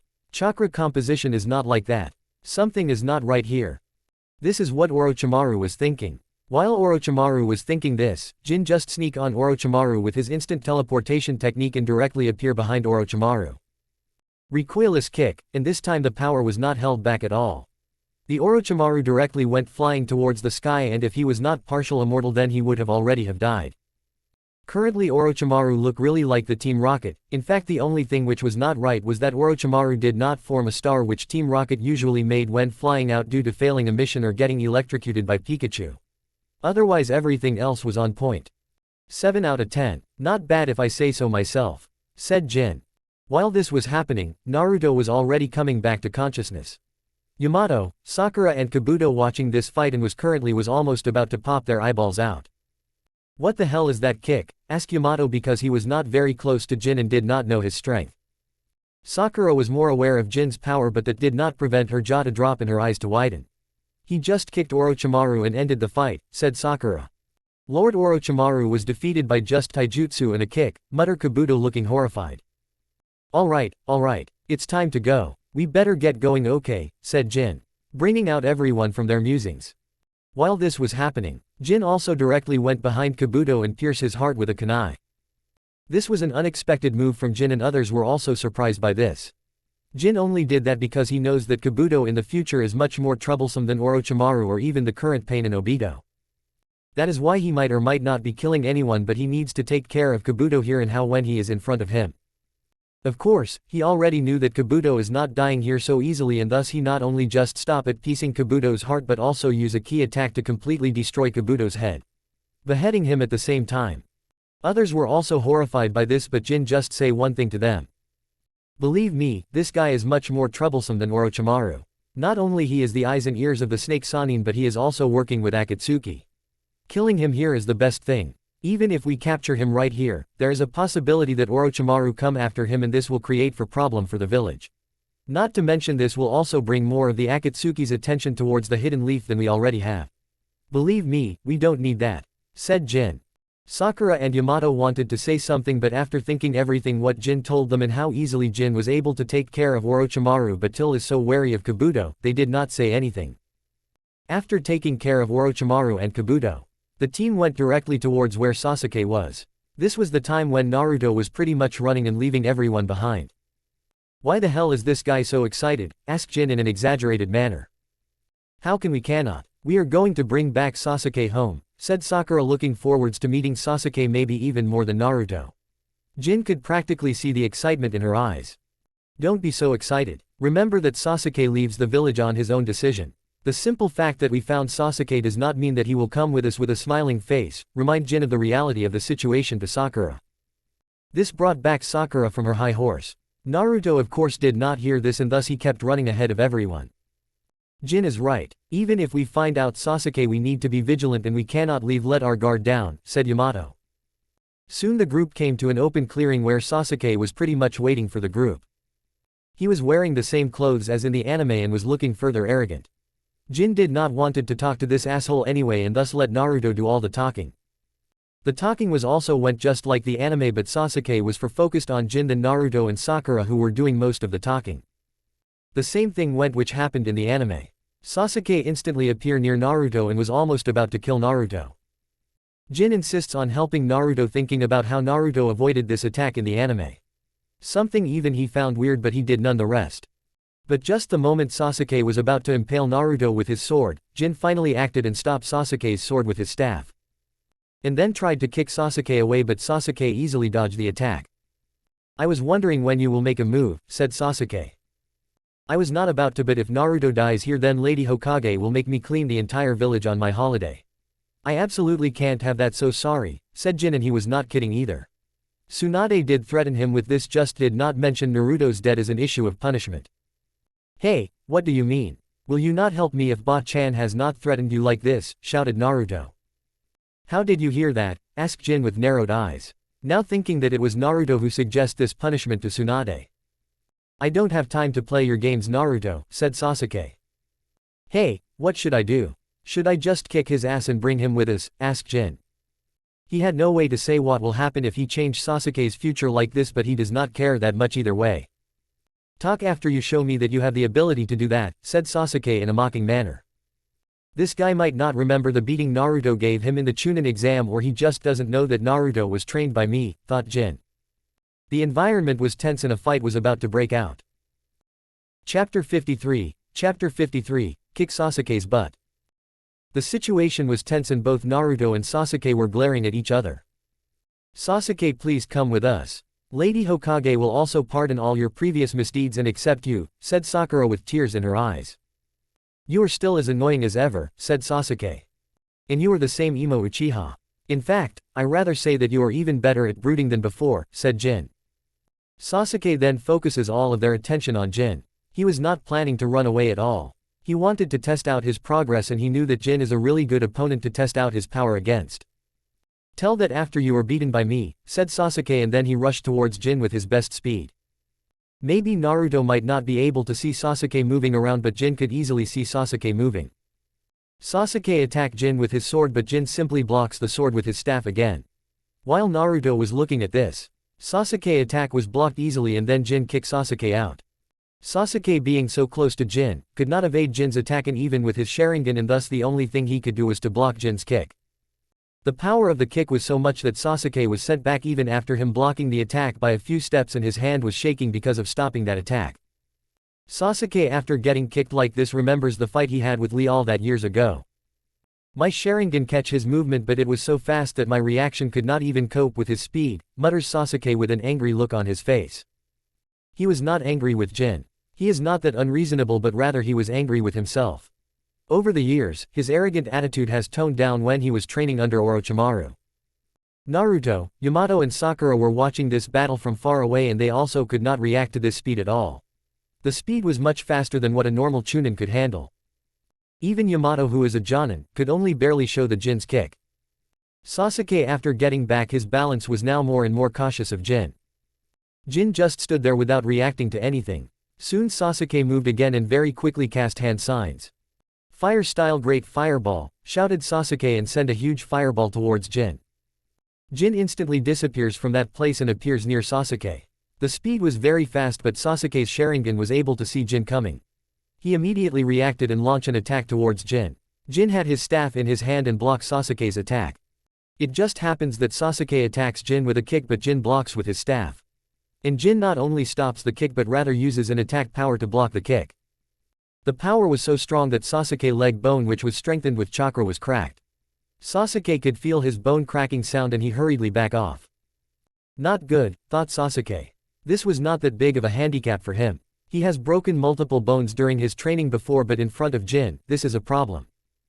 Jin did not give enough time to Sasuke and directly shot. He immediately appeared near Sasuke and said, "Recoilless kick."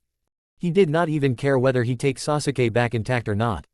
All he wanted to do right now was to go back home and stop this foolish mission.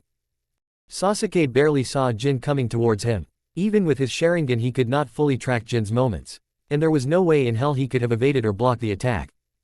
What happened next was Sasuke rocketing out and blasting back like a cannonball. Jin, even without being a medic ninja, could easily say that multiple bones in Sasuke's body is broken with this kick. This kick is not something he even uses against Guy, let alone others. But this time Jin directly uses this kick on Sasuke. Why? Because he just wanted to see how Sasuke's emo face will look after getting kicked like this. Both Sakura and Naruto at this point were horrified. They already know that this attack is not something which Jin uses against a comrade. "Jin, why did you do that?" asked Sakura, horrified. "Oh come on. Both of us know that if we don't literally break his legs, he won't be coming with us. I was much gentler than what I first planned to do with him, so give me a break, okay? You are also a medic nin, now you can heal him while he is on the road to get back to the village," said Jin. Naruto and Yamato also saw this with the open mouth but did not say anything. Unlike Sakura, they are a little more reasonable. Sasuke was fallen unconscious with that kick and later was treated by Sakura. While she was treating Sasuke, she ended up nagging Jin even more to see all the broken bones on Sasuke, but Jin just avoided her. He was more interested in the snake Sannin who have not come yet. This was something which Jin was wondering. Why Orochimaru has not come back yet? Maybe he hit him harder than he thought. He really did not hold back his kick back then, unlike how he did with Sasuke here. Jin waited for Orochimaru till the end but he never came. Finally, the team ended up taking Sasuke back to Konoha. Jin was a little disappointed in Orochimaru, to be honest. While it was happening, Orochimaru, who was sent flying by Jin, was now lying on the ground. He was fully conscious but the attack totally broke his body and he spent too much chakra while fighting Nine Tails, and so currently he could not recover his body with his secret technique until his chakra is recovered a little. Chapter 54. Chapter 54, Not Again Please. Upon returning to the village, the first thing which Tsunade did was to imprison Sasuke. Naruto and Sakura did a lot of pleading but there was no chance in this. What Jin was thinking right now was how the Konoha higher up will react to this change in the timeline. Sasuke in this timeline is back and Danzo is not dead, meaning that there is a possibility that he might ask for Sasuke to be given to him for his roots. But there is also Itachi who is not dead yet, so Jin can't say it for sure. There are a lot of things which will change with this particular change in the timeline. But Jin does not care. He has no intention of letting the thing progress up to how much they did in the anime. In fact, he can't take care of most of the enemy without a problem, but maybe the only person who might be a problem is Obito. But again, this all does not matter to me. I will see how this world will play out with me being here, and if it goes out of hand then the only thing I can do is to kick Kagura's ass, mutters Jin. What you are muttering, Jin? Focus here, said Tsunade. This brought back Jin from his thinking. Yeah, sorry. I will focus now, said Jin. He was right now in the Hokage office with Sakura, Naruto and Yamato, talking with Tsunade and giving the mission report. In the entire report, there were many times Tsunade's eyes widened and she looked towards Jin many times. So you kick Orochimaru and send him flying. Then you kill Kabuto, who could have been an important source of information for the village, and then you ended up breaking more than 28 bones in Sasuke's body to bring him back to the village, said Tsunade, and every word was said with a more and more dangerous tone. Okay, I did that, but I have a reason to do that. I did not know that that kick will send Orochimaru flying. And even if I have not kicked him, there is absolutely zero possibility that we would have been able to bring him back to the village. He is a Sannin, for God's sake, said Jin, trying to defend himself. A Sannin who you send flying with a kick, Tsunade said. She also remembers at this time how Jin beat her up few years ago. I sneak up on him, said Jin. What about Kabuto? Why did you kill him? Asked Tsunade. They already knew that Jin is right on this aspect. Orochimaru is really good at running away with all the snake-like skills he have. It would really be hard for Jin and the team to bring him to He village without him running away. But she is not sure why Jin will kill Kabuto. Well, as I explained it to my team, Kabuto is a right-hand man for Orochimaru, and not only that but he also is a spy for the Akatsuki. If we held him captive, then there was a possibility that to get him Orochimaru and Akatsuki might have come after us. Not to mention, even bringing someone like Kabuto here during a mission to chase after Sasuke was really hard. Do you really believe that we can bring back both Sasuke and Kabuto and Orochimaru won't do anything about it? Jin had many more reasons to say, but he did not, because that will not help his situation here. He usually never kill the target until an unrest at a demand, but here he took the initiative to kill the other person. This made Tsunade surprised. And lastly, when it comes to Sasuke, we both know that the Uchiha is stubborn. He would never have come with us willingly. The only way was to make him incapable or putting resistance. And it's not like you can't fix him, said Jin, ending his long monologue. Tsunade already had a headache coming to her. Both Sakura and Naruto also saw this and stepped back. They both knew what followed next. Tsunade could not handle this and flew towards Jin to punch him. Jin just closed his eyes. But this was not him giving up, but giving up to his instincts, which help him once again. Jin easily dodges the attack. Tsunade did not give up and kept attacking Jin, but none of the attacks ever connected. But the property damage was a little too much, and thus Tsunade have to stop. Brat, do you have any idea how much trouble it will be for me to explain this to the elders? Shouted Tsunade. Those old freaks again. Why are you even listening to them still now? Thought Jin, but dare not to say. It took Tsunade some time to calm down and finally said. You are assigned to border duty for the next 3 months, said Tsunade. What, come on, I completed the mission, did I not? Said Jin. Yes, you complete it, but I never said to put the brat into a coma, wrote Tsunade. Who told that emo to defect in the fist place? Muttered Jin in a low voice. Tsunade did hear this but did not say anything. You are going to the border and that's final, said Tsunade. Jin just sighed at this and knew that he had not other way but to follow the order. I understand, I will start packing soon, said Jin with his head hung down. Both Naruto and Sakura watched Jin going and feel bad for him. It was undoubtedly for him that they are able to bring back Sasuke back. By the way, I can't go to the last place you send me. They banned me from there. Send me somewhere else, said Jin while going away. This made Tsunade's eyes twitch. She could not do anything but sigh, being completely helpless. Not matter how much she try, but Jin is always creating problem in some way, but at the same time bring result, and thus she can't really give a strict punishment to him either. Chapter 55. Chapter 55, Asuma dead. It has been some time since Jin was in the border of the Land of Fire. Currently, he was wasting his time after practicing. He never compromised with his food and daily training. He then looked towards the sky and see the clouds and sigh. It's so boring. If I knew that this will be so boring, then I might have joined the Akatsuki myself. At least it would have been more interesting, thought Jin. But then he saw a bird coming towards him. He recognized this bird. This bird was from Konoha, and it's definitely a messenger bird. Soon the bird came and it was direct going towards him. Jin petted the bird and then took a little piece of food to give the bird. Then he took out the message that the bird carried. He quickly read the message and his relaxed face turned into a serious face. I knew I should have stayed in Konoha, muttered Jin. Damn, if only I knew that the Asuma death is near, said Jin in an angry tone. It'd been many years and there are many things which Jin doesn't remember. This finally came to bite back his ass. The message says that Asuma Sarutobi is dead and he immediately need to go back to the village because there is a chance that the village might get attacked again. Jin just closed his eyes and did not do anything. He knew that there are many things which he have forgot. Otherwise he would not have wasted his 2 months here in the border of the country and let Asuma die. Jin quickly stood up and directly went to the person in charge of the border he was in. After saying that he will be going back to Konoha, Jin directly speed up towards Konoha. He could have teleported there, but he also wanted to fly for some time and thus he immediately fly towards Konoha. People have already planned Asuma's funeral. They did not expect to attend another Sarutobi funeral this soon. Everyone was paying their respect to Asuma, and this was the time when Jin finally came to the village. The village was in alert state as there was a possibility that the people who just attacked the village might be around. Team 10 at this time was the most hit after Kurenai. The moment Jin came to the village, the first place he came was not the funeral place but rather the Hokage office. He quickly run inside the place and enter into the Hokage office. Hokage-sama, I am here, shouted Jin. Tsunade quickly looked towards Jin and was a little surprised. How you are here so quickly, asked Tsunade. I can teleport you know, said Jin. Tsunade suddenly remembered this fact and nodded. Many Jonin at this times were already there. So as I was saying, I want all of you to quickly identify the enemy who did this and find this person, said Tsunade.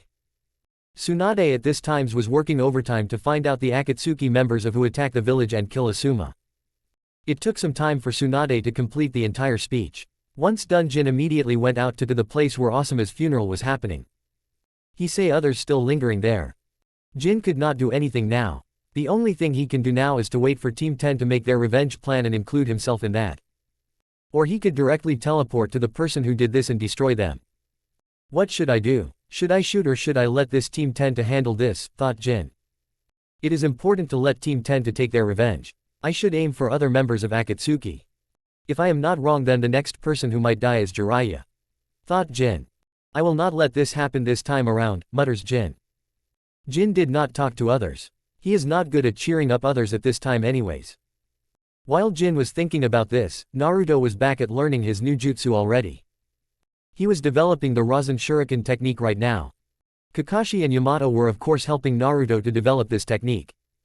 Seems like the world is really changing and the power level from this point onwards is going to take a sharp turn upwards, muttered Jin while secretly looking towards Naruto. Well, I too then will start making my moves now, thought Jin. Then he teleported to the Hokage office again and opened the Hokage office door. Hokage-sama, I would like to go after Akatsuki, said Jin with full of confidence. Chapter 56. Chapter 56. Okay, sign me up. Seems like the world is really changing and the power level from this point onwards is going to take a sharp turn upwards, muttered Jin while secretly looking towards Naruto. Well, I too then will start making my moves now, thought Jin. Then he teleported to the Hokage office again and opened the Hokage office door. Hokage-sama, I would like to go after Akatsuki, said Jin full of confidence. You want to do what? Asked Tsunade with a complicated face. Tsunade actually felt regretful because she sends Jin to the border of the land of fire. She with many people knew that Jin is much stronger than he looked. When the village was attacked, she felt like Asuma's death might have been prevented if only Jin was in the village at that time. Currently, there are not many high Jonin level shinobi in Konoha. And she doubts that Jin is already a cage level shinobi with all the feat he was able to achieve over time. Over the years, not even one time she has been able to hit him. Not to mention he alone killed both Sasori and Deidara.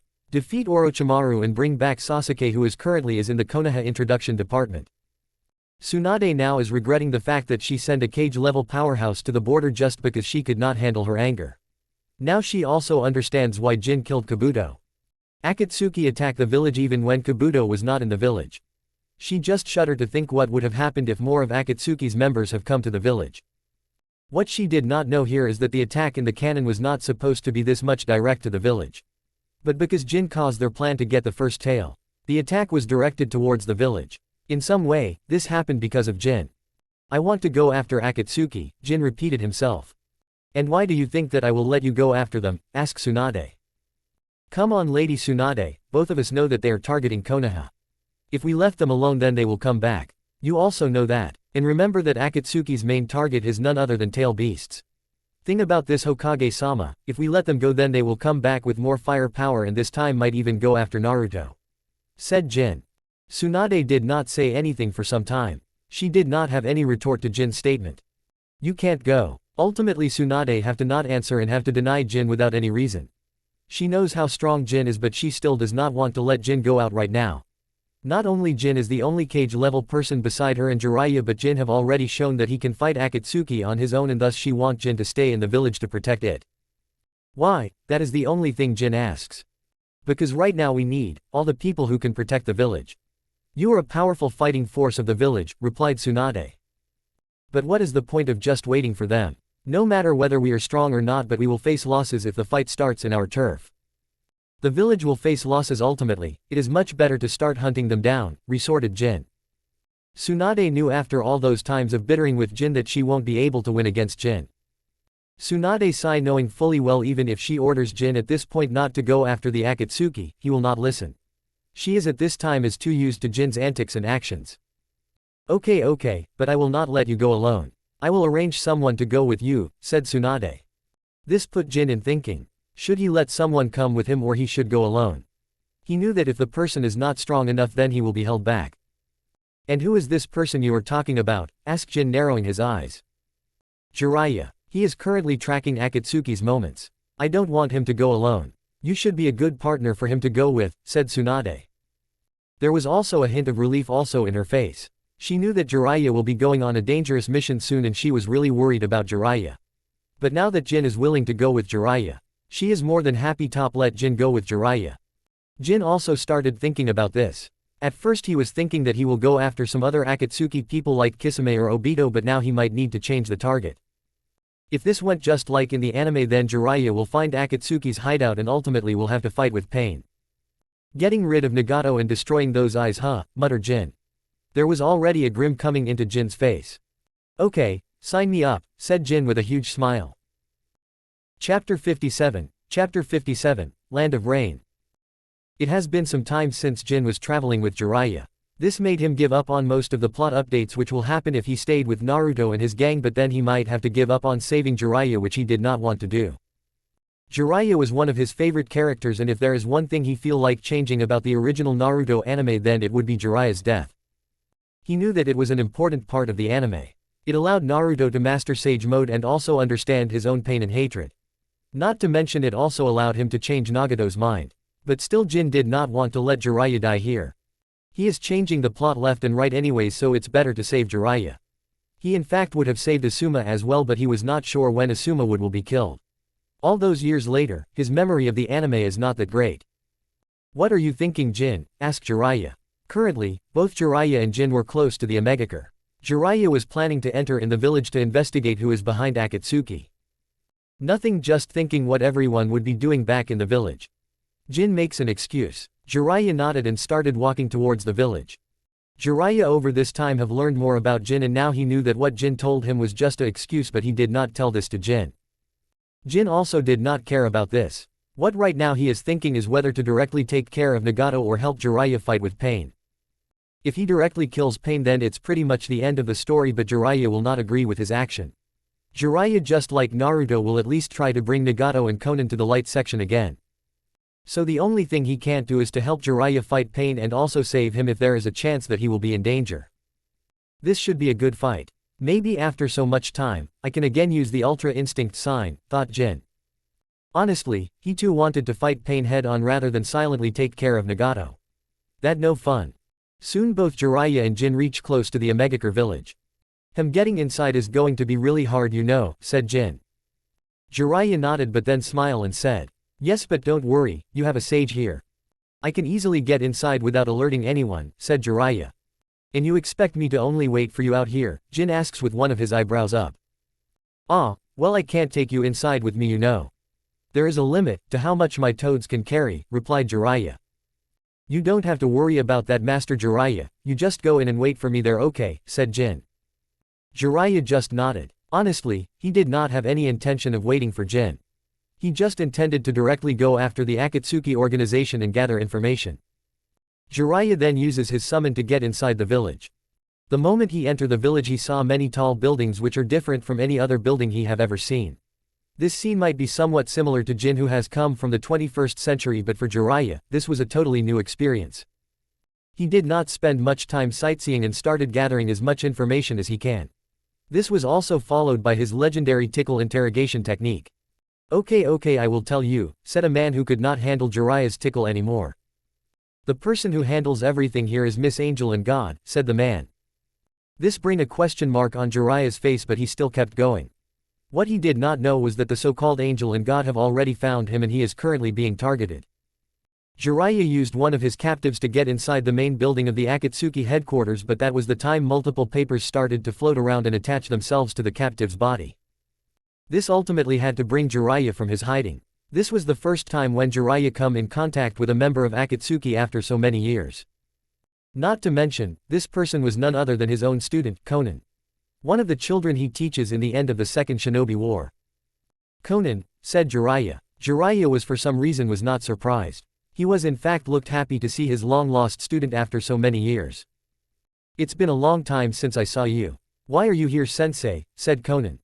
Oh, why the cold shoulder? I remember you being a very cheerful girl, said Jiraiya, remembering some old memories.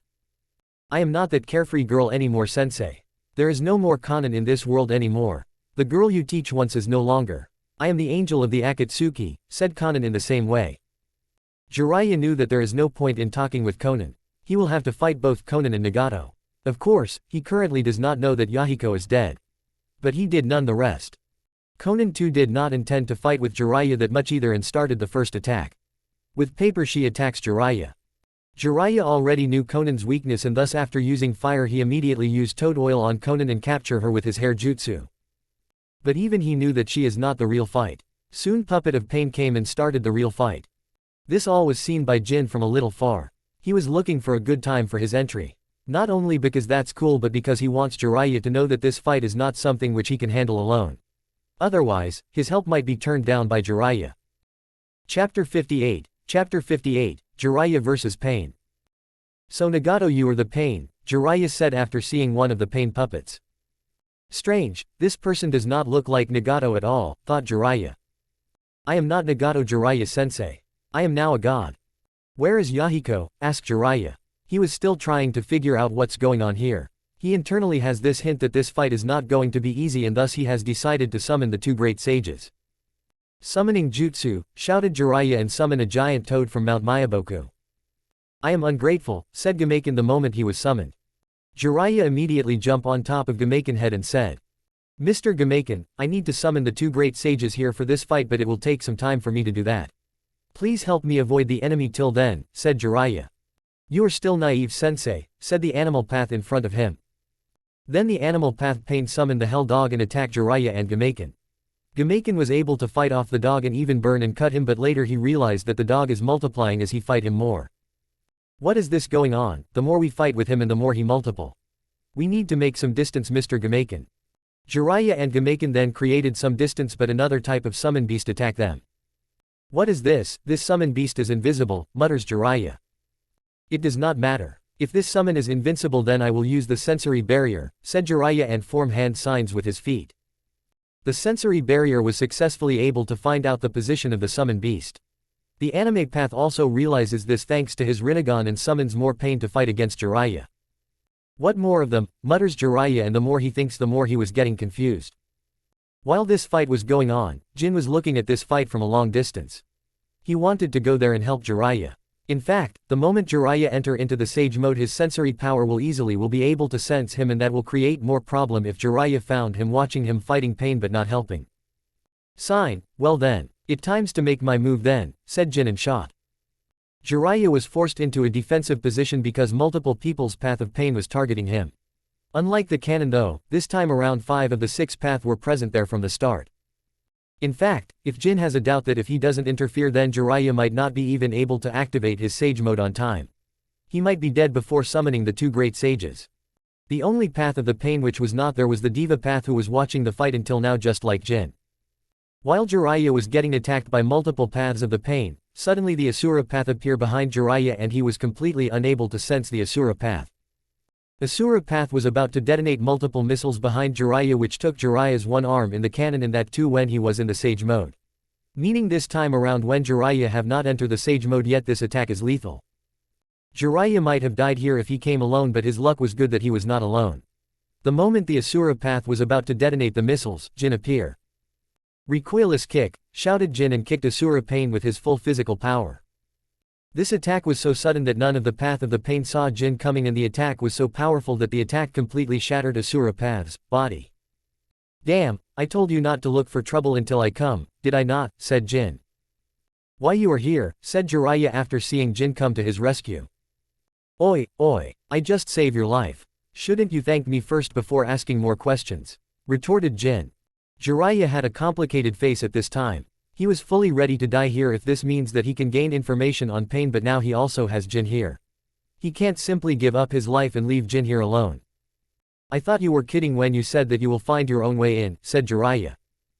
If you think so then that means that you don't know me well, Master Jiraiya, said Jin. I never had a proper sensei to teach me but there is one thing which I have learned even when not having a sensei is that those who abandon their mission are trash but those who leave their comrade behind are worse than trash, said Jin. This shut Jiraiya's mouth. Jiraiya himself is not a person who will leave any of his comrades behind and thus he personally can't say anything to Jin. You are the leaf shinobi who destroyed our plan to take the first tail, tell one of the pain. Oh, it seems like I am famous here in the land of rain, said Jin with a fake cheerful tone. Is this also one of your students, Jiraiya-sensei? Said another path of pain. I am afraid that this fine shinobi is not my student, said Jiraiya looking towards Jin. Don't worry, if I ever had a teacher, I am sure that he would have been a bigger pervert than you, Master Jiraiya, said Jin, remembering a pervert old bald man with a cane. Jiraiya just raised his eyebrow at this. Good, I was about to kill you anyways. You just saved me the trouble by coming here, said one of the pain. Are you sure about that? Believe me, I have a way to find trouble where no trouble existed before, said Jin. I have enough of your nonsense, said Diva's path as he slowly floated and came down from his where he was watching the battle. 6 vs 2. This looks troublesome, Master Jiraiya. If you plan to help, then please do whatever you are doing with your hands quickly, said Jin, pointing towards Jiraiya's still now clapped hand. Jiraiya also nodded, fully knowing that he have to hurry. Chapter 59. Chapter 59, Jin vs Pain. I have enough of your nonsense, said Diva's path as he slowly floated and came down from his where he was watching the battle. 6 vs 2. This looks troublesome, Master Jiraiya. If you plan to help, then please do whatever you are doing with your hands quickly, said Jin, pointing towards Jiraiya's still now clapped hand. Jiraiya also nodded, fully knowing that he have to hurry. Jin knew that Jiraiya will take some time to enter into the sage mode, and thus it's on him to contain the 6 paths of pain till then. Jin also directly enter into fighting with pain and took action. The first thing he faced was multiple huge summons, and he immediately took out his staff and started beating those big summons.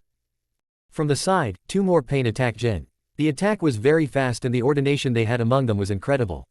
Jin knew that in this attack he either have to defend himself or use his passive instincts to dodge. Jin chose the latter and closed his eyes. Enter the combined vision of all the paths of the pain. Jin was able to dodge each one of the attacks which the 2 pain threw at him.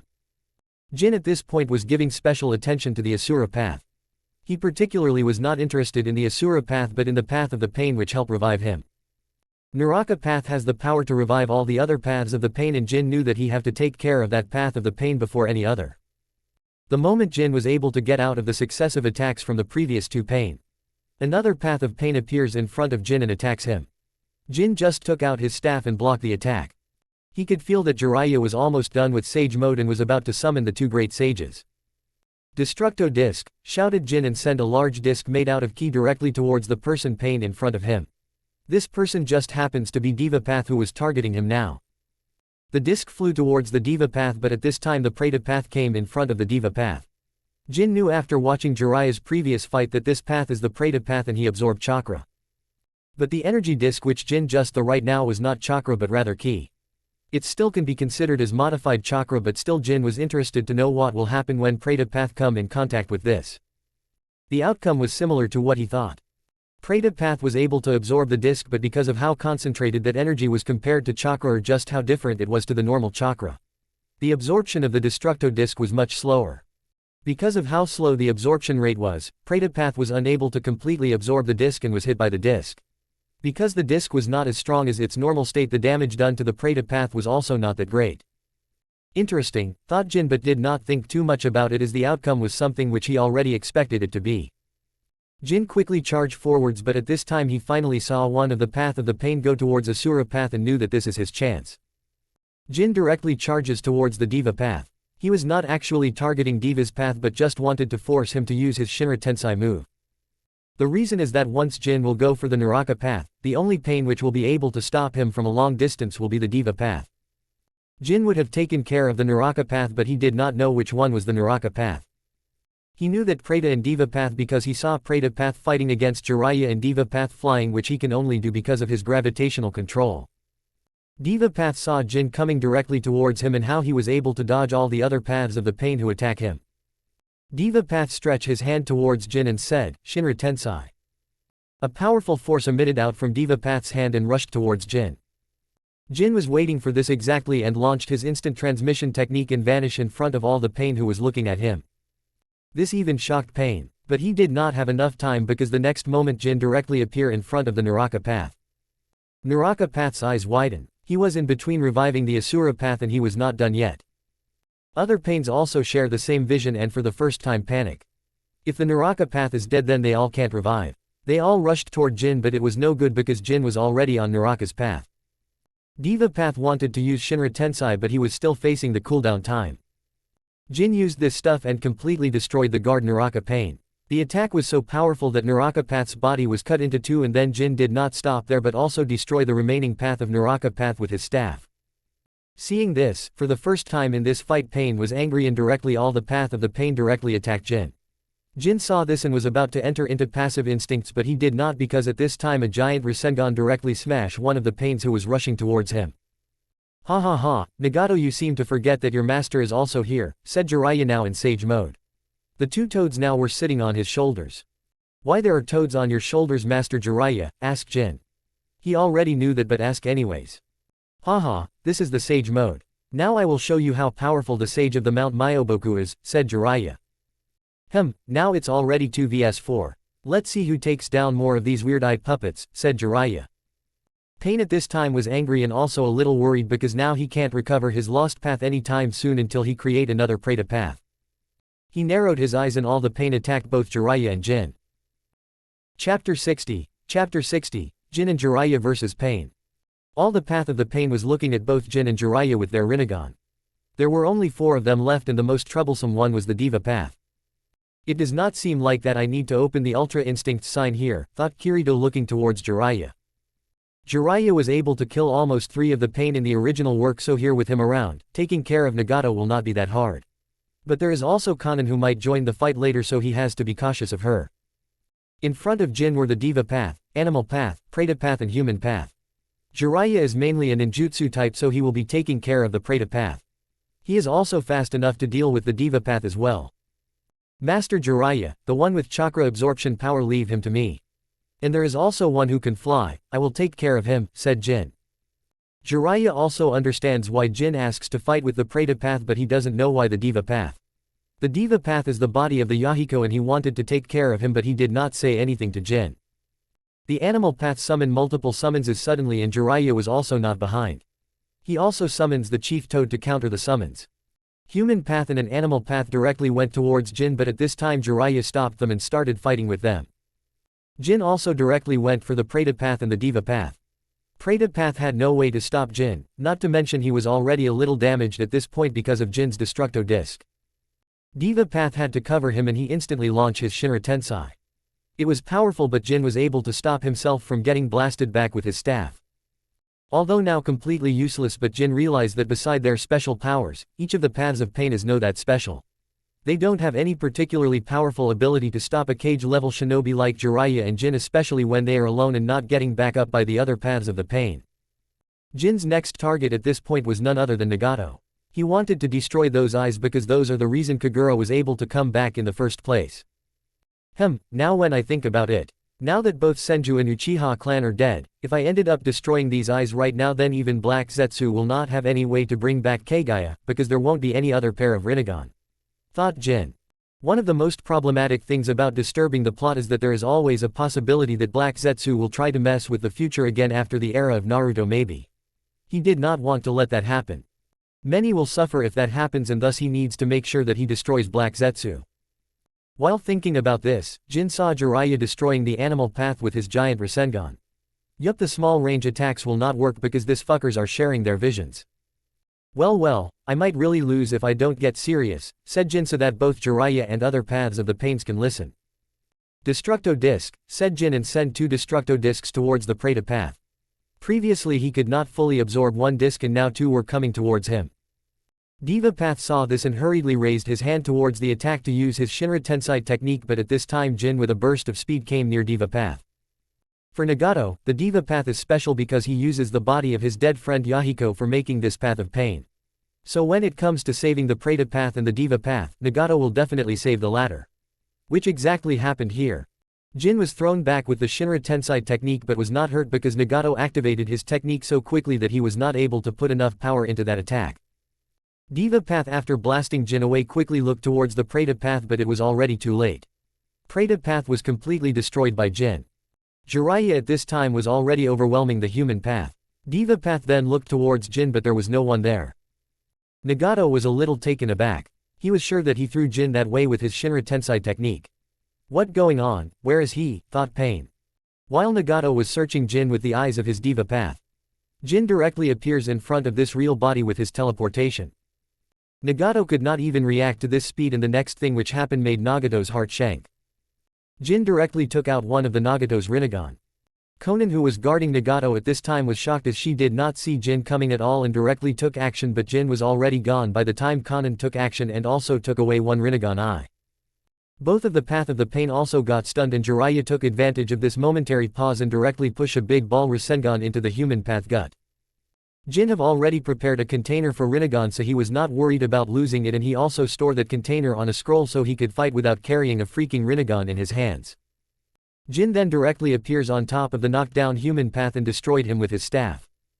The reason Jin did not kill Nagato is because he wanted Jiraiya to have that decision, while the reason he did not take both of the rinnegan was because he did not have enough time to do so. He already knew that Konan was there, and the moment he will teleport there, he will be attacked by her.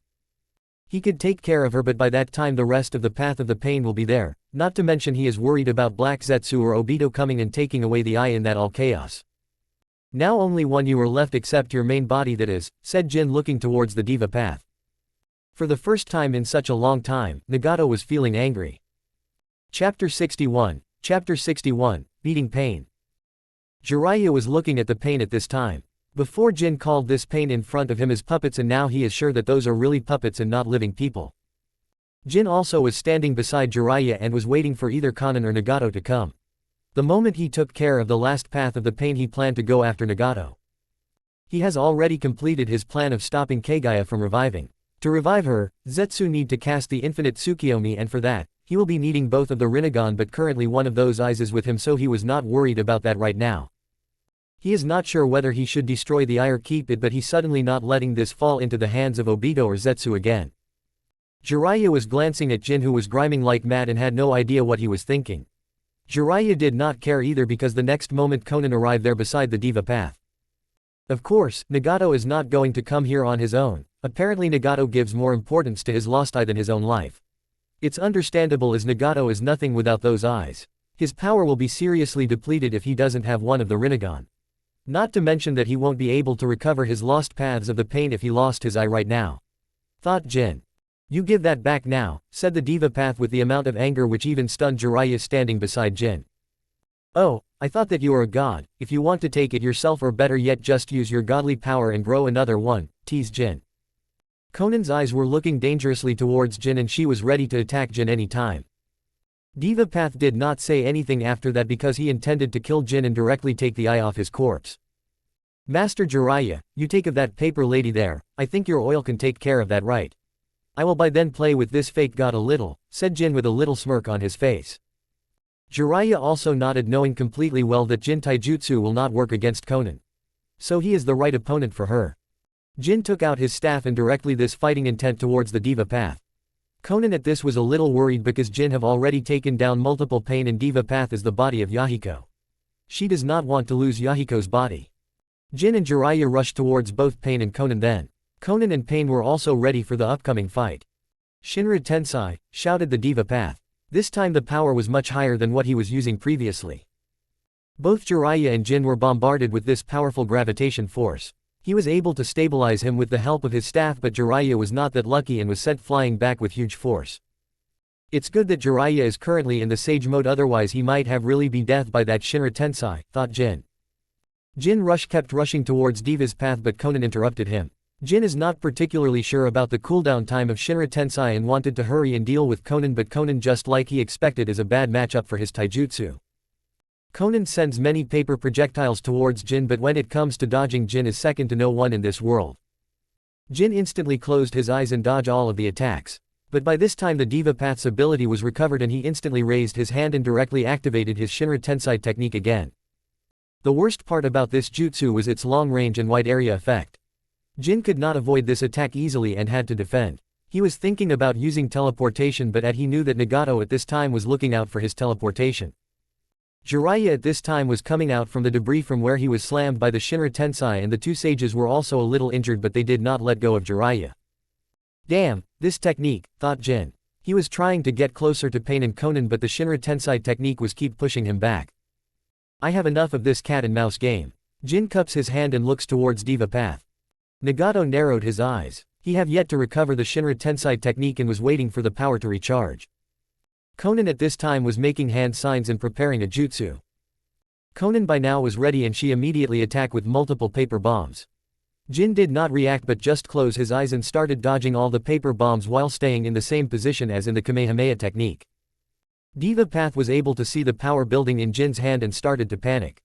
His power was already recovered and he immediately raised his hand and shouted, "Shinra Tensei." A powerful wave of gravitational force rushed towards Jin but he was not afraid at all. Jiraiya also saw this and started making hand signs to cast a jutsu to save Jin but he knew that his distance was too far and he won't make it on time. Both the sages also extend their tongue but they too were slow. The powerful gravitational attack was about to hit Jin but at this time Jin directly vanished from his place and appear above the Diva Path. Diva Path also saw this but the reaction was too late for him to avoid what was coming next. Jin extended his hand forwards and shouted, "Ha!" What happened next was a blinding light which gave off incredible power bombarded on the Diva Path.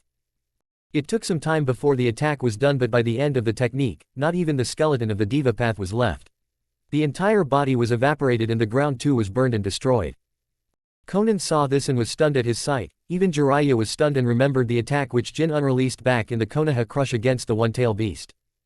Nagato on the other hand was dull eyes at this time. His only eye was dull like there was no life in them. But then there was incredible anger in those eyes. Chapter 62, End of Pain. With the last of the pain being destroyed, the only person there who could cause any problem was Conan and Jin could easily leave Conan to Jiraiya. "Master Jiraiya, you take care of this woman and I will find your real student who is hiding up there in that building," said Jin. Jiraiya glanced at Jin and then back to Conan who could not hear what Jin just said. Jiraiya knew that Jin is not a good opponent for Conan. And this is not something which only Jiraiya thinks.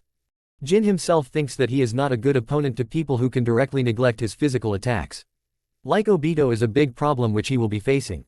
Jiraiya nodded and Jin then vanished from his place to get to the Nagato. Of course, the moment Conan saw Jin going, a bad premonition came to her heart and finally, she realized where Jin is going. Jiraiya tried to stop Conan from following Jin but he was naturally unsuccessful. Not many people can stop Conan and Obito from moving and getting out of trouble. The moment when Jin arrived was Nagato. He saw a peculiar scene. But it's not like he was not expecting this. Nagato was lying there, dead and both of his eyes were hollow. Jin already knew that this will happen and this was the reason he did not take both of the eyes because simply he could not. Conan is there at that time to stop him and later either Black Zetsu or Obito himself. The moment he was thinking about this, he felt something. This instinct which came to him instantly and made him close his eyes. Of course, he was counting on Conan to follow him when she realized that he was coming after Nagato but the person who came after him was not Conan. The moment Jin closed his eyes, his body automatically moved and dodged the attack coming towards him. On instinct alone, he also launched a counterattack but the attack did not connect. It is not like he did not attack right but rather the attack got passed through. So it was Obito who took out Nagato's other eye, thought Jin looking at Obito for the first time. Obito was like usual wearing a mask and looking at Jin with his only expose Sharingan. Jin did not want to fight this person right now. The problem is that Jin currently has only one technique which could defeat Obito but currently he can't use that, meaning he has to rely on his ultra instincts or teleportation technique. But Jin did not want to fight Obito right now. Because there is also Conan who will be coming after him soon. "Where is the other eye?" asked Obito. He was very direct this time around and this even shocked Jin a little because the Obito he remember in the anime always joke around until the very end of the anime. He knew that right now he is not facing Tobi but rather the big villain Obito himself. "Hey, don't you have one? It's not fair for asking for more," joked Jin. Obito's single eye narrowed and this was the time when Conan came there. Jin already knew that Obito will be using Nagato's death and pit Jin and Conan at each other. Jin used the momentary shock that Conan was experiencing right now to attack Conan. He was not planning to kill either Conan or Nagato but he now has to so that Conan do not cause him more trouble later on. Jin blasted out with incredible power and appeared behind Conan. Even Obito with his Sharingan was not able to track Jin. Jin directly created a ki blast on his hand and blasted Conan's head. Maybe this might be a panic move from my side but currently this is the best way to handle the situation. If Conan came after me for revenge because Obito tell her his lies then it will create more problems for me in the future, thought Jin. Obito was also surprised by Conan's death. In fact, Jin was only able to kill Conan because he sneaks attacked Conan at her most vulnerable moment. Jiraiya later came in and saw Conan dead. Then he looked towards the masked man in front of him. Jin did not know what Jiraiya was thinking currently but did not care anymore. Obito on the other side was thinking about whether to fight both Jiraiya and Jin or to wait so he can get the Rinnegan back. After thinking repeatedly, he decided to leave as he was unsure whether he would be able to take the Rinnegan back from Jin while also fighting with Jiraiya. He also knows that Jin also has a time-space jutsu. He then started his technique and was about to leave, but before leaving he said, "I will take that eye from you, Jin Takashi," said Obito. "You can only get that if you know how to time travel," said Jin before Obito completely teleported. With this, Obito completely teleported out. And the fight finally ended. "What was that all about?" asked Jiraiya. "Nothing special, those eyes were the real source of this person's power," said In, pointing towards now dead Pain. "I ended up destroying one of the eye when I sneak attack him earlier. The problem is that masked man took the other eye," continued Jin. He did not even bother to explain how Conan is dead. Jiraiya should not care in the first place, right? Well, of course he cared, but he did not show that in front of Jin, of course. "We should get going. The leader of the Akatsuki is dead and right now we should focus on taking in that masked man," Jin said, and Jiraiya also nodded. "The story is already very different and now even I don't know how everything will end. But one thing which I am sure about is that I will make sure that I will be the strongest by the end of this story," thought Jin. Chapter 63, Sasuke Escape. It took some time for both Jiraiya and Jin to get back to Konoha, and when they finally went back the situation was not that great. Seeing the entire village in an uproar, both Jiraiya and Jin run towards the Hokage office to get some answers about what's going on in the village. Both Jiraiya and Jin do not like using the door to enter the Hokage office but rather the window. But currently, even the entire village is in an uproar. Doing that is not the right thing to do. The moment they both reach the Hokage office they immediately enter and Jiraiya was the first one to ask what's going on. "What going on, Tsunade? Why all the Anbu in the village are in such a situation?" Jiraiya asked. "Jiraiya, Jin, you two are finally here, good," Tsunade said, and asked Sizune to handle the paperwork so she can handle the current problem the village is dealing with. Jin did not say anything, he was just standing there without saying a word. "We have trouble here, Sasuke Uchiha ran away from the village," Tsunade in a serious tone. This made Jin narrow his eyes and think about the canon. He wanted to remember what would have happened if he was not there and Sasuke was never caught by him. He doesn't know whether what happened in the canon will happen here or not, or the right timeline when Sasuke kill Itachi, but right now he doesn't particularly care about Sasuke. He is not important that much. Even he was not caught, he came back to the village one way or another, and thus it is more profitable to think about what to do now on rather than going after Sasuke, thought Jin. "How that happened?" asked Jiraiya in an equally serious mood. "The village was under attack before you came back. It was the Akatsuki. The two members of the Akatsuki who came were Itachi Uchiha and Kisame," said Tsunade. "This does not make any sense, why the Akatsuki will attack the village at this point. There is no way they go after the nine-tail before the other tail beasts," thought Jin at this time. "So how it Sasuke ran away in this?" asks Jiraiya in confusion. "We don't know and currently we are trying to understand what's going on," said Tsunade. Jin on the other hand already had his suspicions. The only two people who can sneak Sasuke out of the village is Obito and Black Zetsu. It's most likely to be Black Zetsu, thought Jin. "Where is Naruto?" asked Jin. "The most issue is not whether Sasuke ran away or not, but rather whether Naruto is fine or not. If the Akatsuki got the nine-tail then it will be pretty troublesome." "Naruto is fine but he is demanding to go after Sasuke," Tsunade said in a way that it seems like she is having a headache. "How things went for the two of you?" asked Tsunade. This led to Jiraiya explaining the entire story of meeting the Pain and finding out that Pain is no one else but Jiraiya's old student. Then Jiraiya also explains the real motivation behind the Akatsuki which he learns from Conan and Pain, and at the same time also explain the fight which both Jin and Jiraiya experience. It took some time to explain the entire thing to Tsunade. After talking about the entire thing they both looked towards Jin. This suddenly made Jin conscious of this situation. "What the hell, both of you looking at me like this?" asked Jin. Both of them did not say for some time and this was irritating to Jin, but later Jiraiya said, "Sorry but we are watching you like that because you saw a considerable amount of fighting power this time around," said Jiraiya. Then Tsunade also said, "Yes, now I am wondering why you never show your real power normally." "There is no one to display the real power on," said Jin without any hesitation. This formed a little tick mark on Tsunade's forehead.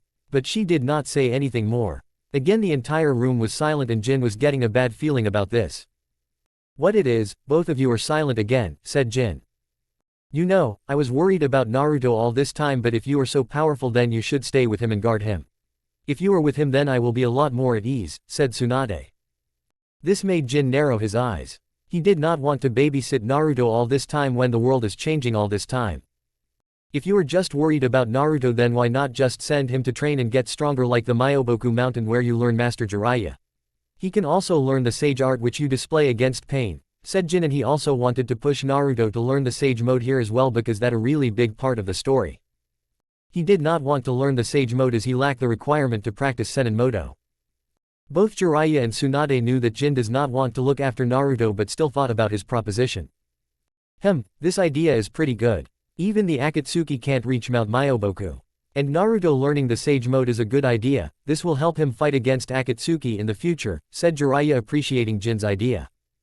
Makes sense. Okay, for the time being I don't have a task for you, but be ready, I will be sending you if there comes any serious mission, said Tsunade, and Jin also nodded.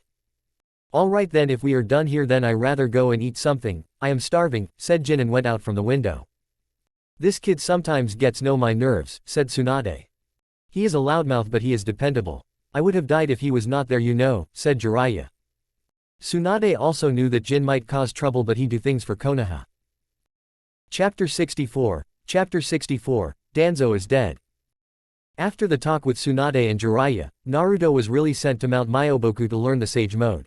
He was not only there just to learn the sage mode though. He was sent there in just the pretense of training. But the real reason why Naruto was really there was because the Akatsuki was targeting Naruto right now, and that is a safe place for Naruto to stay right now.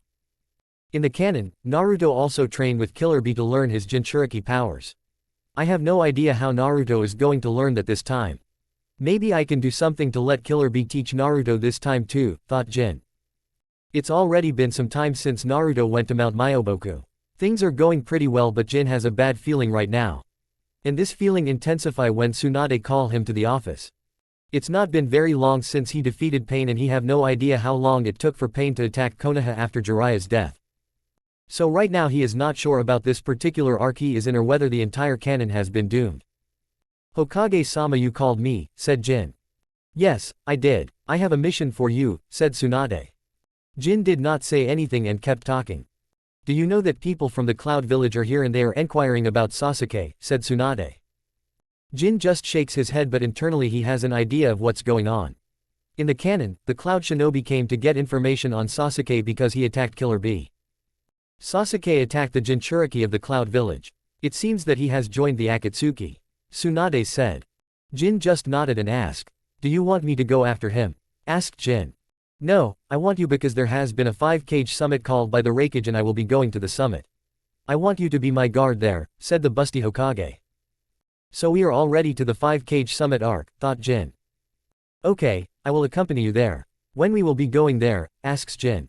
Soon, I want you to prepare for this and get ready, Tsunade said, and Jin just nodded and went out. Things are surely going like in the canon but there are many arcs which did not happen like the Pain arc. Another important thing is that Danzo is still alive and there is because he is not attending the 5-cage summit, there is a possibility that Sasuke will not go after him. He will especially target Danzo if he is in the village, thought Jin while walking towards his home. What should I do about Danzo? Should I kill him myself and arrange an accident where Sasuke find him and kill him? This was the only thing which Jin was thinking about. But at this time he saw multiple Anbu running towards somewhere. He had no idea what was going on but he decided to see what's going on. Jin follows the Anbu but he makes sure that the Anbu did not realize that he was following them. He had no idea what was going on but when he reached the place where all Anbu was running to, he realized what was going on there. This place was Danzo's root base and right now what he was seeing is can be only done by 2 people. The entire base was destroyed and was burning with black flames. The Hokage came soon after and so did the people who came from the cloud. Although maybe others don't know, Jin knew that it is done by either one of the Uchiha brothers. There is a possibility that Itachi is dead considering that Sasuke killed him in the canon at this time, so it's most probably Sasuke who killed Danzo. While Jin was thinking about this, Tsunade was ordering something from others but at this time a person came out from all the destroyed debris. This person was none other than Sasuke. You are Sasuke Uchiha, said one of the Cloud Jonin. If I am not wrong then this woman is Samui, thought Jin. He did not plan to come out even though Sasuke ran away. It's fine if that happens. He does not care. Another reason because Sasuke will not grow if he stays in the village behind bars. He bought him back because he was given the mission and had no other chance, but right now this matter does not matter to him. Sasuke Uchiha, what did you do with B-sama? Asked another one of the Cloud Shinobi, and Jin this time did not remember this guy's name. Sasuke just like usual did not give any fuck about what that Cloud Shinobi was talking about and said, Hokage, I now know what happened. It is because of this village that my entire clan was destroyed, shouted Sasuke. It was almost like he was about to start a fight, but this was the same time Obito came there beside Sasuke. Jin was watching all this while hiding. What are you talking about? Listen, if you came back now then I might consider giving you a little easy sentence, said Tsunade. What are you talking about, Tsunade? This boy just killed Danzo. There is no small punishment. Anbu Go killed Sasuke Uchiha, said one of the elders whose name Jin has already forgotten. After not being able to defeat Jin in any of their tries to get his technique, they stopped bothering him. Tsunade too could not do anything at this time because Sasuke directly attacked the village this time and killed one of the elders. Sasuke, this is the not time to fight with the leaf.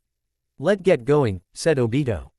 Sasuke by his face did not look like he wanted to leave, but he could already feel his vision getting bad, and after seeing so many Anbu he too understand the situation and nodded. Before the Anbu or the Hokage could do anything, Sasuke and Obito both teleported out. It almost seems like the world is correcting itself, Jin Saiyan said. I am sure that after this, more trouble will be coming toward me, Jin muttered in frustration and just sigh. Chapter 65, 5-Cage Summit. After Sasuke killed Danzo and ran away, the entire village was in chaos. Jin was there but never came out to stop Sasuke.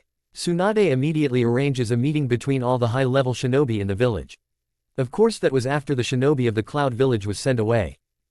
At first, Jin was not sure, but now he is sure that Itachi is dead and Sasuke might have already used Itachi's eyes and upgraded his Sharingan to Eternal Mangekyo Sharingan. All this time Naruto was in Mount Myoboku training. This time around he was taking much more time to learn the Sage Mode compared to the canon. And maybe the reason was that the current Naruto does not have as big of a reason as the one in the canon who just lost Jiraiya. By the way, no one told Naruto what was going on in the village. Otherwise he might have gone after Sasuke, which is just troublesome, as Shikamaru said. Currently, Jin was guarding Tsunade in the 5-Cage Summit. In fact, both Tsunade and Jin and Kakashi immediately left for the Land of Iron. Jiraiya was kept in the village because currently, he is the only cage-level person in the village besides Jin, Kakashi, Tsunade and Guy. I have to say, Land of Iron has its own charm, thought Jin while traveling through the Land of Iron. He felt like he is traveling. Something he never get to do in his previous life, and in this, it was almost impossible.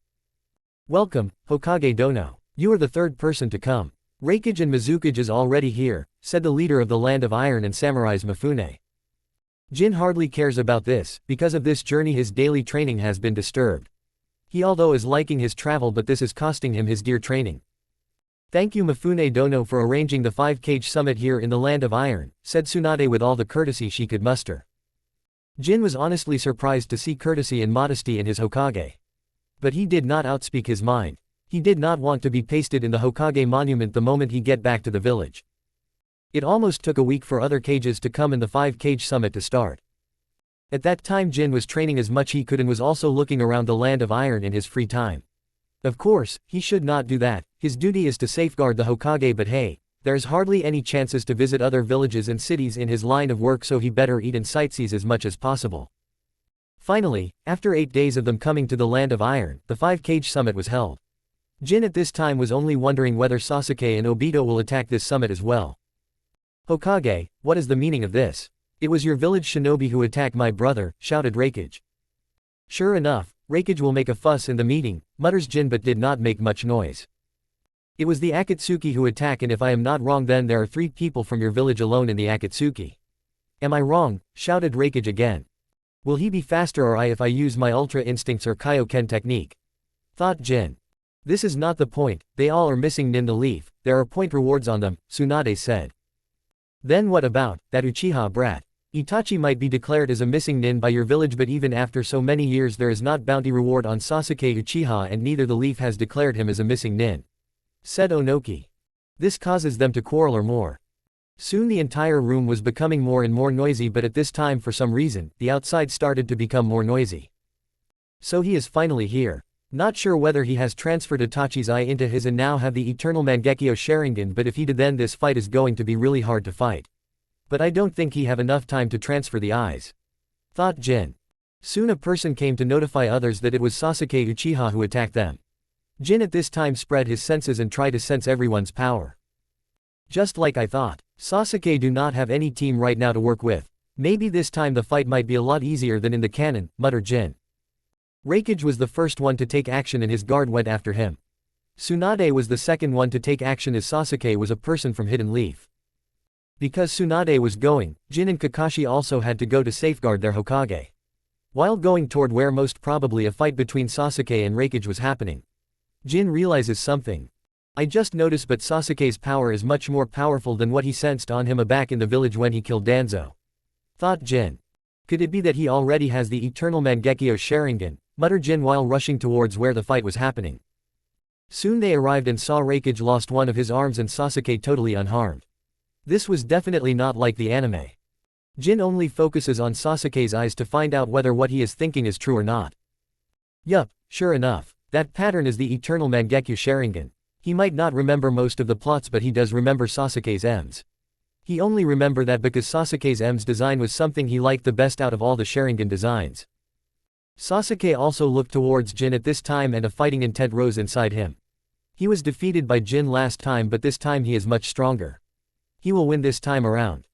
It's good that you are here. I will defeat you this time. Today you will see the true power of a Uchiha, said Sasuke roaring and laughing towards Jin. Jin did not reply to Sasuke directly and looked towards Tsunade first. Do I have to fight him again?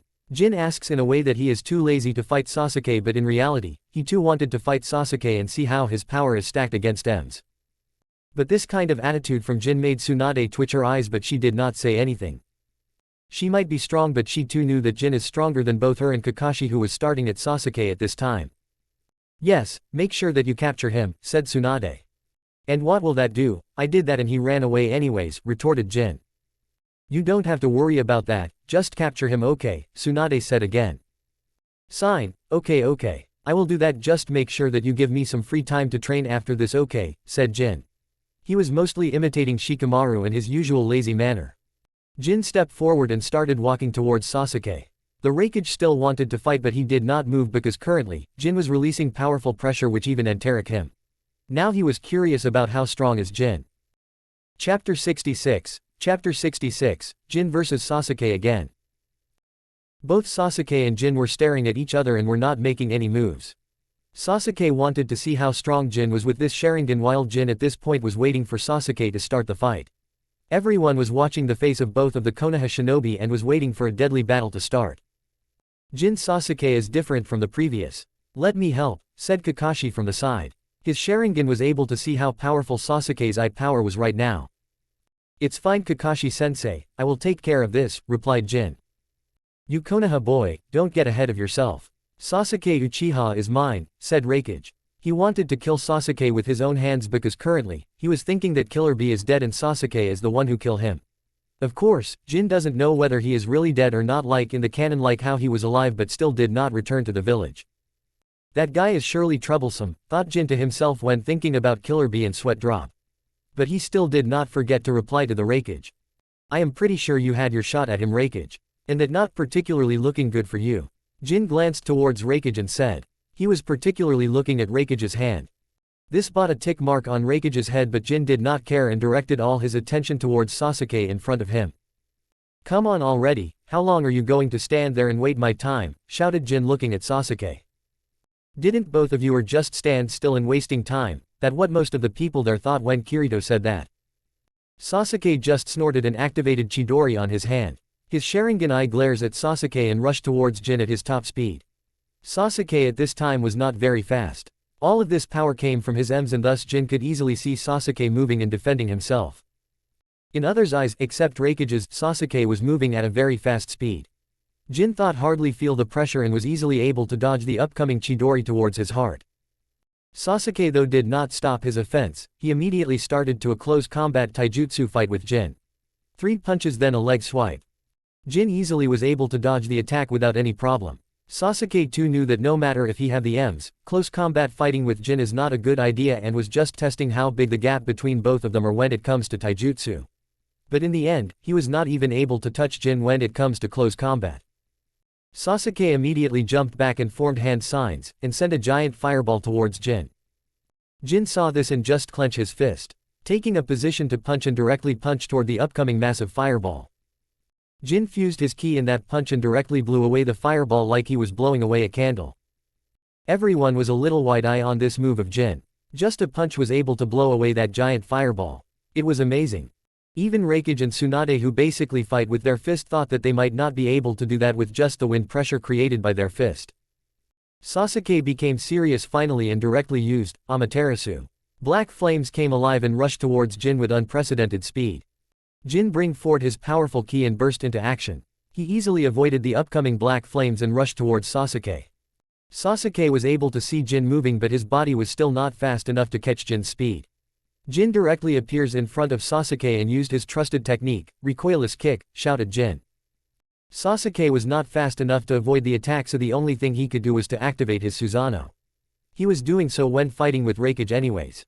Immediately a large purple giant made out of bone came to life and was then covered by muscles and might even have skin, but Jin did not care about that because the moment the kick connected, Sasuke was pushed backwards by several steps. There was also the sign that the Susanoo was a little cracked. Jin did not hold back his power in that kick of his at all. He knew that Sasuke will use Susanoo anyway, so why hold back? Even Sasuke at this point was a little surprised at how powerful the kick Jin delivered. Even his Susanoo was cracked under that power. You are better than before. What kind of jutsu is this? Jin asks. He asked just to make the situation more genuine. Sasuke too never replied and keep on fighting. But at this time, those shinobi and samurai who were watching the battle playing out were awe-inspired of how powerful both Sasuke and Jin were. Sasuke then started fighting with his Susanoo, and Jin also knew that he had to show some of his own power. He immediately took out his staff and blocked one of the Susanoo's arms coming towards him and punched hard on Susanoo, but now the Susanoo was much hard to damage as Sasuke fully formed the upper body of the Susanoo. One of the arms of Susanoo created a sword and attacked Jin, but Jin closed his eyes and dodged the deadly attack. The fight continued, and Jin used his staff to dodge and block most of Susanoo's attacks. The fight was getting more and more loud, and the power displayed by both Sasuke and Jin was incredible to the samurai of the Land of Iron, and even the other shinobi from other villages were wide-eyed. They at first were surprised by Sasuke's unusual powers, but later they became more amazed at how Jin with just his staff and the power of his body was able to resist Sasuke's Susanoo. Chapter 67, Dragon Fist. The Land of Iron is usually a calm nation, but right now this was not the case. Those people who were close to the place where the 5 cage meetings were happening, could hear loud noises coming, and those who could sense chakra could feel terrifying chakra emitting from the place. A loud sound came and a thick wall was blasted only so that a huge Susanoo came out of there. This Susanoo was none other than Sasuke, who was fighting with Jin. The problem with Susanoo is that to use its full power the user need to activate its complete state, and that needs a huge place. Of course, there are only 5 people in the entire Naruto series who can activate the complete Susanoo, so it points less to talk about it. Jin also came outside with his trusty staff in his hand. What he saw could have given anyone the feeling of premonition. Even the cages are no exception, but he hardly cares about the huge purple Susanoo in front of him. That quite a technique you got there, you know. Are you sure that you are not compensating with the size of this jutsu with something else? Jin joked, but people near him clearly heard him. While some of them laugh, others were thinking, how the hell Jin have the audacity to joke about other person's masculinity in a fight, especially in front of that purple behemoth. Sasuke did not react to this. Maybe this is the side effect of being in the same team as Naruto. He might be already used to these petty little remarks and insults.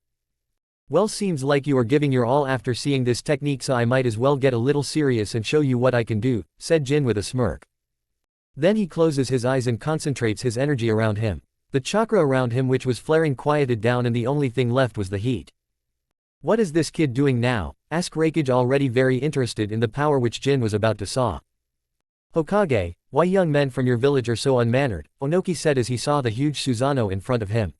He just remembered Uchiha Madara in his youth. I rather ask, as all the men in your Konoha are this handsome? Terumi May asked with a sultry look on her face. She did not see Jin before, as he and Kakashi both were hiding when the cage meeting was on the way, but now seeing both Sasuke and Jin she could only feel like a little fangirl again. Both the boys are handsome and incredibly powerful, muttered Terumi Mei. Tsunade did not give Terumi Mei and Onoki any attention and only focus on the fight in Jin. She was already feeling terrified looking at the powerful complete Susanoo in front of her. But she also knew Jin's real power. Jin at this time was not moving and had his eyes closed. While this was happening, the only person who was able to see what really happening with Jin was Ao. Ao stole Byakugan and could see the chakra condensing inside Jin. But what happened next was felt by everyone present there. A huge wave of heat erupted from Jin and some of his black hair turned silver suddenly. Then he opened his eyes and they were silver. This is that technique. Out of all the people present there, only Tsunade was aware of the technique which Jin was using right now. It was Ultra Instincts and she was previously beaten by this technique. So shall we start? Jin asked looking towards Sasuke. Sasuke replied in the form of attacking with his huge Susanoo hand. Jin already had the Ryu Jingu Bang. Jin just raised his hand and strike the upcoming enormous hand with the staff in his hand.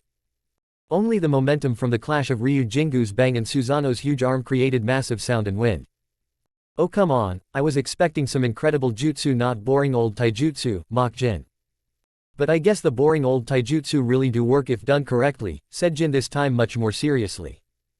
Then Jin vanishes from his place. The speed was so fast that even Raikage was not able to see him moving. The next moment Jin appeared in front of Sasuke, who was now looking down at Jin from the top of the Susanoo. Though was still inside the massive Susanoo, so he hardly cared about Jin suddenly appearing in front of him. Well, I am sure that you will care after this attack connects, I thought to myself and smirk a little. I told you that I will be serious, didn't I? How about this? Shouted Jin clenching his fist. Dragon Fist. With that said, Jin dropped a powerful punch directly on the head of the Susanoo. Now there is no dragon coming out of Jin's fist, but the power was not less than of Saitama's normal punch. Like paper, the Susanoo was torn from the top to the down. Sasuke of course was sent flying backwards with immense speed. The aftermath of the punch itself was enough to make people fall in disbelief. What the hell with that punch? Tsunade saw the punch which tear Sasuke's Susanoo. Then he gulps to see what Jin's punch was capable of and thought about what would have happened to her if Jin have punched her like this back then when she was fighting him. Pretty much all the pages and their guards were wide eyes and some of them even had their jaw dropped. Sasuke was at this time crashed into the wall and Jin was sure that he surely broke many bones. I am confident that he broke more bones than how much he broke in the previous fight, muttered Jin to himself. No one even realized that Jin was actually flying in the air in the face of such a powerful punch delivered by him.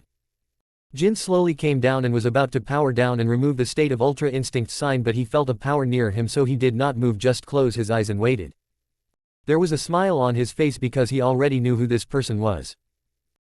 Chapter 68. Chapter 68, The Fourth Great Shinobi War. No one even realizes that Jin was actually flying in the air in the face of such a powerful punch delivered by him. Jin slowly came down and was about to power down and remove the state of Ultra Instinct sign, but he felt a power near him, so he did not move, just closed his eyes and waited. There was a smile on his face because he already knew who this person was.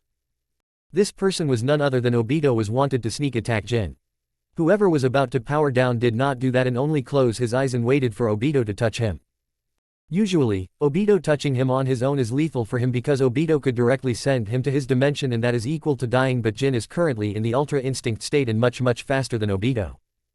The moment Jin could feel Obito touching him, he directly vanishes from his place and appears behind Obito. By the time Obito even sees Jin vanishing away from him, it was already too late. Jin has already formed grab Obito from his hand and with a powerful punch he smashes Obito on the ground. But that was not the end because he did not let go of the Obito's hand. Even if Obito used his Kamui power, it would be useless.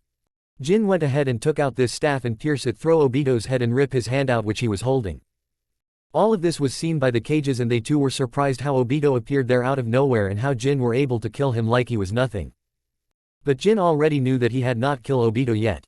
Because there is another bug level technique which Obito have besides Kamui. Izanagi is a technique which can even cheat death. Soon the hand which Jin was holding disappear and even the body of Obito disappear. And a fully healthy Obito came from the other side with Sasuke in his arms. I was not expecting that you will find me. But as you can see that you can kill me. I am invincible, said the masked man. Who are you? Asked Tsunade from her location. She and all the other cages have seen Jin killing the mask's back, but not he is alive. For once they thought that they are under a genjutsu. I am Madara Uchiha, said Obito, obviously lying. You are full of bullshit, but for now I will let you do what you want. This will at least make these cages move their asses and form an alliance, thought Jin, still looking indifferent towards Obito, like he hardly care whether the person in front of him, a person he just killed, came back to life. Whether he is Madara Uchiha or Sage of Six Paths himself. Obito at this point was angry and scared at the same time. He never would have thought that he will have to use the Izanagi technique here. If he did not have an extra Sharingan on him, then he had to sacrifice his own Mangekyo here. Cold sweat was already on his forehead thinking about this. He was already aware of Jin's power, but now he is actually a little wary of him. But he still executed his plan and acted like he was Madara Uchiha himself. "What do you want?" Raikage asked. At this point, all the cages were already outside and were facing the masked man. Jin powered down because he did not need Ultra Instinct sign to deal with Obito. At least he can easily dodge any attack Obito throw at him. Then Obito went through his entire plan and explained what he planned to do. He also explains what he needs, also the tail beast. Later on, he also ended up declaring the Fourth Great Shinobi War. Of course, both Raikage and Onoki attack him, but it did nothing. Before going away, he takes a last look at Jin. Maybe others have not understood that look, but Jin already knew that Obito was wary of him now. Not to mention that they can't use the Moon Eye plan without both of the Rinnegan. He currently has one of them. He was not sure whether he should destroy the eye or keep it, but currently, he did not destroy the eye. Just like in the canon, the 5 cages decided to work together and form an alliance. Well, this at least gives Naruto a chance to learn his KCM mode, thought Jin. Finally, the 5 cages meeting was done and Jin with Tsunade and Kakashi was about to go back to Konoha. It was also the time that Naruto was about to come back. "Jin, Kakashi, we will be moving back now," said Tsunade. Hey, what about my down time?" asked Jin. Tsunade already had a tick mark on her face but did not act irrationally. She herself has seen how powerful Jin is, and now Jin is a very important fighting power which the village need.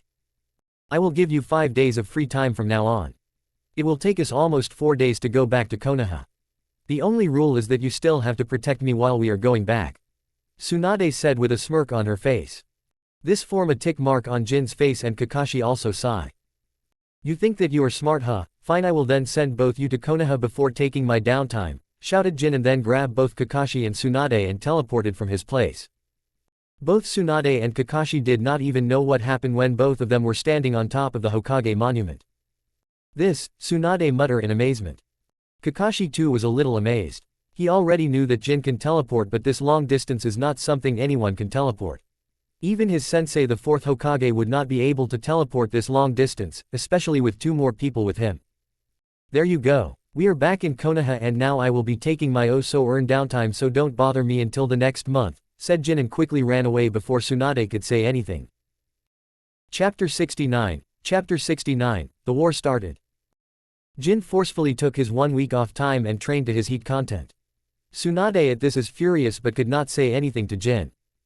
Naruto also came back at this time to learn that Sasuke not only ran away but also ended up joining the Akatsuki members and currently is working with them. After learning this, Naruto was eager to go after Sasuke once again and bring him back, but Tsunade completely refused him. The Akatsuki is hunting the Jinchuriki and tail beasts and Sasuke joins them. "And now you idiot wants to go after Sasuke.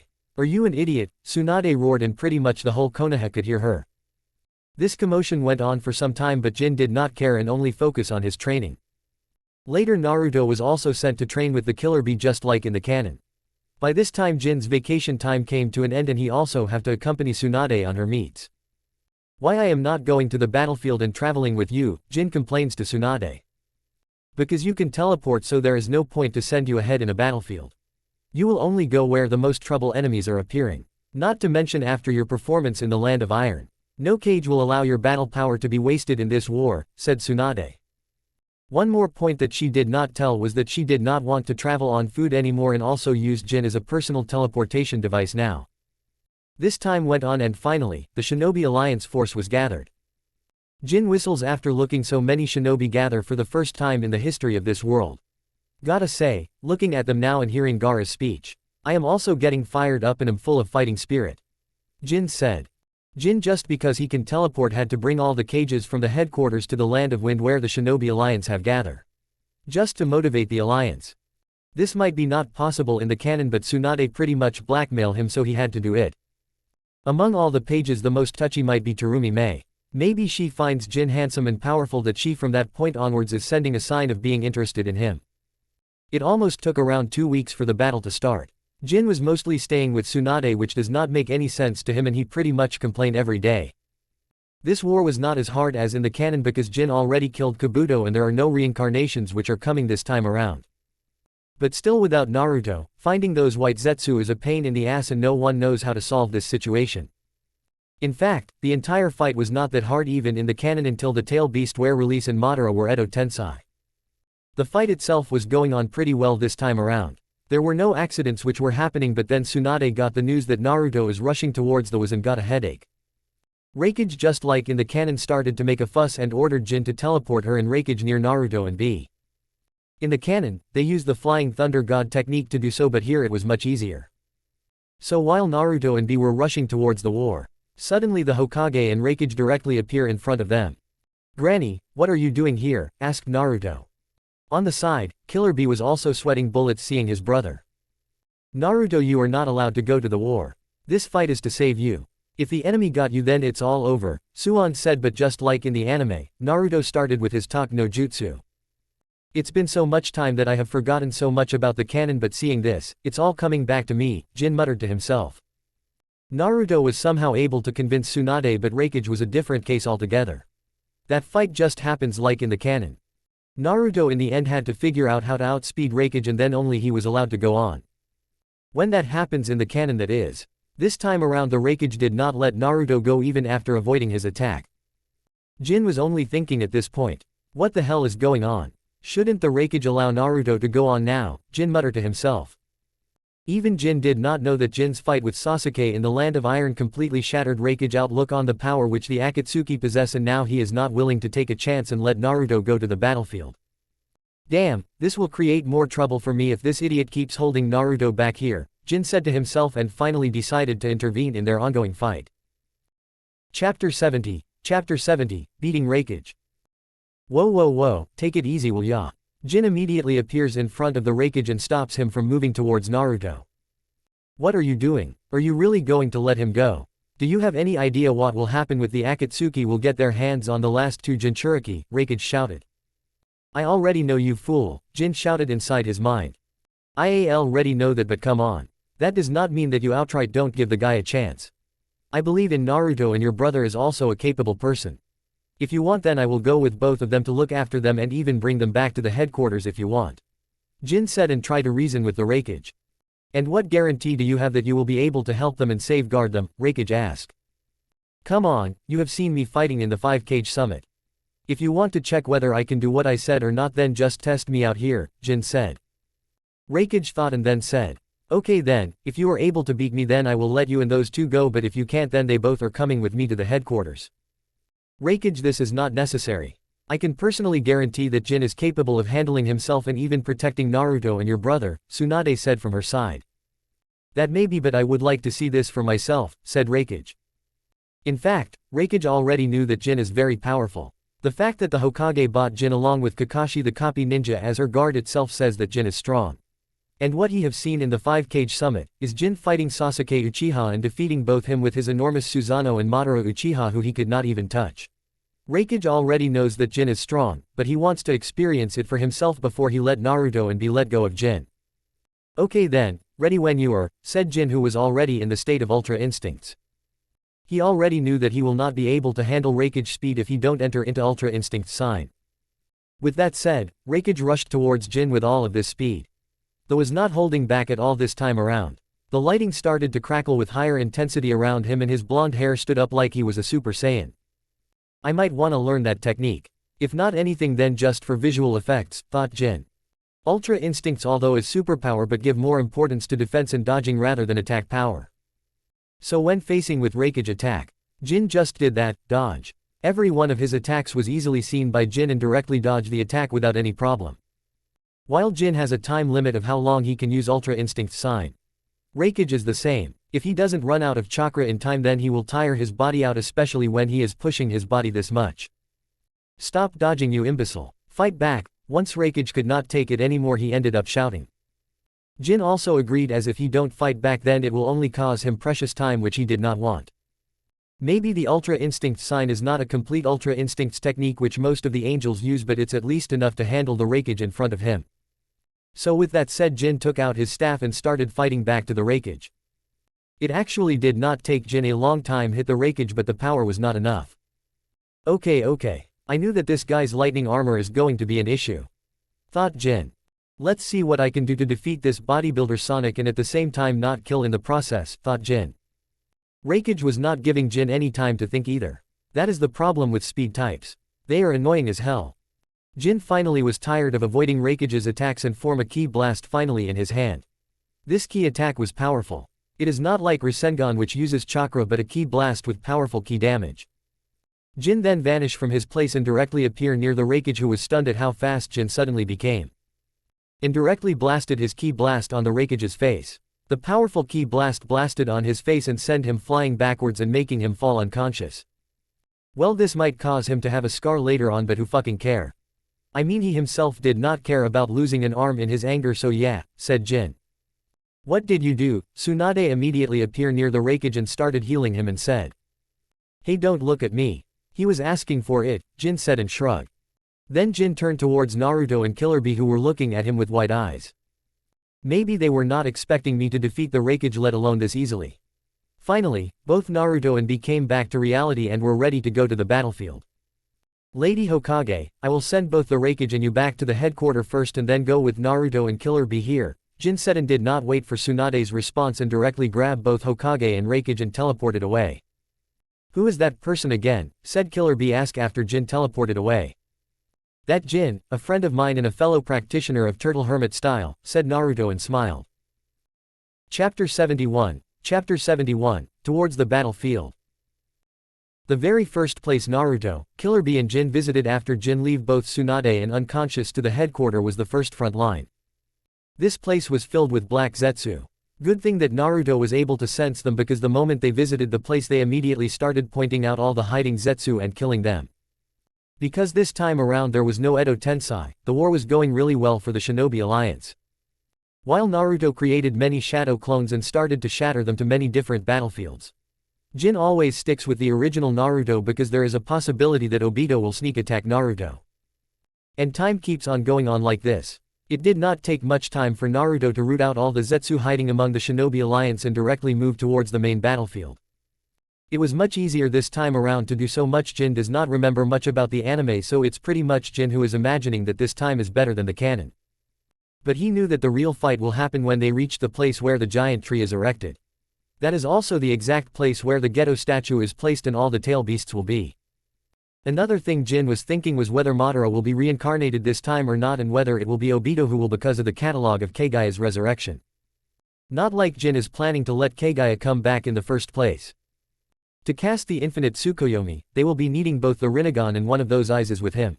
Without casting the infinite Tsukuyomi, Kagaya can't come back, and thus there is hardly any chance that she will come back, but that is not the case with Madara. Although he already killed Kabuto, but there is also Orochimaru who can cast the Edo Tensei technique, and there is a possibility that he does so because this time around Sasuke was no there to kill him off. Just like they say, without getting your butt kicked, people don't become sensible on their own, said Muttered Jin to himself.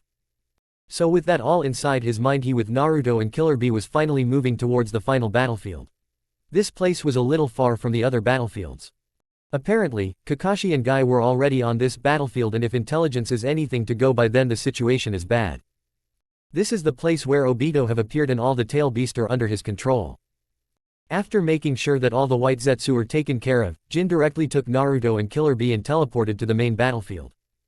The moment they arrived, they could easily sense the powerful chakra flowing there. This chakra was none other than the tail beast. Even from a very far away, people could see the towering high tree and all the tail beasts under Obito's control. This is not looking well, Killer Bee rhymes. While Jin agreed with Killer Bee, he did not respond to that. Naruto on the other hand was the first person to rush towards Kakashi and Guy to help them. Apparently, this was the exact situation where both Kakashi and Guy were about to get crushed by multiple tail beasts.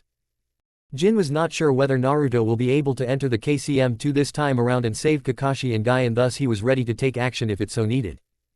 But fortunately, he never got a chance to enter the battle, as Naruto was somehow able to make friends with the Nine-Tail this time around as well and directly kick those tail beasts' asses. Killer Bee was no different here and helped Naruto fight with the tail beasts. Jin did not move as he too was having fun watching those titan fight.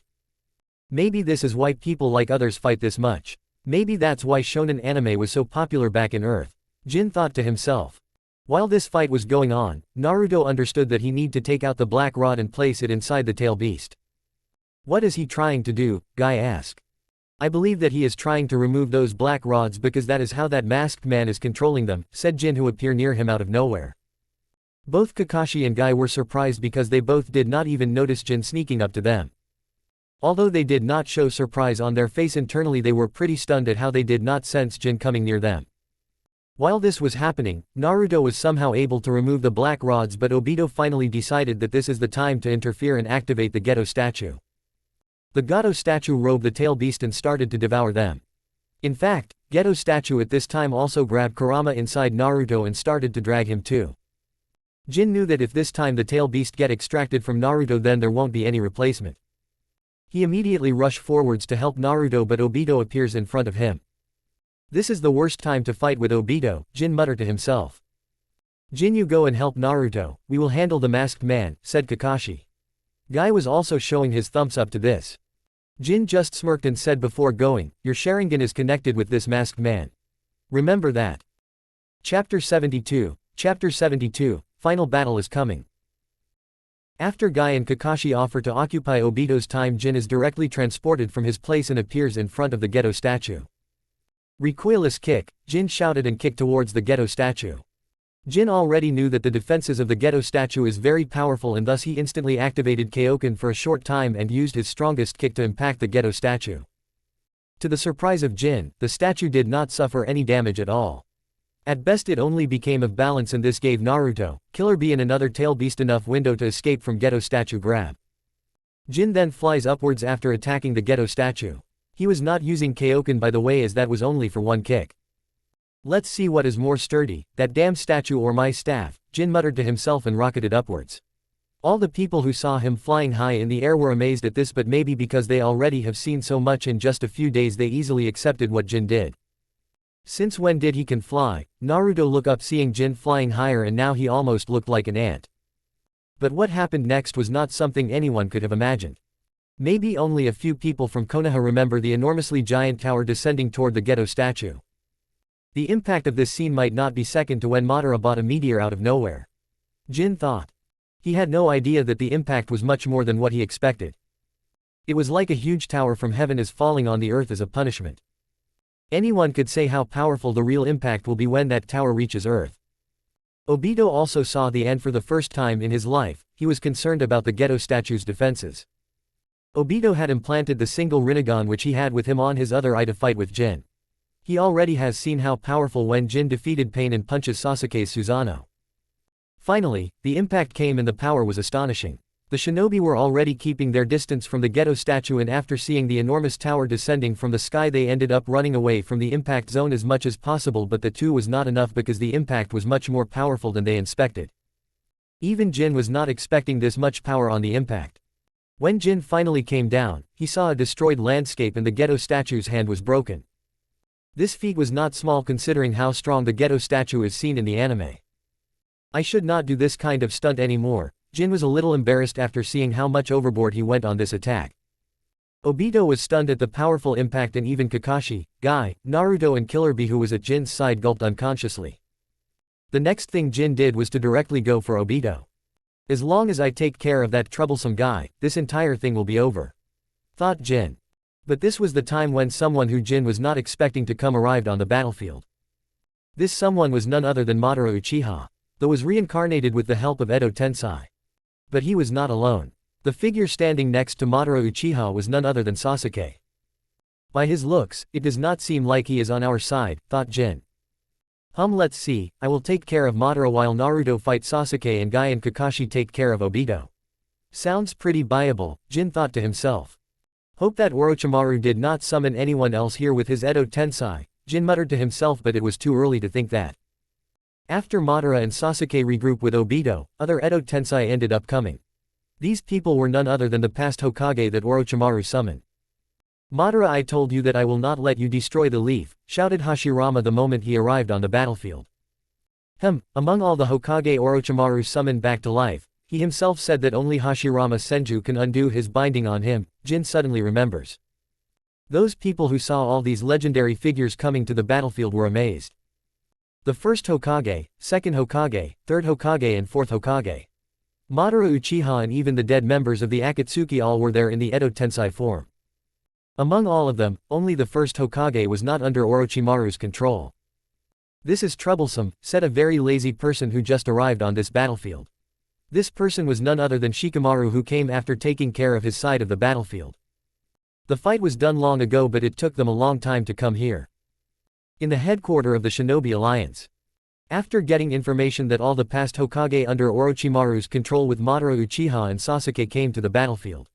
And the members of Akatsuki are there. All the people started to panic. The situation on the battlefield is dangerous for the Shinobi Alliance current. What do you think we do? Asked Terumi Mei. We should go there in person. This is clearly the last battle, and if Madara Uchiha and Senju Hashirama is there, then they will need all the help they can get, said Onoki. Among all the cages, only he knew the real terror of Madara Uchiha and Senju Hashirama in the battlefield. In the battlefield the situation became tense. Only the amount of pressure which Madara Uchiha was giving off was enough to halt the Shinobi Alliance army. I saw Hashirama Senju standing with Naruto and Kakashi.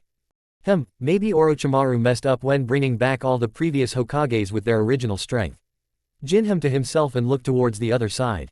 Madara Uchiha, Sasuke Uchiha, most of the Hokage members, and finally the members of the Akatsuki.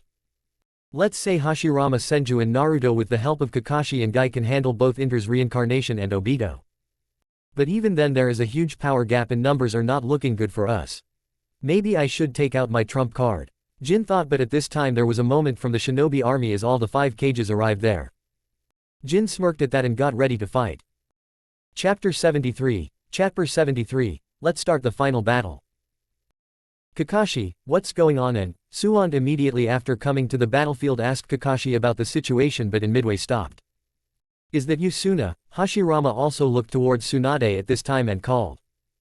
Both of them were amazing after seeing each other. Other cages at this time also asked for more information to their subordinates. While this was happening, the enemy side was also catching up. Why I am not reincarnated but bought like this, Obito? Asked Madara in disdain. Although he did get the overhaul of the situation after immediately getting reincarnated, but still he was annoyed at Obito because he was not able to revive him completely and now is using Tobarama's technique to bring him here like this. Things are not going the way you planned. And as you can see, I also only have 1 Rinnegan right now. Obito said. Madara was not expecting that Obito will also lose a Rinnegan. This made him frown and extremely disappointed in Obito. How incompetent of you to even mess up an already perfect plan, Madara said. Obito was annoyed too, but he did not say anything but only said. The person you wanna blame is right there, Obito said and directly pointed towards Jin, who was looking at them. Madara turned his head and looked towards Jin. Jin at this time also directly looked towards Madara. Maybe others can't say, but a strong man like Madara who is obsessed with dancing, could easily tell that Jin is strong. Jin, although not having Madara years of experience, but still excited to fight with Madara because he already knew that Madara after getting the Rinnegan was even more stronger than Hashirama, and he just like Goku wanted to fight the strong.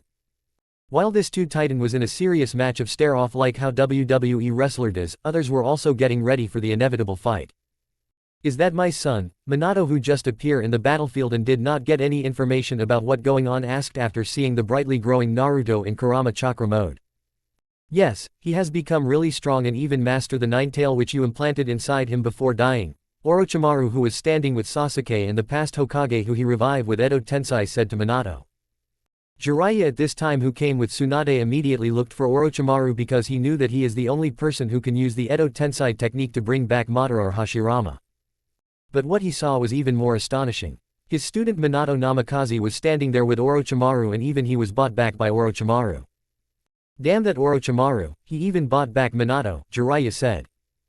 Jiraiya was guarding Tsunade after Jin went to the battlefield. Beside him was standing his sensei, the 3rd Hokage Hiruzen Sarutobi. Even Minato is bought back by that Orochimaru. I should have taken care of him back then. Hiruzen internally said to himself and cursed. At this time Naruto was also looking at Sasuke with complicated expression. He wanted to bring his friend back, but now it almost seems impossible. His complicated expression got even more solemn when he saw his father standing there alongside the enemies. Tsunade at this time was catching up with Hashirama Senju. "That guy sure is easygoing," Jin said after ending his staring competition with Madara and looking for the second strongest on the battlefield. This person who none other than Hashirama Senju, but he was quite disappointed at his antics. Other cages at this time were getting ready for the fight. He already saw many of the revived Akatsuki members and Hokage who were revived back by Orochimaru in their eyes. They all knew that they are no match for Madara and simply left him to Jin and Hashirama Senju. They were more interested in killing that Akatsuki bastard anyway who created so much trouble for themselves. Especially Terumi Mei, who lost the most in the hands of Obito, who controlled the Mizukage and caused the Bloody Mist era. Good, I shall show all of you my art one more time," said Deidara. He was just happy that he no longer could die with his own jutsu. "This maniac is also here," said Sasori. He and Deidara, although not showing but currently only looking at Jin, who was flying high and getting a bird-eye view of the situation. "What we are waiting for? Let's start the battle," Sasuke said to Madara standing beside him, but he was looking toward Naruto and Jin. "I might really want to get a little serious now," Jin thought to himself. "What is going on? If that is Madara Uchiha, then who is that masked man?" asked Raikage. He might be the only person who realized that Obito was still now pretending to be Madara. "That person is Obito Uchiha. One of my death teammates. Or at least I thought that he was dead," Kakashi said in a complicated expression. Kakashi is a very smart man, and after Jin's head up about Obito's ability being linked to his and fighting with Obito himself, he is sure that that masked man is none other than Obito. "Another Uchiha. What the hell is wrong with this clan?" asks Onoki in frustration. "No point thinking about that family's issues now. Just focus on the upcoming battle," said Hiruzen Sarutobi, being the only one who is of the same age as Onoki and could talk to him like this. "Where is the other eye?" Madara, after calming down, asks Obito. He knew that he need both the Rinnegan eyes need to become the Jinchuriki of the full power 10 tails to use the infinite Tsukuyomi technique. "It is with that man. One flying up there," said Obito. Chapter 74, Evil Containment Wave. After knowing that Jin is the one who has the second Rinnegan, Madara immediately wanted to attack him, but just then he heard a loud shout. This shout came from none other than his lost-time rival and friend, Hashirama Senju. "Madara, stop this. We can still stop this right here. We don't have to fight," said Hashirama. "This man really is naive," said Jin, thought to himself. "It does not matter. Those two will waste each other's time, so I don't have to worry about that. Right now I need to take care of those two teleporting Hokages first. Those two alone will take down our numbers with that Hiraishin technique. Taking down them is the most important right now," Jin thought to himself, and give this full focus to Minato and Tobirama on the battlefield. Jin was right. Madara and Hashirama ended up fighting just like he thought, that also ended up taking a sizable area of the battlefield. No one was going anywhere near them. With those starting the fight was like a sign for all the people there that it's time to fight, and all of them charged towards their enemies. Multiple white Zetsu collided with several of the shinobi from the Alliance force. This was no doubt the biggest war this world have ever seen. All the stronger shinobi have already chosen their opponent before the fight started. Like Jiraiya was fighting with Orochimaru. Guy and Kakashi were fighting with Obito. The cages were fighting with the revived members of the Akatsuki and revived Hokages. Naruto directly went after Sasuke. And all the other tail beast which beforehand was under the control of Obito was somehow contained with the Geto statue. Jin, just like he planned, did not take any action but rather observe and waited for the right time to strike. Raikage at this time is a longtime rival to Minato because both of them compete in speed. Went towards Minato and was fighting with him.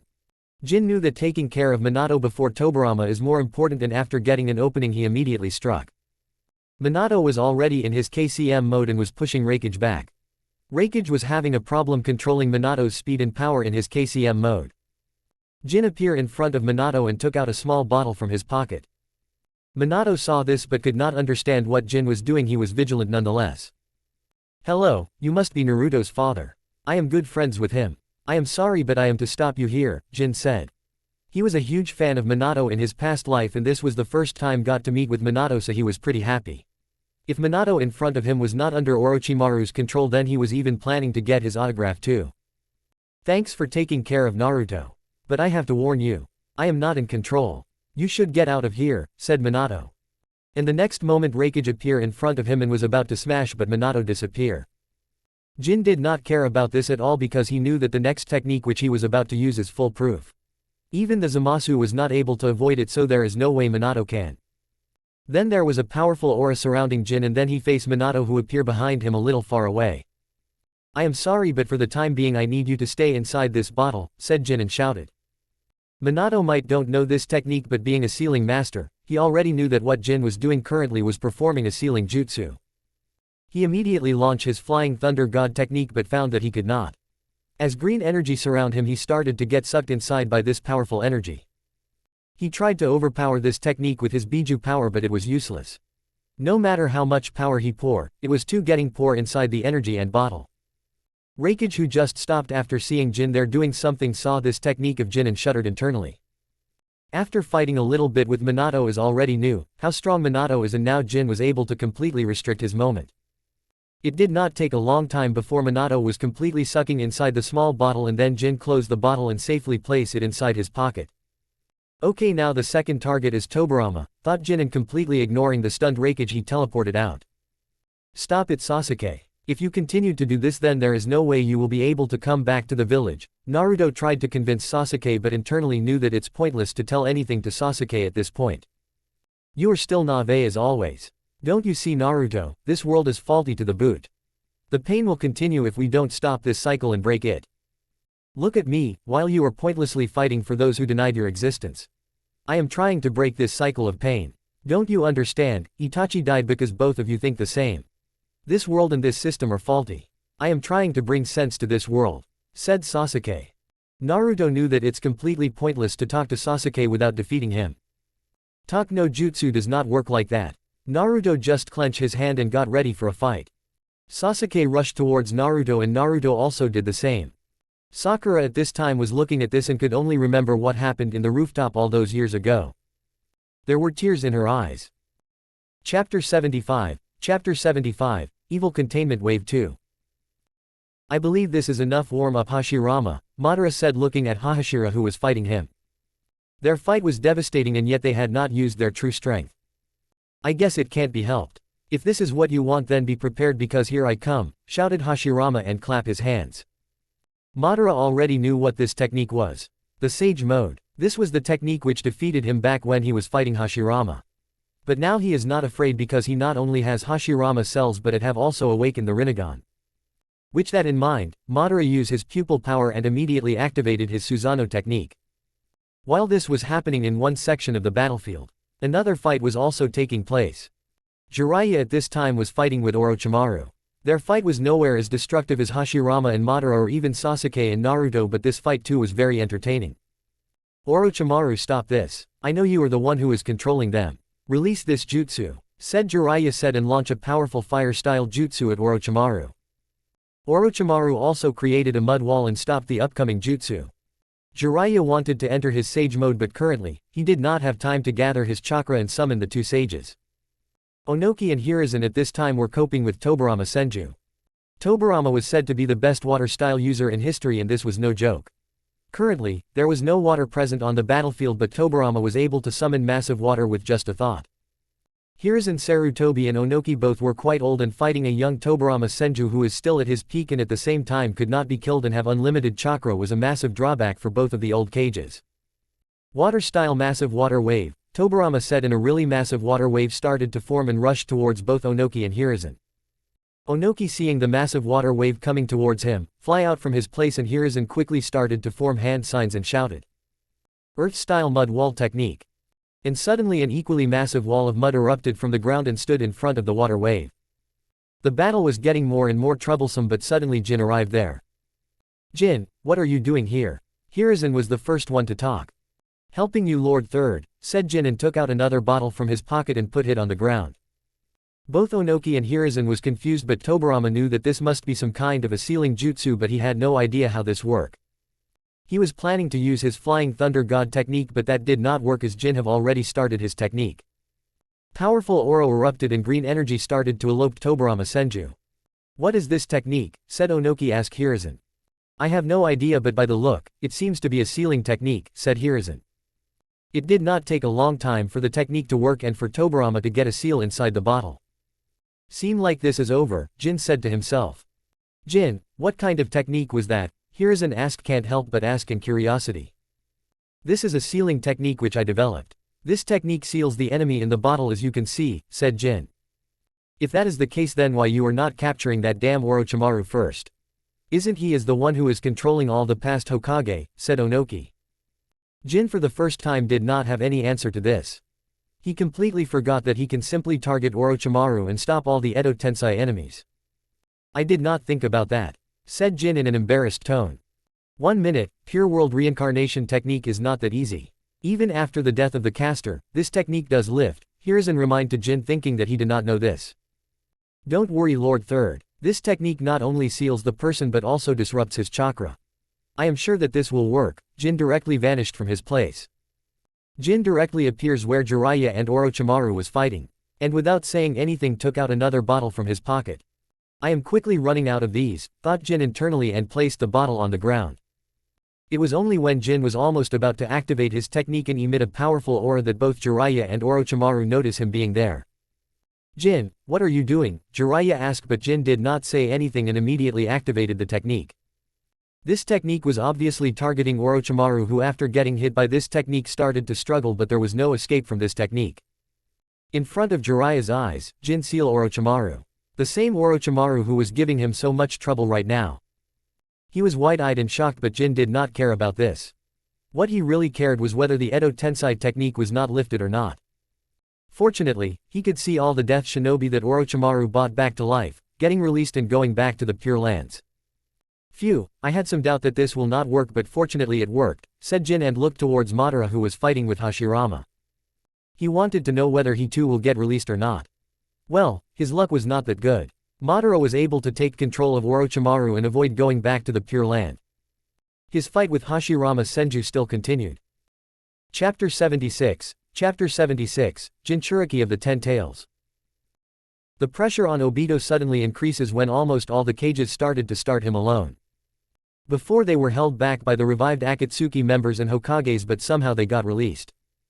He has no idea what happened to Orochimaru, but for some reason, he let go of the Edo Tensei technique. He currently did not have any other option but to absorb the Geto statue to become an incomplete Jinchuriki of the Ten Tails. He was not planning to do this, but even with Kamui and one Rinnegan, handling multiple cages and other strong shinobi like Kakashi and Guy was becoming extremely hard of him as he reached his Kamui limit. Not to mention, Kakashi with his Sharingan was able to hit him, and there is a possibility that the next attack become lethal for him. So Obito directly went forwards and took control of the Geto statue, which started to transform and turn into the Ten Tails, and then unlike how he let the Ten Tail fight the enemy, this time he directly absorbs the Ten Tails into him. Jin was watching this and knew that the current cages won't be able to handle the Ten-Tailed Jinchuriki version of Obito. On the other side, Hashirama was still fighting with Madara, so he still have some time stop him. He then took towards Naruto, who was fighting with Sasuke. Their fight was almost as destructive as their older reincarnated counterparts. Apparently I might be the only one who could handle Obito now, Jin muttered to himself and entered the battle. With Obito and all the cages level shinobi who was fighting him. The situation was going really well for the cages, but suddenly Obito did something and now things are not good. What the hell is happening? How did he absorb that giant 10 tails? Asked Jiraiya, still stunned at what he saw. Focus Jiraiya, the chakra inside Obito is changing. Hiruzen said. Hokage, where is Jin Takashi? He should be here, he was able to fight with Susanoo back then. We need his power here, Raikage complained to Sun. Tsunade, who was already overusing her mark of the 100 healing, started to show tiredness, replied. He will be here, don't worry. Just like Sensei said, he was the reason why all those Edo Tensei got released. Particle style, Onoki did not chit-chat with other cages and directly launch his jutsu towards Obito, but one of the truth-seeking orb which was floating behind Obito came forwards and blocked the attack. TCH, those black floating orbs are dangerous, Gaara said. But at this time Jin suddenly appears there out of nowhere. Yo, I hope that I am not too late, right? Asked Jin. No kidding. What the hell you were doing all this time? Tsunade, despite shutting up the Raikage, was the first one to scold Jin. Okay. I was busy determining who to fight, you know. I got standard, Jin joked, but seeing the face of Tsunade he immediately came apologist and looked towards Obito and said. Okay, now listen up. Only pure taijutsu and senjutsu will work on Obito now after he became the Jinchuriki of the 10 tails, Jin said and looked towards Jiraiya. Jiraiya immediately understood what Jin was saying, clapping his hand to build up the chakra to fight with Obito. What do you mean by only taijutsu and senjutsu? Asked Raikage. What I mean is that only you, Lady Tsunade, Master Jiraiya and I can currently fight this guy here. Everyone else please stay back and don't waste your chakra because he not only is immune to those attacks but can also absorb those attacks making him stronger, Jin explains to them. How do you know this? Ask Hiruzen this time very curious how Jin knows this. I did some research about this and know how this work. For the time being that is the best explanation you are going to get from me, so get ready for the fight, Jin said and repeated himself. It was Obito who attacked first. It was apparent that he is incapable of controlling the Ten Tails power like Madara did in the anime. But still, that attack was really powerful. Thankfully the attack itself was not that strong. What Obito did was to launch a powerful Biju bomb and aimed it right towards Jin and other cages. Jin saw this and was ready to intercept this attack and rush forwards. This attack was the same as a big Biju bomb and the 5 cages and other cage level shinobi naturally knew what this attack was. Obito directly 3 powerful Biju bombs and Jin was alone. But in reality, Jin never really wanted to stop the attack but rather teleport it. Unlike the Flying Thunder God technique, he can teleport the entire big tree which Obito was using right now. So Jin did not went for the Biju bombs but rather for the tree itself and directly vanish from his place and with him the entire Ten Tails tree also disappear. On the other hand, Madara's and Hashirama's fight was coming to an end. And just like in the anime, Madara won the fight and then absorbed Hashirama's senjutsu power. He particularly did not need to do so but he knew that after reincarnating, he won't have his eyes and thus he has to have something to see his surrounding and Sage Mode is good at that. Chapter 77, Big Ass Tree. Jin appears far away from the battlefield with the big tree. He did not just teleport that huge tree with rivals that world tree from the Avatar movie for saving others. He wanted to seal this big ass tree too because this thing if Madara ended up absorbing then it will be more troublesome. It's like doubling his already almost limitless chakra. So that was the very first thing Jin did. He took out a bottle from his pocket and was ready to capture that big tree. Damn, this is the second last bottle. I need to make sure that I preserve one for that black Zetsu otherwise if that guy ran away then this all chaos will never end, muttered Jin and started his technique.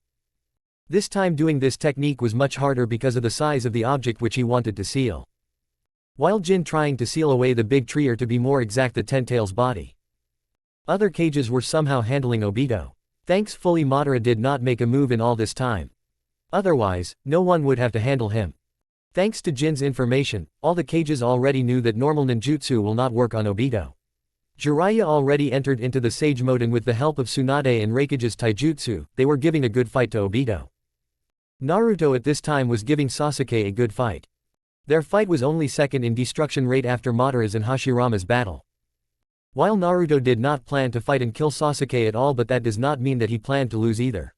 He knew that losing here mean all of his precious people will die. Sasuke rushed with his Susanoo towards Naruto. Naruto also had his full body Kurama out and directly tackle him. Naruto at this time did not learn how to do multiple versions of Rasengans. The only technique which he knew was wind-style Rasenshuriken and the Biju Bomb. But just like how Naruto likes to do, if you don't know many techniques then keep swamping the ones you do. The entire battlefield was covered with craters thanks to Naruto's and Sasuke's battle. Sasuke might don't have enormous chakra like Naruto but he was much more efficient with his chakra than Naruto. As both of them collided again, a powerful moment rose and both a big orangish golden fox and purple Susanoo was pushing backwards. This battle might have been godly and mind-boggling for anyone else but not Madara Uchiha. He was watching the fight happening inside because he too wanted a good fight but there was no one in the battlefield who can give him one. Then he remembers that person flying in the air. The one who Obito told has the other Rinnegan. He felt that that person is strong and he have to get that Rinnegan from him anyways. So he thought that he better find him and get his other eye from him. But then even he look around he could not find him anywhere. He then decided to see how Obito is doing. There was a possibility that that person is fighting Obito anyways. Obito at this time was learning how to use all of his new power which he got. He was getting better at it but it was still hard to control the ten-tail chakra which was inside him. How the hell we are supposed to fight this guy? We can't use ninjutsu and can't touch those black floating balls. And that Jin is also gone now. Where the hell is he? Jiraiya complained to himself. Although not that vocal but all the other people who were fighting Obito were thinking the same. This was the time when Madara finally appeared in the battlefield. Obito, where is the Geto statue? Asked Madara. He knew that Obito have absorbed the chakra of the Ten Tails but there still should be the big ass tree somewhere around here right? Obito might have known about Project Tsukuyomi but even he doesn't know how the entire plan works. He did not know that the full body of the Geto statue is needed because only that's how Madara can cast the reflection of the Rinne Sharingan on the surface of the moon. That person I first pointed to, you teleported it somewhere, Obito said, but did not give much thought to this. Madara though was a little alarmed here. He knew that Jin was the person who took the other Rinnegan and now he also stole the Geto Stao. He was seeing a pattern here. What the, how Madara is also here? How the hell we are supposed to fight with him, said Onoki after seeing Madara in front of him. But just when things were looking grim, Jin arrived there. Hey guys, I took care of that big tree. How are things going on in your end, said Jin, and all of them looked towards Jin. Chapter 78, Against Madara. Madara at this point in time did not have any use of Obito and thought that this is the right time to act. Thus he gave Black Zetsu, who was lurking around, a signal to initiate a plan. While others were wondering how to take care of Madara and Obito together, a black substance started to cover Obito's body. Everyone was stunned and surprised, but Jin and Madara was the only one who knew what was happening here. Jin was not planning to interfere here because he knew that handling one powerful but yet killable Madara will be easier than fighting Obito and an unkillable Madara at the same time. Especially when he only has one bottle to perform evil containment wave. Madara, what is the meaning of this? Obito shouted and asked Madara. Madara then went on explaining the entire thing to Obito and others about his entire plan and how he ended up fooling everyone. By the end of the story, everyone else besides Jin was stunned and shocked while Jin himself was yawning. Madara then took out the 10 tails from Obito, but before he also ended up using the Rinnegan, which Obito had to revive himself. Madara in the canon, after reviving and betraying Obito, ended up taking control of the 10 tails and ended up collecting all the other tail beasts. Jin though did not plan to let Madara do that this time around. Now that the Madara is killable he plans to act directly and kill him first. So he was the first one to strike and appear near Madara. Madara, who just got his one Rinnegan back from Obito, saw Jin coming towards him and he too wanted to fight with Jin, and thus he too rushed towards Jin. All the cages saw this and were inevitably excited about this fight. They already knew that even after not using any ninjutsu, Jin is the strongest one among them. And he might be the only one who can defeat Madara. Both Jin and Madara with his one Rinnegan collided. The power was apparent. For the first time, Jin was getting a direct match in his physical strength. Both of them did not use their full power at the start. Both were only focusing on taijutsu, and even Madara had to say that Jin was really good at taijutsu alone. Looking at the fight between Jin and Madara, other cages also understood how powerful Jin really was. He was handling Madara without much trouble. But yet they knew that both of them are just playing and the real battle have not started yet. They also knew that they also have to help Jin fight with Madara. They first have seen how terrible Obito was and Madara was able to deceive and control him. By this time, Naruto and Sasuke's fight was also coming to an end. There is so much chakra that both of them push out after getting exhausted. But once Sasuke get exhausted, Naruto have the advantage because his stamina will recover much faster than Sasuke. Both of them were pretty equal right now in terms of power, but Naruto might be a little bit stronger in his KCM2 mode. But again he was holding back so as not to hurt Sasuke. Sasuke on the other hand did not have any reservations about holding back his power. He did not particularly care about killing Naruto. Even though both of them are exhausted, both of them did not stop and kept on exchanging blows. The scenario was very similar to the last fight between Naruto and Sasuke in the Valley of the End. Jin just hoped that both of them don't lose their hands this time around. But he had his own trouble to think about. Madara like a madman was fighting with him. Although both of them were just playing with each other and testing each other's power, still he can't underestimate Madara Uchiha of all people. I believe that this is enough playing around. Madara mocked and started to insert his true power. He directly summons his blue Susanoo. Jin quickly dodged back and took out his staff. While seeing Susanoo's blade coming towards him, Jin used his staff and stopped the blade coming towards him. At this even Madara was surprised to see that Jin is strong enough to stop that blow and more surprised that the staff in his hand could even handle the blow from Susanoo. This fight continued and other cages also ended up joining the battle. Tsunade, just like in the anime, punched the Susanoo and crack it. Jiraiya in his sage mode was able to push back Madara with a giant rasengan. Other cages also ended up putting pressure on Madara. This time around Madara did not have the unlimited chakra which he had previously in the Edo Tensei technique. And although he had one Rinnegan, it was still not enough in front of the combined effort of multiple cage-level shinobi. Jin, Tsunade, Jiraiya, Hiruzen, Guy, Kakashi, Raikage, Terumi Mei, Onoki and Gaara were giving a good fight to Madara. Madara, just like in the anime, decided to throw a meteor at them. But this time around he had to make some distance because otherwise he might also die in that impact. People saw this attack and dismay was apparent in their eyes. Jin thought did not give any time for that meteor to come down and ended up extending his staff. In front of all the cages and Madara, Jin's staff enlarged and directly went towards the upcoming meteor.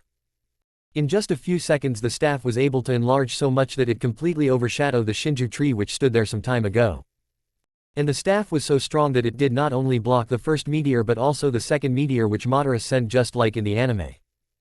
Amazing, what is that staff made out of? Hiruzen muttered to himself. As a staff user himself he fully understands how amazing of a weapon that is. Awesome, nice going Jin. Jiraiya looked towards Jin and show a thumbs up and Guy was the same but he was rather talking about youth. Chapter 79, Saving the Jinchuriki. The fight was going on and Madara was finally feeling the pressure from Jin and all the other cage-level shinobis. Madara already knew that this way, he might really lose and stopped playing around after getting a little window. He directly flew toward the ghetto statue. But to do that he needed all the other Biju stuck into the ghetto statue. This is not something which Jin plans to let him do and thus the moment he saw Madara running away towards the ghetto statue, Jin immediately went towards the Jiraiya. Master Jiraiya, Madara will be using the ghetto statue to target all the Biju. Please send Naruto to Mount Miyanaku. We can't let Madara get to the 10 tails, said Jin to Jiraiya with serious eyes. Jiraiya wanted to know how Jin know this but he believes Jin and rushes towards Naruto. After taking take of Naruto, Jin planned to remove another Jinchuriki from the battlefield. He directly went towards Killer Bee and without even telling him what going on he teleported with him. 9 tails and 8 tails is almost half of the powers of the 10 tails chakra. He needs to make sure that Madara doesn't get to them. It was essential for him to weaken Madara before their last battle. By the time Madara reached the 10 tails and started to mobilize it, he senses the 8-tail chakra vanishing away. Because of the sage mode which he took away from Hashirama, he now could sense the changes happening on the battlefield. This made him stunned and then he looked towards the Jinchuriki of the 9-tail. At least he was there but he did not know that that was not for long. Madara directly started moving towards Naruto but he did not know that he is already too late. When Jiraiya arrived where both Naruto and Sasuke were fighting, he found Sasuke defeated and Naruto towered over him. At this time, Naruto was stronger than Sasuke after unlocking his KCM2. Previously Naruto was holding back his power but after trying his best, Sasuke did not listen to him and he had to forcefully stop him. Jiraiya at this time already knew that telling Naruto to leave the battlefield is not going to work. Naruto is like himself, a hard-headed and single-minded idiot. So rather than talking to him, he just went towards Naruto and also took Sasuke with him to give Naruto a reason to stay in Mount Myoboki. Pervy sage, what are you doing? Asked Naruto in confusion but Jiraiya did not say anything only took action. Jiraiya knew by Jin's serious tone that the situation is dire and he need to hurry. After quickly forming the hand size, he ended up reverse summoning Naruto and Sasuke with himself to Mount Myoboku. He also went with them because he also need to hold back Naruto from coming back to the battlefield. By the time Madara arrived with Geto statue to where Naruto was, Jiraiya has already transferred him to Mount Myoboku. This further frustrated Madara. He can go after Naruto but there are other tail beasts there and there is a possibility that he might lose them too if he did not hurry. Jin on the other hand brought Killer Bee to the Land of Iron. This was the only place he could think of at that time which was far away from the main battlefield. I want you to stay here for the time being please, said Jin and did not wait for Killer Bee's answer and directly teleported himself back to the battlefield. Jin came back and targeted the next most powerful Biju beside 8 and 9 tails. He also saw that Jiraiya making hand signs and then vanishing away with Naruto and Sasuke with a puff of smokes. He also saw Madara moving towards Naruto and then stopping in midway. There was a smirk in Jin's mouth and Jin directly went towards the 7th tail. Madara apparently also aimed for the 7th tail and started moving towards it. Jin thought was faster and the moment he reached there he was ready to teleport the 7th tail out of there. But what he was not expecting was that Madara to be able to use his Rinnegan to push him out of the way and capture the 7th tail. Damn, that was the Shinra Tensei technique, Jin muttered immediately understanding what kind of technique Madara just used. Then the Geto statue opened his mouth and multiple chains started to sprout out of his mouth and target all the present tail beasts in the battlefield. In a matter of seconds, he was able to directly capture all of the tail beasts. This time around the resistance was not that great because both 9 tail and 8 tails were not there. Madara was not planning to absorb an incomplete 10 tails, but considering the situation he did not have any other way to find both 9 tails and 8 tails right now, and thus he decided to absorb the 10 tail in its incomplete state and later absorb both 9 tail and 8 tails. While this was happening, Naruto was complaining to Jiraiya. "What do you mean I can't go back? Grandma Tsunade and Jin with Kakashi-sensei and others are fighting there," Naruto shouted.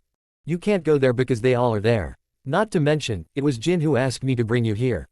Madara is targeting all the tail beasts again and he suspected that this time you might not be able to resist him. Even so, I will not just stay here and hide," said Naruto. "Why can't you just for once let go, Naruto? Jin is already there, he will make sure to defeat Madara. You know how strong he is," Jiraiya said, and Naruto also clenched his fist. He too knows that his being there now is not the right choice, as this time it was Jin who asked Jiraiya to bring him here. While this was happening, Killer Bee in the Land of Iron was confused at what happened and wanted to go back to the battlefield, but the distance was too much even for him. Chapter 80, The Final Battle.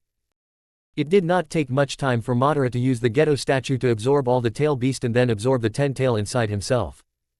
Jin could not do anything about it because everything happened very fast. By the end of the transformation, Madara was all white and even wearing white. He only had one Rinnegan and massive chakra. People who knew what just Madara did was horrified at this point. All the cages who fought with Obito before knew that now Madara had the same power as Obito had before, and there was awe and dismay on their faces. At this time almost everyone was looking at Madara, who was flying in the air, and Jin, who too match his height. "It is because of you that I am not able to attend the perfect form of a Jinchuriki." Madara looked towards Jin and said. But there was no hint of anger in his voice. Madara was not angry. He knew that people will naturally go against his plan. He was more excited now to fight with Jin. He was looking forwards to fighting the man who was able to destroy his plan this much. Jin did not say anything and closed his eyes. He knew that this fight is no joke. Only 3 people were able to cope up with this form of Madara. That 3 people are naturally Naruto, Sasuke and Might Guy. Of course, both Naruto and Sasuke had to tag team to push Madara, while Guy was alone and almost kill Madara, but at the same time also ended up almost dying, and if not for Naruto saving his ass, he might have really be dead in the series. Madara also did not attack Jin because he knew that Jin is getting ready for the fight. Although that was not necessary, as Jin, the moment he closed his eyes, were already in the state of passive instincts and now was calming himself to enter into the Ultra Instinct Psi state.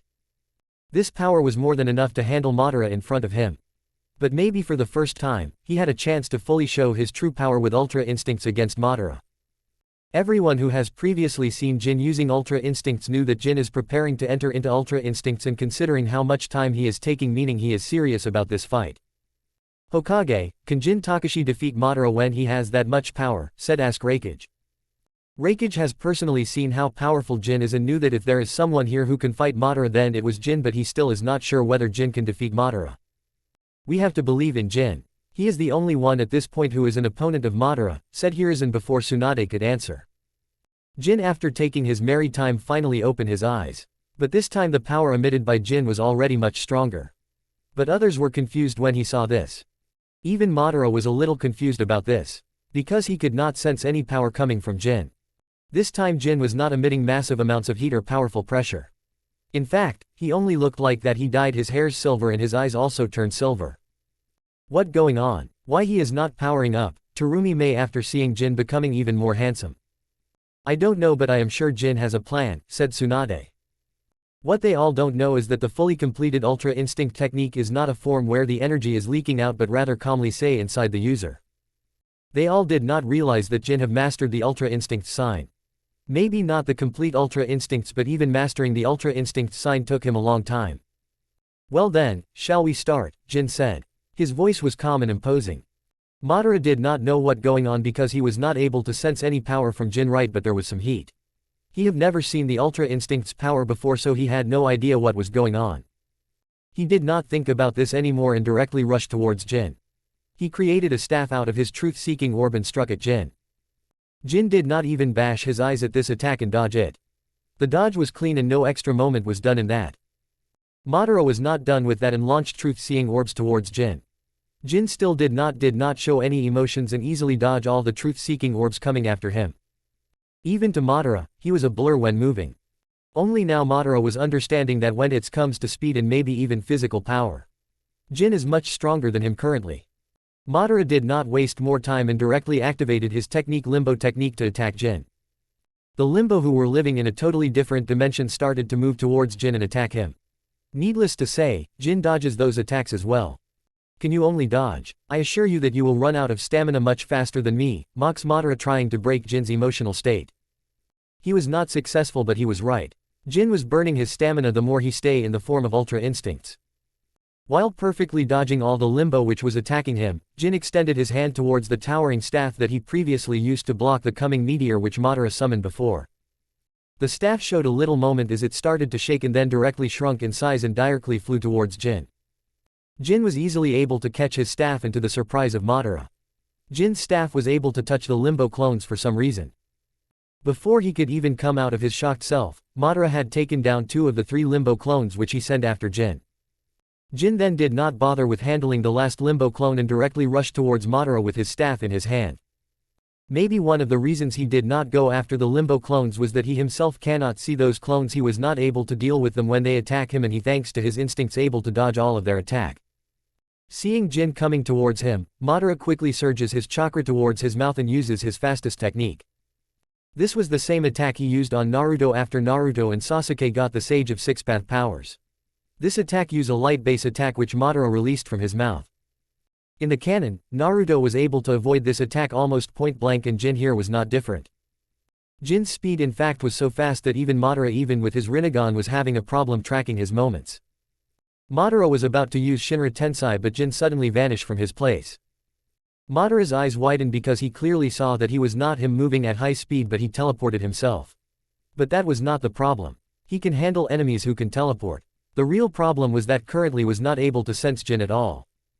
All of these thoughts ran inside Madara's mind at amazing speed, but in the next moment, he heard just one sound. Taekwondo renewal kick. The next moment he was flying backwards and much of his body was evaporated. This was not a normal recoilless kick, but Jin used this technique with Ultra Instinct's power added to it. Madara spat blood out from his mouth, and for the first time, there was a horrible look on his face. Those people who saw this were awestruck. Is that Madara lying there with only half of his body intact? God, what kind of monster is that Jin Takashi? Good thing that he is on our side. Some of the responses came from those people who can still talk.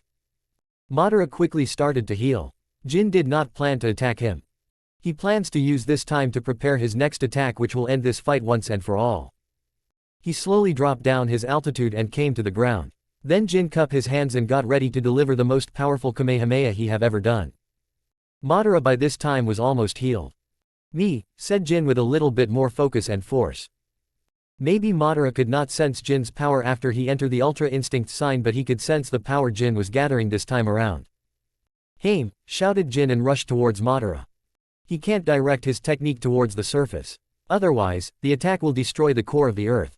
This attack might be as strong as what Master Roshi did to destroy the moon. Maybe stronger. The fact that he was able to reach this amount of pure power with a faulty key system means something. In the blink of an eye, Jin appears in front of Madara and kick him upwards. Madara by this time have already fully healed, but still was not fast enough to dodge the upcoming Jin. Once Madara was in the air, Jin was ready to launch his attack. He looked towards Madara. His hands were barely holding the powerful planet-destroying attack. He pushed open his hand forwards, and what happened next was what people could only say a dream. A very large pillar of light ascended from where Jin was standing. Directly went into outer space. Holy shit, was what people were thinking at this time.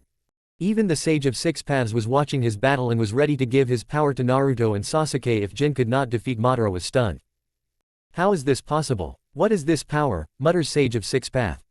What is that? Said Tonari from the surface of the moon after seeing the powerful pillar of light going out of the planet and vanishing into outer space. Jin, who was almost passed out after pouring his every last bit of power in that last attack, staggered and fell into one leg. Finally over. God, this was something, muttered Jin. But he did not fall because he had one more thing to do. He quickly took out a senzu bean and ate it. He immediately regains some of his energy back and then focuses on his senses. What he was trying to sense? Well, that would be Black Zetsu. The moment he senses Black Zetsu, he directly vanishes from his place, stunning the cages who were coming toward him. He appears right in front of Black Zetsu. Seeing Jin appear in front of, he immediately became alert and wanted to run away, but Jin stopped him with his key manipulation. and then took out the last empty bottle from his pocket. "What are you doing? Let me go," shouted Black Zetsu.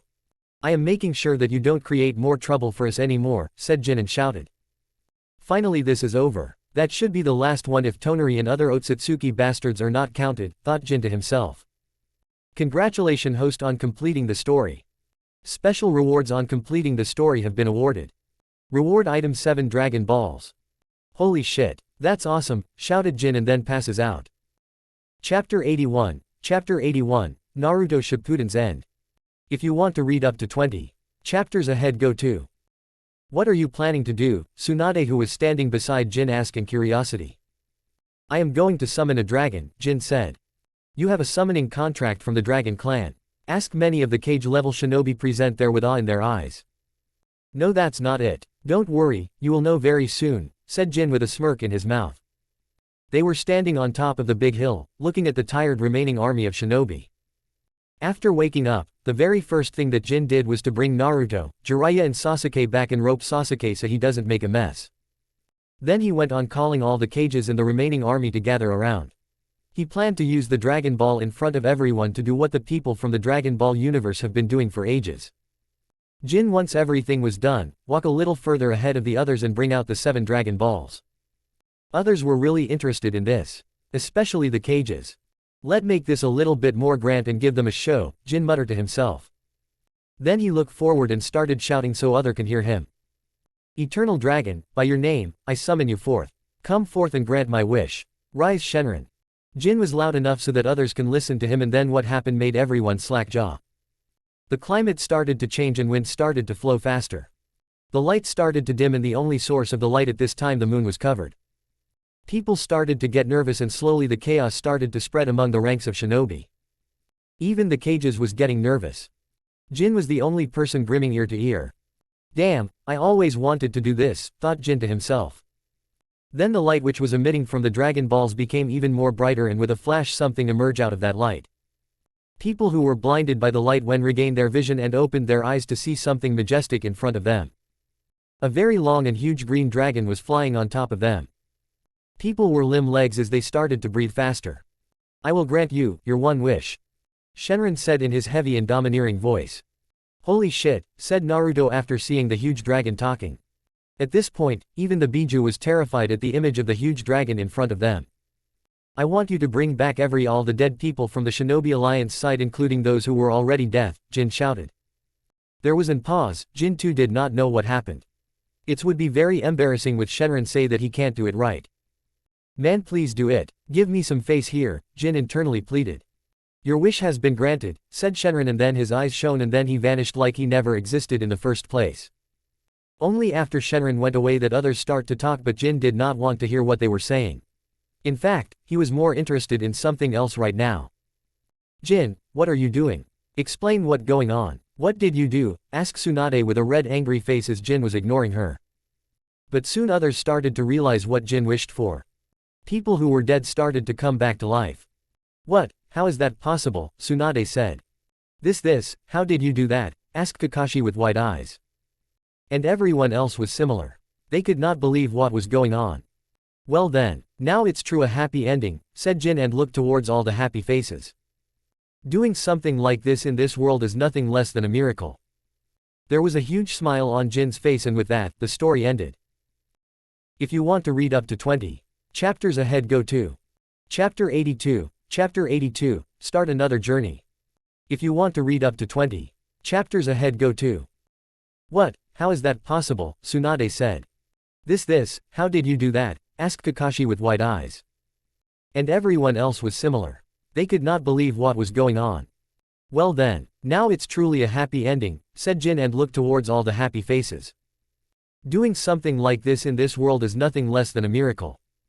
There was a huge smile on Jin's face, and with that, the story ended. System and the journey has ended. Do the host want to continue his journey in a different world or stay in this universe? Why this is suddenly coming now, Jin thought to himself. He was fully expecting that the story will end here, including the author, but the system has more in store for him. Jin was confused about this. He was not sure whether he should go on to another world or just live here. Considering the text in front of him, he is sure that this is a one-time offer from the system. 10-minute remain to choose. Fuck you system, Jin shouted internally after reading the new message. He then quickly looked towards other people around him. Tsunade, Naruto, other members of Konoha 12, Kakashi and other jonin he comes to know in this world. Do I really want to live in this world? Jin asked himself this question. Jin, what are you doing? Let's get going, we all are going back to the village. Tsunade was the one who said this. She was the closest person standing to him and obviously noticed the faces he was making. Jin, after hearing Tsunade's voice, turned towards her and wanted to say something but was not sure what to say. He was at this point really running his mind at his fastest to come up with all the reasons to stay in the shinobi world or not to stay in the Naruto world. I like Naruto, but honestly, what happened in Boruto? I really don't want to experience, Jin thought to himself. Jin, what are you doing? Let go, Tsunade said again. Yes, about that. Jin started but was not sure how to say it. What? Tsunade asked with her still beautiful face standing sideways. God, this is going to be really troublesome, Jin thought to himself. Well, I am not planning to go back to the village, Jin said. This frees Tsunade. She was not sure whether she heard Jin correctly or not. Come again, Tsunade said. That's what she said. Jin wanted to say that but hold himself back and seriously repeated himself. I won't be going back to the village. I have decided to go on a journey on my own from this point onward, Jin said and kept an eye contact with Tsunade. What? There was already a horrified, worried look and angry look on Tsunade's face. Horrified because Jin was the one to end the final battle. His role in the upcoming peace talk is going to be immense. Not to mention, she herself does not want Jin to go. Worried because she really was worried for Jin. Over the years she comes to see Jin as a troublemaker kid but at the same time someone she value. And lastly, angry for obvious reasons. Shoot, I need to hurry and tell bye to others, Jin panicked internally. So with that said, before Tsunade processes everything Jin told her and starts shouting at her, Jin just fly off towards Naruto. Apparently, he only had one real friend in the entire village and that has to be Naruto. So he should tell his bye to him. After flying towards Naruto he shouted. Hey Naruto, I want to say something to you. Jin, you are finally here. You told Pervy Sage to send me to Mount Myoboku. Why did you do that? I wanted to fight too, Datbeo, Naruto complained but was still smiling. Well, good for you for then, because from now on I will not be there to steal your fights, Jin said with a soft smile on his face. He might not be particularly close to anyone in the village but Naruto is a different case. What are you talking about? Naruto sounded really confused. Jin took a long sign because he knew that Naruto would not let him go so easily.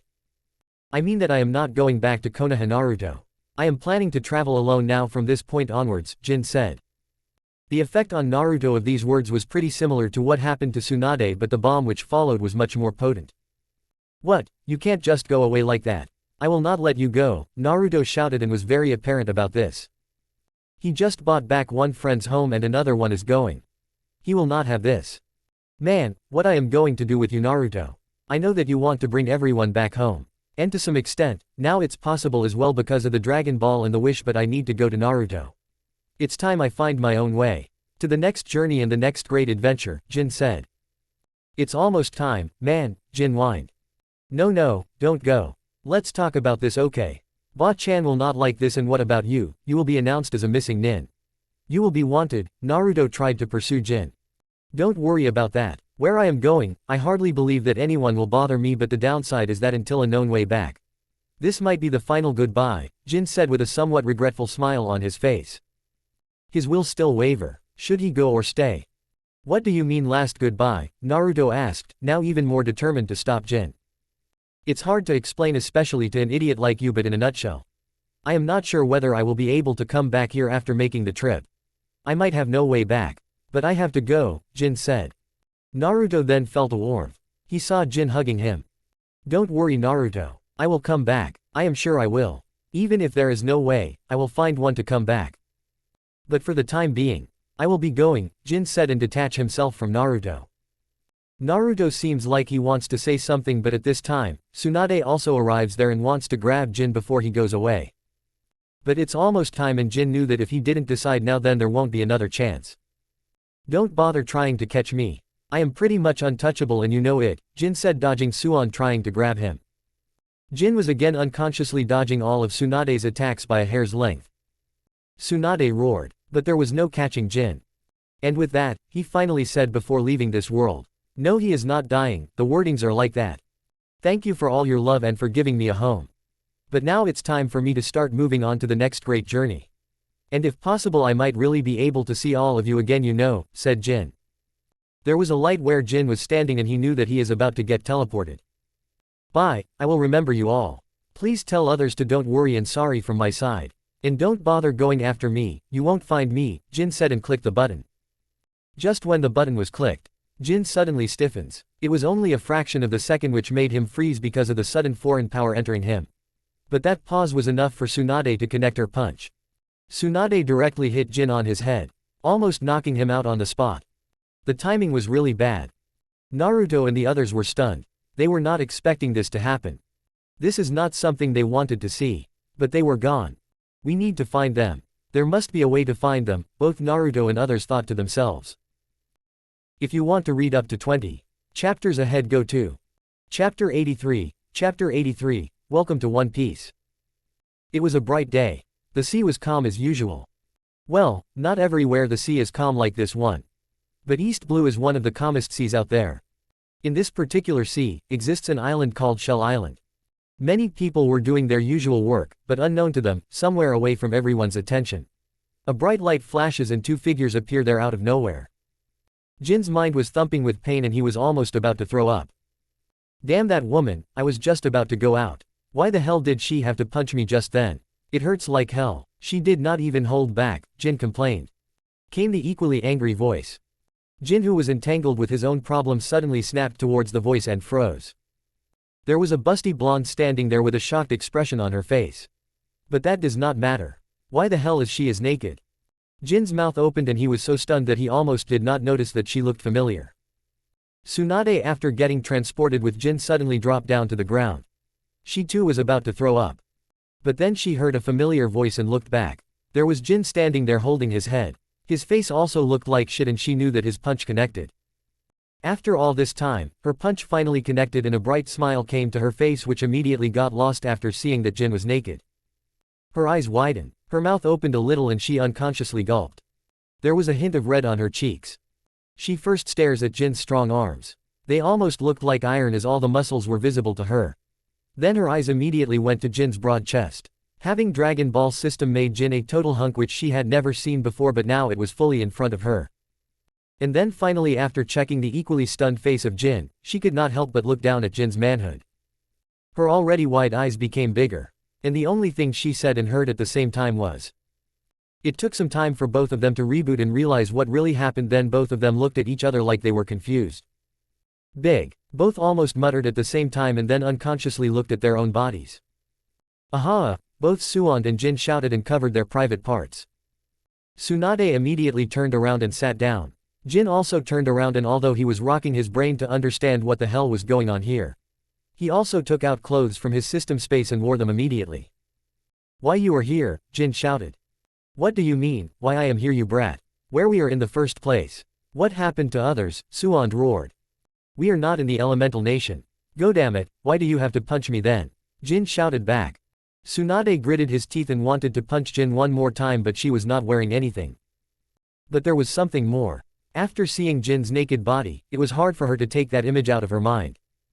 How long has it been since I have felt like this? Damn, Tsunade, you are not a horny teenager anymore, Suwon cursed, but silence looked back at Jin. Just one more time will not hurt, right? It's just to check where it really is, or Jin is hurt in that place in the battle and his cock is swollen. But when she sneaks a quick peek at the back, she immediately became angry again because Jin was already wearing some orange clothes. Hey, where the hell did you get the clothes? Tsunade shouted. But just when she was shouting, something hit her face. She looked and noticed that it was the same style of dress which Jin was wearing right now. Geez, good thing that I have so many of this turtle hermit costume lying around thanks to the system gift, Jin muttered to himself. Oi, if you looked back then I will kill you. You hear me, you brat? Tsunade shouted. Oh, see who is talking, how come you then looked back first, huh, pervert Hokage, Jin snapped. This made Tsunade twitch. Now after getting caught, she did not say anything but quickly wore the clothes. Alright, now talk. Where we are and how come both of us were naked, Suwon immediately said after she was done. But Jin was no longer paying attention to her anymore. He was reading the system message. Ding, congratulations host on coming to the second world. The previous system has been completed and a new system is loading. Please wait until the system is loaded. The next story is about to start. The system advises the host to get ready. After system update, host body will go under major changes to adapt to this world. A story completing award and a new story award is being complied for the host. Please wait until the system is update. If you want to read up to 20 chapters ahead, go to Chapter 84. Chapter 84, A Boy with a Straw Hat. Oi, what the hell you are doing? Stop ignoring me, damn it, Tsunade shouted when Jin totally ignored her when reading the system notification and directly went to punch him. Book just when the punch was about to hit Jin. Jin without even looking turned his head and slightly took a step back. I am thinking something. Your habit of punching people out of the blue is quite annoying, you know. Jin looked back at Tsunade but then suddenly narrowed his eyes. Oi, it just me or you were looking younger? Huh, what do you mean? I always look younger. Younger my ass, you grandma. Tsunade did not directly respond to Jin's question, she just checked her own jutsu to see whether it was malfunctioning. But then she suddenly realized that her jutsu was no longer active. Her eyes widened. She quickly looked at her own hands and then touched her own face. There should be wrinkles, right? There should be dark spots on her hands and wounds, right? But they were not there. Her skin was bright and soft. Her touch to her face only gave her a smooth and soft feeling. Her heart started to beat faster. While Tsunade was going through a midlife crisis, Jin only focuses on the system notification. One Piece, he muttered after seeing the notification and then looked towards the sea around him. He slowly breathed in and felt the salty breeze. So this time I am really going on an adventure. I can't remember a lot about One Piece. I should have watched that anime too. Good thing that I have some knowledge from the fanfics I read. Hokage-sama, let's go. We need to find where we are, Jin said and started walking. Tsunade, who was still in gaze, snapped back in Jin and quickly followed. Oi, don't go, answer me, damn it. I was sitting in the bar with Tsunade. It took me a long time to explain everything to Tsunade. Of course, I did not tell about my system in my previous life to her. I made some bullshit about Sage of Six Paths asking me to help this world, and you can guess the next.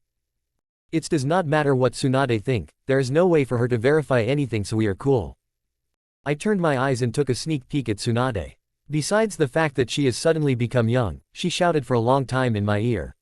I am glad that I still retain the ability to hear after that, and besides the fact that she is hella hot right now. I am having a problem talking with her. I thought that her temper was bad back then. Oh boy, I was for surprised when she suddenly became young. I saw her still angrily looking at me.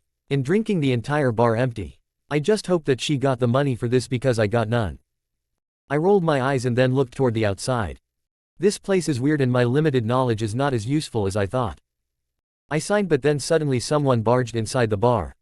I turned my head and found a boy with pink hair and another boy almost my age with a straw hat entering the bar.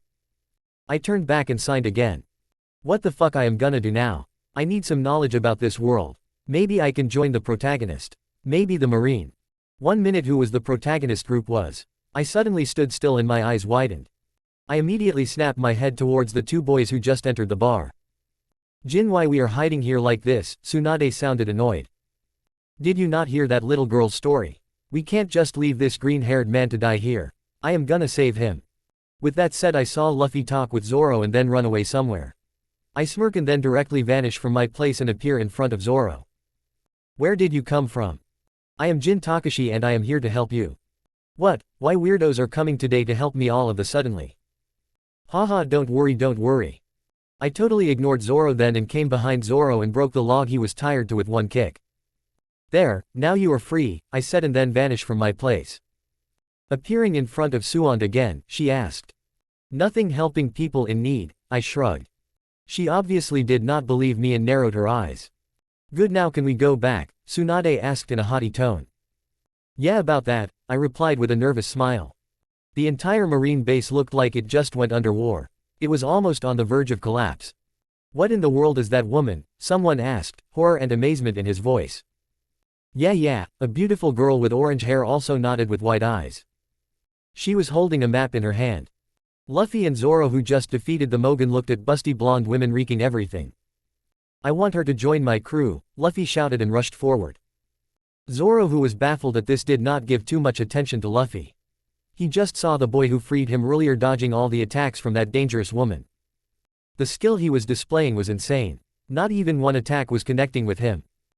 If you want to read up to 20 chapters ahead, go to Chapter 85, Chapter 85, Ending and Starting Rewards. I refuse, I heard Tsunade saying. I refuse, I heard Luffy saying. I saw a confused look on Tsunade and then she asked. No, what I mean is that I refuse your refusal. Then there was a twitch in Tsunade's eyebrow and then there was a mighty punch which sent the future king of the pirate flying. After I explained that I had no way to send Tsunade back to Konoha. She made a lot of mess. I heard and then looked back to the collapsed marine base and gave an apologetic smile to the marines who were surrounding us.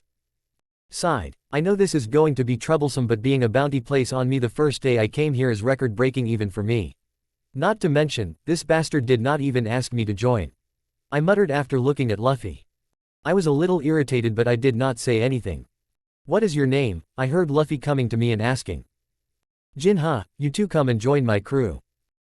Did he just hear me or what? I could not help but wonder.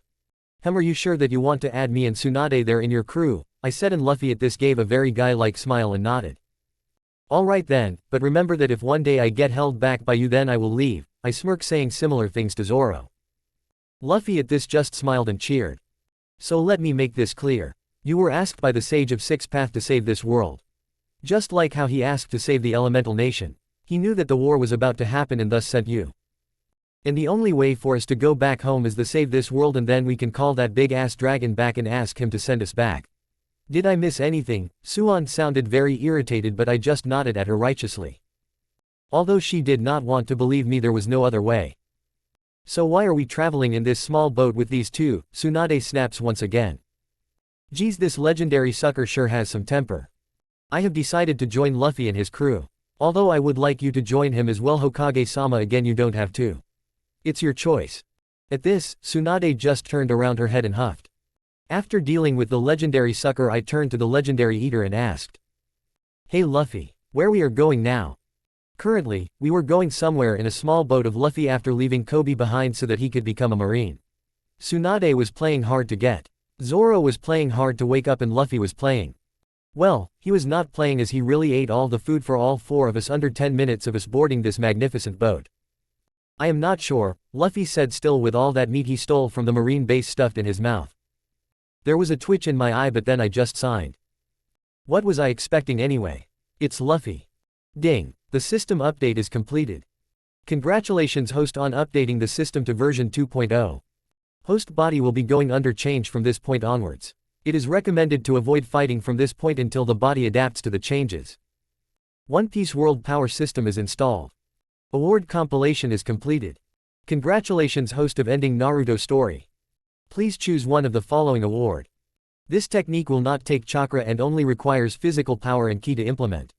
Physical power and defensive capabilities have been improved. This technique will not take chakra and only require physical power and ki to implement.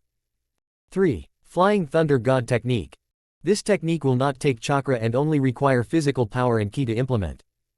Congratulations on starting the next story One Piece. Please choose one of the following award. 2. Gura no Mi staff upgrade. 3. Poseidon staff upgrade. I just blink at all this. Man, this is cool. Awards from Naruto worlds are not that great as I can already use Kaioken and instant teleportation. I can only get shadow clone technique. Not like I do not like shadow clone. So it's a shadow clone jutsu for me. The starting reward is kind of confusing though. What the hell is Guru no Mi and Poseidon? I consciously ended up muttering. I know what is Haki. Should I choose that? Or should I go for other options? Hey system, this Haki, can I develop it like how people do it here if I don't get it from the reward option? I asked. Ding. Yes, the host can learn this technique after the host body is adapted to the changes done by the system.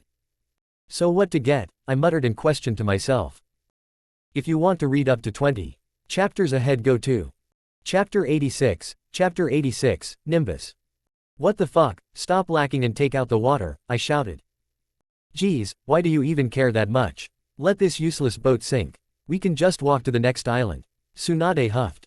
Funny, did I just hear you saying that you will walk there? Zoro rolled her eyes.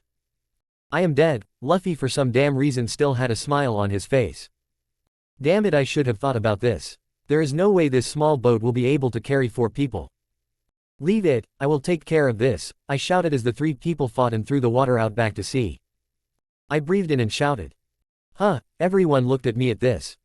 Oi, stop looking at me like I am an idiot. I will kick your ass. Especially you, Luffy. I wanted to shout that but I held back. Instead, I shouted, Nimbus. Man, I should have used that cloud after getting it. I have not used it for many years now. Jin, stop wasting time there and let us go. These two can just swim there. Suwon looked pretty annoyed at this point. We can't. Luffy can swim, I replied and looked at Luffy. Because those who eat a devil fruit are hated by the sea, I replied to both Zoro and Suwon. I am not sure whether Zoro know this or not, but it's no problem telling him too. What a devil fruit, both of them ended up asking. Luffy, show them please. Nimbus, I shouted with all my might while Luffy was stretching himself wide enough to become the boat himself. How is this possible? There is no way a human can do that.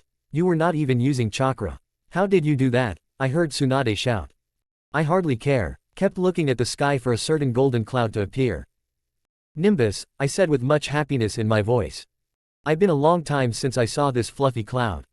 Suwon, who was shaking Luffy and was eager to do all kinds of testing on Naruto to understand how Luffy stretch himself. Zoro, who just wanted to sleep but could not because of this damn boat, and Luffy, who I can't say what he was thinking exactly beside me, altogether looked toward the golden cloud flying at high speed and crash into my arms. Ha ha ha, I missed you too, Nimbus. Sorry, I have not been using you for a long time, I said, patting the cloud like he was a much fluffier golden retriever. Hey, what is that? Luffy removed himself from Suwon's arms and asked. For some reason, he was salivating. I also saw others looking at me for an explanation. This is Nimbus. I used to fly around on him when I was small. Now that I have learned how to fly, I don't use it myself anymore. But it can cause you guys to talk less talking.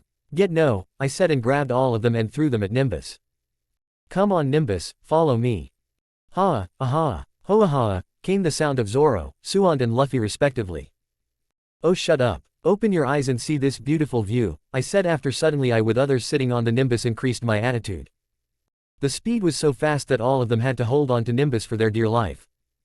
The three of them looked around. At the height of 300 meters of the sea surface. The view was really beautiful. I saw Suwon for the first time smiling after coming to this world.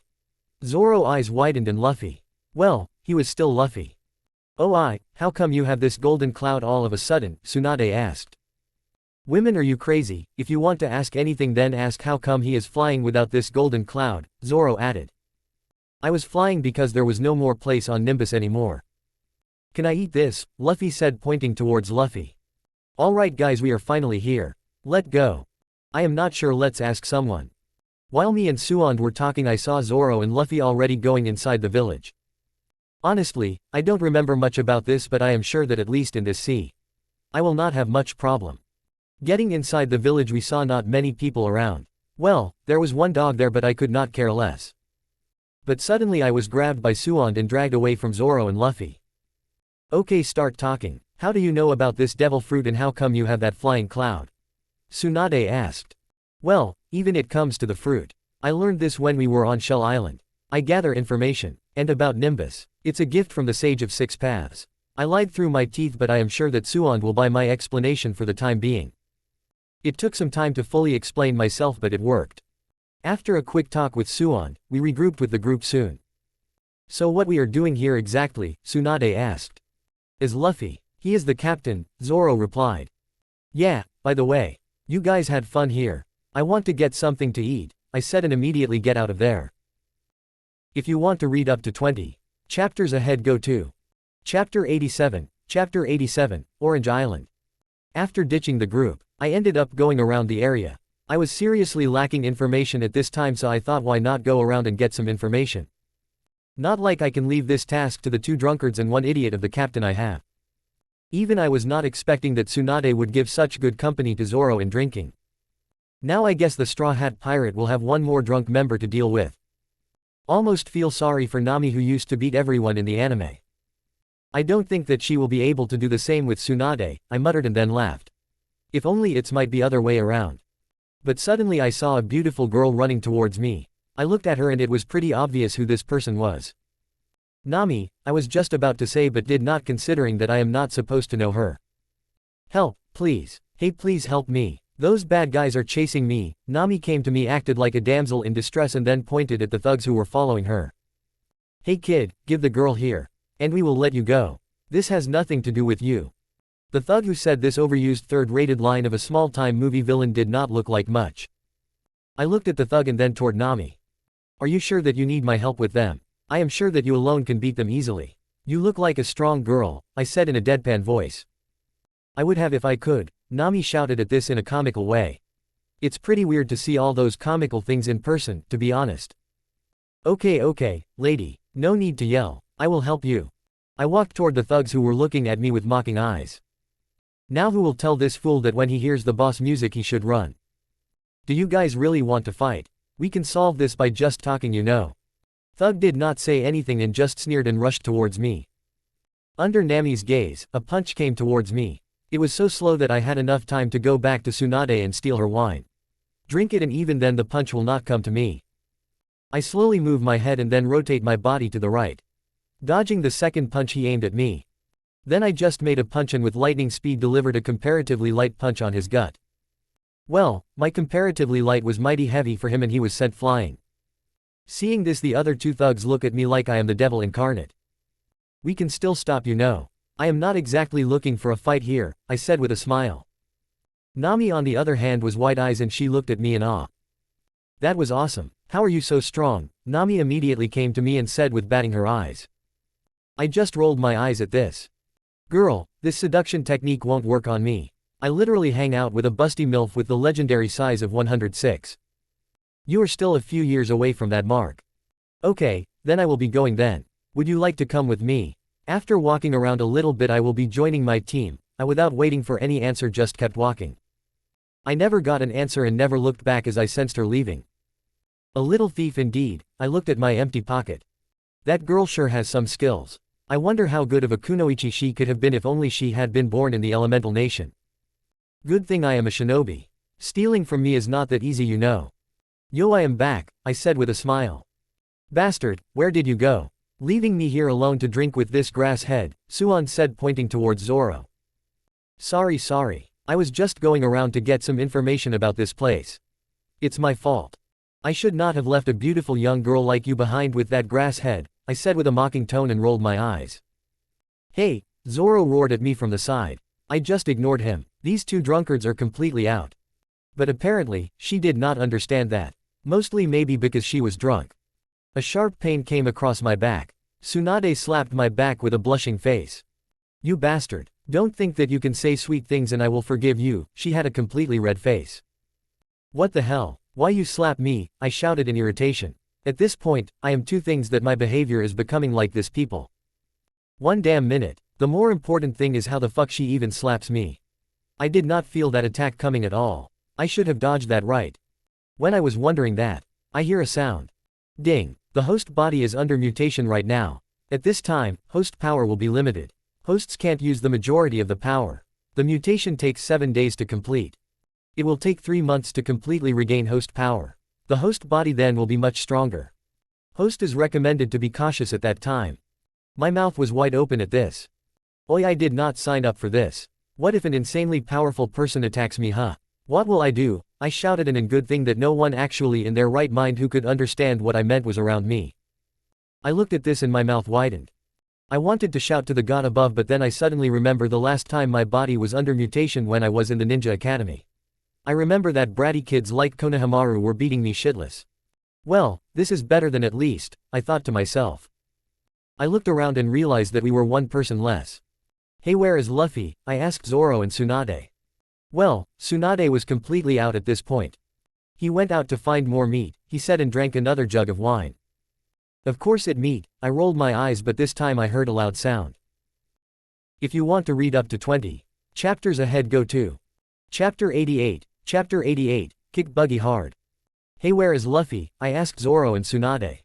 Well, Tsunade was completely out at this point. He went out to find more meat, he said, and drank another jug of wine. Of course it meat. I rolled my eyes, but this time I heard a loud sound. There was an explosion outside. This actually makes both Tsunade and Zoro sober. All three of us immediately ran outside to where this happened. Once I was outside, I saw an entire row of houses demolished somehow. What the fuck happened here? It looks like someone Shinra Tensai this place. I muttered to myself. I immediately looked at where the attack came from and saw many people there.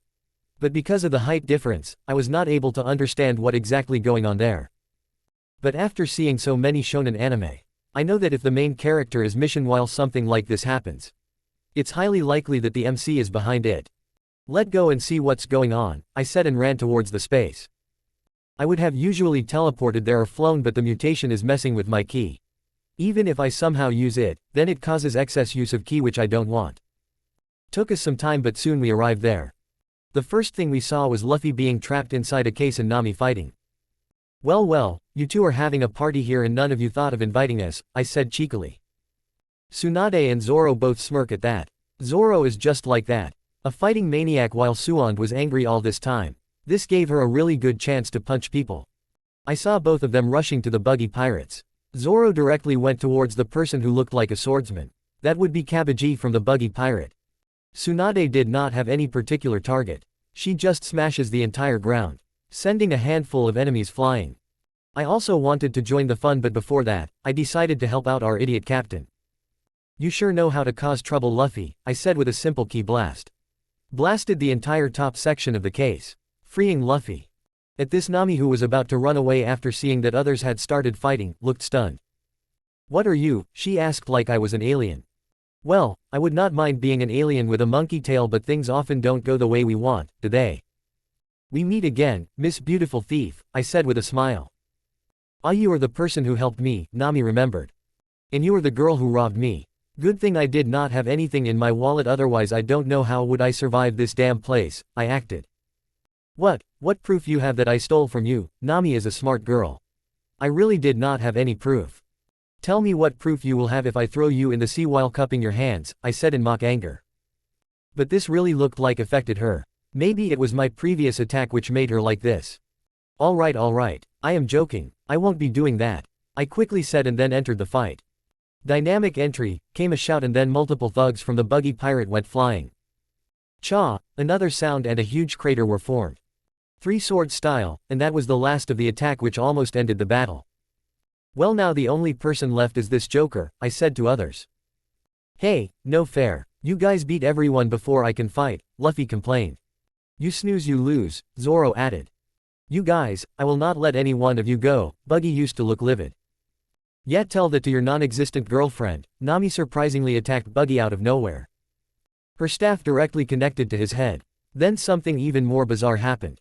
His whole head was removed from his body. I too was a little shocked. Practically trying to remember whether this person was so weak or he had any power, which I can't remember. You, girl, you gonna pay for that, Buggy shouted and his head flew towards Nami. Then I heard a loud yell from her. I can't blame her for that. It's almost like a ghost. And for a girl who has never seen something like this is the reaction I expect. In fact, Luffy, Zoro and even Tsunade looked surprised. Luffy was not amazed and excited, then surprised. But before the head came near Nami, I appeared in front of her and like a football kicked the head hard.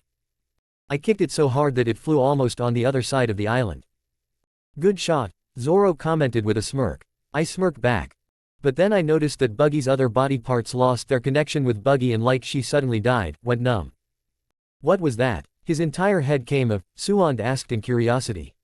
You just kick his head out like a football, Nami still looked stunned. Devil fruit, I looked at Suand and said. Yup, then I looked at Nami. Yeah, by the way, I am Jin and this person here are my crew members. This is Suand, Zoro and Luffy, to introduce everyone to Nami. If you want to read up to 20 chapters ahead, go to Chapter 89, Syrup Village. Are you sure that you want to fight with me? This was the conversation I was having with Zoro. After taking care of Buggy, our small group with Nami ended up taking her boat. By forces I spot the boat and exclaim that it's ours. Of course, another reason for choosing that boat was to bring Nami along with us. Woo woo, I heard a sound coming. This person was Luffy, to annoy me to the point that I had to give him the Nimbus for some time so he couldn't stop bothering me. Alright, once we reach to the next island. Hey Nami, what place is the closest, where we can get a better ship from? That would be the Syrup Village, Nami answered nonchalantly. Hey Jin, since when did you have that cloud? Suand asked. Actually, she wanted to ask this for a long time but never got time. A very long time. Before learning how to fly, I used to travel in Nimbus. And why do you never say anything about it? Hey, I can see it. It's the next island, Luffy shouted from the air. At this, I too just fly up and see the island. Good. Nimbus, bring that idiot captain down and for the time being, you can take a little rest, I said. After coming to the Syrup Island, the first thing we tried to do was to find a boat. Not only I never have seen One Piece, but I also know that this village is important as one important member of the Straw Hats comes from here. Hey Jin, fight with me, Zoro said. I nodded, but before that, a long-nosed man suddenly appeared and started talking about nonsense like having 8,000 troops. Nami quickly pointed that out for us. Well, from that point onwards the entire thing was very similar to the anime. Well, it's not like I know what happened in anime. It's the author-san and reader-san who know the best.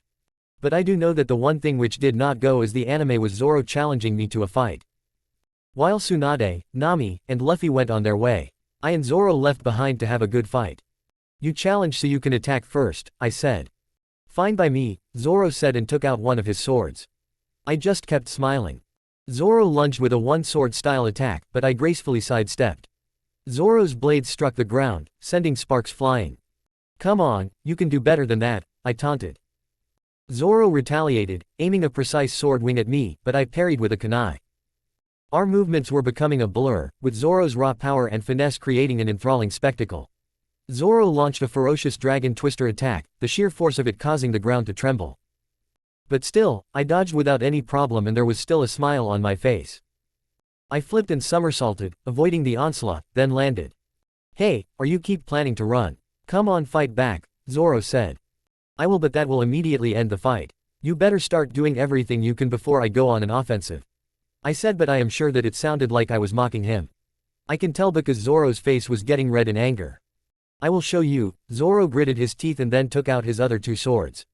I was still smiling. There is no point in adding more swords. Zoro currently is just not fast enough to outmatch me. In the end, Zoro just was not able to hit me at all. Alright, then let me attack one, I said and instantly appeared in front of Zoro at breathtaking speed and delivered a powerful punch to his gut. This attack was not that strong, but it still made him fall to his knees. You need to get a lot faster if you want to touch me, Zoro, I said, started walking towards the rest of the group. By the time I reached the village, Zoro had caught up to me. I will win the next time fight with you, Zoro shouted the moment he arrived. Yeah sure, but that will take a long time, I said and ignored him. Later I realized that Luffy and others are not here. After sensing, I located them and with Zoro went to them. Actually, I had to stay with him, otherwise there was a chance that he might have gotten lost. I might have never seen One Piece, but that does not mean I don't know Zoro. I used to be a huge fan of memes before dying. And if you are a meme fan, then there is no way you have not seen Zoro at least one. Getting lost and coming in any meme without any context.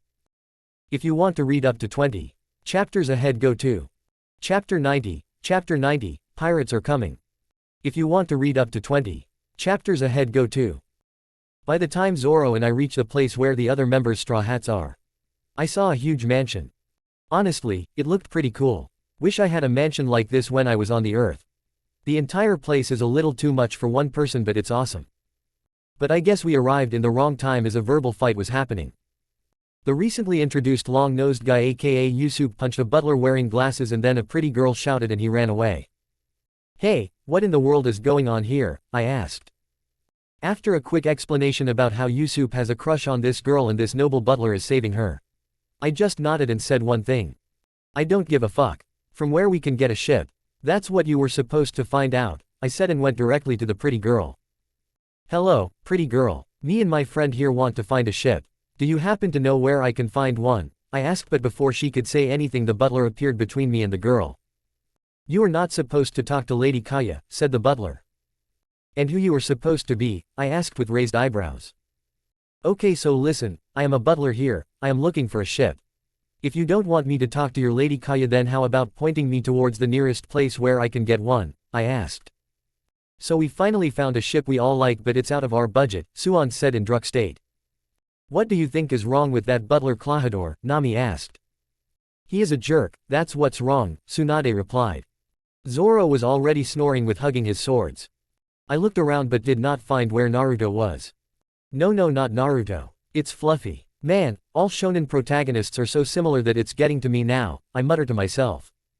Now I just wanted to sleep, but in the end, I thought that I would find Luffy.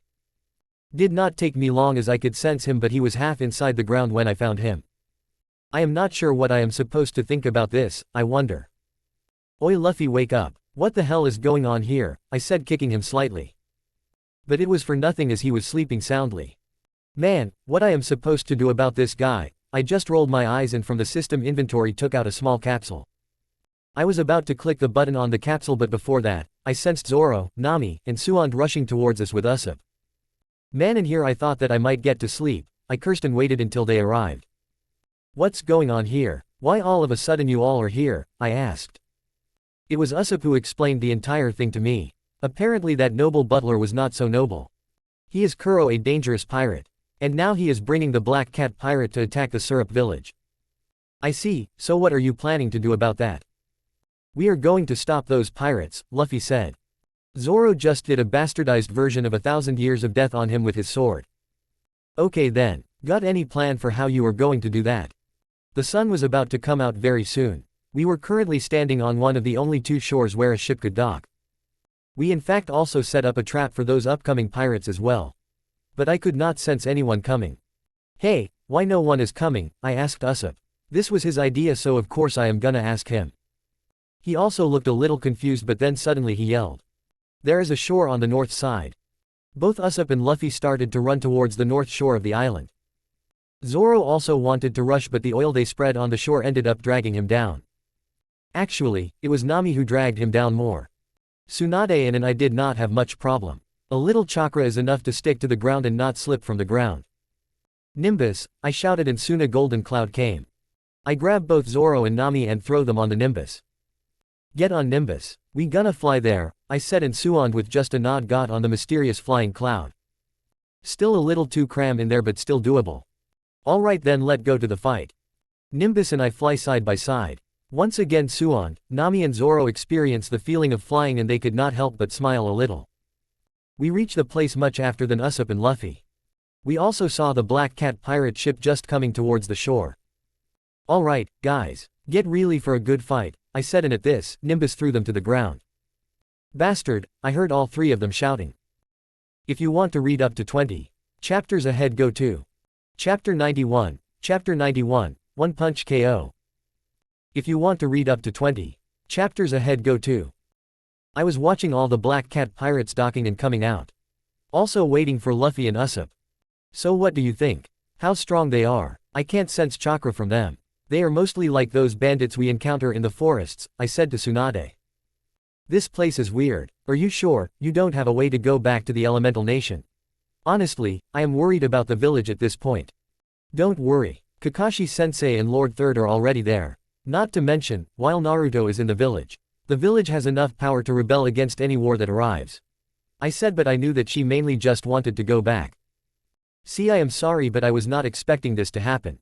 But I promised that I would find a way to go back. I wanted to explain the entire thing to her, but I knew that it would just make her more confused. So I just turned my head and looked towards the upcoming pirates. Are you going to punch them, or do you want me to kick their ass, Hokage-sama? I asked with a little joking tone. Let our new friends do the fighting. It's a good chance to see what they are capable of without chakra, Suand replied. This 57-year-old turned 17 and still acted like the Hokage. Well, she is, but only I knew that now. Zoro, you take thems. Let's see what you can do. If you need any help then just say so, I said, and I only saw a grin on Zoro's face. Taking out two swords from his side, he already was moving towards the pirates. The wind carried the faint scent of salt and gunpowder as they approached. With a casual yet menacing grin, Zoro marched forward. Black Cat pirates, huh? I just lost without even touching a single hair on Jin's body. I am seriously in the mood to cut you guys now. Without further ado, the Black Cat pirates leapt into action, closing the distance between them and Zoro with astonishing speed. Zoro responded with a swift and graceful movement of his swords. The battle was joined, and it unfolded with breathtaking agility. Clangs and sparks filled the air as Zoro defended himself against a barrage of fast and coordinated attacks. He moved with precision, blocking each strike with one of his blades. He is good, but that is all there is. I say he is somewhere in the level of a Chunin, Suand said. That's already pretty good, don't you say? He never gets systematic training as a shinobi. Getting close to a chunin is good. I replied. Are you seriously going to let him fight alone? Nami asked. Tsunade and I just nodded. Not like we will not help if we see him struggling. But at this time I also notice Usopp finally coming. How did you guys come here before me? He asked. We fly, I said with a smirk. Despite their numbers, the Black Cat pirates couldn't penetrate his defenses. Zoro's swords danced in the moonlight, creating an almost hypnotic display of swordsmanship. The battle raged on, the moon above bearing silent witness to the intense clash of blades. Zoro's superior skill and unwavering determination began to take its toll on the Black Cat pirates. One by one, they found themselves outmatched by the swordsman's prowess. But then I saw a weird man doing hypnosis motion with some tool. My instincts told me that this guy was dangerous. So I quickly took out a kunai and with speed comparable to a buttle threw it directly towards the man. Well, he did not die. I never throw to kill, but surely that wound will keep him out of the fight. Soon Luffy came and he too joined the fight. See, I told you that they are pretty good, I said with a smile. Tsunade at this just rolled her eyes. While this was happening, the so-called noble butler finally showed his face. One job, you had only one job, Kuro said and took out his Wolverine-style blade. This one is a little stronger, I muttered to myself and looked at Suon. So after that, I too did not attack and just stood there seeing how Luffy and Zoro handled Kuro. Actually, at first, they were doing pretty well, but later on, they ended up falling backstage as Kuro used his high-speed attack. Tsunade at this looked a little surprised. There is no chakra but he can still achieve this speed. How? She thought to herself. I still did not move. Considering that Luffy just started his journey. There is no way that he gonna lose this early on, right? So I just bet on that idiotic shonen protagonish logic and let Luffy handle it. Well, I would have done that, but that bastard Kuro ended up coming towards me to attack. I don't think that he had any control at this speed, but still his bad luck. Even at a fast speed, Kuro coming towards me was easily tracked by me. I made a fist and the moment he was close to me, I punched. Everyone snaps their head towards the wall made by the raised ground. Kuro was plastered on the wall, fully unconscious. Well, that takes care of that. Now let's get back and get ourselves a boat, I said and took Suon's hand on my hand and strolled out. Bastard, what are you doing? Tsunade shouted. If you want to read up to 20 chapters ahead, go to Chapter 92, Chapter 92, BARATIE. If you want to read up to 20 chapters ahead, go to. After taking care of Kuro and the Black Cat pirates, our entire group again went back to Kaya, and this time we even had the proof is that not so noble butler ended up attacking another butler in Kaya's household. Mary was attacked but was not killed. Good, because I don't know how we would have explained the truth to Kaya beside him. So we are cool, right? I asked Kaya. Yes, Mary told me everything, Mr. Jin. I am sorry for doubting you earlier, Kaya said. Nah, don't worry. But my original question still stands. Do you know where we can get a ship from? Kaya at this looked at Mary. The goat faced the butler and smiled. Our entire group was standing in front of a small-sized ship called Going Merry. Clearly named after that goat-faced butler. This ship looked pretty good to me. Not to mention, there is also a goat face in the front of the ship. This is the ship I want, Luffy shouted. Zoro also nodded at this. Others also nodded in approval. How much it will cost? I asked Mary. Clearly, Kaya would not know. But surprisingly, Kaya was the one who spoke.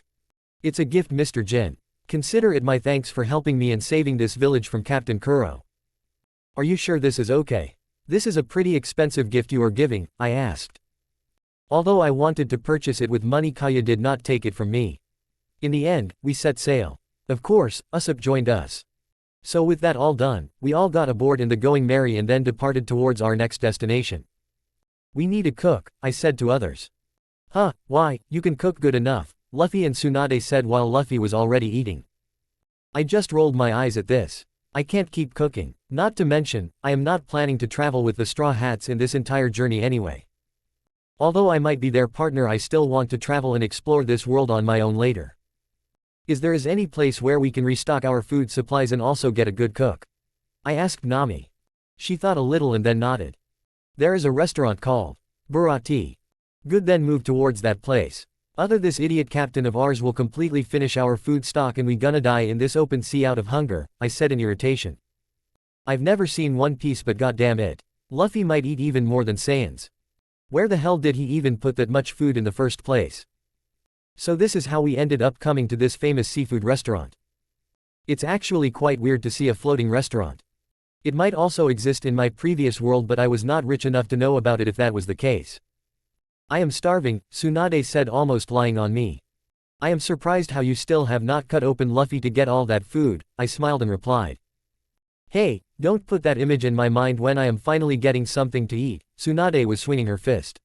I dodge it. This is kinda of normal for us at this point. I looked around and found many cooks taking orders and also serving food. I have to say that by looking at them eating, I too am getting hungry. And then I suddenly found a blonde boy wearing a suit. I have seen that guy before. I tried to remember, but there was nothing. I just forgot about it. There is no way that after this long, I can remember all those things. So I just shook my head and focused on my food. I have to say that it's pretty tasty. But then suddenly that blonde man in a suit came towards us. How can I help, my dears? He said, looking towards Suan and Nami. Nami at this just smiled and said, Oh, I want this, but it's very expensive, she said, and even was about to start acting to get a discount, but at this time Tsunade suddenly said, Don't kid yourself, hussy. He was talking to me, Suan said and smirked. There was a tick mark already forming on Nami's head. This is something I, Zoro and Usopp were facing. One girl loves to steal money and another loves gambling. There is no way that they are going to stay on good terms even after all that. Looks like we will see a pretty interesting fight now, Zoro smirks. How about no? I rolled my eyes. While this was happening, another customer started to cause trouble. It was something to do with some insect in the soup or something. This attracts that blonde chief's attention, whose name I later learn is Sanji. Time passed like this and somehow Luffy was gone. While waiting for our order to complete and get enough food for our journey, I suddenly sense a small power level coming toward us. If you want to read up to 20 chapters ahead, go to Chapter 93. Chapter 93, MIHAWK is here. If you want to read up to 20 chapters ahead, go to. I was training in the sky as there is no land here for me to do so, when I suddenly heard a loud sound coming. I quickly looked down to notice that a big ship was coming towards Baratie. This was our third day in Baratie, and honestly, I love the food here. I liked it so much that I ended up prolonging our stay here just to get more of this fruit. Our captain also supported me in this endeavor wholeheartedly. But today seems a little different, as I could sense the multiple energy coming towards us. 3 days ago a pirate by the name of Jin arrived at the sea restaurant. At first, he acts tough, but later on, it turns out that he is starving and has nothing to eat. In fact, he did not even have money to pay for his food. Pretty lame for a pirate, honestly. But that blonde chief in the suit, Sanji. He decided to save his life and gave him something to eat. I am not sure whether that's the right decision or not, but I honestly admire this quality of his. So I asked him to come with us. Then suddenly Luffy entered from somewhere and refused Sanji's refusal. Both of us just facepalm at this, but still, I would like if he came with us. While Jin was going, he also said that he was from Don Krieg's pirate group. My instincts from that point onwards were telling me that this was troublesome. And finally the trouble came, I muttered, looking at the big-ass ship coming towards Baratie. Another interesting thing is that this entire ship is damaged pretty badly.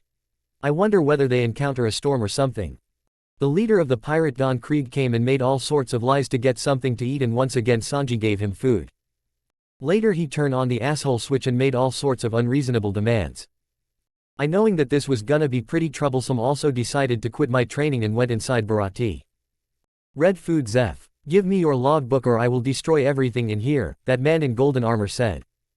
Krieg was not looking that imposing, to be honest. I mean, he is wide open, his face. A well-thrown kunai in the eye will do the trick. But I refrained from interrupting as I wanted to see what this cook really do. There was this funny-looking berry cook who took out a weird-looking weapon which do shit.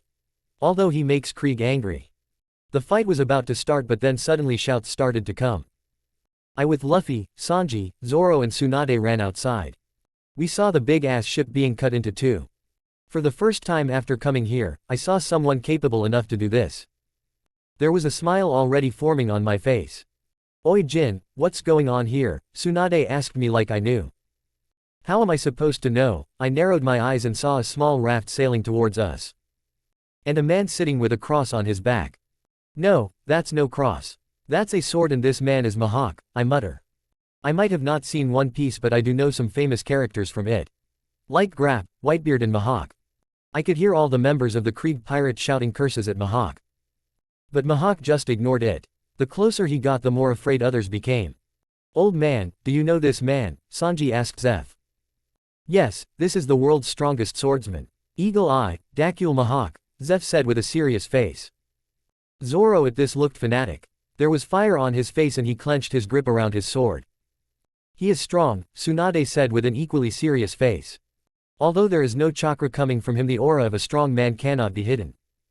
Zoro moved toward Mihawk, challenging him. He doesn't stand a chance, Suon said. Oh, don't say that. Whose side you are? Someone from the Bharati said.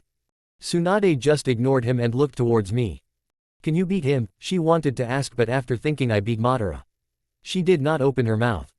Can you beat him? I wanted to know this to get a general understanding of the power level in this world, compared to the shinobi world.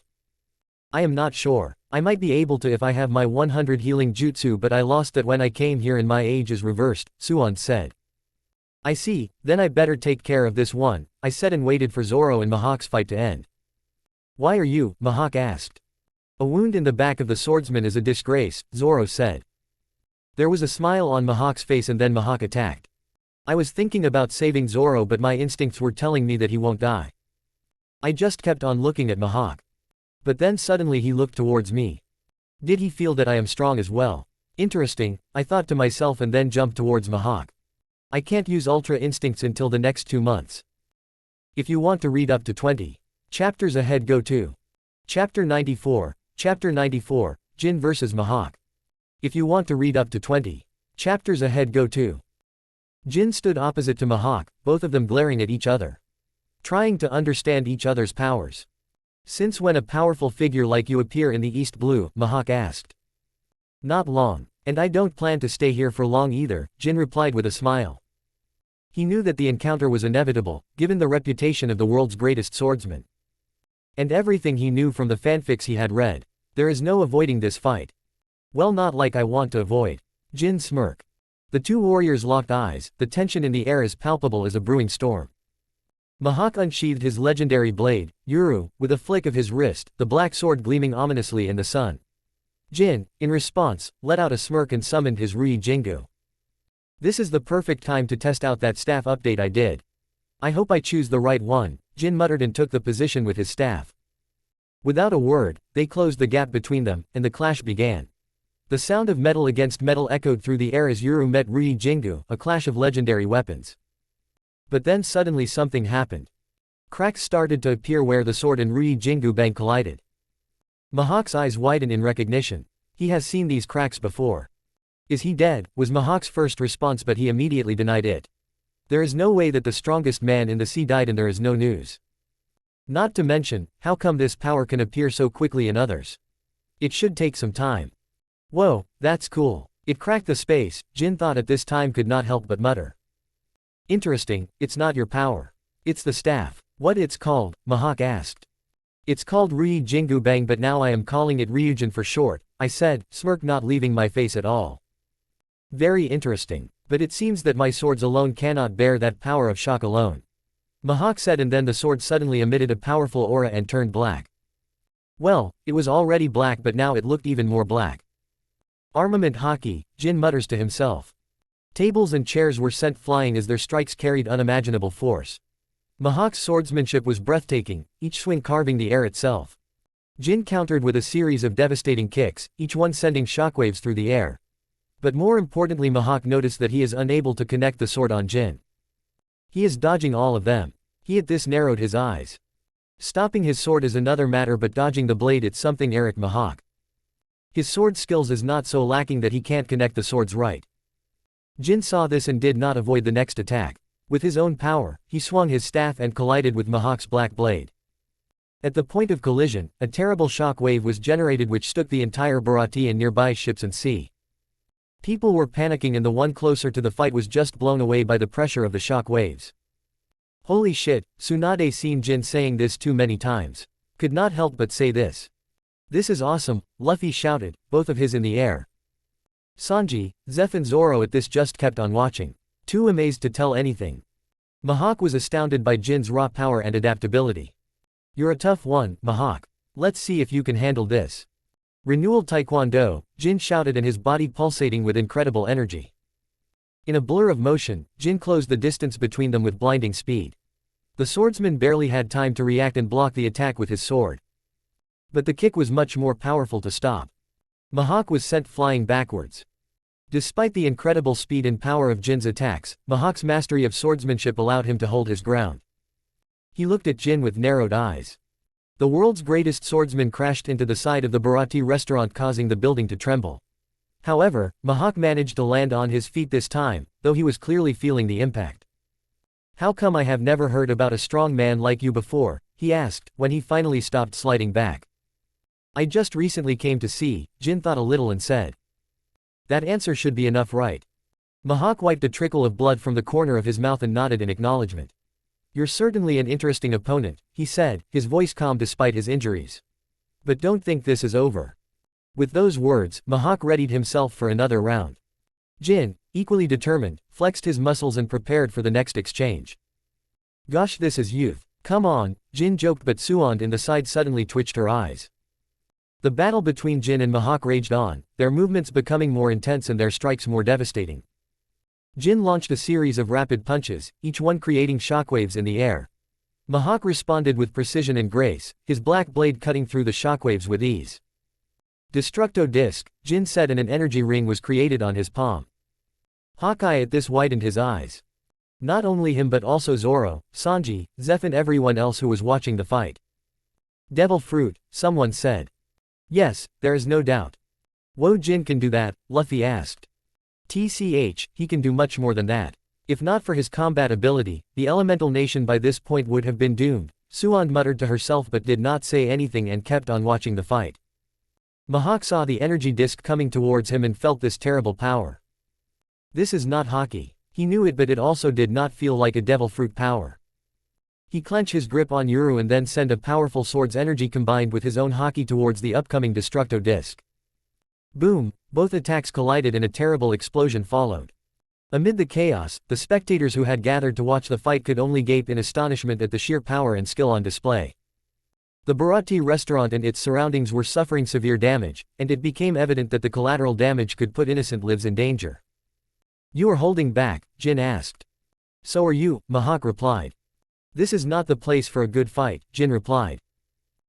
If you want to read up to 20 chapters ahead, go to Chapter 95, Going After Nami. If you want to read up to 20 chapters ahead, go to This is not the place for a good fight, Jin replied. "Yes, it's not," Mihawk nodded. Both kept looking at each other for a few seconds and then Mihawk put his sword back on his back. Jin too just smiled and put his staff back in the system space, which almost looked like it vanished for everyone else who was giving enough attention. "You are strong, Takashi Jin. I will be waiting for you in the Grand Line," Mihawk said and then turned around. Going back to his small raft, he left. "Well, that was anticlimactic," Jin muttered. How are you so strong?" asked Zoro, who was still lying because of his injuries. "I train a lot," Jin replied cheekily. "Remember what Master Roshi says. Work hard, play well, and eat and sleep plenty. That's the turtle hermit way," I said, and Tsunade, who had heard this particular line so many times by now, just rolled her eyes. "You are the only one who knows that, master of yours. And how is that advice?" Tsunade mutters under her breath. "Yeah, that's awesome," Luffy shouted. Jin just smiled at this, but suddenly he saw Don Krieg. Krieg, who was keeping calm all this time, suddenly came. "Hey Luffy, you think that you can handle that guy there?" I said, pointing towards Don Krieg. "Yup, I will make him fly," Luffy said and jumped towards Krieg. "Good, then I will let you do that," Jin said and then turned back to Usopp and asked. She left. She even took the boat." Usopp suddenly remembered that he wanted to say something but was not able to because first Krieg arrived and then Mihawk came. He almost forgot to tell the most important thing to others. Where is she going then?" I asked. "I am not sure, but the direction is towards the Kokoyashi village," Usopp said. "Good, then I will be going after her. If you guys find a way to come there, then good enough. If not, then just wait here. I will bring both Nami and boat back." Jin, after saying this much, just jumped up and called Nimbus, and like a rocket a golden flying cloud came him. "Hey, make sure that you are back quickly. Don't make me wait for you for long," Tsunade shouted. "Okay," Jin said with a smirk and then flew off to Kokoyashi village directly. Actually, he don't know where Kokoyashi village is. He actually is going towards Nami. He can sense her. On the back of Nimbus. It took almost one day to catch up with Nami. Jin kept on trailing her from the sky, seeing where exactly she is going.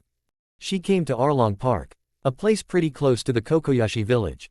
Jin did not know exactly what going on here, but he knew that Nami was someone who would become an essential part of the Straw Hat group. So there is no way that she is a bad person. There must be a story behind this. I just need to find out what exactly going on here. Jin saw Nimi going inside Arlong Park. Arlong, this guy has quite a bounty in the East Blue. Maybe Nami's behavior has something to do with her. Jin narrowed his eyes and flew up. Lip reading is a basic thing he learns in Ninja Academy. So while Nami was talking with that Kisame knockoff, Jin kept on reading their conversation from a distance. By the conversation, it seems like Nami is working on them. But that's not possible considering that Nami joined the Straw Hats. There is something fishy going on here, Jin mutters and suddenly laughs at his own joke. Anyways, according to the conversation, Nami is from Kokoyashi village. So if he wanted more information about Nami, he needed to go to the Kokoyashi village first. And that's exactly what he did. Nimbus, time to visit the Kokoyashi village, Jin smirked and flew away. He could just directly go to Nami and ask what the hell is going on here, but his instincts are telling him that he is not going to get his answers like that. Nami is most likely to ignore him or just drive him away. No, I better first get more information about Nami from that Kokoyashi village. While this was happening, Luffy on the other hand just defeated Krieg. But after learning that Nami and Going Merry, both are gone, he immediately wanted to go back to them. Calm down. We don't have any boat to go after them, Zoro being the voice of reason stated. It will be better to just wait for Jin. If he said that he would bring them back then he most likely to do so, Tsunade added. Yeah, I too believe that we should wait, Usopp said. Okay, Luffy although wanted to go after them but he also believed in Jin and ended the matter there. He had a more important goal here anyways. He wanted to bring a cook for his ship. If you want to read up to 20 chapters ahead, go to Chapter 96, Arlong Park. If you want to read up to 20 chapters ahead, go to. After going to the Kokoyashi village, Jin's first job was to get as much as information he can get from the residents of the village. Unfortunately for him, no one gave him any information about Nami. But they were quite vocal about Arlong and all the injustices he did to them. In the end, he realized that whatever is happening here has something to do with that fish man. Now I have a choice. Without learning more, I can just burst open that fisherman's door and beat him to the kingdom come, or just wait and get more information about what's going on here, Jin muttered, and then after thinking about it a little, he decided to wait until he got a little more information. On the next day itself, he got his opportunity. He saw multiple Marines coming towards Nami's sister's house. He already has talked with Nojiko and has learned quite a bit about the situation. But he was keeping his distance from Nami for the time being. Soon the Marine went and took all of Nami's money. Jin also learned that Marine Captain Nezumi is working with Arlong. That makes the situation a little more complicated, Jin mutters but hardly cares. He does not mind getting a bounty at all. He had one when he was in the Elemental Nation. It's no big deal having one here either. See, the Marine took all of Nami's money. All the residents of Kokoyashi village got furious and took the arms to fight with Arlong. It's quite touching as they know that they all will die, but still they are willing to go with that. Nami sure tried to stop them, but there was no stopping a bullet after it was fired from the gun. Nami was crying and shouting. The dagger she held was repeatedly getting stabbed on her hands. Man, this just reminds me just how miserable the world of this anime is. Whether it is Naruto or One Piece. I can no longer just shake my head and say that it's just anime. I don't have that luxury, Jin said to himself, and then vanished from his place and stopped Nami from stabbing her own hand. Jin, what are you doing here? Nami asked in surprise. I am on a vacation. Heard someone saying that the Kokoyashi village is a pretty good place for vacation. But apparently, I have to do some cleaning before I can enjoy this place, Jin said with a smile. Nami has long gotten used to Jin's weird way of talking and just said this. Get out of here. This place has nothing to do with you, Nami said. He threw sand towards him, but Jin just kept on standing there. But soon she broke down and asked. Please help me, Nami asked with a choking voice. There was a smile on Jin's face, and then I took out a senzu bean from my pocket and threw it at Nami's mouth. Eat that and bandage your wound. I will be done by that time, Jin said and winked. And with that he vanishes from his place, teleporting from his place. He then directly came out of the Arlong Park. He could see all the villagers coming. Gotta stop them somehow, Jin mutters and then makes a hand sign. Shadow clone jutsu, Jin said and the clone appeared with a puff of smoke. Taking shadow clone was the right decision, after all, Jin said with a smile and then sent the clone to stop the villager while he himself went inside the park. A loud sound came and the gate of the Arlong Park was blasted off. Arlong and the other fish man who were there immediately got alert. I am sorry but I wanted to give a good first impression. Don't worry, it's not like from today you will need that door anyway, said a black-hair muscular yet pretty well proportional man. Who are you? Arlong was the first to ask the question. I am Jin Takashi, a temporary member of Straw Hat Pirates. I am here because I just learned that you guys have been bullying our navigator in her village. Nami brought you here. I knew that women would betray us, said one of the fish man. Well, that casual talk we can do after the fight. If you are alive then I might even offer you a drink, Jin joked. Kill him, Arlong just said. He had full confidence in his men. Well, you understand right? Jin first took care of the members who were underwater. Jin could sense their sinister presence lurking beneath the sea's surface, waiting for him. With a determined look in his eyes, he leapt into the water and disappeared beneath the waves, ready to take on Arlong and his crew. As Jin descended into the depths, he encountered the first members of the Arlong pirates, the Momu squad. They sent a massive sea cow-like creature named Momu to deal with him. Jin swam effortlessly through the water, dodging Momu's attacks with incredible speed. With a single punch, he knocked Momu out cold, leaving the Momu squad stunned. Next, he encountered Chu, one of Arlong's top lieutenants. Chu was a massive fish man with incredible strength. They clashed beneath the water, sending shockwaves through the ocean. Jin just fucking kick him to dead. As Jin continued he faced a ruthless fish man known as Karubi. Karubi's speed and underwater combat skills made him a formidable opponent, but Jin's combat experience and power proved superior. With a swift series of punches and kicks, Jin defeated Karubi, leaving him unconscious on the ocean floor. One of the troublesome fish people hiding underwater was dealt with. Jin came out of the water and faced the fish man who was on the land. If you want to read up to 20 chapters ahead, go to Chapter 97, Jin vs Arlong. If you want to read up to 20 chapters ahead, go to. So you are the only one left with what you say. Surrender and I might not kill you, Jin said to Arlong. You insufferable human, you don't understand how much we fish man is better than you. We are the most evolved beings on this planet. Do you? Arlong was saying, but before that, he was stopped by Jin. Alright, I don't have time to waste on your pointless talk. Do you want to fight or not? Jin asked in an annoyed tone. At this Arlong just sneers and attacks Jin. Jin dodged the attack, and then he dodged the next punch coming towards him. I am sure that you are wondering, how come I am able to dodge all of your attacks, Jin asked seeing their weird face of Arlong. What weird thing are you doing? Asked Arlong. It's a technique called passive instincts. Allow me to dodge all the attacks as long as my body is agile enough. Jin said. Waiting for the citizen of the Kokoyashi village to arrive before he takes care of Arlong. Although killing him is not that hard, that will not remove the fear of Arlong inside the hearts of the Kokoyashi village. Even if they say that they will fight for their rights, in reality they know that they all will die if they attack Arlong. Another important thing is for Nami to see this. Only then she will willingly join the Straw Hat Pirates. So he kept on dodging all the attacks with Arlong thrown at him until all the villagers arrived with Nami. Well, I guess it's time to finally cook this fish, Jin joked to himself. Stop moving, you insect, Arlong shouted and with his steel teeth bit Jin. Jin did not even have to see the attack coming. Arlong's play with a game with just power. All the attacks are very easy to dodge. Hey Nami, I kept this last big fish alive for you. Should I roast him here or do you want to gift him to the Marines as the dinner gift? Jin asked, still ignoring Arlong roaring at him and swinging his fists. Nami on the other hand could not even believe what was going on here. Jin was able to not only fight Arlong but he in fact was toying with him. Nami's mouth was wide, there were tears in her eyes. But before she says anything, Arlong from the side catches the presence of the villagers and rushes towards them. Nojiko's eyes suddenly widen and she immediately covers the still dazed Nami. You are the reason this is happening. Die! Arlong was very fast and directly ran towards Nami. All the villagers had wide eyes. Some of them wanted to stop Arlong while some of them just wanted to save their own life. When the attack was almost about to hit, a sound came suddenly. Oi, don't underestimate me this much, Jin said and caught Arlong fighting with his bare hands.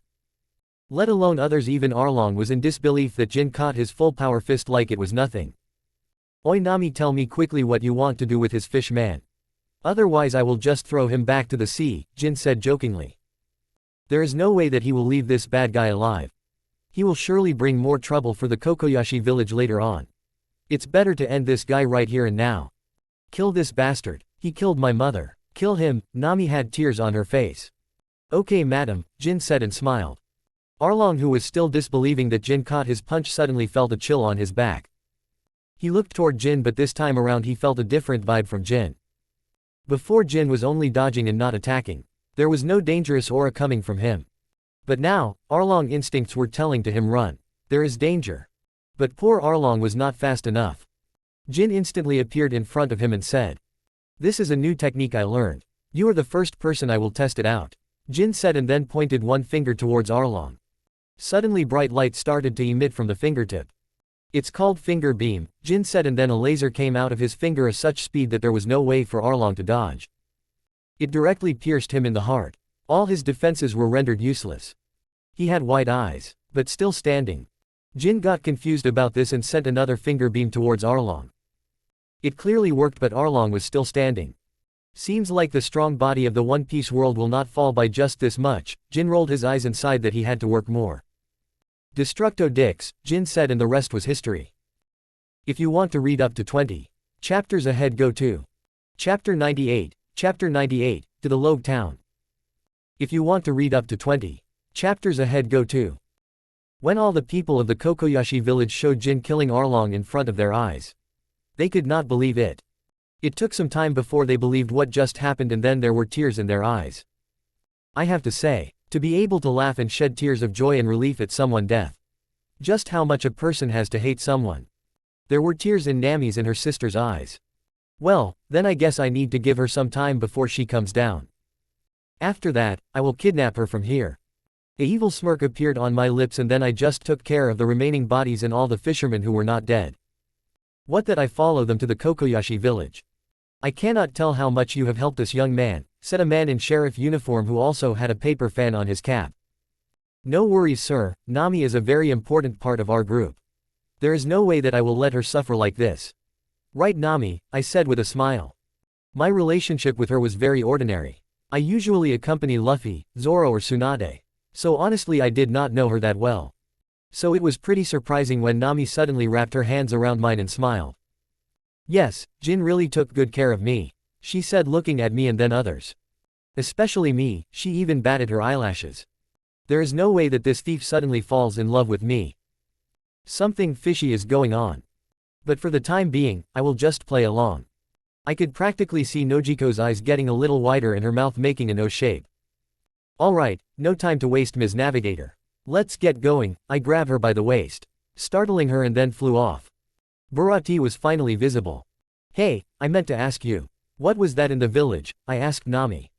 What in the village? She almost sounded like she did not understand my question. Come on, stop playing stupid. Why act like you are interested in me in front of so many villagers?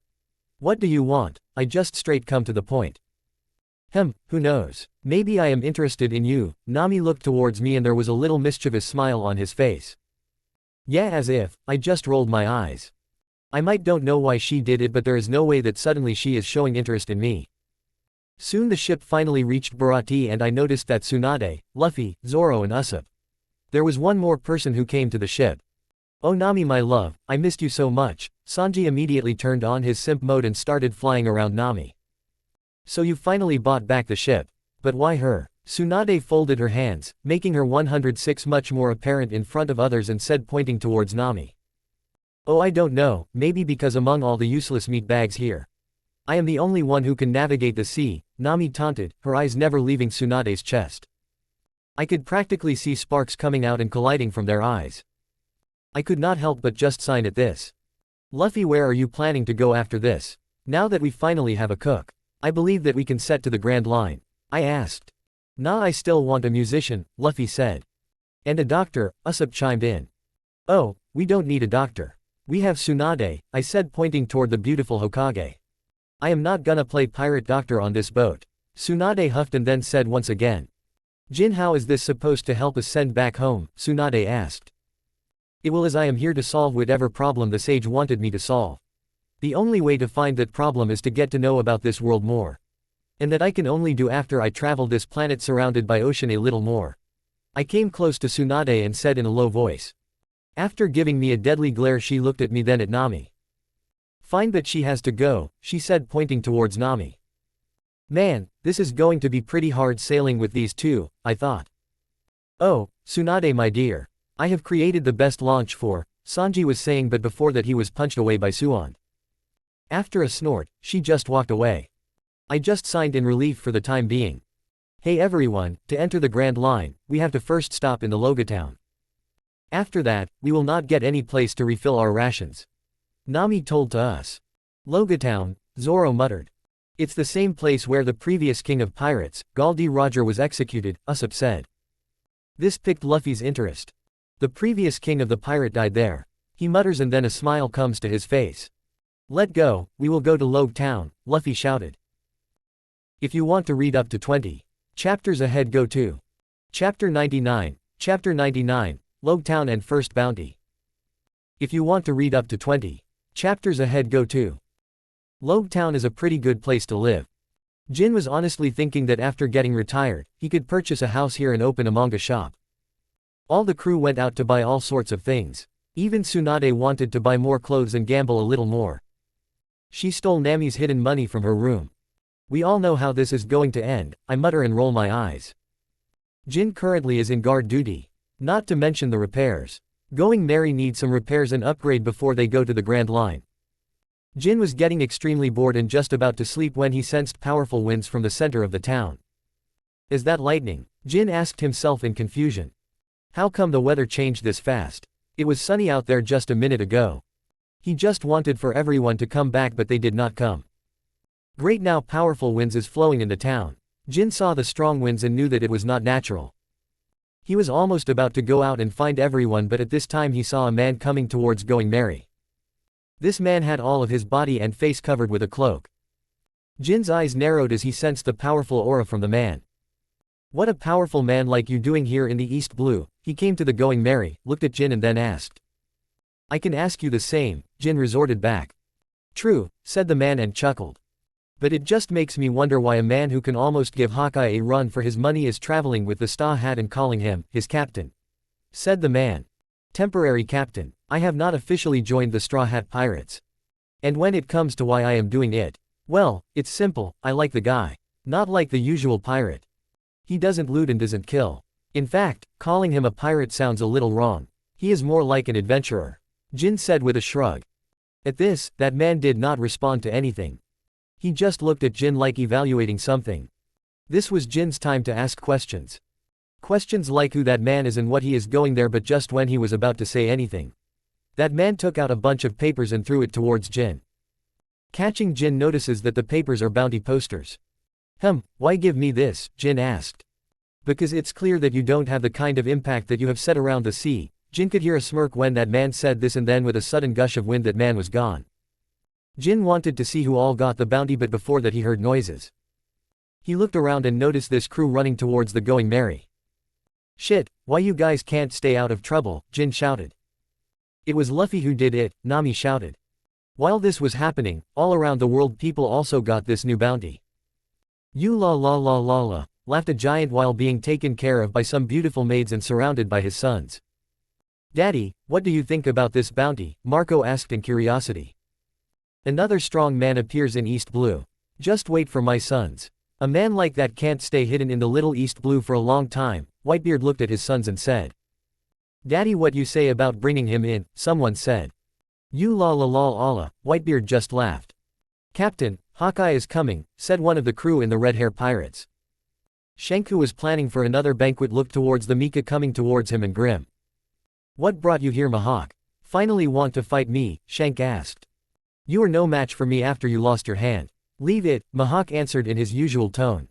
I was here before I met someone you told me about before, Mihawk said and then took out 3 bounty posters from his coat. Shank saw the first bounty poster and could not help saying the name of the person he saw in the poster. All the members of Red Hair Pirates also came alive at this and started laughing. Prepare a banquet, Shanks laughed. But then he noticed another two posters. Who are the other two? He asked Hawkeye. A man in the Straw Hat's crew. A little swordsman from the East Blue. I am looking forward him to coming to the Grand Line. There was a little smile on Mihawk's face and Shanks caught that. He did not say anything but understood that this green-haired man called Zoro surely had left a good impression on his old friend. But then lastly his eyes fell on the last poster. He could not help but ask Mihawk about the last poster. Vice Captain in the Straw Hats. Well, Mihawk honestly did not know that, but considering just how strong that person was and how he was ordering the crew around. If Mihawk already did not know that he is not the captain, then telling him the captain is also not wrong. But the P-art is called Straw Hats. So he must be the vice captain, right? Shanks looked at the bounty and his eyes widened. Jin Takashi, this the first I have heard this name. Are you sure that he is a member of Luffy's pirate group? Shanks asked in confusion. Yes, and he is strong. Even I had trouble, Mihawk said, but this time was enough for Shank to fall into amazement. He looks back at the paper in his hands and then laughs. The same kind of situation was happening everywhere in the sea. With Beast Pirate or the Big Mom Pirate. Even the Marines and Revolutionary Army. The news of another strong and coming out from East Blue was spreading fast to every corner. If you want to read up to 20 chapters ahead, go to Chapter 100, Chapter 100, Adventure and Freedom. If you want to read up to 20 chapters ahead, go to What, we got our first bounty. That's great, Luffy shouted. After running away from the Marines and almost getting eaten by the Sea Kings in the Calm Belt. We finally were on our way to the Grand Line. And now we finally had time to show everyone the new bounty. Show me, show me, show me, show me, Luffy and Usopp shouted in unison. Tsunade hardly cares while Nami. This is not a good thing, you idiots. Getting bounty is bad, Nami shouted. Zoro and Sanji too were interested to know about her bounty. Well, Sanji did not have any bounty as he did not do anything to break the law anyway. The only reason Jin, Luffy and Zoro got the bounty was because they fought against Mihawk, and especially Jin for beating Arlong and Captain Izumi. I know I did not write in the chapter, but consider he done it. I won't be writing all the small details, otherwise the entire FIC will never end like One Piece. Alright. No point arguing about things which have already happened. It won't change anything, Jin said and took out the first bounty.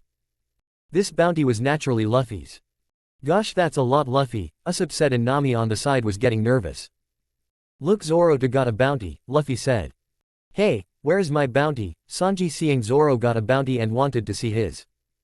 Sorry Sanji, you don't have one, Jin said with a small smile. Also saw a smirk on Zoro's mouth. What followed was a fight between Zoro and Sanji. Tsunade, my dear, you also got a bounty, Sanji after the fight took another bounty from Jin's hand and saw. I too got one, Tsunade sounded pretty surprised. 17 million berry, Nami snatched the bounty paper and read. Why do you have this much bounty? She asked Suand with wide eyes. Well, that may be because she destroyed the entire marine base in Shell Island. Not to mention lost a lot of money in bar in Logue Town and did not pay, someone said. Honestly, he should not have said that. Where did you get the money to gamble? Nami asked curiously.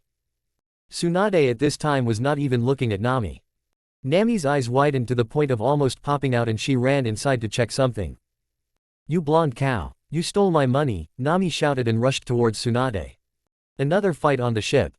Just great, Jin mutters. Hey Jin, what about that last bounty? Whose it is? Zoro asked. With a smirk Jin just handed over the paper and said. Nami was very angry after particularly pointless fight with Tsunade, grabbed the poster before Zoro and read it. What? Nami shouted, her voice carrying a tone of excitement that immediately drew everyone's attention. How is this possible? Luffy was the first to react. What is it, Nami? Whose bounty is it? How much? Nami had wide eyes. It's Jin's bounty. She slid the newspaper across the table towards the crew. Take a look for yourselves. One by one, the Straw Hat Pirates peered at the newspaper article, their eyes widening as they saw the wanted poster featuring their one and only Jin Takashi, who had recently adopted the alias, Mr. Untouchable. There, beneath the flamboyant sketch of Jin holding his staff and even the flying nimbus was there behind him, but it was the numbers that left them all in shock. Jin bounty had skyrocketed to 100 million berries, a figure that dwarfed even some of the most notorious pirates in the New World. The room fell into stunned silence, broken only by the faint sound of Zoro's dropped sake cup shattering on the floor. Sanji, unable to contain his surprise, exclaimed, 100 million. Seriously, Jin, I knew you were a great fighter, but this is insane. What in the world did you do? Asked Tsunade. Luffy, finally catching on. This is so cool. Jin, you're amazing. 500 million is awesome. He said, but just after saying that he suddenly remembered his own bounty and shouted. 1 minute, why my bounty is so low? Jin, what do you do? Give me a big bounty too, Luffy shouted and then got punched by Nami. Shut up you idiot. This is not a good thing, Nami shouted. Well, I guess this happened because of what happened with Captain Nezumi in my fight with Hawkeye, Jin said. Maybe mainly because of your fight with the Hawkeye.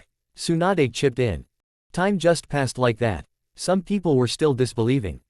The summit of Twin Cape was about to come. The Straw Hat Pirates had assembled on the deck, the setting sun casting a warm, golden glow over the ship. They had gathered around a large, sturdy wine barrel that stood proudly in the center of the deck, the salty breeze from the Grand Line tousling their hair.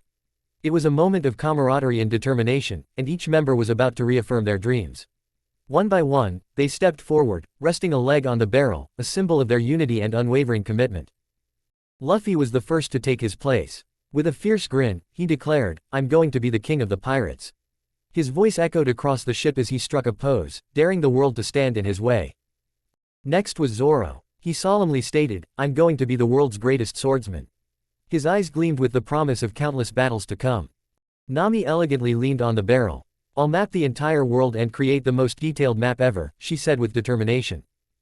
Sanji then placed one leg on the barrel, his hands in his pockets. I'll find the all blue, a sea where all the world's ingredients converge, he declared.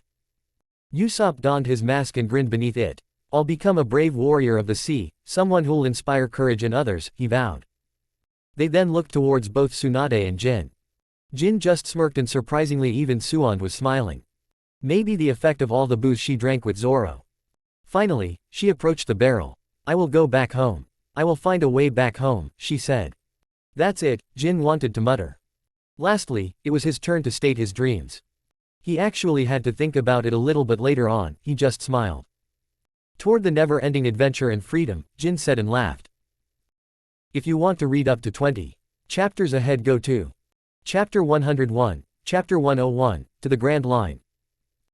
The Twin Capes, also known as Reverse Mountain, marked the entrance to one of the most treacherous and mysterious seas in the world of One Piece.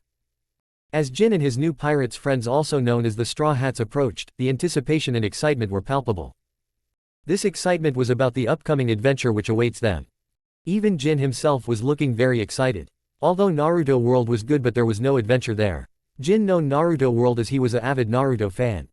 One Piece, not so much. He only knew the general plot and that's it. So this was also exciting for him. Going on an adventure. There was a bright smile on his face. At the helm of the Going Merry was Nami. Zoro and others too were looking at the Reverse Mountain and smiled. Just before ascending the mountain, Jin suddenly remembers something and he smirked. He took out a capsule in front of everyone. Only Tsunade was close enough to see what Jin had but did not say anything. She too was not sure what that capsule is. Jin clicked the button and threw the capsule. A boom happened with almost make everyone stunned for a second. Jin, what are you doing? Nami asked. You will know soon, Jin said, still looking at the strange item that suddenly appeared where the boom happened. This strange item was a music player. Jin quickly went there. Luffy was also there as his curiosity was piqued. Then Jin, after doing some tinkering, pushed the play button. Captain Jack Sparrow theme BGI. Everyone suddenly heard the music coming. This music was energetic and matched perfectly with their excitement, increased several folds. Whoa Jin, you have a musician in that box, Luffy being the idiot he has said. Jin at this just shook his head. Others wanted to know more about the strange music device, but right now was not the right time. As the music fueled their excitement, the Going Merry ascended the mountain, climbing the waterfall. It was a thrilling and dizzying moment for all the Straw Hats pirates, with the crew members holding on to whatever they could to avoid being swept away. Luffy's laughter echoed throughout the ship, combined with Captain Jack's theme. This was just perfect, and the crew's spirits were high. But the fun did not last long, as when the Going Merry finally came down from the high mountain, everyone including Jin saw a big black wall at the end of the waterfall. Shit, what the hell is that? Jin asked. We need to slow our speed. Otherwise, we will crash into that, Nami shouted. Yeah, we know that, but how the hell are we gonna do that? Zoro asked. Leave it to me, Jin said and flew up. Coming in front of Going Merry, he held the ship and then with all his force started forcing Going Merry back. The scene was very similar to the iconic scene from the Spider-Man movie where he saved the train by stopping it. "Ha!" Jin shouted and pushed the ship back. Before the ship even reached the black wall, Jin was able to reduce the ship's speed and change his direction. Phew, he signed, but at this time that idiot captain of his ended up firing at the wall. What is the point of doing that? But then suddenly from a higher altitude saw something and his eyes widened. "This is no wall," Jin mutters. "It's a goddamn whale," everyone on the ship shouted after the whale suddenly noticed it. The whale opened his big mouth and was about to eat the ship. Shit Kamehame, Jin quickly took the pose but it was already too late. His ship was swallowed by the whale. "What in the world do I do now?" Jin mutters. It took some time for Jin to find a way to enter inside Laboom, but when he did, he found out an old man had made a house inside the whale. After that, almost everything was like a cannon. Until Luffy was about to take out the front section of the Going Merry and hit Laboom. Jin instantly appears and punches him on his head. "Hey, why did you do that?" Luffy shouted. "I did justice to our poor ship, you idiot captain. You want to destroy our ship just to please that whale." "Not happening under my watch," Jin shouted and Luffy just pouted. After making a fuss and taking the log post and 2 people called. They went for the next island. Chapter 102, Chapter 102, Not Dying Single.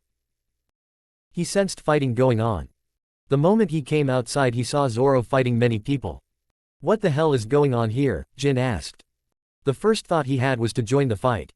But he suppressed his urges. But that only lasted for 20 seconds before he dived into the fight. "Yet take this wolf fang fist," Jin shouted, and later Nami, Usopp and Tsunade, who just come out, saw multiple people flying away from Jin and getting blasted into walls. It only took 5 minutes to end the fight after Jin joined the fight. "Man, already. I did not even use any power. I only working on 5%, Jin said with an exaggerated expression. Both Tsunade and Nami have twitching eyes at this time. Both Zoro and Luffy also became victims of Jin's wolf fang fist and came out of their respective holes where they got blasted with annoying faces. "So let me get this straight. You are the princess of a country called Alabasta. You are here because your country is in danger and this big villain is one of the 7 warlords of the sea." "Crocodile," Jin repeated all the things. "Yes, and now that the people from the Baroque works know about you guys. Even you are in danger," Vivi said in an apologetic tone. "Don't worry, in front of the Akatsuki these Baroque works are nothing," Jin replied, and even Tsunade at this have to nod. But not all the people thought that. Nami was making quite a fuss about this. But in the end, she agrees to help after hearing that Vivi can offer money for their help. Many things also happen after that, but in the end, Vivi ended up joining the Straw Hats for the time being. So after that, we immediately set out for the next island. Of course, the final destination on this route was Alabasta. That was also the place where Jin thought that he would take a little break from the Straw Hats and go around and travel a little on his own. Again, it's just a little break and not completely leaving the crew. While we were going to our next destination, Vivi ended up giving us all the information about the situation in the Alabasta and Crocodile. But then suddenly Jin and Tsunade sensed someone. I looked up to the 2nd floor of the Going Merry and saw a beautiful woman there. She was wearing a short purple skirt and blouse with a matching hat. "Oh, you notice me," the woman said. "Who are you?" Tsunade asked. "That's Miss All Sunday," Vivi said. "She is the partner of Mr. One. Meaning this girl is from Baroque Works," Nami said and her eyes widened. She did not say anything more but just took Luffy's hat and wore it. "Hey, give that back," Luffy shouted. But there was no fight. She just ended up giving Luffy an eternal post of Alabasta. Well, Luffy being Luffy. He destroyed the eternal post. "You idiot, why would you do that?" Nami shouted. Robin just smirked and was about to go out, but at this time suddenly a voice came.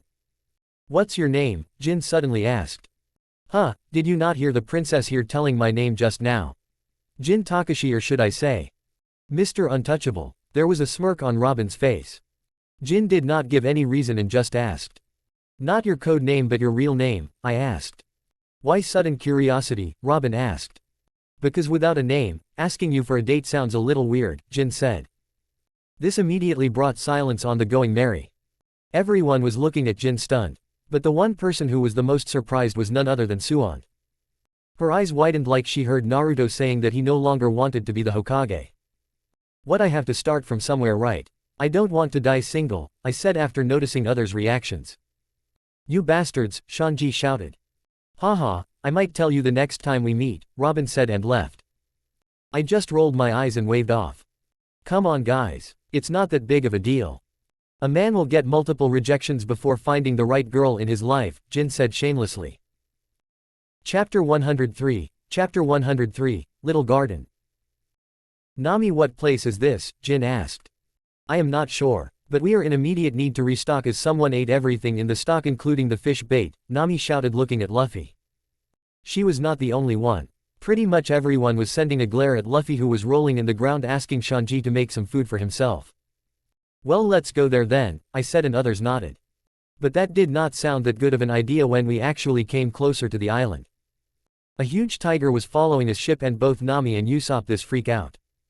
No, we are not docking here. Let's get going, both of them shouted at the same time. He looks tasty, Luffy said.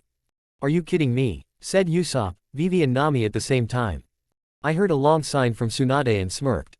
What, tired? Your body might be smoking hot again but you still behave like an old lady, I joked and then dodged a punch coming towards me. Bastard, I told you not to talk about that, Tsunade shouted.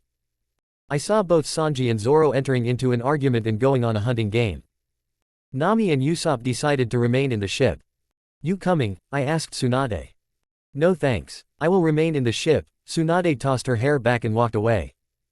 Jin looked at her swinging hips and big round butt and could say that she is doing this intentionally. Maybe she is just happy that she is young again, Jin could not help but smile. He decided to join both Luffy and Vivi. It was a sunny day but the big trees did not let Jin feel like that. Little Garden was a mysterious island. Jin saw many prehistoric animals like Trex and saber-toothed tiger. As they stepped onto the lush, the trio couldn't help but marvel at the towering trees, vibrant foliage, and the distant roars of creatures that seemed long extinct. Their first encounter was with a massive, long-necked dinosaur, grazing peacefully on prehistoric ferns. Vivi's eyes widened in fear. Luffy being Luffy wanted to climb the big dinosaur. Hey Vivi, let go on the top there, Luffy said with a laugh. Not happening, Vivi shouted back. Jin just smiled. For a person who can fly, this is not that exciting. He saw Luffy going up and attracting the dinosaur's attention. Is he an idiot? Vivi shouted in fright. I am amazed that you still have not figured it out, Vivi. Our captain is an idiot, Jin replied like it was normal. But before Jin could tease Vivi more, he saw more and more long-necked dinosaurs arrive. Okay, now it's a little troublesome for Luffy, Jin said. This is not good, Vivi said. Don't worry, I am still here. Let me take care of it, Jin said and was about to attack but someone else was faster than him. This someone was a giant. Awesome, Luffy and Jin said at the same time. Quit admiring, Vivi shouted from the sideline. Luffy sat by the roaring campfire alongside Jin and Vivi. Dory, the giant with flaming red hair, sat beside him, an amused glint in his eyes.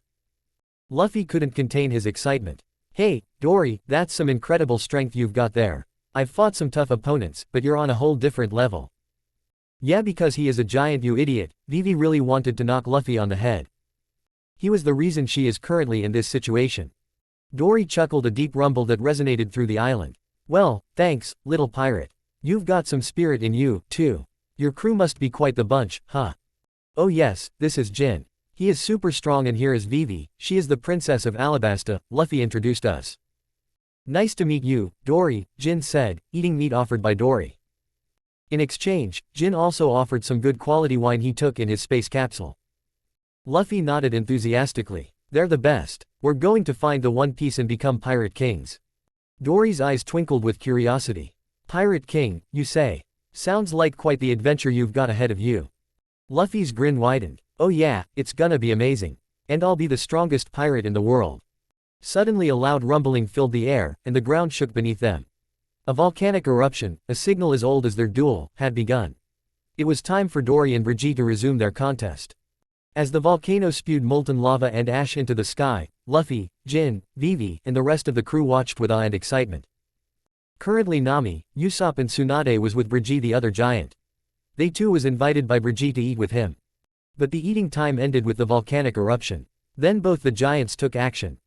Brigitte, with his colossal axe, and Dory, wielding a gigantic sword, charged towards each other.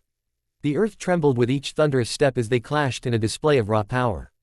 Their blows sent shockwaves through the air, shaking the very ground beneath them. Awesome, Luffy and Jin both shouted. Quit it, Vivi shouted again. Are these two giants really have been battling for 1,000 years? They're friends, right? They are the true warriors of this sea. The warrior of Ifbath, Usopp said. These two are idiots just like Jin and that idiot captain of ours, Tsunade retorts. The Straw Hat Pirates watched in admiration as Dory and Brigitte exchanged titanic blows, their laughter echoing through the island. Chapter 104, Keep Going Straight. How the hell did the situation become like this, I wonder? So in the last 2 hours both the friendly giants ended up fighting. Both Brigitte and Dory were almost equal. I too had fun watching the fight. Dory then came back and joined the eating. But then something suddenly happened. I saw Dory getting blasted from inside. I had no idea what the hell happened, but it almost looked like someone detonated a bomb inside him. What did you do? Dory asked in anger. Yes, I could not help but frown. Definitely, someone else did it. But he did not have much time as Dory attacked us. Luffy went ahead to stop the attack while I directly flashed to Vivi and took her in my arms. Time to get out of here, I said and teleported Vivi a little away from the fight. By the time I was back, I saw Luffy somehow convince Dory that we were not the ones to attack him. Good, but what about that? I saw the volcano erupting one more time and the call for a fight came. Dory was not in any condition to fight, but he went anyway. But that was not entirely because he was not in his peak condition. I saw someone interrupting their fight. There was a man with 3 written on his head. No, it's his hairstyle. Pretty weird if anyone asks me. More than 2 people were there. 1 man and a girl. Vivi, do you know them? I asked. I had a lurking feeling that she did.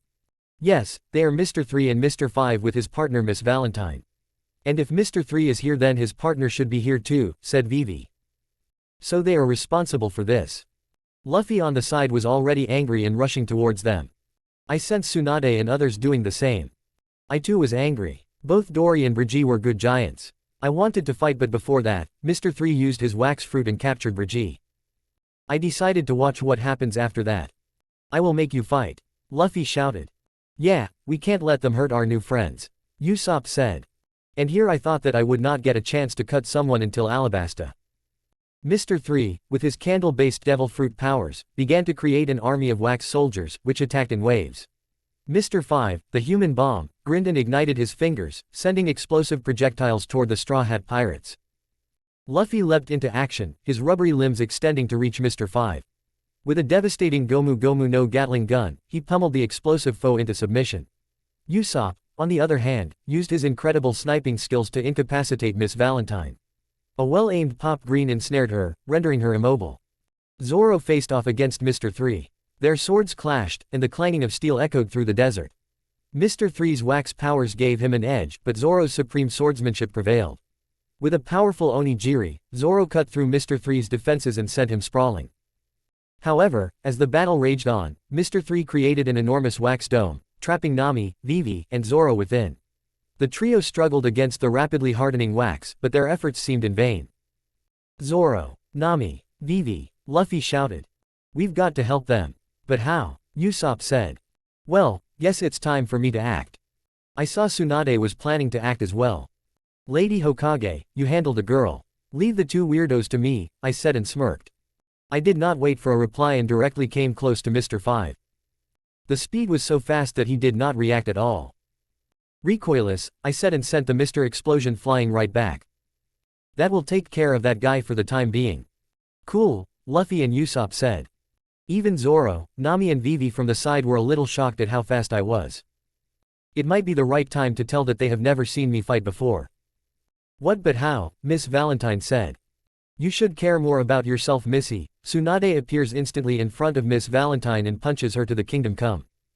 And you are the last one remaining. I turned my head and looked at Mr. 3. You, who are you? He asked in surprise. I am Jin Takashi, a member of Straw Hat Pirate and also a shinobi of the Hidden Leaf, I said, and before the sentence was completed I was behind Mr. 3. Take this, 1,000 years of death, I shouted. People around me look like I grew another head. That's so cool, Luffy said. No, it's not, everyone shouted, including Tsunade and Mr. 3, who was lying on the ground and crying hard. So we need to go straight, huh? I repeated after seeing a gigantic goldfish trying to eat our entire ship in the island behind. Jin, Tsunade did not trust those giants at all. I just kept seeing the gigantic mouth open and going merry entering it. Greeting my teeth, I grabbed Luffy, who was sitting on the sheep head of the ship, and threw him on the deck. The ship completely enters the mouth. Jin, Tsunade finally panicked alongside Nami, Vivi, Zoro, and Usopp. But then suddenly I felt a power behind me. "Keep going straight," I shouted. Chapter 105. Chapter 105, Let's find a doctor. "Who the hell is this weirdo?" I asked, looking at a fat man with a huge mouth eating our boat. "Kneel in front of King Wapol," one of the soldiers pointing a gun toward me said. Just before I was about to go berserk on the soldiers and that fatso, I saw Luffy taking care of him. One punch was enough for him to send Wapol flying towards the open sea. Just like moths to the flames. All of his lackeys follow him. "Aw, come on, I wanted to fight a little," I complained. After getting out of the little garden, where almost everything was bigger than me, we were currently going towards Arabasta. But suddenly Suan fell ill. At first, I thought that she could handle it, but that was not the case. Not only does she lack the necessary things needed to cure herself, but she also has no idea what this disease is. "Tsunade, her fever is increasing," shouted Vivi. "We need to find a doctor," I said. "But then we will be late to go to Arabasta," Vivi said, but she knew that what I was saying was more important. "I know that this is troubling you. Don't worry, you with the rest of the others can continue to travel to Arabasta. I will take Tsunade to a doctor," I said. "Bastard, I will not let you take Tsunade-chan," Sanji shouted. I released a little bit of my ki and looked at him. "Believe me, I know what I am doing. She is strong, she can handle the disease better than others, but that does not mean that we can wait here," I said with confidence. "Nami, give me the log pose. You have the eternal pose for Arabasta, follow that route. I will join you guys in the Arabasta later after fixing Tsunade," I said, and went inside to take Tsunade. Tsunade, who was sleeping right now, suddenly was woken up by me, and I dropped a green bean into her mouth. "Eat that and go back to sleep. I will take you to a doctor," I said. There was a snort coming out from her mouth. Maybe going to another doctor for treatment just hit her in the ego. "Bye, meet you in Arabasta," I shouted, and then launched upwards with Tsunade. The senzu bean I gave to Suan was enough to heal her, but that can't remove the disease virus from inside her. So before taking Tsunade, he chopped her and made her unconscious before taking her flying. "Nimbus," I shouted, and a golden cloud came. So I put the sleeping Tsunade on Nimbus and then kept on following the log pose. After a long and arduous journey, my finally led me to an island. That must be Drum Island. With the Nimbus following, I rushed forward. The entire place was under a sheet of snow. After landing, I gently lifted her frail body, cradling her with a gentle, reassuring warmth. I looked at the big boobs, but then immediately shook my head and said to myself, no need to find a doctor. Our journey took us to Drum Island, a place known for its remarkable healers and miraculous remedies. I tied up Tsunade behind me with a cloth and then rushed forward. I asked everyone I could find about a doctor. Tsunade's senju physics was amazing. I have to say that even after this much she was barely looking weak. Now that I think about it, I think that Tsunade could find a cure for this disease if this happened to someone else and not to her. After some time I found out that the person I am looking for is Dr. Kurha. She lived on the top of the big mountain there, which almost looked like a dick. "Okay, we are going there then," I said. Naturally I fly up and reach the place within minutes. Chapter 106. Chapter 106, A Parting Gift. By the time Jin brought Tsunade to the top of the big mountain, he saw a castle there. Now it's almost perfect. Prince saving princess, only a castle was missing. Jin joked, but then suddenly got hit on the stomach. He looked down and noticed that Tsunade punched him on the stomach. "When did you woke up?" Jin asked. "Just when you were daydreaming," Tsunade said. "How come you did not dodge?" Tsunade asked. "I was not concentrating," Jin said with a smile. Actually, this was happening because of the mutation his body was going through. His instincts was not working as it's used to in the ninja world.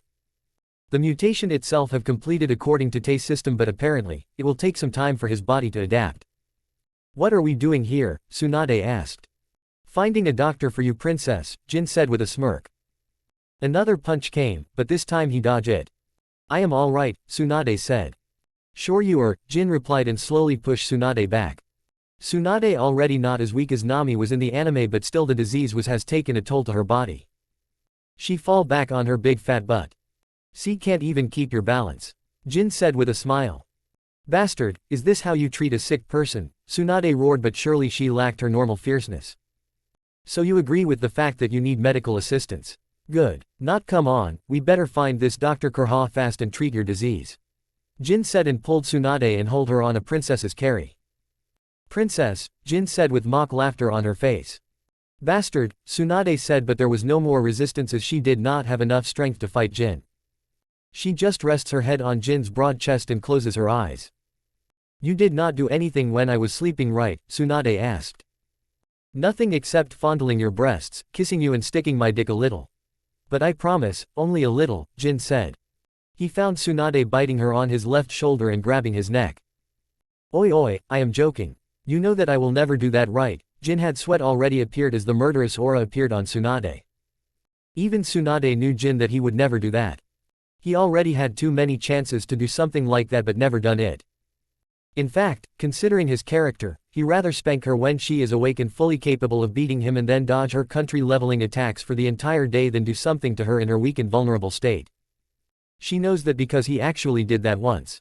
And in the end when Shizune and the other elder stopped her rampage and asked Jin why he did it. Because I was getting bored and wanted someone to train with me. Lady Hokage just happens to be the best training partner when angry. Tsunade was angry and bitten Jin because he did not do anything. She is sexy and young, right? How come this guy ignores her like it's nothing? She does not want that to happen, but damn it. Her pride as a sexy adult woman won't let her accept this. It took some time for Dr. Kurha to fully examine Tsunade and cure her. But the old lady was absolutely won't let Tsunade leave the castle at this point. I just left her to that old lady's care and came out. Flying around to pass the time, I suddenly notice a ship coming. Suddenly a voice came from my back. I took Chopper, Dr. Kurha's assistance, with me. He also wanted to fly. Wapple, who's that? I asked with a question mark. He is the king of the place, Chopper said. Then he explains the entire thing about Wapple and his unjust rule. Everything bad he did and more. Okay, so he is a bad guy, right? I asked, getting bored already. Okay then, I said and raised my hands up. A key ball appears in my hand, then I aimed the ship. A loud sound came as the entire ship got blasted. Their problem solved, I said with a smile. Chopper was gaping at this. So you want to stay here and learn medicine from Dr. Kurha? I asked with confusion. Are you sure? I asked again. Yes, I am not sure of the ship currently. My medical knowledge of this world is not enough to help anymore. And when it comes to normal injuries, even you can heal them with that magic medicine of yours, Tsunade said with narrowed eyes. So you found out? Jin just avoided eye contact. Senzu Beans was a secret and he did not tell about this to anyone.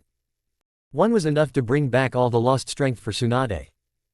I will not say anything for the time being, but I need a sample to study, Tsunade said with a tone of no nonsense, and Jin just had to give her one Senzu Bean.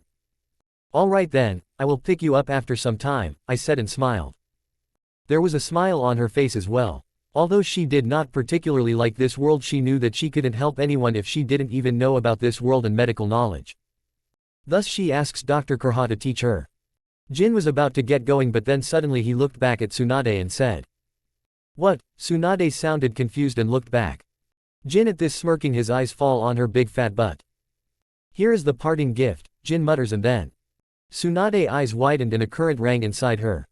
This time Jin not only just spanks but also uses his excellent instincts to find the right spot and apply the right amount of pressure to her pleasure points. Aha, a moan came out of her mouth. So you can act like a girl after all, Jin said before the mighty punch fuel with all the righteous womanly angry falls on him. He vanishes from his place. Chapter 107, Meeting Fire Fist Ace. Jin had always been fascinated by the idea of flying. As a young boy, he would watch the anime and the only power he wanted from those anime was flying in the sky. But after dying and getting reborn in Naruto world, and finally after learning how to fly, he just lost the excitement he used to have for flying. Maybe because he was too involved in his training. But now after flying on this board sea, he finally felt like a child again. Woohoo! Jin sped up and shouted in excitement. It was a sunny morning. He took a deep breath and then leapt off after resting a little on a nearby island. The wind caught his clothes and the freshness made him wake up, and he was airborne. The sensation was unlike anything he had ever experienced. Jin's heart soared with him as he rode the currents of the sky. He navigated through turbulent winds and serene blue skies, always following the log pose to find Arabasta. And it took him 3 days of flying but he reached it. Finally, after what seemed like an eternity, Jin spotted the distinctive landscape of Arabasta on the horizon. The endless desert dunes, the ancient cities, and the promise of adventure beckoned to him. As he descended toward the sandy land below, he couldn't help but marvel at the beauty and mystery of the place. Once on solid ground, Jin headed into the heart of Arabasta's capital city. His stomach growled after days of flying, and he was eager to sample the local cuisine. He has noticed that his food intake has increased drastically here, especially after the mutation.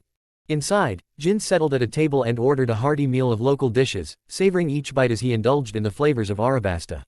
Little did he know that his journey was about to take an unexpected turn. While eating, he suddenly notices a person coming inside the restaurant. Jin might have not seen One Piece, but he knows a few characters. Ace was one of those characters. Any sad anime post with death, he and Jiraiya, Tony Stark and Rengoku would be at the forefront of all posts. Ace, with his imposing presence, strode into the bustling restaurant, and all eyes turned to him. He commanded the attention of everyone as he ordered the largest meal on the menu for a fellow patron at a nearby table. He ordered, and to his luck, the food came within seconds. Jin was wondering why he did not have this kind of luck. However, just as Ace was about to indulge in his meal, he slumped forward, sound asleep right at the table, his plate untouched. Jin at this could not help but blink in surprise. He was not the only one. Others also looked and acted the same. Luck indeed. I am surprised how this idiot is not dead yet. Jin rolled his eyes. He did not do anything and only focused on eating his food. Ace woke up after Jin completed his 4th serving. "Ah, so you are awake, huh?" Jin asked. "Ah, sorry, did I fall asleep?" Ace looked cheeked. "You were sleeping," others shouted. They honestly thought that he was dead. Maybe Oda-senpai killed Ace because he knew that this man's charm might overshadow the main character later on. Jin could not help but wonder. Ace started eating, and once he was done he quickly got ready to leave. Jin did not say anything as he did not have anything to say. He is not supposed to know Ace and he will just act like that. But before leaving, Ace took out a poster and asked others whether he had seen that man. I looked at the poster and noticed it was Luffy. "Why are you looking for Luffy?" Jin asked. He remembered that Ace was supposed to be Luffy's brother. But he is not sure as he never saw One Piece and all his knowledge is from the Instagrams and some fanfictions he read. "Ah, you know Luffy?" Ace asks. "Yeah, I am a temporary member of the Straw Hat ship," Jin said with a bright smile. At this, Ace's eyes suddenly lit up with recognition. He looked at Jin's face again and then realized that he have seen the face before. "You are Jin Takashi, Mr. Untouchable," Ace said. Chapter 108. Chapter 108, Time to Find Crocodile. After knowing that Jin is a member of his brother's pirate ship, Ace stays with Jin until Luffy comes to Arabasta. He also said what he doing in the Arabasta and how he wanted to kill the Blackbeard. While this was happening, the Straw Hat pirates arrived in Arabasta with Vivi Nefertari, the princess of the kingdom. The Straw Hats right now was the original team, comprised of Luffy, Zoro, Nami, Usopp, Sanji, Chopper, and the Reindeer Doctor. Their journey to Arabasta was marked by encounters with various individuals, like Smoker, the Marine Captain, and Sir Crocodile's agents, Mr. 2 and Mr. 3. Each of these encounters added a layer of suspense and danger to their mission. Upon reaching Arabasta, the crew found themselves in a land of endless sand dunes and extreme temperatures. It was immediately clear that the situation in Arabasta was dire. The kingdom was on the brink of civil war. The Straw Hat pirates' arrival triggered a sequence of events that would ultimately lead to a climactic battle against Crocodile and his sinister plans. But Jin planned to take care of Crocodile here first. He already knows how ass he has to kick, so why waste time? The arc was filled with intense battles, emotional moments, and the classic humor that One Piece is known for. But Jin never shows the anime. "Well, I guess I will experience it firsthand this time around," Jin smiled. "So you are looking for Crocodile?" Ace asked. "Yeah, he is causing trouble for this country and I am gonna take care of him," Jin said with a smile. "Then both of us have someone to kill," Ace said with a smile. "Well, I am not particularly looking to kill him, but I will if I have to do that to save this country," Jin replied. "But you tell me, are you sure that you can handle that Blackbeard on your own?" Jin asked. "Don't worry, I am strong," Ace said with a smile. "Well, then I will not say anything about it. But here, take this. It is a senzu bean. This thing will heal you if you are injured. As long as it's not a disease, all your wounds will get healed," Jin said and tossed a senzu bean to Ace. Although it sounds unbelievable, he did not see Jin lying at all. "Can it really do that?" Ace asked with anticipation in his eyes. Then I will give that to Dad, Ace said with a smile. Dad? Jin heard this and got a little confused. I know that Luffy and him are not real brothers. So maybe, Jin thought to himself. You have a father? Jin asked. Not my biological father, but I consider him my father. He is the strongest man in the world. Whitbread, Ace said with a smile. Whitebeard, is he injured? Jin asked. Although he knows about Whitebeard as he went on information hunting after coming here but not have much information. No, but father is haunted by old wounds, Ace said with a sad voice. I see, well you don't have to worry about it. Keep that one. I have another. I will deliver it to Whitebeard myself. Jin said with a grin. And why you will suddenly help us out? Ace asked with a smile, but there was a hint of danger in his smile. I gave you one because you are Luffy's brother, and I will give one to Whitebeard because I want to fight him. Jin just replied honestly. You want to fight father? Ace asked in surprise. He was not angry at all because according to him, no one can beat Whitebeard. He is the strongest. Why? Ace just asked this. Because he is strong. We can only get strong when he fights strong, Jin said and was ready to leave, but before that. Oh yeah, I need you to write a letter for me. When I go there, they sure will need proof that I know you, Jin said, and Ace also thought about it. This way he can also warn others about Jin if he uses his name wrongly. So he wrote a letter and stated correctly that he barely knew Jin and not completely trust him. Jin knew that and he did not care at all. He will just go with the flow when he meets Whitebeard. Good, then it's time for me to leave and find Crocodile, Jin said and then left the restaurant. Chapter 109, Chapter 109, Beat Crocodile. Jin found himself on a perilous adventure in the desert kingdom of Arabasta. It took him some time to find Crocodile, but he finally found him out. It wasn't long before Jin's path crossed with that of Crocodile. Their meeting was far from subtle either. Jin literally broke the front door and entered the Crocodile Casino. Jin actually also noticed Nico Robin there. He has yet to learn her name, thought, but he will. Who are you? Crocodile asked, already pretty angry at the destruction of his casino. Jin Takashi. I am here to beat you, Jin smiled and said. Then there was no more to talk about. The fight began. The battle was intense from the very beginning. Jin displayed incredible martial arts skills, his powerful strikes aiming to incapacitate his foe. But Crocodile was not an ordinary opponent. This fucker was like Obito. His mastery over the Suna no Mi allowed him to transform into sand at will, making him impervious to conventional attacks. When Jin's fist struck, they simply passed through Crocodile's sand-like form. Crocodile grinned, taunting Jin as he evaded his every blow. You'll never defeat me. You can beat what you can't even touch, he said. Yeah, same to you, Jin said and dodged almost everything Crocodile had to throw at him. Jin was no stranger to adversity, and he knew that he needed to think quickly. He might be able to dodge everything, but in the race of stamina, he is lost. The One Piece is like that. Strong people in his world for days. He analyzed the situation and realized that he couldn't engage Crocodile in a direct physical battle. Instead, he needed to find a way to exploit Crocodile's vulnerability. It was at that moment that he recalled an interesting fact about devil fruit users: that they couldn't swim. Maybe drowning him will do, Jin thought. With the wisdom of the seas on his side, Jin formulated a cunning strategy. He maneuvered Crocodile near a vast pool of water that had gathered in a nearby oasis, remnants of a recent sandstorm. As the two continued their deadly dance, Jin skillfully lured Crocodile toward the water's edge. Crocodile saw that the Jin in front of him suddenly vanished. He looked around and found that his surroundings changing all of a sudden. This was Genjutsu, which Jin learned in his free time. He only has enough chakra to use weak Justu, but it's perfect for right now as one hit would be enough. Jin used the change and with an energy blast completely pushed the Crocodile into the water. As Crocodile's sand-based powers were compromised by the contact with water, Jin saw his opportunity. Now that the attack connected, Jin sent a flurry of strikes, and he pummeled him, who was unable to defend himself in his weakened state. In a desperate final act, Crocodile attempted to escape the water's embrace, but it was too late. Jin's finishing blow knocked Crocodile unconscious and secured victory. Well, I need to learn hockey or staying in this world will be really hard. Jin wondered to himself. Now I have to find my crew. God knows what they are doing right now. While Jin was thinking about this, in the unforgiving desert of Arabasta, Zoro and Luffy both got lost. Despite their abilities, they are still idiots, ultimately tasting the bitterness of defeat of being lost. I am hungry, Luffy whined. Chapter 110, Chapter 110, Nico Robin. Jin had just successfully defeated Crocodile and saved the kingdom of Arabasta. Well, only he knows about this. Only he and a beautiful lady who was watching the fight from the sideline. The Straw Hat Pirates were still trying to find their way to the crocodile, and now Jin have already taken care of him.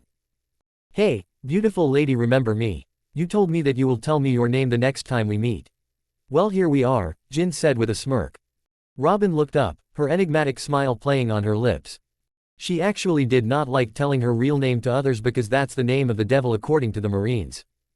So she hesitated, but after thinking that Jin had the power to defeat Crocodile, there is really no way to stop him even if he wants to act against her. So it is better to tell her real name. Of course, I remember you, Jin Takashi, or should I say Mr. Untouchable. How could I forget the man who just saved Arabasta? Jin chuckled and took a seat nearby. Yup, that was a good fight. Tricky opponent he was. Hard to deal with people who we can't even touch. Ask me, I know. And by the way, just call me Jin, Jin replied with a smile. Well, you never did tell me your name the last time we met. You promised you would the next time. I won't ask if you don't want to, but then you have to accept my date invitation without any proper name to address you, Jin said cheekily. Robin's smile deepened, and she ended up sitting close to Jin. Actually, she was a little too close, but Jin did not mind. Not at all. I did promise, didn't I? Very well, I'll tell you now. My name is Nico Robin. Jin's eyes widened slightly in pleasant surprise. He'd been curious about her ever since their first encounter.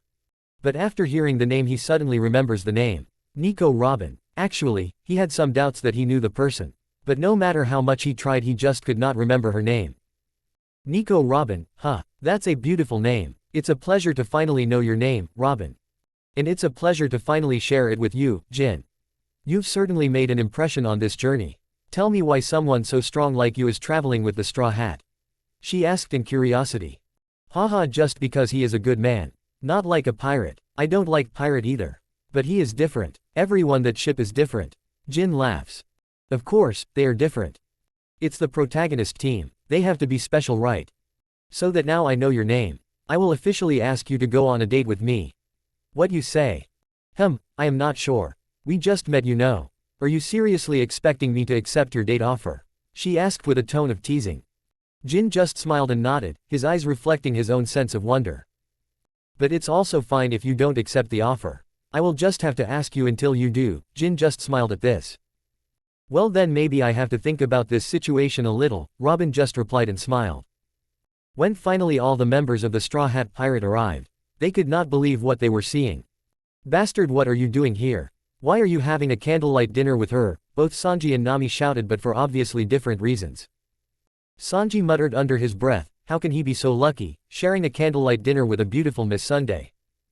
Usopp, who was standing nearby, overheard Sanji's comment and couldn't resist poking fun at him.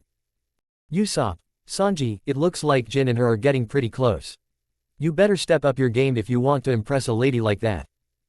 There was a tick on Sanji's face. Meanwhile, the other crew members were amazed at the scene before them.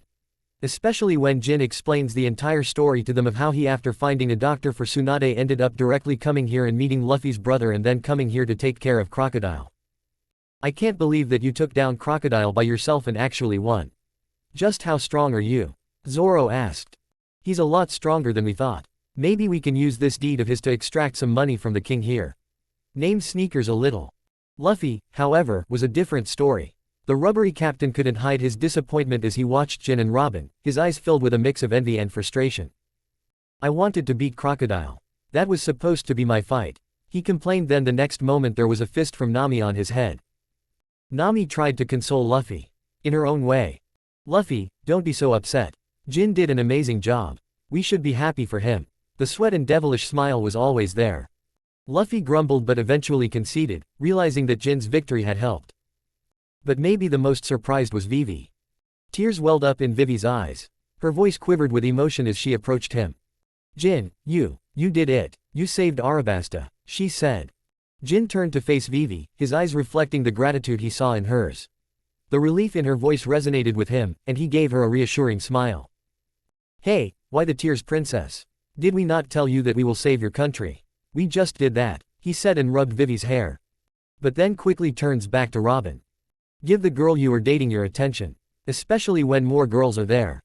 It's always better to put your leg on one boat rather than two. By the way, I forgot to introduce you to my beautiful date here. She is Nico Robin, Jin said with a smile. Chapter 111, Leaving Arabasta. King Cobra was a man of honor and gratitude. In the grand palace of Alubarna, he decided to host a magnificent banquet to celebrate Jin's monumental victory over the crocodile and the salvation of his kingdom. The palace was adorned with vibrant flowers and sparkling lights, and the air was filled with the sweet scent of Arabian spices and the lively tunes of traditional music. This place almost looked like ancient Egypt, Jin thought to himself. As the guests gathered, the king himself made a heartfelt speech to express his gratitude and admiration for the Straw Hat Pirates, and especially for Jin, the man who had become a true hero in the eyes of the Arabasta people.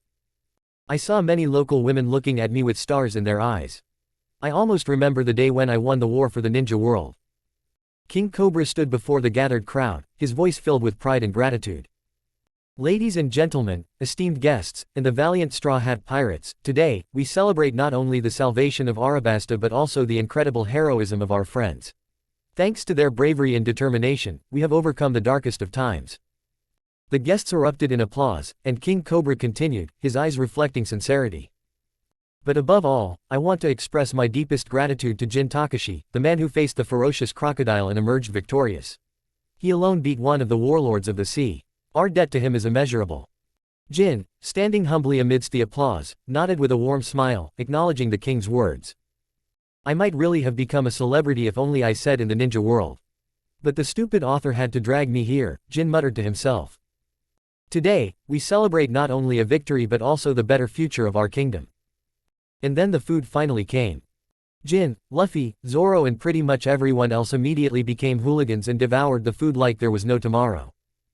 The most interesting thing here was that Jin was now able to match the amount of food Luffy was able to eat. They in fact almost launched a competition on eating more while the banquet was going on.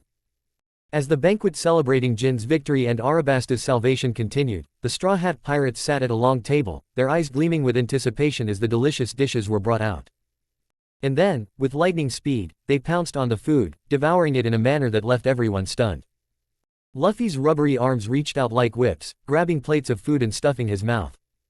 Nami calculated the value of the feast in an instant, while Zoro's sword slashed through the air as he shoveled food into his mouth. Sanji might be the only one eating normally. Usopp and Chopper joined the madness, their jaws dropping in amazement. Robin calmly enjoyed her meal. After some explanation, the kind did not punish her. The speed at which they devoured the food was a spectacle to behold. King Cobra and Vivi watched, their laughter echoing through the hall. Vivi's heart swelled with affection for her friends. King Cobra's eyes shone with gratitude and amusement as he saw the Straw Hat Pirates. As the time came for the Straw Hat Pirates to leave Arabasta, the crew gathered on the deck of the Going Merry, ready to set sail for their next adventure. The people of Arabasta, led by Princess Vivi, had come to see them off, and the atmosphere was bittersweet. Vivi was torn between the longing to join her friends and the duty she has as the princess of Arabasta. She just stood at the forefront of the crowd. Vivi had always felt a deep connection with the Straw Hat Pirates, and she had come to cherish the friendship she'd found with them. Her heart ached with the desire to join them on their journey, but she knew her duty as the princess of Arabasta called her to remain. Luffy, with his straw hat pulled low, stepped forward, his broad smile lighting up his face. He extended his hand towards Vivi. Jin had no idea what the idiot captain was doing now, but he saw others doing the same. Vivi, you're our friend. We're always gonna be friends, no matter where we are. Luffy shouted. Tears welled up in Vivi's eyes as she took Luffy's hand, her voice trembling with emotion. Thank you, Luffy. I'll never forget you, but my place is here, with my people. Vivi shouted. From the top of the Going Merry which was sailing away, Usopp, Nami, Zoro, Sanji, and Chopper raised their hands. Jin had no idea what was going on but he just smiled and did the same. To the next adventure, Jin just smiled. Chapter 112, Not Gonna Let You Go. After getting out of Arabasta, Jin wanted to travel a little on his own. So he said that to Luffy and others. They were a little reluctant to let Jin go. Not because they were worried about him but more like they wanted him to stay with them. Especially Nami and Usopp. Then I will come with you too, Robin said. Yes, she too board the ship with everyone else. That would be a little problem. You see, I left the flying Nimbus with Tsunade so that she can travel from there and find us later on. Jin said. Although Robin had no idea what that meant, others understood. There is no way that Jin is sailing all the way. He gonna fly. He can't carry Robin all the time.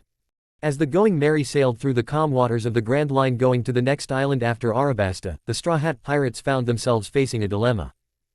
Jin, arguably the first-person member of the Straw Hat Pirate besides the captain himself, wanted to leave for a little while. He had been a great addition to their crew. His culinary skills were exceptional, and his personality quickly endeared him to the crew. And the most important is definitely his power. No matter what happens, the crew knows that there is a possibility to save the day as long as Jin is not defeated. No one talked about it, but they knew that Jin was the strongest person on the Going Merry right now. Luffy was the most vocal about convincing Jin to stay on board.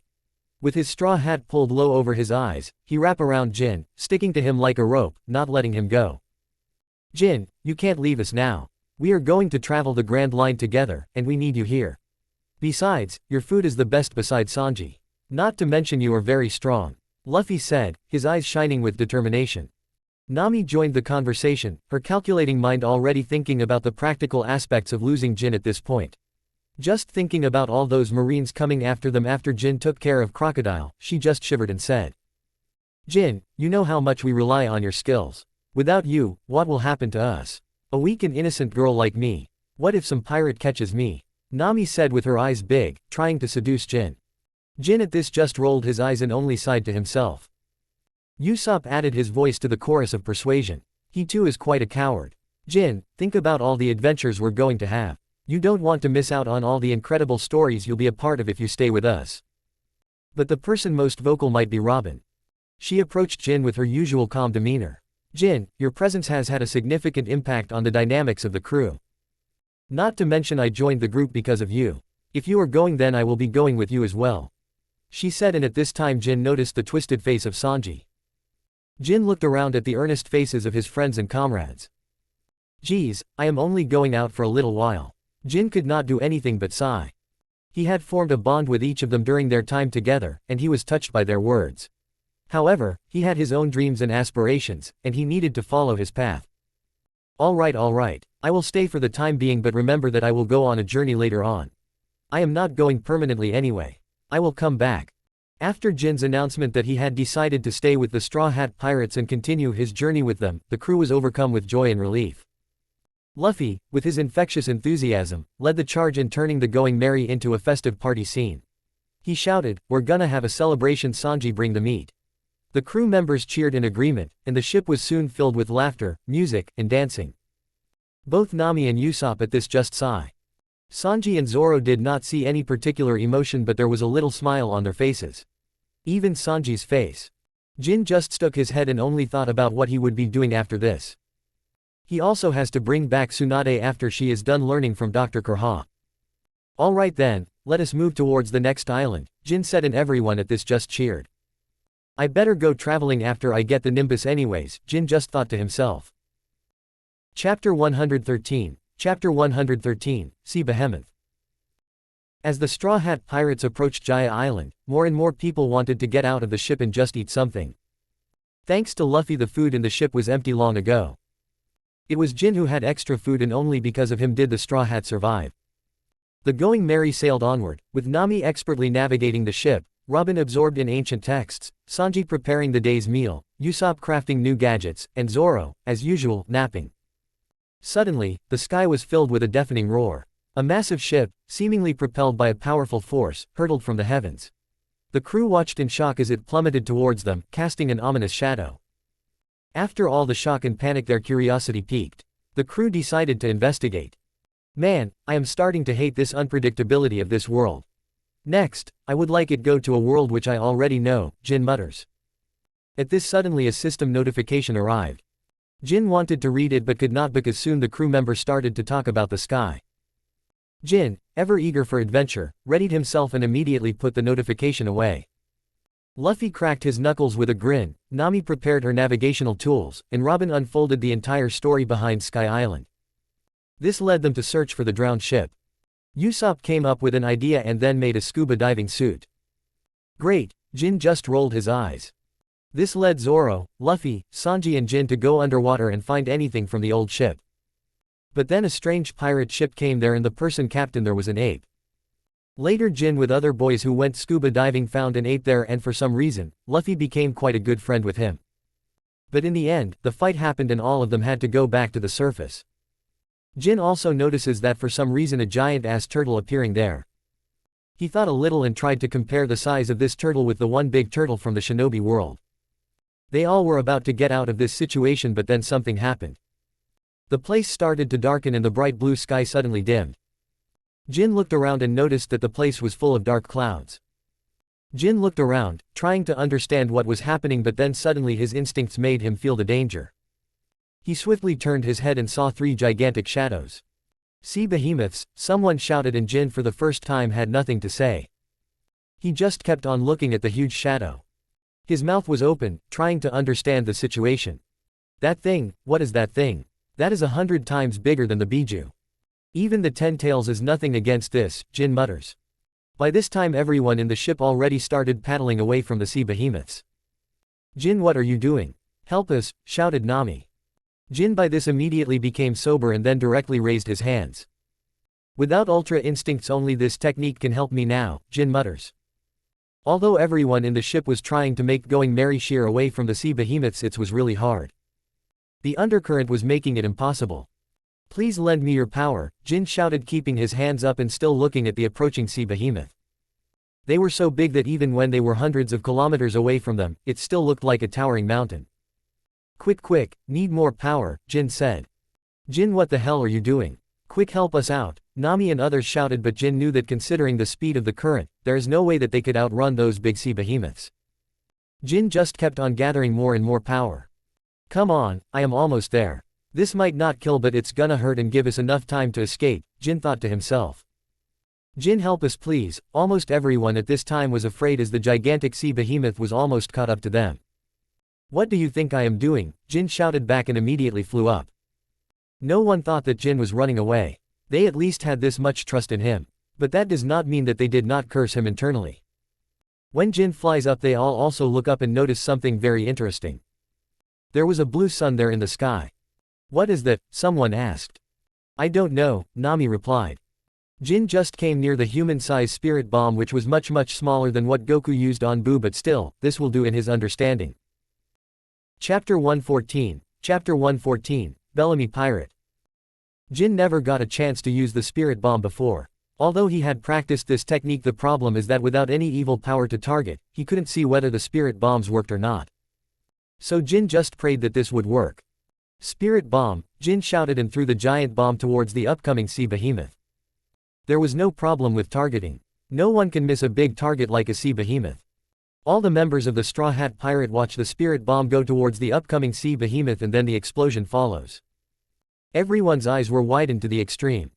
What the fuck? Even Jin's eyes widened a little. He was only anticipating a little wound and a setback so that they could escape. But what happened in front of him was even more insane. He saw the entire sea behemoth shake back and then fall into the sea. "Oh shit," Jin muttered to himself. While others were just surprised out of their minds that that attack really worked and the gigantic sea behemoth actually fell. Jin was thinking more about what came afterwards. And yes, a gigantic tsunade then follow. "We need to get out of here, Nami. Quick," Jin shouted. But it was already too late. Finally, Jin and the others wake up and realize that they are not dead. "Jin, what was epic," Luffy shouted. "I am surprised that you know the meaning of that word." Jin really looked surprised. "No, not exactly. Usopp said that when you use that light ball to attack the giant," Luffy just said with a straight face. "Yup, knew that I should not expect much from you," Jin just rolled his eyes. "So where we are exactly, Nami?" Jin asked. "We are currently in Jaya Island," Nami said. "I see, our ship needs fixing, so it's better to go around and get all the important items," Jin said, and everyone started working. Jin, Luffy and Zoro with Nami went out to find all the important resources. When finally reaching the town, Jin realizes that the place is under the control of Bellamy Pirate. When he went inside for some intel, Bami himself came and started causing trouble. "Don't fight back," Luffy said. Jin at this just looked at both Zoro and Luffy like they were idiots. Why would they do that, Jin wonders. Bellamy first started by mocking the members of Straw Hat Pirates, telling others that the era of pirates is over and the new pirates will rule the sea. "Come on, you guy, I know that I told you not to fight, but that does not mean that you will hear this guy talking nonsense," Nami said. Even Jin was not sure what the hell was going on. He too did not act. Not because Luffy told them to, but rather because he did not find any reason to act. According to him, just talking is like the barking of the dogs. Ignore them. As long as Bellamy does not take any physical action, Jin was thinking to himself, but then suddenly stopped. While thinking, he suddenly felt cold water getting poured down on his head. It took him some time to realize what happened just now. He looked around and found that this Bellamy guy had just thrown a bear on him. Great, just how long my instincts are going to be this messed up. Can't the 3 months pass by soon, Jin thought to himself. While he was thinking, he felt someone just slap him. Shit, I hate this, Jin muttered. She looked at Bellamy, who slapped him, and could not help but curse. He is literally standing in front of him, but my instincts are not working. Jin just wanted to beat the system by now. Jin, though, for the time being decided to not do anything about the system. Not like he can do anything about the system anyway.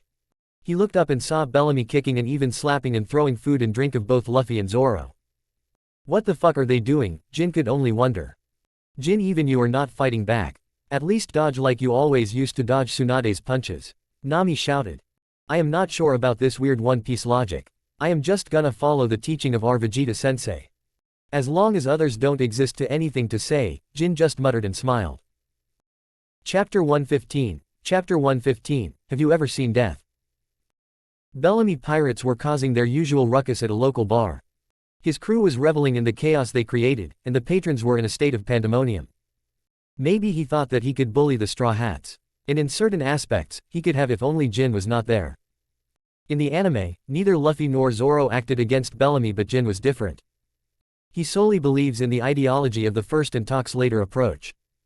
Straw Hat pirates, Luffy, Nami, and Zoro, happened to be the targets of this guy's bullying habit. Jin, who had somehow found himself in this world and came from the ninja world, just could not take this anymore. Without a word, he made his way to the center of the commotion, where Bellamy was springing around, throwing punches with glee. Making trouble for his friends. Have you ever seen death? Jin asked. Bellamy at this just laughs. Why do you want to meet it? Bellamy asked and then laughed again. Throwing another bear bottle at Jin and crushing his feet. Jin did not do anything. No point dodging. He just stood there. No, I ask because he does not recognize it when it's staring at you, Jin said. This brought a little silence to the surrounding area. As Bellamy hurled himself towards Jin, the Straw Hat crew tried to stop the impending battle. Fuck, don't kick his ass, Jin, Nami shouted. Jin, however, paid no heed to their warnings and stared down Bellamy with a focused intensity. Bellamy, caught in the thrill of the fight, paid Jin no mind and leapt towards him. But what followed was nothing short of comical. Jin calmly extended his arm and grabbed Bellamy's bouncing fist in midair. The captain's eyes widened in shock as he realized he was trapped.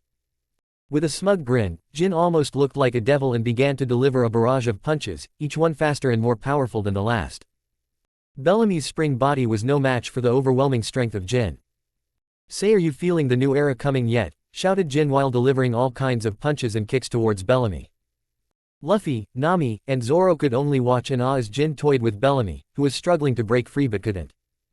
I know that I told to kick his ass, but Nami said this and saw Jin grabbing Bellamy from the foot and tossing him around like a wooden stick. The pirate crew and the bar patrons watched in disbelief as Bellamy was battered like a ragdoll, unable to use his spring fruit powers to escape. With a final, devastating punch, Jin sent Bellamy crashing through the bar's walls and out into the open sky. But Jin wasn't done yet. Get out of here, Jin said. Other don't understand what Jin mean but soon realized. Jin gathered his energy and unleashed a colossal ki blast, obliterating the entire bar in an explosion of dust and debris, leaving nothing but a smoking crater behind. The Straw Hat crew could only watch with their jaws dropped as Jin calmly brushed off his hands and returned to his drink as if nothing had happened. The Bellamy pirates, meanwhile, were left in disarray, with their captain unconscious and their beloved bar reduced to ruins. That's what you get for messing with me, Jin snorted and taking his wine, got going. Others also follow him.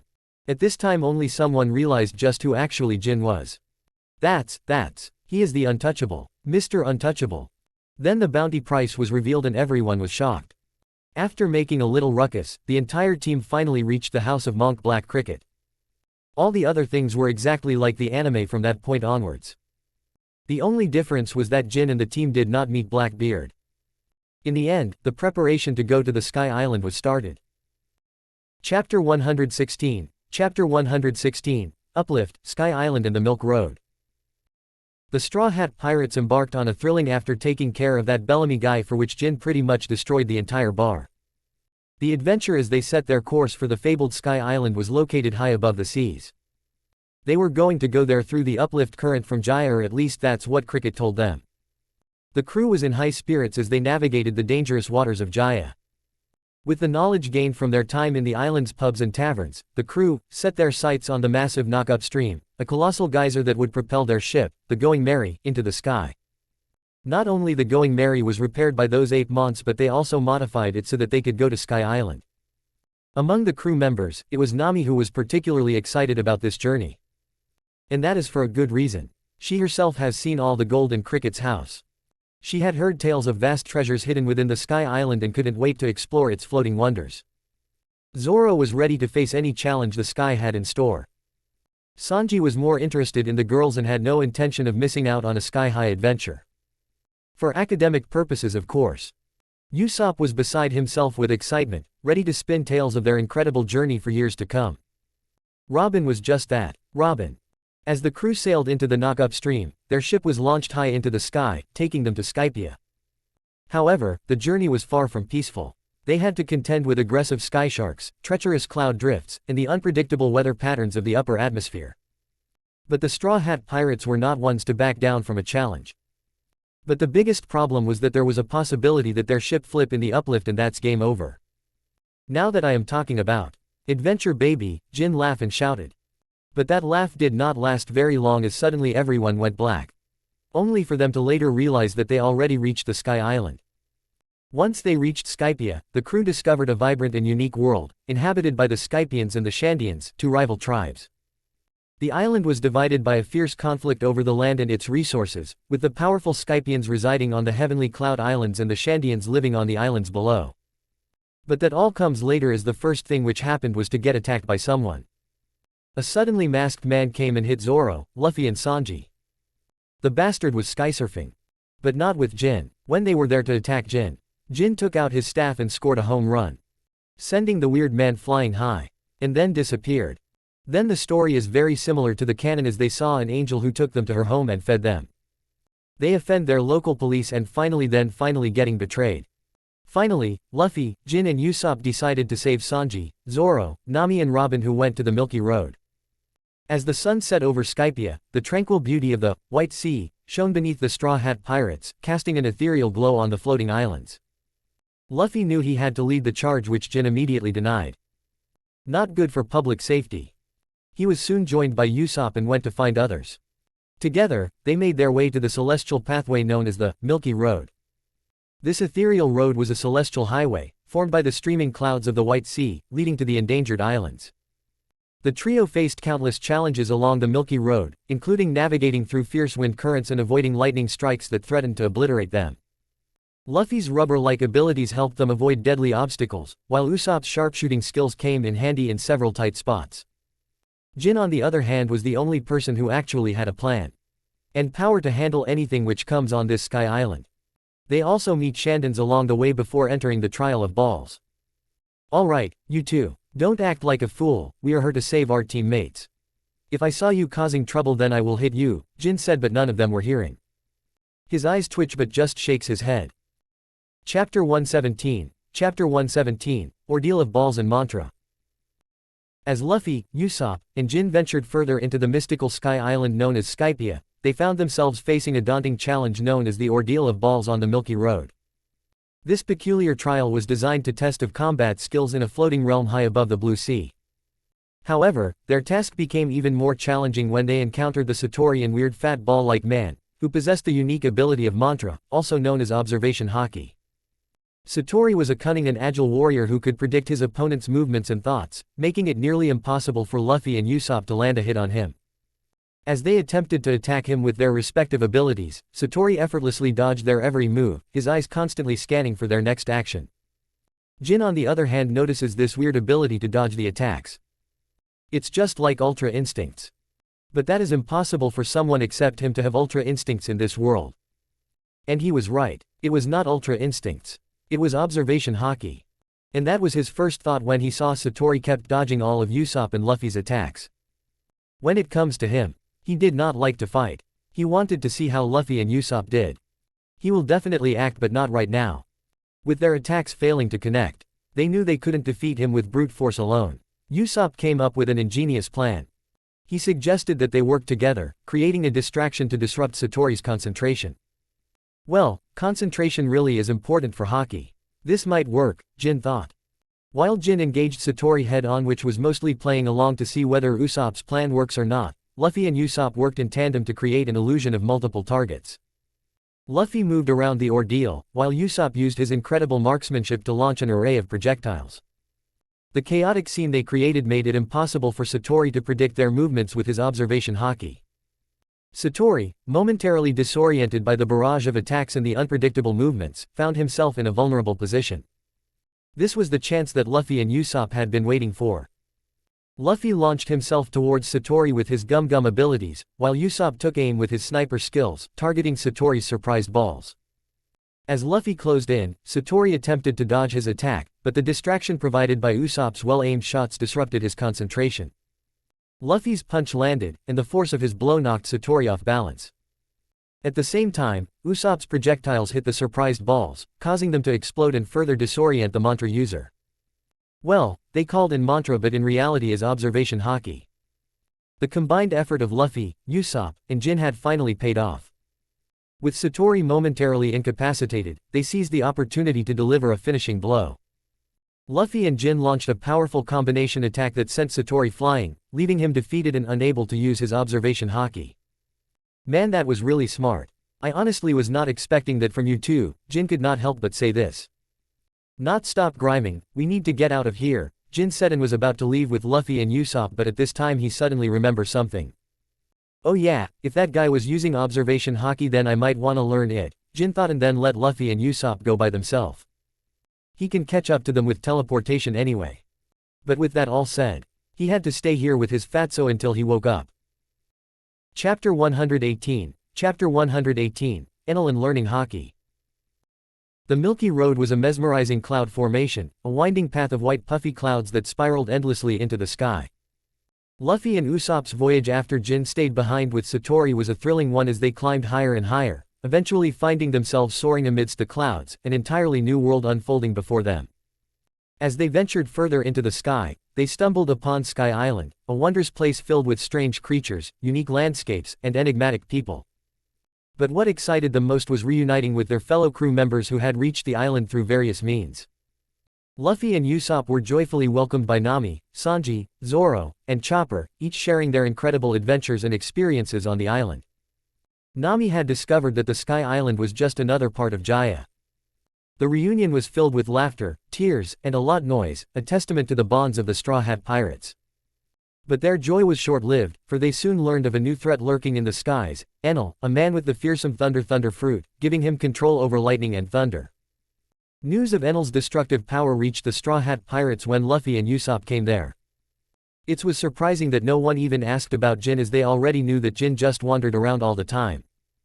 They realized the need to protect Sky Island and its people from this formidable adversary. Luffy's indomitable spirit and Usopp's sharp wit were tested as they prepared to confront Enel. The battle with Enel was fierce, his mastery of thunder making him a formidable opponent. Lightning bolts lashed out at Luffy, and Usopp's quick thinking was essential in navigating the perilous terrain of the island's upper reaches.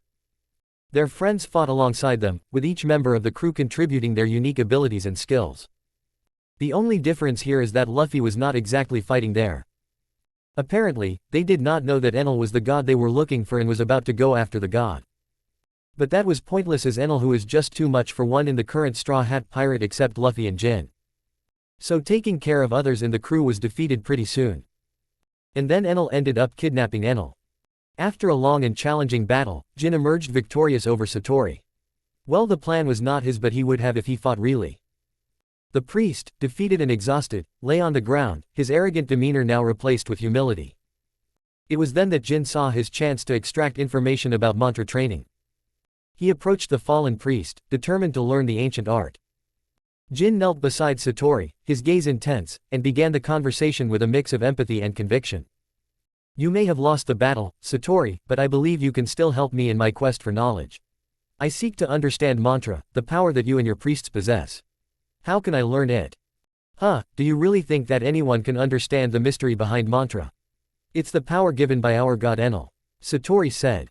Jin at this just grabbed Satori and said. I guess you did not understand your situation because of my respective way of talking to ya. Give me what I want for I will blast you to kingdom come, Kirito shouted. Satori, still recovering from his defeat, sighed heavily but realized that maybe fighting with this guy was not the best idea. He began to explain, mantra is the ability to perceive the intentions and emotions of those around you. It's a skill developed through meditation and self-awareness. To begin, you must first learn to still your mind and focus on the world around you. Try to sense the thoughts and emotions of the living beings nearby. Jin nodded, absorbing every word. Tell me more, he urged. Satori continued, the true strength of mantra comes from practice and experience. Start by meditating and clearing your thoughts, then gradually extend your senses to detect the presence of others, even when they are hidden or far away. Jin at this finally shows a little confusion and then a determined look. I need to find someone who can teach me. Just listening is not gonna help me here, Jin said and now was determined to go on a search for someone who could teach him hockey. Chapter 119. Chapter 119, Luffy vs Enel. After the intense battle against Enel, where the powerful Skypian god had decimated Luffy's crewmates and kidnapped Nami, the rubbery captain of the Straw Hat Pirates was left with no choice but to confront the foe on Upper Yard. With Nami's safety at stake, there was no time for hesitation.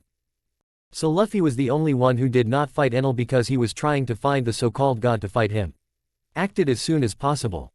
After making sure that his all friends are safe and no harm will come to them, Luffy went after Enel who kidnapped Nami. As the battle began, Enel, who possessed the fearsome powers of the Guro Guro no Mi, the Logia-type devil fruit that granted him control over lightning, unleashed a barrage of devastating electric attacks. Thunderbolts crackled and struck the ground, creating devastating explosions, but to his astonishment, none of his attacks had any effect on Luffy. Nami, who was looking at this fight, was looking at Luffy with a stunned face. The same case was with Enel. But then suddenly Nami's mind clicked and then she realized something. Luffy is a rubber man. That's why thunder does not work on him, Nami mutters to herself. Luffy's body, having gained its rubbery properties after eating the Gomu Gomu no Mi, made him impervious to electrical damage. He simply grinned, showing the indomitable spirit that had carried him through countless battles. I will make you fly, Luffy shouted. Enel's frustration grew as his attempts to strike down Luffy continued to fail. He couldn't comprehend why his overwhelming power was ineffective against the rubber man. With each missed attack, Luffy's confidence grew, and he taunted Enel, daring him to try harder. The battle raged on as Luffy relentlessly pursued Enel, who struggled to land a single blow on his resilient opponent. The island of Skypia trembled with the force of their clash, and the skies above were illuminated by the power of the Guro Guro no Mi. It was a duel of epic proportions, pitting the seemingly invincible Enel against the idiot Luffy who has the best luck in this world. Throughout the fight, Luffy's mind focused on saving Nami and reuniting with his crewmates. The knowledge that they were counting on him and his unwavering determination to protect his friends fueled his strength. As Enel's fury mounted, Luffy's resolve only grew stronger. While this fight was happening, Jin was looking at the fight with an interested expression. The problem is that he himself did not have any idea how to handle Enel. Although he is strong and faster than Enel, that elementalization power is just too much. Even Obito's power had a time limit, but this is a complete cheat. Without Haki, he can't handle Enel. Luffy on the other hand is the best person to fight Enel right now. So he decided to let Luffy handle it. He was more interested in getting the gold from here and also planning where he can learn Haki from. He already had an idea and he was thinking about doing it. In the midst of their heated battle, Luffy's frustration with Enel's ineffective attacks gave way to a playful idea. With a mischievous glint in his eye, he suddenly exclaimed, "Hey, Enel, is that the best you've got?" Enel, seething with anger, continued his relentless assault, shooting more lightning bolts at Luffy. But Luffy, now grinning from ear to ear, stretched his rubbery body into bizarre shapes, contorting and twisting like a rubber band. Lightning struck, and to everyone's shock, it passed harmlessly through Luffy as if he were a sieve. Luffy's absurd transformation left Enel utterly baffled. The rubbery pirate giggled as he transformed into an outrageous shape, imitating a rubber chicken, a wobbly jellyfish, and even a human slinky. Enel's lightning bolts continued to miss their mark, unable to harm Luffy in the slightest. As the Skypian citizens and Luffy's crew watched in disbelief, Luffy's ridiculous antics only escalated. With a final, over-the-top flourish, he transformed into a human cannonball and launched himself at Enel. Enel, in a state of utter confusion and frustration, could only gape as Luffy's cannonball form smacked him square in the face. The impact sent Enel hurtling through the air, crashing into the very gold pillars he had used to execute his plan. The shockwaves were felt throughout Skypiea as Enel, dazed and defeated, lay sprawled on the ground. Luffy emerged from his cannonball shape, victorious and triumphant, while the Skypiean citizens burst into laughter at the bizarre turn of events. In a comical and unconventional victory, Luffy had not only defeated Enel but also entertained everyone with his absurd, rubbery antics. It was a testament to Luffy's unbreakable spirit and his ability to turn any situation into a hilarious adventure. Chapter 120, Journey to the New World. After Luffy's comical victory over Enel, the Skypiean citizens celebrated their freedom from the tyrannical priest's rule. The Straw Hat Pirates, battered but still hungry for party and food and money, gathered to reunite. Nami, who had been kidnapped by Enel, was safely returned to the crew. Tears of joy and relief flowed as they embraced their navigator once again. Which immediately followed by Nami giving them a beating of their lifetime. Especially Sanji. Amidst the celebrations, the Skypieans and the Straw Hat Pirates joined forces to restore Upper Yard, repairing the damage caused by the battle and ensuring that the peaceful Skypiea could thrive once more. Jin had no idea why they would do that. It was not their responsibility in the first place. They took care of Enel for them, and according to them, that should be enough. The Skypiean citizens and the Shandians, who had previously been at odds, found common ground in their gratitude toward the Straw Hat Pirates for liberating their land. Well, most of that was because Jin in the background spending some quality time with both sides and making sure that no one lacked his fist of love. As the crew members explored Upper Yard, they discovered the hidden treasure left behind by Mont Blanc Norland centuries ago, fulfilling the dreams of both Nami and Mont Blanc Cricket, who had long sought the elusive city of gold. In typical Nami fashion, she wanted all of the gold, but Jin made sure that everyone got a share. Especially the people of the Sky Island. With the crew reunited in the island of Skypiea at peace, they prepared to set sail once more. The Going Merry, their beloved ship and very broken ship by now, had also been repaired with the help of the Skypieans. Those damn bastards charged for it. Maybe Jin should not been so kind to them.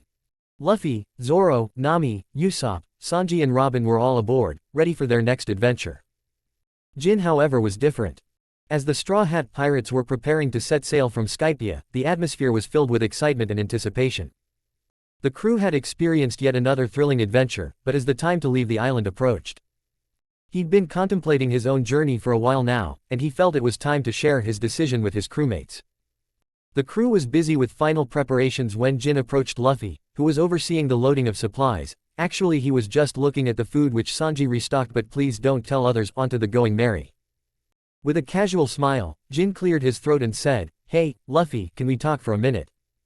Luffy, looking up from the supplies, wink, grinned and replied, "Sure, Jin. What's on your mind?" They walked to the edge of the ship, and Jin took a deep breath. "I told you, remember, that I will be traveling on my own. Now is the time." Luffy once again looks like he does not want to let Jin go, but considering that he can't really stop Jin, he has no other option. Not to mention, he clearly remembers that Jin did not officially join the Straw Hat Pirate anyway. He joined only temporarily. Jin scratched his head and replied, "Don't make that face. I will come back and we all will meet again. I am majorly going to train and explore the world," Jin said. Luffy's smile never wavered as he nodded in understanding.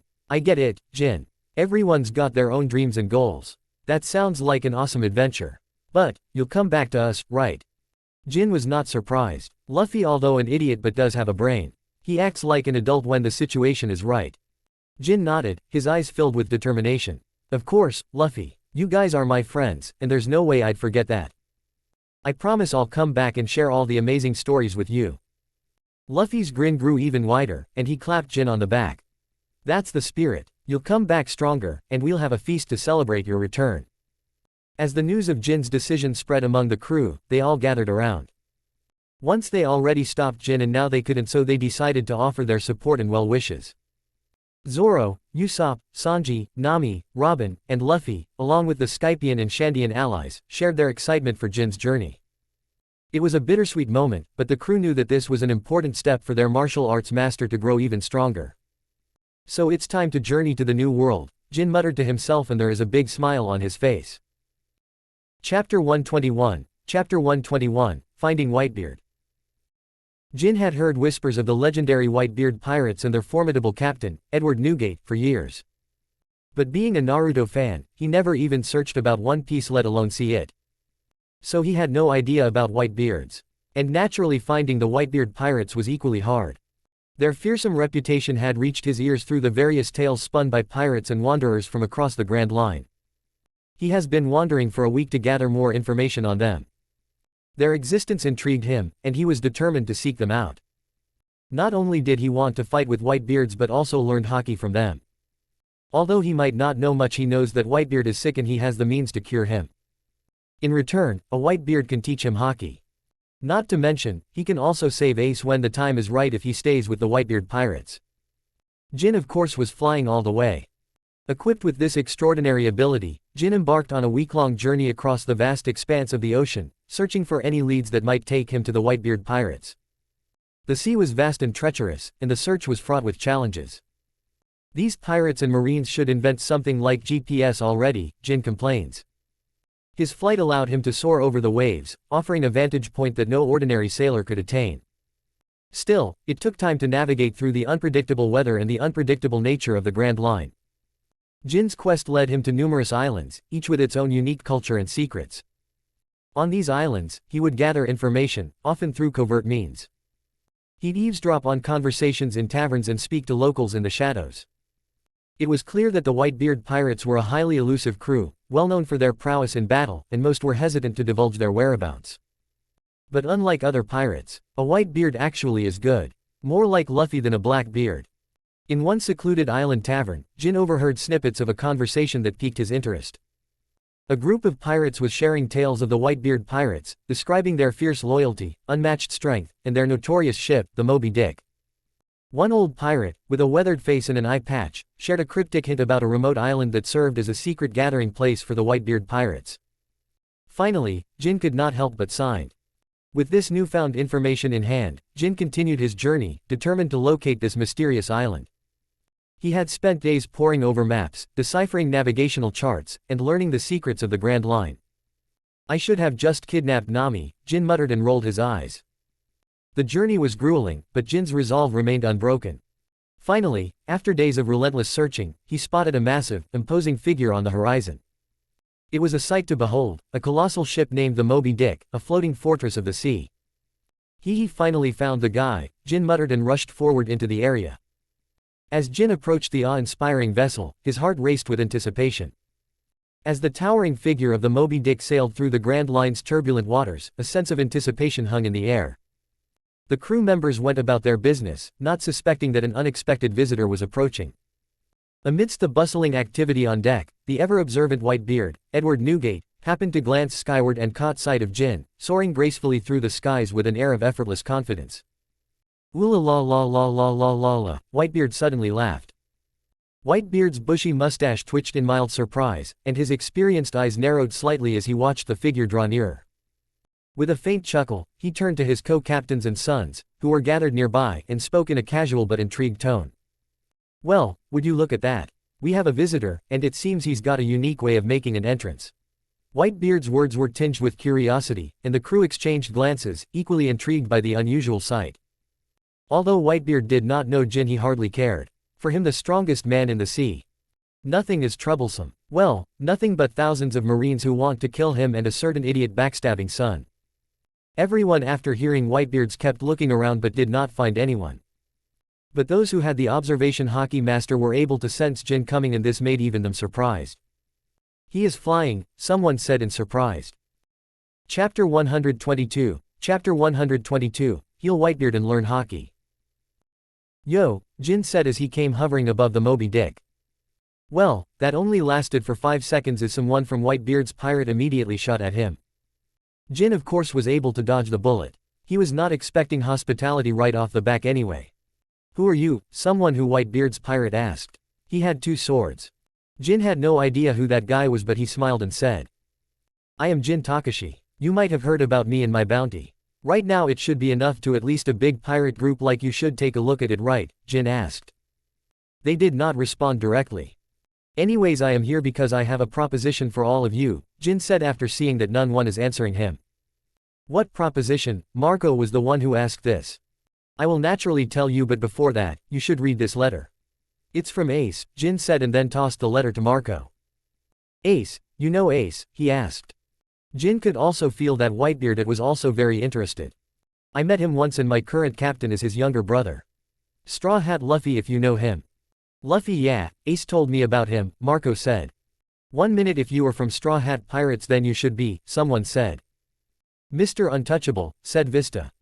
Yes, the same. Read the letter and you will understand what's going on, Jin said. Jin could see that everyone had questions but decided to read Ace's letter before. The letter itself was simple enough. Ace makes sure to tell others that he doesn't particularly know Jin but does believe him a little bit as he is a part of Luffy's team. After reading the letter, which also contained a lot more information besides the things related to Jin, Marco finally handed the letter to Whitebeard to read. Next, it was Whitebeard who spoke. Okay then, why exactly you are here, Jin boy? Whitebeard asked. To make a deal, of course. Jin said. Jin began, I have come to not only meet the strongest man in the sea but also to learn the way of hockey. Whitebeard's eyes twinkled with amusement. Hockey, huh? He rumbled, his deep voice resonating across the deck. And what do you offer in return, young man? Jin smiled, a glimmer of determination in his eyes. I possess a magic medicine which can heal all and heal wounds. I offer to aid you and your crew. In exchange, I only ask for your guidance and the chance to learn hockey. A collective gasp rippled through the crew, their surprise echoing the sentiment of their mighty captain. The prospect of this medicine of Jin was enticing, and many members exchanged knowing glances, silently urging Whitebeard to accept the offer. Whitebeard, ever the perceptive leader, considered the proposal. And how do I believe you? Not to mention why come to me? There are many ways to learn hockey from others, Whitebeard asked. Jin at this just nodded and said. Well, that's true, but not everyone is in need of healing. Not to mention it would cost me a lot of time. The reason I will tell you later, Jin said. Whitebeard with a nod extended his massive hand toward Jin, about to seal their agreement. But needed some proof that Jin could heal him. Jin just nodded and looked for anyone injured in the boat. He quickly found one and handed him over a green bean. But the person looked a little suspicious. Everyone was paying attention to this. But under Whitebeard's gaze, that person eats it nonetheless and immediately the magic happens. The small wound he had was gone in front of everyone's eyes. There was a collective gasp in the Moby Dick.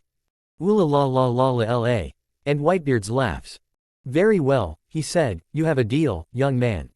We welcome you into the Whitebeard Pirates, and I shall teach you the ways of hockey. In return, your healing abilities will be a valuable asset to our crew. Whitebeard said. These words sounded a little weird to Jin. Almost like he is joining the Whitebeard pirate, but he did not care and directly nodded. Chapter 123, Chapter 123, Red Hair Shanks. 1 week had swiftly passed since Jin had offered his healing abilities to Whitebeard and began his training in hockey with the Whitebeard Pirates. His initial days were spent primarily on the Moby Dick, aiding injured crew members and tending to their wounds, earning the respect and admiration of the pirate crew. He himself has learned a lot of medical jutsu from Tsunade too. The healing power of Jin's ki-infused senzu beans worked wonders, and Whitebeard himself experienced a significant improvement in his health. He no longer required the constant care he had received before Jin's arrival, and his strength seemed to return with each passing day. With his health restored, Whitebeard, true to his word, began teaching Jin the intricacies of hockey. They trained on the ship's deck, amidst the sea breeze and the camaraderie of the pirate crew. Whitebeard's wisdom and experience were invaluable, and Jin absorbed his teachings like a sponge. The Whitebeard pirates watched in awe as Jin made rapid progress in mastering hockey. Even Whitebeard had to say that it was nothing less than a monster. Especially when compared to any strong man he has seen before. He just doesn't understand, what the point of training with multiple clones of his around doing the same training. Jin's dedication, natural talent and above all cheats were evident in all the progress, and the crew members began to view him not just as a healer but as a formidable warrior in his own right. Jin still has not told them that he originally wanted to fight Whitebeard and come here. In fact, he would have given Senzu Bean to Whitebeard even if he had not taught him hockey. Because he wanted to fight Whitebeard. But currently, there is some time before Jin can again use his ultra instinct, so why not learn hockey from Whitebeard till then? Jin was thinking about telling Whitebeard about the true purpose of coming to the Whitebeard pirate, but before he could say anything, something happened. Shanks from the red-haired pirates had arrived at the Moby Dick with all the might of his conqueror's hockey in a crucial mission. His intent was clear, to convince Whitebeard to call back his Portgas d'Ace, and prevent him from pursuing the treacherous Blackbeard. As he stepped onto the deck of the Moby Dick, Shanks was taken aback by the sight of Whitebeard in his full, restored glory. There was no change in Shanks's appearance, but there was a change in his momentum and hockey. It's been a long time, but Shanks could remember the same strong air he felt from his Captain Roger and Whitebeard in the past. The ailing but still strong man he had encountered before was now a formidable force, his legendary power visibly returned. Shanks couldn't hide his astonishment. Whitebeard greeted Shanks with a hearty laugh, already knowing why Red Hair is so surprised. "Red Hair, why are you here?" Whitebeard asked.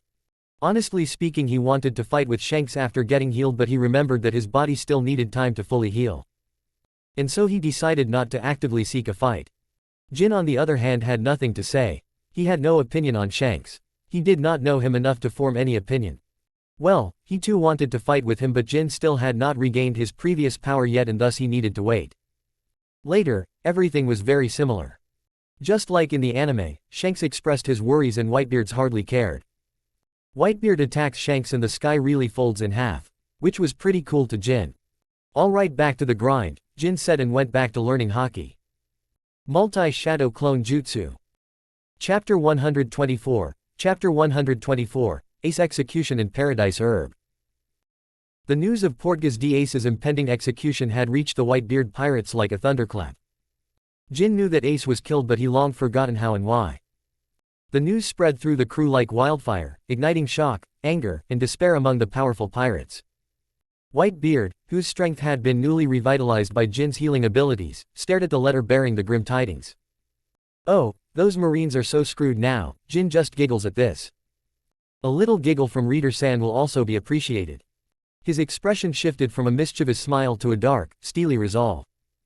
"Oh, but the Whitebeard and Marines are not the only one who is looking for a fight. I am back to my peak already. I would love to see what Marines have in store as the pirate.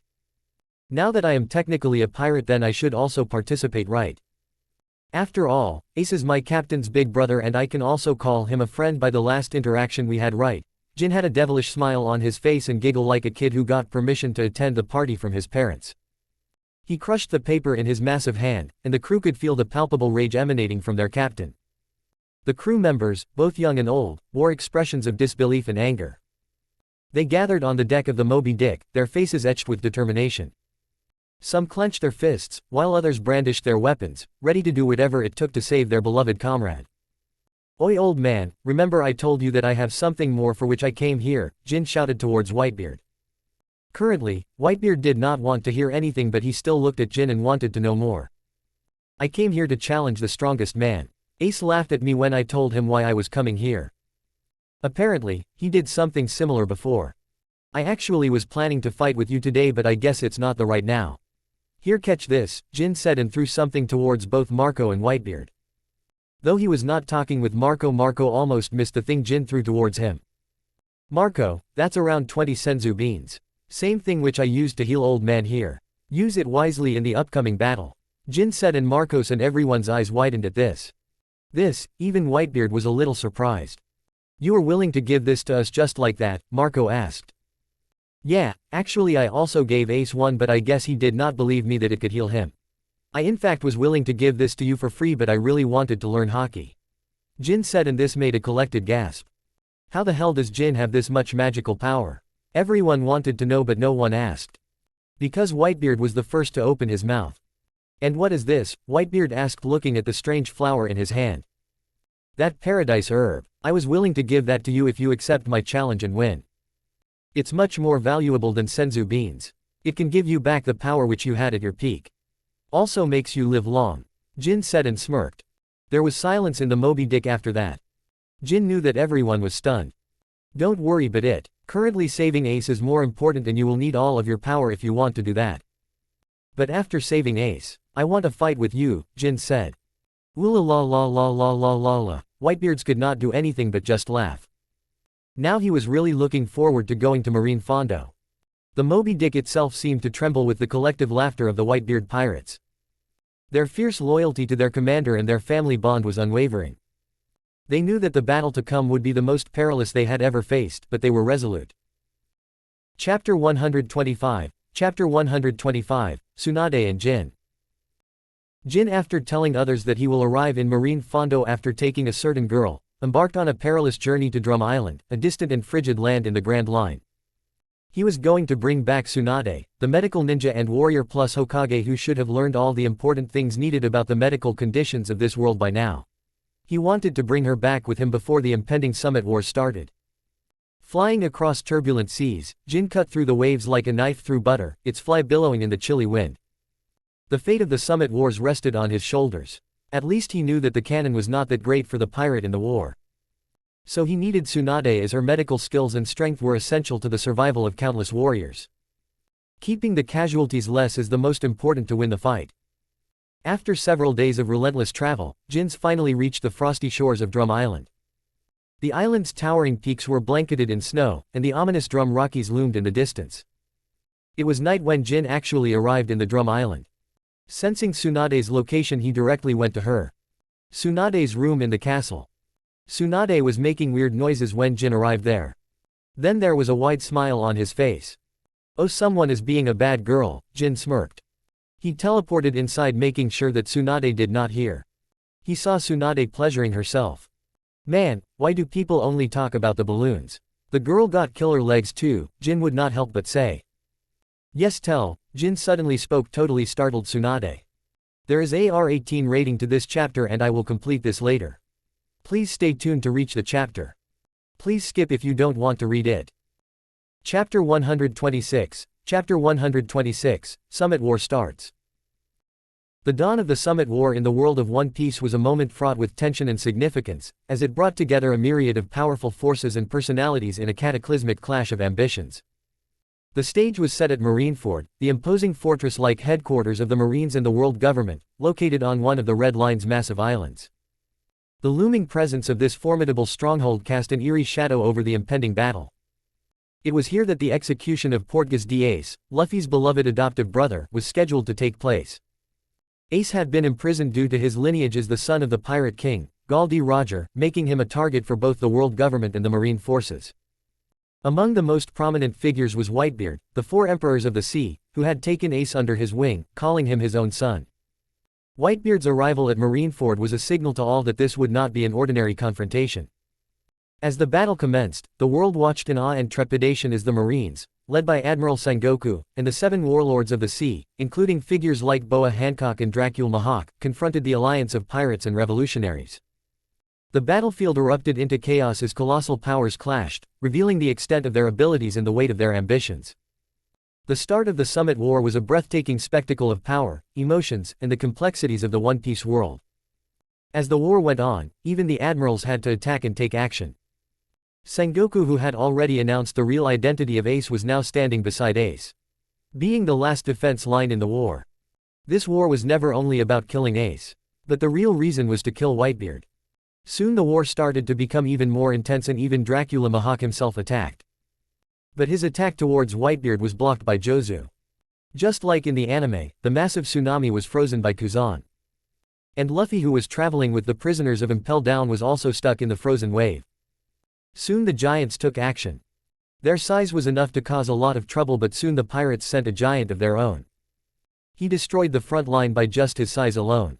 But even he was not able to save Ace. Soon all the Marines and seven warlords of the sea took action. It was mainly Doflamingo and Moria who took action and almost killed Oars. Soon even Garp came to the platform and cried as the time of the execution of his grandson was nearing. But then something interesting happened. Monkey D. Luffy, the protagonist of the series and Ace's adoptive brother, arrives at Marineford to save Ace. Actually, he fell from the huge frozen wave. With unwavering determination and the support of his new temporary crew, Luffy made a thunderous entrance that reverberated through the marine ranks. His presence not only symbolized brotherly love but also the defiance of the world government's oppressive authority. Both brothers shouted and looked at each other. Whitebeard also learns that Luffy is the one who inherits both Shanks and Roger. He tested him out, and idiot Luffy just announced his dream once again. "I will be the Pirate King," Luffy shouted. This made everyone just jaw-dropped. "Bastard Garp, this is your family. See what he is doing," Sengoku shouted. While this was happening, a certain someone was traveling with a beautiful girl towards the Marine Fondo. "Shit, we should have stopped on our 31st round. Now we are really late. Tsunade, you follow me with Nimbus." I have to go there now. I will be teleporting, Jin shouted. Tsunade, who blushed after hearing what Jin said, immediately shouted. Bastard, whose fault is that? You were the one who was like a rabbit yesterday, Tsunade shouted. Haha, don't worry, I had more in me. I stopped because we were late, Jin shouted and teleported immediately. Huff, Tsunade rolled her eyes, but she knew that Jin was telling the truth. Not to mention his shadow clones. In the midst of the chaotic summit war, Monkey D. Luffy found himself facing three of the most formidable Marines admirals, Aokiji, Kizaru, and Akainu. The battleground was a maelstrom of destruction as Marines had already erected the huge iron gate up, pretty much getting the higher ground. Luffy, fueled by his unwavering ambition to rescue his brother Ace, entered the battle with fierce determination. His gum-gum abilities allowed him to stretch and strike, making him an elusive target. However, the admirals, each master of their own elemental Logia devil fruits, proved to be relentless adversaries. Aokiji unleashed waves of freezing attacks, creating a chilling battlefield. Luffy struggled to maintain his footing and dodge the ice shards, but his determination kept him moving forward. Kizaru, the light-speed admiral, moved with incredible swiftness and fired laser-like beams of light. Luffy struggled to keep up with his blinding speed, forcing him to rely on his observation of Haki to predict Kizaru's movements. Akainu, the magma-fueled admiral, spewed molten destruction, causing fiery eruptions that engulfed the battlefield. Luffy's rubber body could withstand the heat, but not without taking a heavy toll. Despite his incredible willpower and mastery of Haki, Luffy found himself battered and bruised, his body pushed to the brink.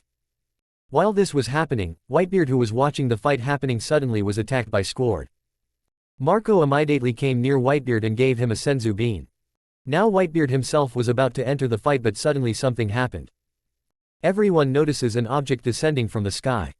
The shadow covered the entire area and everyone noticed a horrifying sight. Even Tsunade, who was far away from Marine Fondo, was able to see something descending down from the heaven itself.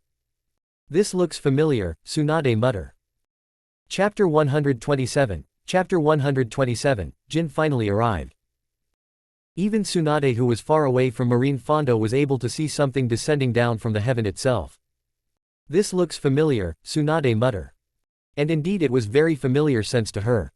What the hell is going on? All the people in the summit war exclaimed.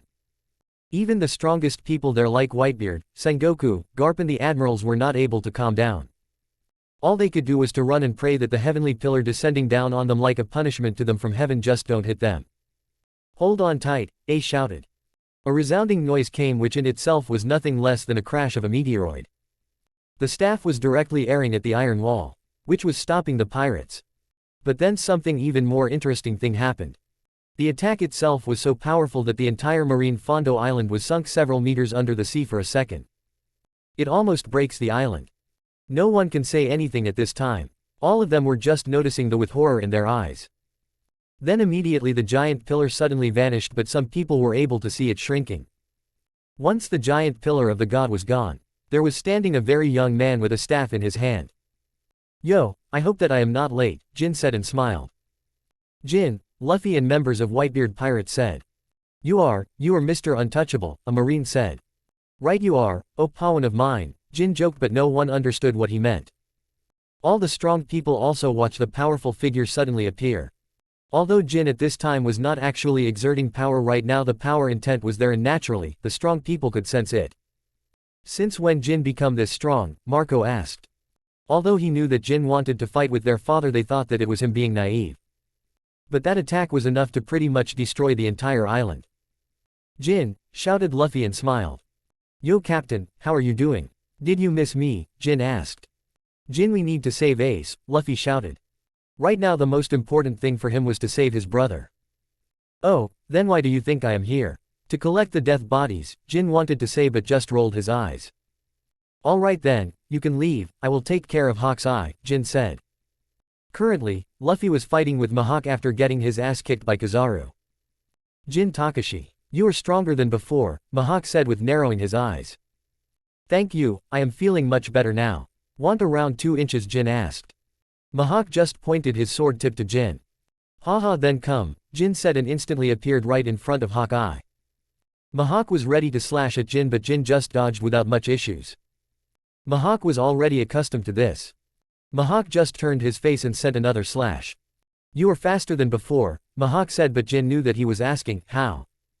I was actually not in my full strength back then. Right now I am at my peak, Jin said and smiled. And then the battle continued. Everyone's attention was on the fight. Although both looked like they were similar in power, those who had the observation haki were able to sense that none of Mihawk's attack was connecting. Not to mention, Jin is just dodging and not attacking. You still have not changed. How long you are just going to just dodge? Mihawk asked aside. Although he acknowledged Jin's strength but never liked this dodging. Never liked this way of fighting. Okay, I will start fighting back now, Jin said and took out his staff. But I have to complete this fight faster. Need to save a friend, Jin said and swung his staff. Mihawk noticed that Jin was using armament haki. He spread his haki to his sword, connecting with Jin's staff. Boom, a loud sound came. He found his hands trembling. This was because Jin's body at this time was strengthened to the ultimate. He was no longer just a normal human who was strengthening himself with ki. However, after the mutation, his own physical power was enough to make someone like Mihawk use both of his hands. And how not only ki was used but also haki. You are too focused on the staff, Mihawk. Remember that I am also really good at kicking, Jin said and kicked out. Quickly using haki and covering himself with his sword.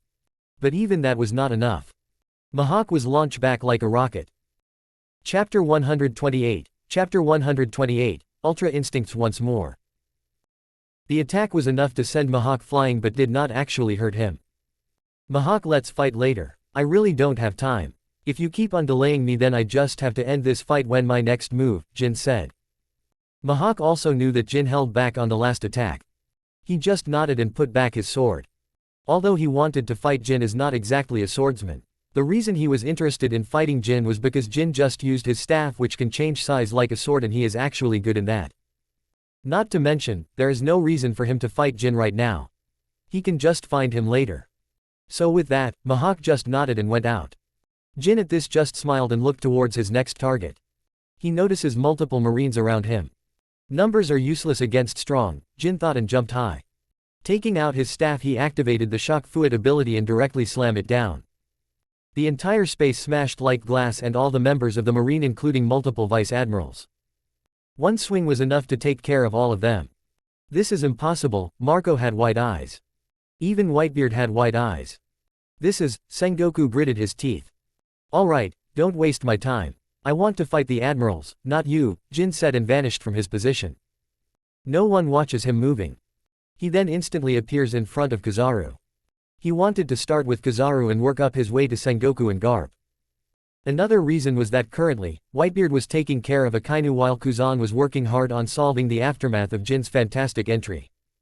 Not to mention, Kizaru is the only person who is fast enough to catch up with his speed, and he doesn't want him around when he releases Ace. Kizaru was surprised at what just happened. Jin appears in front of him out of nowhere. Have you ever been kicked by the speed of light? Kizaru still did not panic and kicked towards Jin. Jin did not dodge, he just used his staff to block the attack. Currently, Jin's body was so strong that stopping Kizaru's attack like that was no big deal for him. Have you ever seen reverse taekwondo? Jin said and smirked. Kizaru had a really bad feeling right now. But not enough time, as Jin already delivered this powerful attack directly on Kizaru's face. Then something very horrible and comical at the same time happened. Kizaru was sent flying outside of the entire marine fondo. Oola la la la la, Whitebeard laughed. It might really get troublesome when I fight that kid later, Whitebeard laughed even more. Akainu currently was having trouble handling Whitebeard.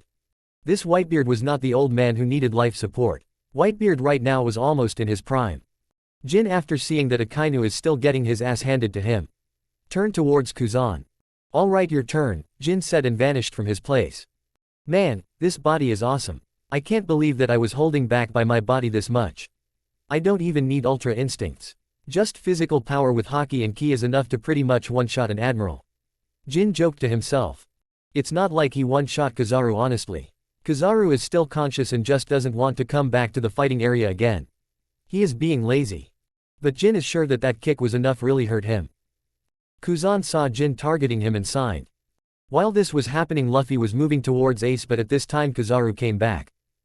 Man, I thought that he would stay down this time as well, Jin just pouted. Fine, I will just take care of both of them, Jin said and smiled. He stopped moving and closed his eyes. Man, it's been a long time since I used Ultra Instinct's sign, Jin told to himself and could sense that this modified body was much better for Ultra Instincts. The momentum around Jin immediately calms down. Tsunade, who arrived sometime and was helping the pirate, suddenly felt Jin's chakra signature vanishing and realized something. There were many marines who wanted to use this chance of Jin not paying attention and attacking Jin, but the pirates realized a long time ago that Jin was helping them and guarded him. Kuzan too was almost near him, but at this time, Jin slowly opened his eyes. There was silver in his eyes and some of his hair. Alright, time to end this fight, Jin said.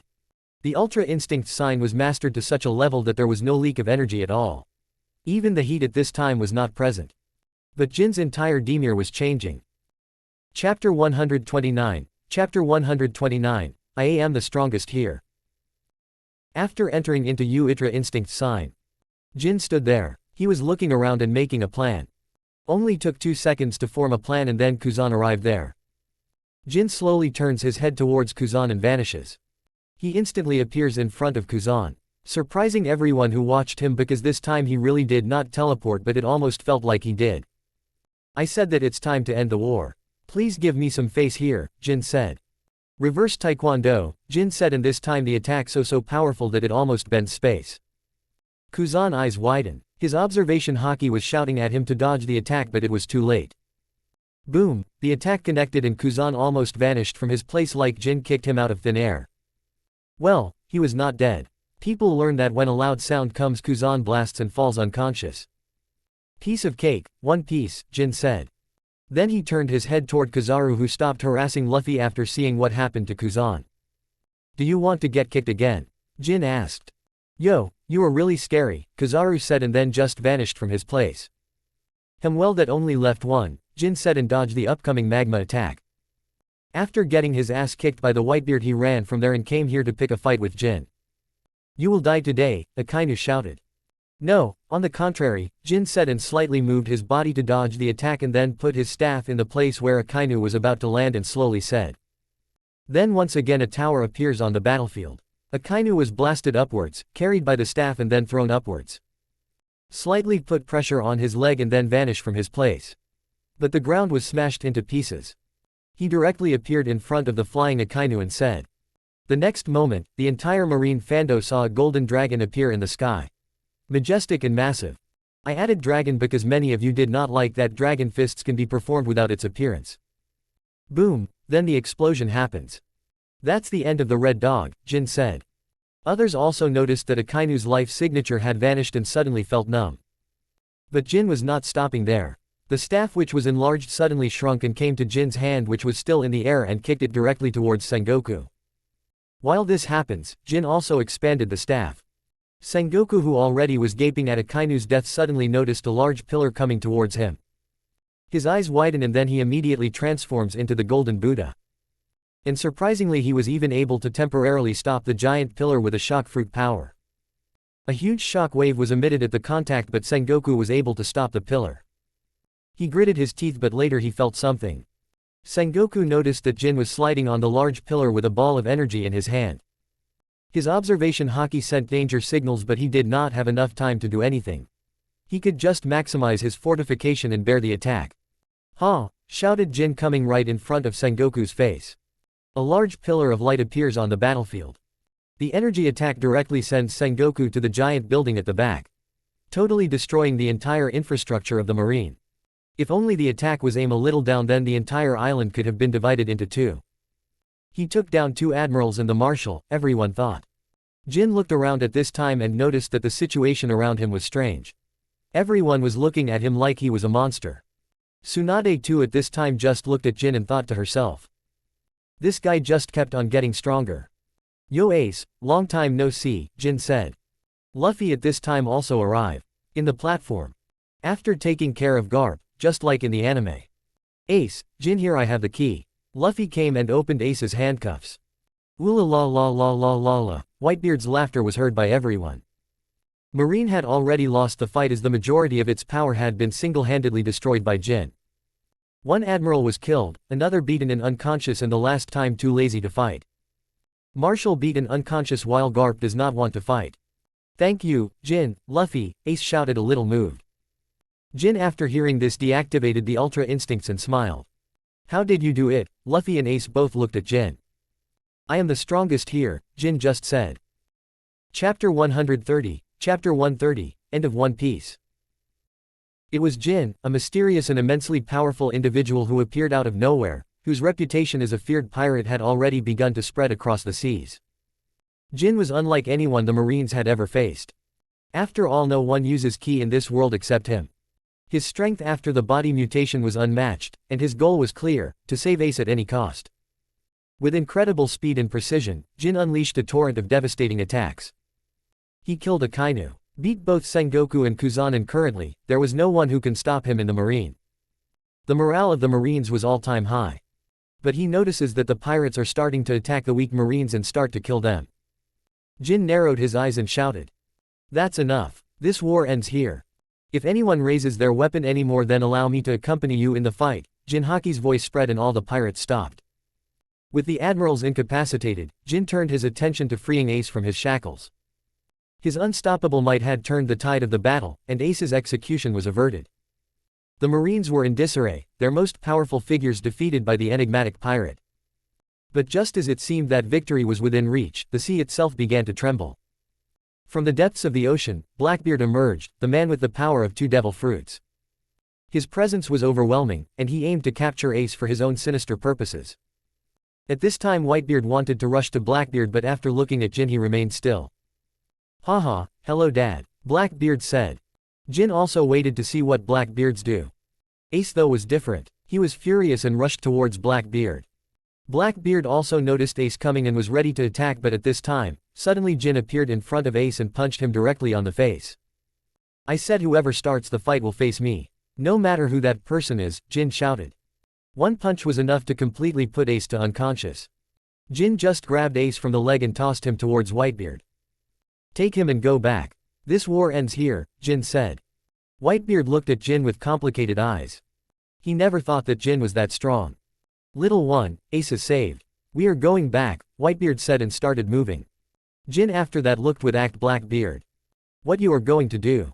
Do you want to fight? If so then I will be your opponent, Jin said. Blackbeard might be a bastard but he is not fooled. Jin just beat Ace like it was nothing and also literally ordered around Whitebeard. He might don't know what going on here, but he knows that he is no match for Jin and decides to back down. Once that was done, the red-haired pirate arrived. We are here to end this war, Shanks shouted. Jin just rolled his eyes at this. Shanks, Luffy shouted and rushed towards Shanks. Jin too just went towards Tsunade, who was still healing others. When he was just about to say something, he saw a notification. Next world starts in 10 seconds. The Dragon Ball wish will not be given to the user as it already been used by the system to make further modifications to the user. He immediately rushes towards Tsunade and grabs her hand. Jin, what are you doing? Tsunade was startled. No time to tell. Grab me quick, Jin shouted, and the next moment both of them vanish from their place. Chapter 131, Chapter 131, Welcome to Dragon Ball Z. Somewhere in the desert, a bright light happened and then 2 people appeared there out of the blue. What the? Tsunade shouted. Once again, the dimension travel happened and both Jin and Tsunade appear in a strange place. And once again both of them were naked. Jin looked around the desert and found nothing in his surroundings. Not even bothering to wear clothes first. Who cares? Tsunade and he are not basically in a relationship. Not like there is anything to hide. Tsunade too did not care that much, but there was a heavy blush on her face. What happened? Suand asked, covering her privates. Jin said without turning around. We traveled to another world. This time I was only given 10 seconds to travel, and if I had not taken you with me then you would have been stuck there for your entire life. Sorry, but I did not have enough time to explain the situation to you. Jin said with a sigh. Jin then takes out clothes for both of them and they wear it. Of course, it was the turtle school uniform. Tsunade actually looked pretty good in it. Sadly she did not like it that much. We need to find out what's going on. Well, what is that? Jin, who was saying this and also wearing clothes, suddenly found something weird. He turned around and found a tail on his back. A tail? Tsunade was confused. Tail, Jin muttered to himself, and a thought came to his mind. Good thing that this day and not night, Jin could not help but say. His eyes instantly narrowed. Tsunade, please use your chakra blade to cut my tail, Jin said. Tsunade was not sure, but after hearing Jin's face she nodded and did it. Fuck, it hurts. Jin was restless for some time but then just sighed. As I was saying, we need to find out what's going on in this world and find civilization, Jin said, and Tsunade nodded. So Jin was about to call for Nimbus, but at this time, a message came. Welcome to Dragon Ball World. Host Dragon Ball from the last world has been automatically used to make the host a Saiyan to increase the host's potential. All the powerful transformations of a Saiyan are now available for the host to train in and use. Super Saiyan God available. Super Saiyan Blue available. Super Saiyan Blue Evolve available. Legendary Super Saiyan available. Host, the transformation has to be learned by the host, but the information about the transformation technique will be given to the host. The host is advised to only focus on training selected transformation to also be able to increase the base power. Jin, after hearing this notification, was a little surprised. And yes, soon all the information about all sorts of transformations came to him. It was exactly like previous powers. Information is free but training has to be done by himself. But his training will be faster than others considering that he already knows the process. When Jin was done reading this notification and was about to fly with Tsunade on the Nimbus, he suddenly felt a key signature coming towards himself. And this key signature was much stronger than him. About 5 times more powerful than Jin. Although Jin can still just use Ultra Instincts and take care of whoever coming, but still makes him narrow his eyes. Jin, what's going on? Tsunade asked. Someone powerful is coming here. Stay sharp, Jin said. Tsunade at this was surprised. Jin usually does not take anyone seriously, especially when it comes to power. Is this guy really that powerful? Suan thought to herself. He was wearing an armor and had long black hair. He was also wearing a scooter. Raditz. Jin could not help but mutter to himself. This also tells him about the time period of this world. Starting of Dragon Ball Z. Chapter 132. Chapter 132, Raditz and Piccolo. Finally found you, Kakarot, came the voice of the burly man in front of Jin. Kakarot, Suan was confused. This guy is mistaking me for Goku. Jin could not help but wonder. Who are you? Are you mistaking me for someone else? Jin said. Although he is not afraid of Raditz, he really does not want to fight Raditz right now. Not to mention, this is breaking the canon. Changing the canon from the very start will cause trouble. Especially in the Dragon Ball world, where even the god of destruction came down to trouble the Earthlings. Jin, after thinking about all of this, remained calm and decided to not cause any trouble with Raditz at this time. He will try to push the world to follow canon, at least until Vegeta is on the Earth. With the arrival of Vegeta, the doors of the universe will open for the Saiyans and humans of this world. What are you talking about, Kakarot? Raditz asked. But he too looked a little uncertain. Although Jin always looked like a Saiyan, but his face is more like Gohan rather than Goku. Not to mention the hairstyle is changed. Saiyan hair always stays the same throughout their life. Raditz naturally has seen his little brother before once. Although Gohan looked like Goku not that much. And Jin, who looked like adult Gohan, is even more far apart from Goku. Raditz was about to say something, but soon his scouter beeped and he looked far away. Jin was no different either. He sensed the power level coming towards them even before that useless scouter. That power is a little more than double of mine, Jin wonders. Soon a green-looking man came flying. Piccolo, Jin wanted to shout but held himself back. Tsunade might be the most confused about what's going on here. But the years of fighting instincts inside her were screaming to her that both of the newcomers were bad news. Why a Namekian is here? Raditz asked in confusion. You are green, Jin just added like an idiot. Tsunade, after being in the One Piece world, was not surprised even if she gonna see a talking cat. Because she has already met a talking reindeer. Not to mention, that talking reindeer was a doctor. Who are you two? Piccolo asked. One man in front of him with long hair was extremely powerful. Another man was weak, but he was looking like Goku. Even wearing the same clothes as him. Considering the clothes and the power level, he did not even take Jin as a threat. The same was the case with Raditz. Jin naturally knew this and actually was a little happy about it. Raditz at this time was more and more confused. But his power gave him the confidence. Jin, what is going on here? Tsunade asked. Nothing, I will explain to you later, Jin said. Anyways, I am not the Kakarot you were looking for, Jin said to Raditz. At this, Raditz also was thinking. According to his scouter, the two people standing in front of him are the strongest in this planet. So he used his scouter and expanded his range of detection. Soon he found a big power level. It was only slightly less than the Namekian in front of him. He looked once again towards Jin, who was too looking at him. The problem is that there is a possibility that the person in front of him is his brother. If he lost him here, then he have to find him again. After deciding something, he then said, "You remember that I will come for you later if you really are Kakarot," Raditz shouted and flew off. Piccolo was just a little confused at this. He already knew that Raditz was bad news on this planet.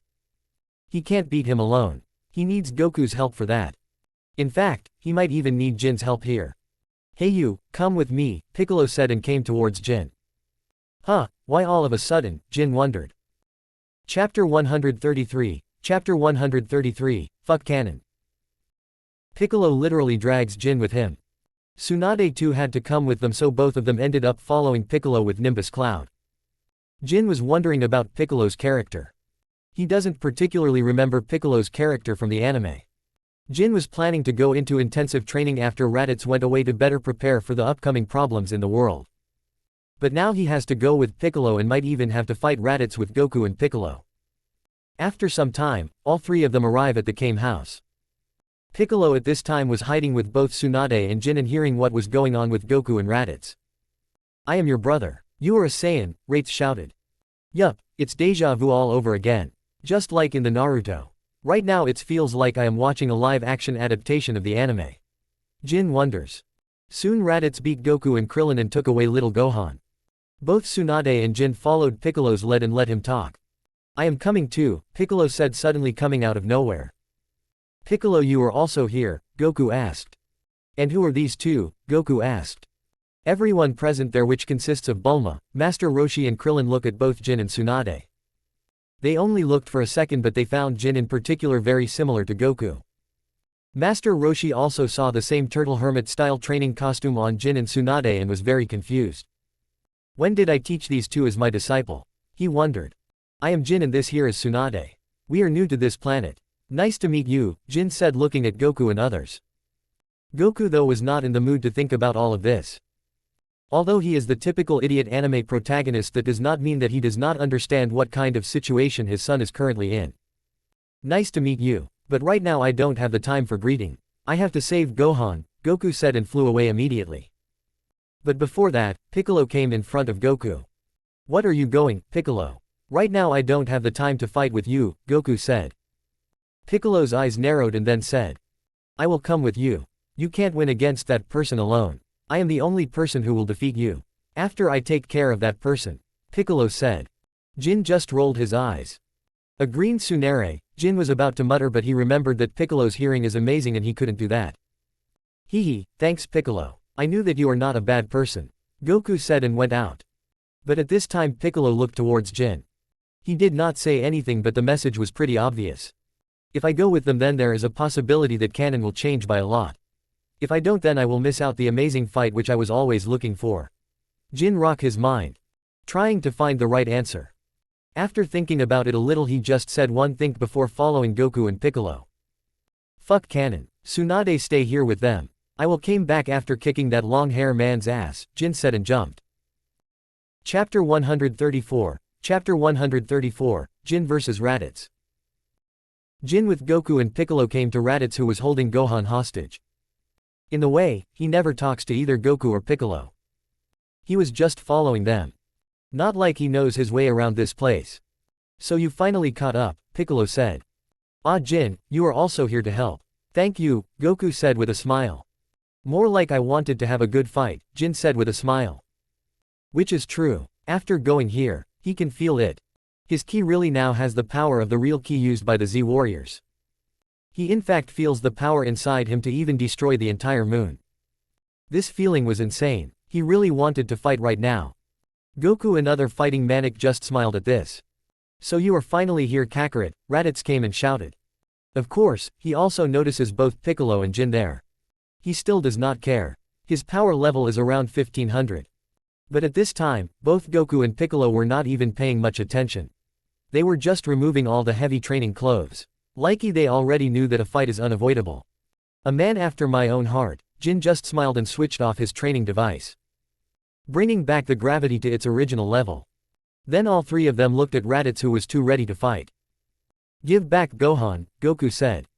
Take him yourself if you can, Raditz replied. Goku and Piccolo were the first ones to attack. Jin stayed back and first looked towards Gohan, who was captured inside the space bot. Now that I am changing the plot one way or another, I should also save that Gohan, Jin said, and reduced his power as much as possible so that Raditz didn't suddenly see him moving towards Gohan. After that, he made a clone for himself so that others believed that he was still standing in one place. After that, when both Goku and Piccolo were fighting with Raditz, Jin slowly went towards Gohan and looked inside the pot. He saw Gohan sleeping inside the pot.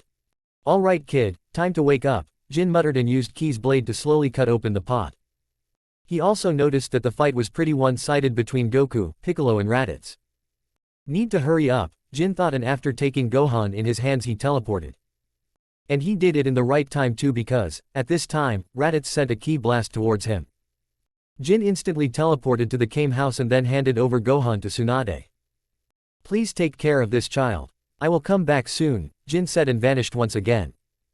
Both Bulma and Master Roshi at this point in time were shocked.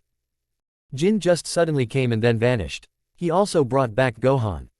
Jin of course went back to fight with Raditz. When Jin arrived and saw Goku and Piccolo getting beaten back pretty badly by Raditz.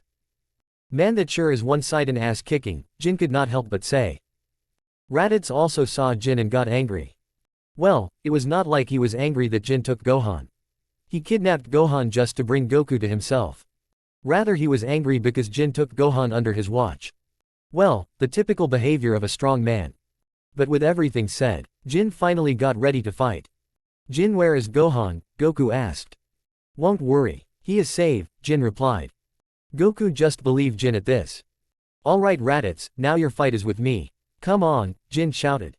A powerful aura rose from Jin, bringing his power equal to Raditz. In all this time, Jin has mastered how to use Kyokan with a minimum backslash. Now he can at least handle up to 10x Kyokan. What? Goku, Piccolo and Raditz at this was surprised to tell the least. Raditz scouter beep and he saw Jin's power level. It was equal to his right now. Jin's power surged as he activated the Kaioken X5, his aura flaring with intensity. The two warriors faced each other in the vast open field, ready for an epic clash of energy and strength. Without hesitation, Jin lunged at Raditz, his fists crackling with energy. Raditz responded swiftly, blocking Jin's punches with his forearms, each blow sending shockwaves across the battlefield. They separated, both gasping for breath. Raditz taunted, how did you do that? That power, where it came from? With a defiant roar, Jin charged again, not telling what was going on. The two clashed with blinding speed, fists colliding in a dazzling display of power. Raditz proved formidable, his ki matching Jin's every move. Their energy waves erupted, causing shockwaves that shattered the surrounding landscape. Jin's Kaioken X5 gave him a brief edge in speed and strength, but Raditz was no pushover.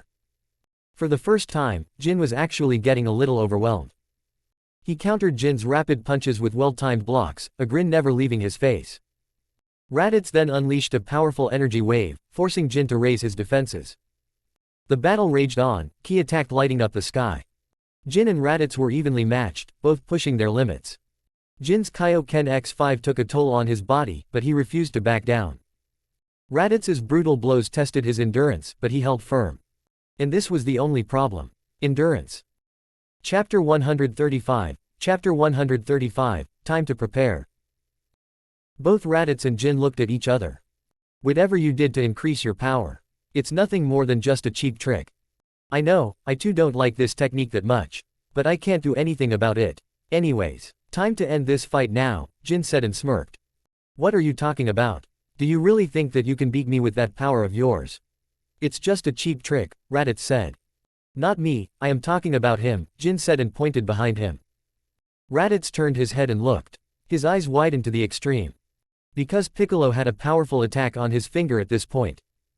Special beam cannon, Piccolo shouted. A powerful cannon beam shoots towards Raditz. It was pretty much like the anime. A little too much like anime. Raditz was able to dodge the attack, although just barely. Both Goku and Piccolo this was stunned. That's not good, Goku said. A little laugh of nervousness. Jin on the other hand was not that much disappointed.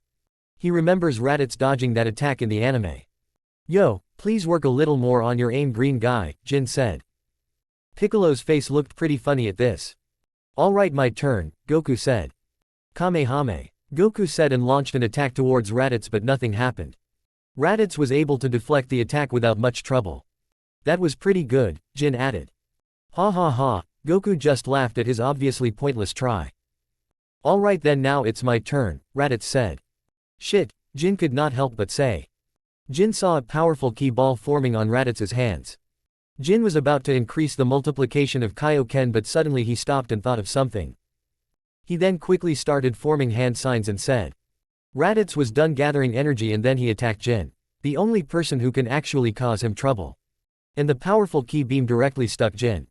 Well, at least Raditz thinks that it did. But actually, that was not the case. Both Goku and Raditz saw the beam attack, missing Jin by at least 5 meters. What happened? Piccolo could not help but ask. Goku also was a little stunned.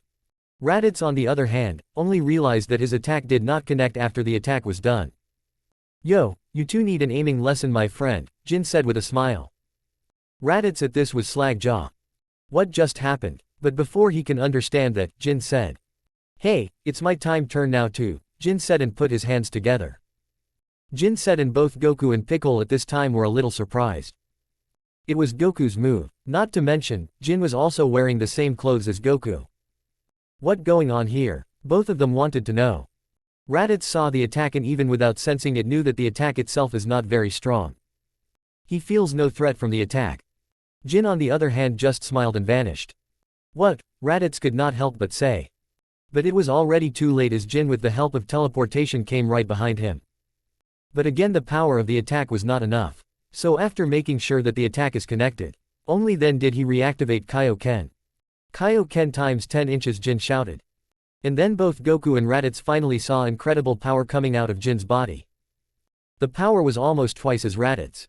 Well, only 3,000, but it was already very strong for the time being. There was no way that Raditz could have dodged now. The attack was enough to one-shot Raditz. But he was not dead. He saw the attack tearing through the earth and blasting Raditz in the earth, completely making him immobile. Man, fighting him almost felt like I was fighting with Madara, Jin muttered. Of course, Raditz is much stronger than Madara in pure raw power, but still not as exciting as fighting Madara. The main reason is that Jin himself has become strong and now that level of the fight is nothing to him. Not to mention, just fighting skills. Raditz is not good. In fact, even worse than Kumjonin. He relies a little too much on raw power. Both Goku and Piccolo were looking at Jin with wide eyes. Jin knew that they wanted to say something, but he did not react. Only went to Raditz. There is a possibility that he will tell others that both Vegeta and Nappa will come to the earth just like in the anime. Possible, right? Jin wondered. And that exactly happened. It went exactly like the anime and the news of Dragon Ball was leaked. Surely Nappa and Vegeta and lastly the Earthlings also know that trouble is coming. Maybe the only difference here was that Goku was alive in this time and Jin is also present in this time. After considering all this, all three of them went by to the Kame house. Of course, Raditz was already dying after that Kamehameha. And only after a little bit of talk, he was gone. Jin, you are finally here. What's going on here? Tsunade could not help but ask. Let Piccolo here explain. He seems like the kind who explains well, Jin said. He did not even consider Goku in the chat. Piccolo stood before the Z fighters and the normal people, which now also includes Tsunade, considering how normal she is against this world's strong people. A tense air surrounded them as they regrouped after their fierce battle with Raditz. The Namekian cleared his throat, preparing to explain the situation to his comrades. Listen up, Piccolo began. Raditz was a Saiyan warrior and Goku's brother. He came to Earth to find Goku and, well, to put it bluntly, take him away with him. You see, the Saiyans, they'll be here in less than a year. Piccolo's sharp eyes scanned the group, seeing concern and confusion on their faces. He continued, we managed to defeat Raditz with our combined efforts. Well, that was a little wrong because Jin defeated them, but to this, Jin did not say anything. 2 more Saiyan warriors learned about the Dragon Balls and they are coming for those Dragon Balls. But make no mistake, don't get mistaken by Goku. Saiyans are a warrior race that conquer and destroy. We need to get ready for them, added in the end. Of course, Jin by this point has introduced himself. He just made up a story for the time being. Tension mounted as the gravity of the situation became clear. We have less than a year to prepare for their arrival, Piccolo said. We must get stronger, learn new techniques, and gather as much information as possible. Well, that takes care of that. Now I need to get stronger and also make others stronger. Maybe I can teach Kaioken to Goku. Both Kaioken and Spirit Bomb. This will give Goku his original skill set back like in the canon. Chapter 136. Chapter 136, Time to Prepare 2. After the entire explanation, Jin had to explain everything to Tsunade before going to train with Goku, Gohan and Piccolo. Explaining her was a little tricky but he did it nonetheless. After making sure that Tsunade is well settled in this world, and letting a little favor from Bulma in making a Doctor Plus in the city, Jin was able to go and train himself. Goku on the other side was the same. Same trouble with Chi-Chi, but in the end, he is able to get permission from Chi-Chi to train and also train Gohan. Now at first Jin wanted to train with Goku, Gohan and Piccolo, but that was not possible considering that he is currently weaker than them when it comes to base. Not to mention, his training is much different than theirs. The only thing which he was a little worried about was Gohan. He knew that without Piccolo training him, he is not gonna become tough. So Jin asked Goku to give Gohan to him. You are his father. There is no way that you will be hard on him. Let me train him. Jin in fact was pretty apparently about this one. That is also a reason why it took 3 days to bring Gohan with him. His training is not like Goku who just trains all day long. It's not gonna be like Piccolo either. His training is going to be very systematic. So Gohan, do you know why we are here? Jin asked Gohan. Right now Gohan was just like a 4-year-old kid. No, Gohan answered in a little timid way. Man, this is going to take a lot of time for me to train him, Jin just sighed. Good thing that I know Shadow Clone Jutsu, Jin thought. Alright then, do you remember that mean uncle who kidnaps you? Jin asked. Good, now there are more bad uncles coming who will bully you and us. Jin was very patient with Gohan. Gohan's expression was already getting more frightened. Alright, don't worry too much about it. Your father and big brother here are pretty strong. We can beat them up. Jin smiled. Gohan only listens with full attention. But you see, what if there are a lot of people with them? So Gohan, you are here to get strong. So that you can save yourself and protect the important people around you, Jin said with a smile. Me, but Gohan was about to say anything, but at this time, Jin said something. Don't worry. As long as you follow my training, you will get stronger, Jin said. Gohan at this time could not help but only nod. Jin had a smile on his face. Alright, first go and run around the entire forest. If you can complete the entire run before 5 minutes, then I will give you a little gift, Jin said and then pushed Gohan. Gohan once looked back and then started to run around the forest. Jin at this time was planning how to train himself and Gohan at this time. He promised Goku that he would only train Gohan for 6 months. Considering that, he needs to make sure that he works on Gohan's basics first. After thinking about it, Jin just nodded and pointed down at one training regiment. Gohan came after 9 minutes. But that's fine. Jin just handed over a month's training plan to him and then let him go. Of course, a clone was monitoring him and also putting some danger in his way so that he could grow. Jin on the other hand then focuses on his own training. The goal was a 20,000 power level before Vegetal came. He can grow more with systematic training. But he had to focus on the transformation as well. With the Saiyan body, there are surely changes in the Ultra Instinct. He has to practice a little more in that area as well to control his instincts. While this was happening, both Goku and Piccolo were also training hard. Under just 6 months, Gohan's power rose from 80 to 2000. Goku also increased his power drastically, going from a mere 500 to 3500. Piccolo was also a big improvement. He went from 600 to 2900. Lastly, Jin himself was able to reach from his mere 300 to 14,000. As for why Jin and Gohan were able to grow this fast. Simple, they're doing gravity training all this time. But Jin's goal was not reached. He wanted to hit the 20,000 mark in power level but could not. At least he was able to change Gohan Timid's personality. Ninja training teaches you everything. From ruthless killing to being heartless. Goku was pretty surprised after seeing Gohan's improvement. Jin from that point onwards solely focused on training his Ultra Instincts. So the rest of the year, Jin only stabilized his instincts and mastered the Ultra Instincts sign with his new Saiyan body. Chapter 137. Chapter 137, Saiyans are here. Yes, there came the morn of a beautiful girl. You like that? Jin pushed a little more. Yeah, a little more. This beautiful girl is of course Tsunade. Then take this, Jin said. Okay, don't sound like that. I am just giving you a massage, Jin said with a deadpan voice. Bastard, you are the reason I need a massage in the first place, Tsunade shouted. Ah well, take this, Jin said in a hurry. It was already a year in the Dragon Ball world. Tsunade totally gotten used to this world. In fact, in the past year, not even once she expressed her will to go back. This place is pretty peaceful for her. And she liked it. Jin in all this time was working hard on his ultra instincts. Just like he thought that after getting the Saiyan blood, it would be pretty hard to control his instincts. But after half a year of content training, he was able to master the ultra instinct Psi once again in the Saiyan body. While this was happening, he suddenly felt a power source quickly approaching Earth. There we go, Jin could not help but narrow his eyes. Huh, what happened? Please continue, I was almost about to, Tsunade said, but the last part was a whisper. Sorry honey, but duty calls. Those Saiyans are here, Jin said and immediately took out his normal clothes and wore his training costume. So it's finally happening, Tsunade said. Yup, Jin said and got ready. I am coming too, Tsunade said with determination. No, the power gap between what's coming and you is too much. I don't want to say this, but you will just hold us back, Jin said. Tsunade at this just shut her mouth. She believes Jin at this. Because she in the past year has seen what horror people of this world can cause. Come back before the dinner time, Tsunade said. Of course I will. Not gonna miss the dinner, Jin smiled and teleported out. Jin directly appears in front of Goku's house. Waiting for Goku and Gohan to come. Mr. Jin, came a childish voice of Gohan. He looked pretty happy seeing me.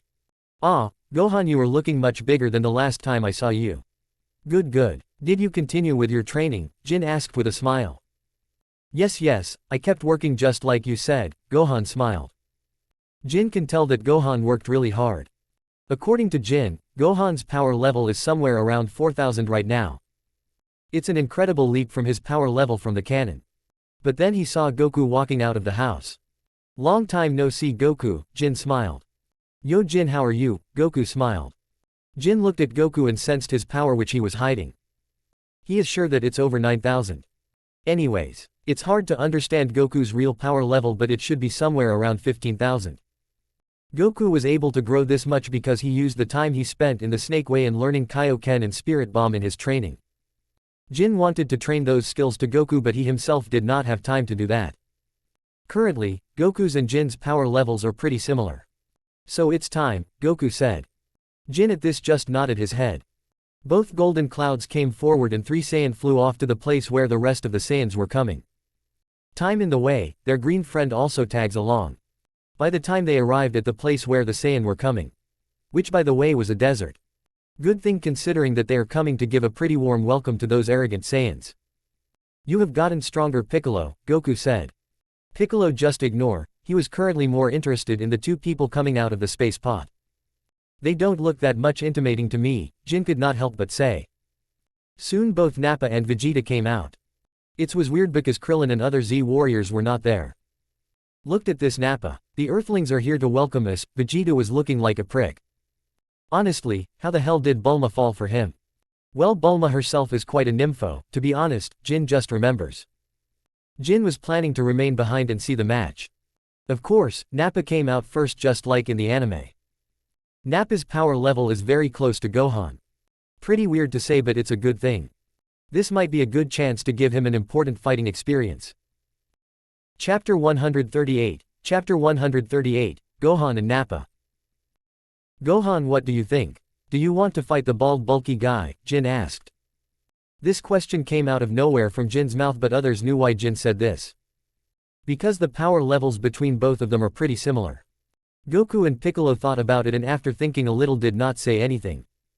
If Gohan want to fight, then they will let him fight. Both of them know how much the first-hand fighting experience is important. Gohan looked at his father first and then at Jin. A determined look was on his face and then he nodded his head. I will fight, Gohan said. As the dust settled, the small and seemingly helpless Gohan stood his ground, determined to defend his friends and the planet. Nappa, the hulking Saiyan warrior, loomed menacingly over Gohan, his massive muscles rippling with power. The 2 opponents locked eyes, tension crackling in the air. They were evenly matched in strength. Gohan's eyes narrowed with determination as he unleashed his latent power. He screamed, and his aura flared to life, golden energy surrounding his small frame. With newfound confidence, he rocketed towards Nappa, his tiny fists blazing with energy. Their fists collided in a thunderous explosion of power, sending shockwaves rippling through the earth. The young Saiyan was relentless, his speed and agility unmatched, as he darted around Nappa, landing punches and kicks, and then disappearing before Nappa could counter. Nappa struggled to keep up with Gohan's rapid movements. His monstrous size and brute force meant nothing against Gohan's speed and precision. But he was determined not to be outdone. With a mighty roar, Nappa unleashed a barrage of energy blasts in every direction, forcing Gohan to dodge and weave through the deadly assault. Gohan's eyes glowed with intensity as he continued to evade Nappa's attacks. His power surged, and he unleashed a Kamehameha wave, a bright blue beam of energy that sliced through the air toward Nappa. The massive explosion engulfed Nappa, sending him hurtling backwards, smoke and debris billowing around him. But Nappa emerged from the smoke, battered but still standing. His eyes burned with rage as he charged Gohan, his fists ready to strike. Gohan braced himself for Nappa's assault, their fists colliding once again with a deafening shockwave. The fight raged on, a relentless exchange of blows, energy blasts, and intense combat maneuvers. Gohan's speed and precision kept Nappa on the defensive, while Nappa's raw power and resilience made him a formidable adversary. The battlefield trembled with their power, and the fate of Earth hung in the balance. As the fight continued, the only person who was getting more and more amazed was Vegeta. His eyes were getting narrowed and he checked multiple times. Gohan's power was very similar to Nappa's. His anger was getting higher and higher. "What are you doing, Nappa? Take care of that kid quickly," he shouted. Jin noticed that Vegeta was getting more and more angry and looked towards Nappa. Nappa too was getting a little nervous and used an underhanded method. TCK, Jin just ticked his tongue and instantly teleported Bear Gohan and brought him back. "Hey man, do you really need to use cheap tricks against a kid? Are you really a Saiyan?" Jin asked with a mocking tone. Nappa became more angry at this. Alright, how about now we really start the fight," Jin said and kicked Nappa, making him unconscious with one kick. Jin's kicks, even without any power, are deadly. Vegeta saw Nappa not waking up and finally his anger overtook him. "You low-class scum are impressive, but in front of me the Saiyan Prince. You are nothing," Vegeta shouted in the end and massive power came forth. That's just like the anime. Around 18,000 power level. Currently, no one on their side has a base of 18,000. But it's pretty similar. Both Goku and Piccolo are hovering around 15,000 levels. With that said, Jin just let Goku, who was aching to fight, go and fight with Vegeta. Of course, power level alone is not everything. And Jin knew that. So next came the fight between two rivals. See what happens next in Dragon Ball Z. Chapter 139, Vegeta lost. Jin was watching the fight between Vegeta and Goku. It was pretty similar to what happened in the anime. Goku was getting overwhelmed, but not by that much. Maybe the only difference is that Goku this time around does not have the trick to increase his power. But on the other side, he is not burning his stamina like crazy and neither he is damaging his body. Man, this is going to take a lot of time, Jin could not help but think. "Oi Piccolo, why not go there and help Goku out?" Jin said. "Why me? You go," Piccolo said. "Nah, that's too easy," Jin said. Well, this conversation ended at that point and another 2 hours of their fight kept on going. Goku at this point was on the verge of collapsing. Vegeta was not that great either. Then from that point onward it only took another 20 minutes since Goku was almost about to die. Jin swiftly took action and came in front of Goku and blocked Vegeta's attack. Oi, I can't let you kill this idiot. His wife will kill me," Jin said. Vegeta did not say anything. He just feels it. It was very similar to Goku. Not a big deal for Vegeta, but the problem is that he is right now totally drained. Seeing that Piccolo also has a similar amount of power, he was getting more and more nervous. After thinking about it a little bit, he decided to transform. "You have done it now. Now let me show you the true power of a Saiyan elite," Vegeta shouted and threw a ball of light in the air. Soon he started to transform and turn into a great ape. Not good. Piccolo, who was still now watching from the sideline, becomes anxious. He immediately started to prepare this special beam cannon. The moment Vegeta was done transforming, he looked for Jin. But Jin was not there. He looked around but he was nowhere to be found. But then he felt something. He snapped and looked in the sky. He saw a pillar descending towards himself. His eyes widened. He immediately brought his hands to block, but the pillar was much larger than him. The impact happens. But that was not all. The impact was combined with the cracking of the space itself. Shock fruit came to life and the great ape Vegeta was squat under the pillar of the heavens. But Jin was not done there. He already knew that Piccolo was preparing to attack from the sideline. Jin only lifted his staff when Piccolo was completely ready. Roar! Vegeta roared and the next moment his tail was cut. Man, that was easier than it was in the anime, Jin wondered. Later on, everything was similar to the anime. Vegeta went back to the space after giving the information about Dragon Balls. Chapter 140, Chapter 140, Arrived Dynamic. This time around the damage done by the Saiyans was not that much. The problem was that there was no big reason for Goku and others to go to Namek and fight Frieza. Jin was thinking about this. But later on, Vegeta said that Frieza would come to the Earth after he became immortal. Only then does the situation become problematic. But in the end, after constantly thinking about this issue, the Z warriors decided not to go to Namek and only work hard on the Earth and increase their power. Jin was livid, but he himself couldn't tell others that Frieza would come and destroy them later on, and his power is a lot more than there. So after thinking about it, Jin himself decided to go there alone. Good thing that he had a spaceship given to him by the system. He fully decided to go to the Namek to take care of Frieza on his own. Are you sure that you want to do that? Bulma and Tsunade both asked. Yes, if this Frieza is really that big of a problem as Vegeta said, then it has to be taken care of, Jin said and smiled.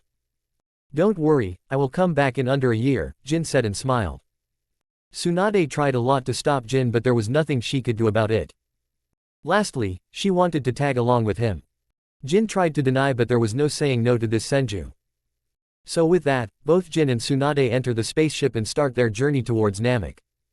Their mission: to stop the tyrannical Frieza from wreaking havoc on Namek and potentially acquiring the Dragon Balls, which held the power to grant any wish. The journey to Namek was no ordinary one. It was a grueling 6-month voyage through space, and they had to adapt to the harsh conditions of intergalactic travel. Tsunade, with her immense chakra reserves and medical skills, was crucial in ensuring their well-being during the long trip. Her healing abilities kept them in top shape, allowing Jin to focus on his training. Jin targeted himself to reach at least 100,000 by the time he reached Namek. It was honestly pretty hard, but after thinking about how powerful Frieza is, he just wanted to do it. No to mention, after reaching that level, in the base he can achieve Super Saiyan. As they soared through the cosmos in their spaceship, Jin was fully committed to honing his martial arts skills. Of course it was not all training. He was traveling with Suand at this time. There was fun as well. With Tsunade's guidance, he pushed his limits each day, practicing his martial arts techniques, refining his ki control, and even learning new techniques to become a formidable warrior. Tsunade, with her years of experience, provided invaluable insights into combat strategy and battle tactics. It was mainly related to ninja tactics which he learned.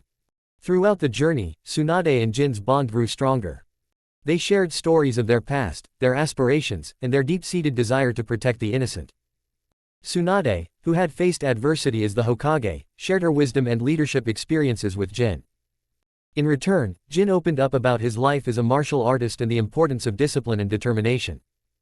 Their camaraderie and shared sense of purpose served as a source of motivation during the long voyage. Finally, after 6 arduous months of training and travel, they arrived in Namek. Awesome, this place looks great, Jin said and smiled. Yes, it's different. Never seen blue grass before, Suand said. Oh come on, let's find the Namekian. We need to get a better understanding of this situation before facing Frieza, Jin said. After that, he just hugged Tsunade and then flew away. Chapter 141, Chapter 141, Namek and Namekians. The first thing after coming to the Namek, Jin and Tsunade first started looking for the Namekians. It did not take much time for Jin and Tsunade to find out where all the Namekians were. The problem was that when both of them arrived in one of the villages of the Namekian, they found out all of them died. What happened here? Tsunade asked with confusing. Frieza happened, Jin just replied. Come on Tsunade. We need to find a Namekian to understand what's going on here soon. I hope that it's not too late, Jin said, taking Tsunade's hand. He sensed the nearest power source and then directly teleported. He then saw a direct appearance in front of Vegeta. Huh, both Tsunade and Jin said at the same time. Vegeta too was a little taken aback. Yo Vegeta, what are you doing here? Jin asked. Vegeta himself was stunned after seeing Jin there. He looked around but there was no one else. But after thinking about it, there was a little smirk coming to his lips. He got a lot stronger after getting his Zenkai boost. Now he wanted to fight Jin. All the humiliation that he suffered back then. This was his time to teach this human. So he looked at Jin with a menacing look. Jin on the other hand already knew what Jin was thinking. Vegeta smiled and then immediately attacked Jin. Jin just rolled his eyes. Taking out the staff, with lightning speed he delivered a powerful blow to Vegeta's head. With a simple use of shock attack, Jin was able to knock out Vegeta. Yup, learning armament hockey was a good decision, Jin said with a smile. Is this the guy you were training like a maniac in the past year? Tsunade could not help but ask. Jin wanted to find the Namekians first, but there was no way to bind Vegeta with his power. So the only thing he can do is to wait. The Namekians, a peaceful and nature-loving race, resided on the lush and serene planet of Namek. They were the protectors of the Dragon Balls, mystical orbs that had the power to grant any wish. Frieza coveted this power, believing that it would make him an unstoppable force in the universe. Frieza's merciless forces descended upon Namek, launching a brutal campaign to seize the Dragon Balls. The Namekians, unable to resist the overwhelming might of Frieza's army, faced destruction and suffering on an unprecedented scale. Many innocent Namekians perished, and their planet was turned into a war-torn wasteland. As Frieza's forces plundered Namek's villages and towns, they ruthlessly hunted down the Namekians who possessed the Dragon Balls. Each Dragon Ball held a fragment of hope for the Namekian people, but it was also a beacon that led Frieza's ruthless minions straight to them. Frieza, with an air of arrogance and cruelty, believed that victory was inevitable. He watched as his forces gathered 4 of the 7 Dragon Balls. The Namekians were left in despair, but they still clung to the hope that they could prevent Frieza from obtaining the final Dragon Ball. Soon Vegeta woke up and the first thing he saw was Jin and Tsunade eating and laughing together. Chapter 142. Chapter 142, A Talk with Vegeta. Bastard, what did you do to me? Vegeta shouted the moment he woke up. Jin and Tsunade noticed this and rolled their eyes. Well, fun time is over, Jin said and stood up. Hello Vegeta, long time no see. And please don't attack me this time or I will break all of your limbs, Jin said, narrowing his eyes. He releases his ki in front of Vegeta to tell him the difference between them. Vegeta, after feeling the powerful ki, was shut up. His mind at this time was trying to reboot. What is going on, bastard? How did you become this strong? Vegeta asked. Training, Jin just said. Vegeta looks at Jin with a face which tells others. Do you think that I am an idiot? I know that you don't believe me, but that's true. Not only training correctly makes us stronger, but it's especially true for Saiyans like us, Jin said. Vegeta, who was angry to the boot, suddenly heard the word, us, and his eyes snapped open wide. You are also a Saiyan, but how? There is no more pure-blooded Saiyan left beside me in Kakarot. Not true, but I never been to planet Vegeta. I was born outside. I will not say where and how, but I am a Saiyan as well. The reason I am here is also have to do something with that. I am going to kill Frieza, said Jin. Vegeta was taken aback after hearing from Jin. He was not sure what to think about it. He always wanted to kill Frieza, but he knew that he was not strong enough. But now this unknown Saiyan is trying to kill Frieza. But before Vegeta can say anything, Jin speaks first. Tell me Vegeta, do you really think that the planet Vegeta was destroyed because of a Metroid? Jin asked. This made Vegeta taken back for a moment. The question itself was something to think about. He always heard this outcome but never truly believed in it. Do you really think that a planet full of warriors can be destroyed by mere Metroid? Jin asked. Vegeta was not sure what to say at this time. Although I don't have any proof, but let me tell you. It was Frieza who destroyed Saiyan. Jin said, and Vegeta's eyes widened. He himself always suspected Frieza, but after hearing this from Jin's mouth, he could not stay still.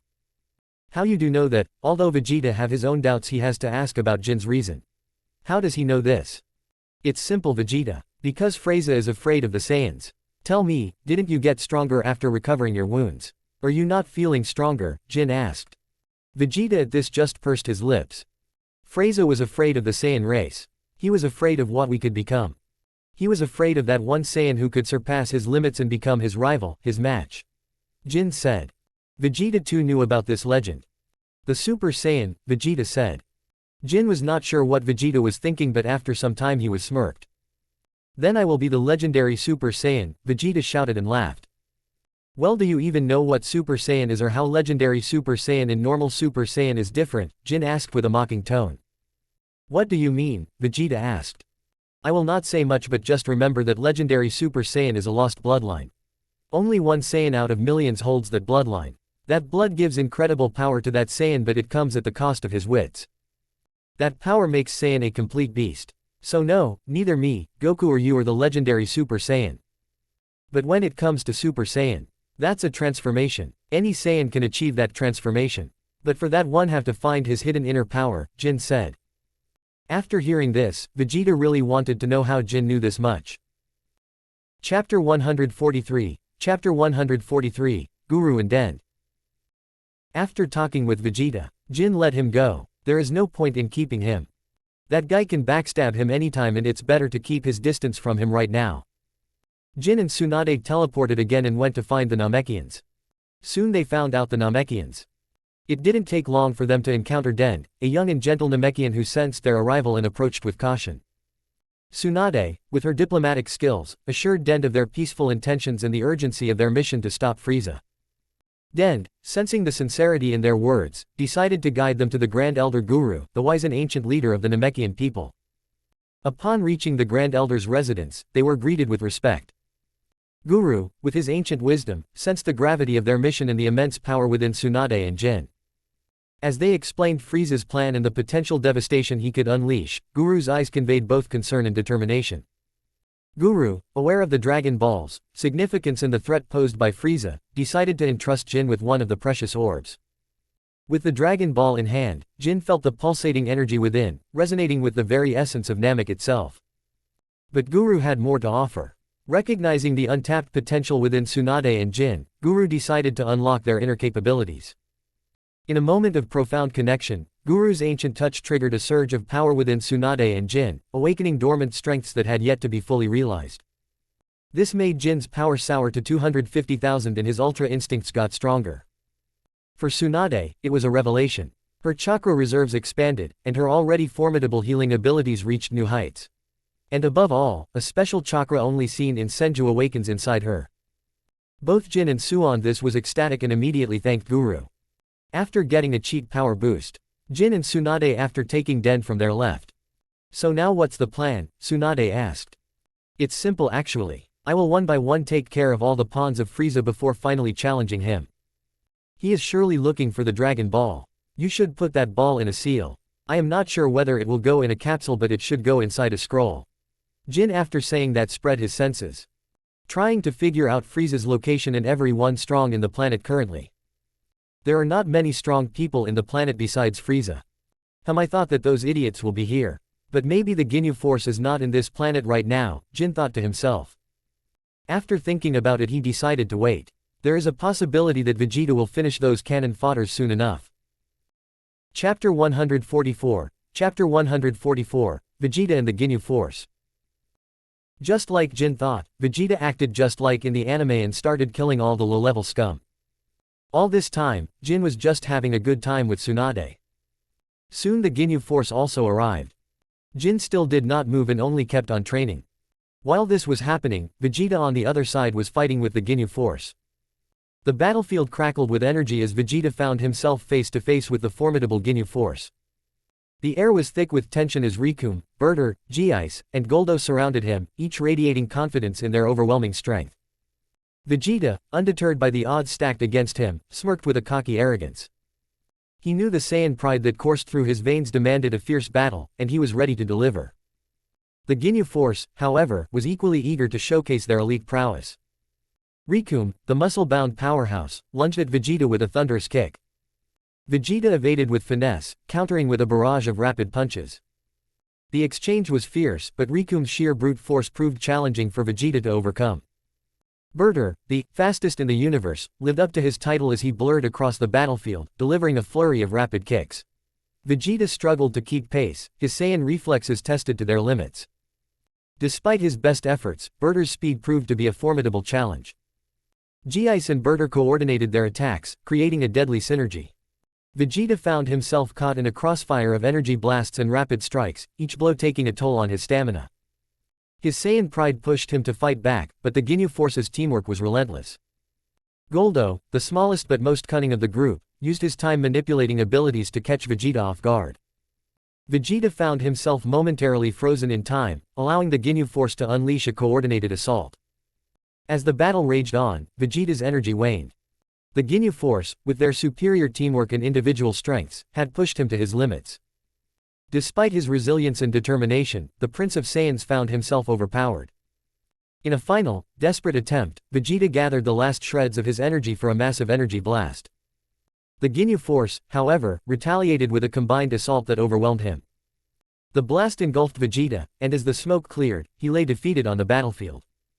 The Ginyu Force, triumphant and unscathed, stood over the fallen Saiyan prince. Jin was waiting exactly for this time. He teleported there and stood in front of the Ginyu Force. "Who are you?" Ginyu asked. Jin did not answer. He just looked around and after pointing out everyone, he looked towards Ginyu. "This guy is the only one who can cause trouble later on. If he exchange bodies with me then I am done for. Maybe my system can stop him but still I don't want to take that chance." Jin mutters and then acts. He instantly teleported in front of Ginyu and then Jin said. "Please die first," Jin said and then a Destructo disc cut Ginyu in half. Vegeta and others who looked at this was wide eyes. Jin then took out a senzu bean from his pocket and then threw it towards Vegeta. "If you don't want to die then eat this," Jin said. Vegeta looked at Jin. There is absolutely no reason to lie to him considering that Jin's is much more stronger than him. He can kill him anytime. He with difficulty eating it. The next moment he was up like nothing happened to him at all. With a newfound Zenkai boost, he was looking even better than before. "I will leave this scum to you then," Jin said and vanished again. Vegeta and others were a little taken aback but soon the battle started again. But this time around the result was different. Chapter 145, Jin vs Frieza. Vegeta was able to defeat the Ginyu Force after Ginyu himself died at Jin's hands. After that, the story went on very similar. At one point, even Vegeta who was looking for the Dragon Balls gave up and went on to Frieza directly to challenge him. Well, the outcome was not in Vegeta's favor. But just when Frieza was about to kill Vegeta, Jin came there. "Yo, are you done playing? If so then why'd we really start the fight?" Jin asked. Frieza had not seen Jin until now and after looking at him, he just sneers. "Another monkey," that is what he said. Jin was about to say something but at this time, Frieza used his finger beam to pierce Vegeta's heart. Jin was not expecting that. Is Vegeta is destined to be killed by Frieza? Jin could not help but wonder. Well, don't worry. He can always come back with a Dragon Ball, Jin thought.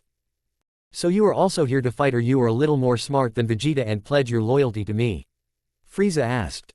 Currently, Frieza is on his second form. Jin was powerful enough to directly blow him to Kingdom Come. But he decided to start with a single punch. One punch was enough to send Frieza rocketing back and plaster in a small hill. Vomiting blood. "Come on, stop wasting time and become serious," Jin said with a smirk. While this was happening, Tsunade and Dend were on a mission of their own. Jin while Vegeta was fighting Frieza collected all the Dragon Balls. The point was to bring back every Namekian back who was killed by Frieza and its army. But the wording actually works for Vegeta as well. Because Tsunade asked to bring back everyone who was killed by Frieza or his army. Soon the dragon came, and this time around no one was able to see the huge dragon because Jin had already teleported far away from Frieza and others. He saw a power radiating from the place where Jin was blasted to and suddenly Frieza came back. Jin saw Frieza enter into his third form. Jin's current power is more than Frieza but this explains that he can't do anything if Frieza enters the final form. Nothing until he transforms. A smirk plastered into Jin's face and he shot towards Frieza. Jin, with his martial arts expertise and newly unlocked potential, launched the first assault. His movements were a dance of precision and strength, each strike aimed at exploiting any weakness in Frieza's defenses. Frieza, however, was no stranger to battle, effortlessly dodging and countering Jin's attacks with calculated grace. The battlefield echoed with the clash of fists and energy blasts as the two warriors exchanged blows. Jin's speed and agility proved to be a formidable match for Frieza's raw power, creating a dynamic spectacle of martial prowess and energy manipulation. Frieza, realizing that Jin was not to be underestimated, began to unleash more of his devastating energy attacks. Bolts of energy whizzed through the air as Jin expertly dodged and weaved, closing the distance between them with each evasive maneuver. As the battle reached its zenith, Jin pushed himself to the limit. Channeling his inner strength, he delivered a powerful barrage of strikes that sent shockwaves through the battlefield. Frieza, momentarily staggered, began to sense the shifting tide of the battle. In a surprising turn of events, Frieza, recognizing Jin's growing strength, decided it was time to escalate the confrontation. The tyrant's body underwent a rapid transformation, and he entered his fourth form, a menacing and more formidable version of himself. The battlefield now witnessed a clash between the perfected power of Frieza's fourth form and Jin's honed martial arts skills. The intensity of their struggle shook the very ground beneath them, creating an atmosphere charged with anticipation. Jin, undeterred by Frieza's transformation, continued to fight with determination. The battle had reached a new level, and both warriors were now tapping into their full potential. And while this fight was happening, the wish from the Namekian dragon was granted and every Namekian came back to life, including the dead Vegeta. Chapter 146, Ch. Pater 146, Super Saiyan. Vegeta opened his eyes and saw that his wounds were healed. His power was restored and he was more powerful than ever. Ha ha ha ha, he laughed like a maniac, but just then he sensed fighting happening. At this time Jin was facing Frieza, who was in his fourth form. The fight was going pretty much on equal footing, but only Jin and Frieza knew that is not the case. Currently, Jin was using his full power beside Ultra Instincts and other power-ups while Frieza was barely using 5%. Vegeta saw this fight and his eyes narrowed. He was able to see just how much powerful Frieza was. Jin wanted to use some tricks before actually bringing more power to the table. But before he could do that, Jin was completely overwhelmed the next moment. Jin was sent flying backwards and was blasted into a hill. Ha ha ha, do you monkey really think that you can challenge me? Frieza said. Vegeta saw this and also looked pretty down. He was still not strong enough to fight off Frieza. But then he senses something. Haha, you are too arrogant for your own good, Frieza, Jin said with a smile. Cracking his neck he continued. Vegeta, you are also here, good. Let me show you what I was talking about to you before, Jin said, and then his power started to rise. The battle between Jin and Frieza reached a critical juncture as the air crackled with energy. Jin, pushed to his limits, felt a surge of power building up within him. It was a primal force, untapped and raw, coursing through his veins like a raging torrent. Jin's hair began to stand on end, transforming from its usual dark hue into a vibrant, golden blaze. His eyes, once filled with determination, now glowed with an otherworldly intensity.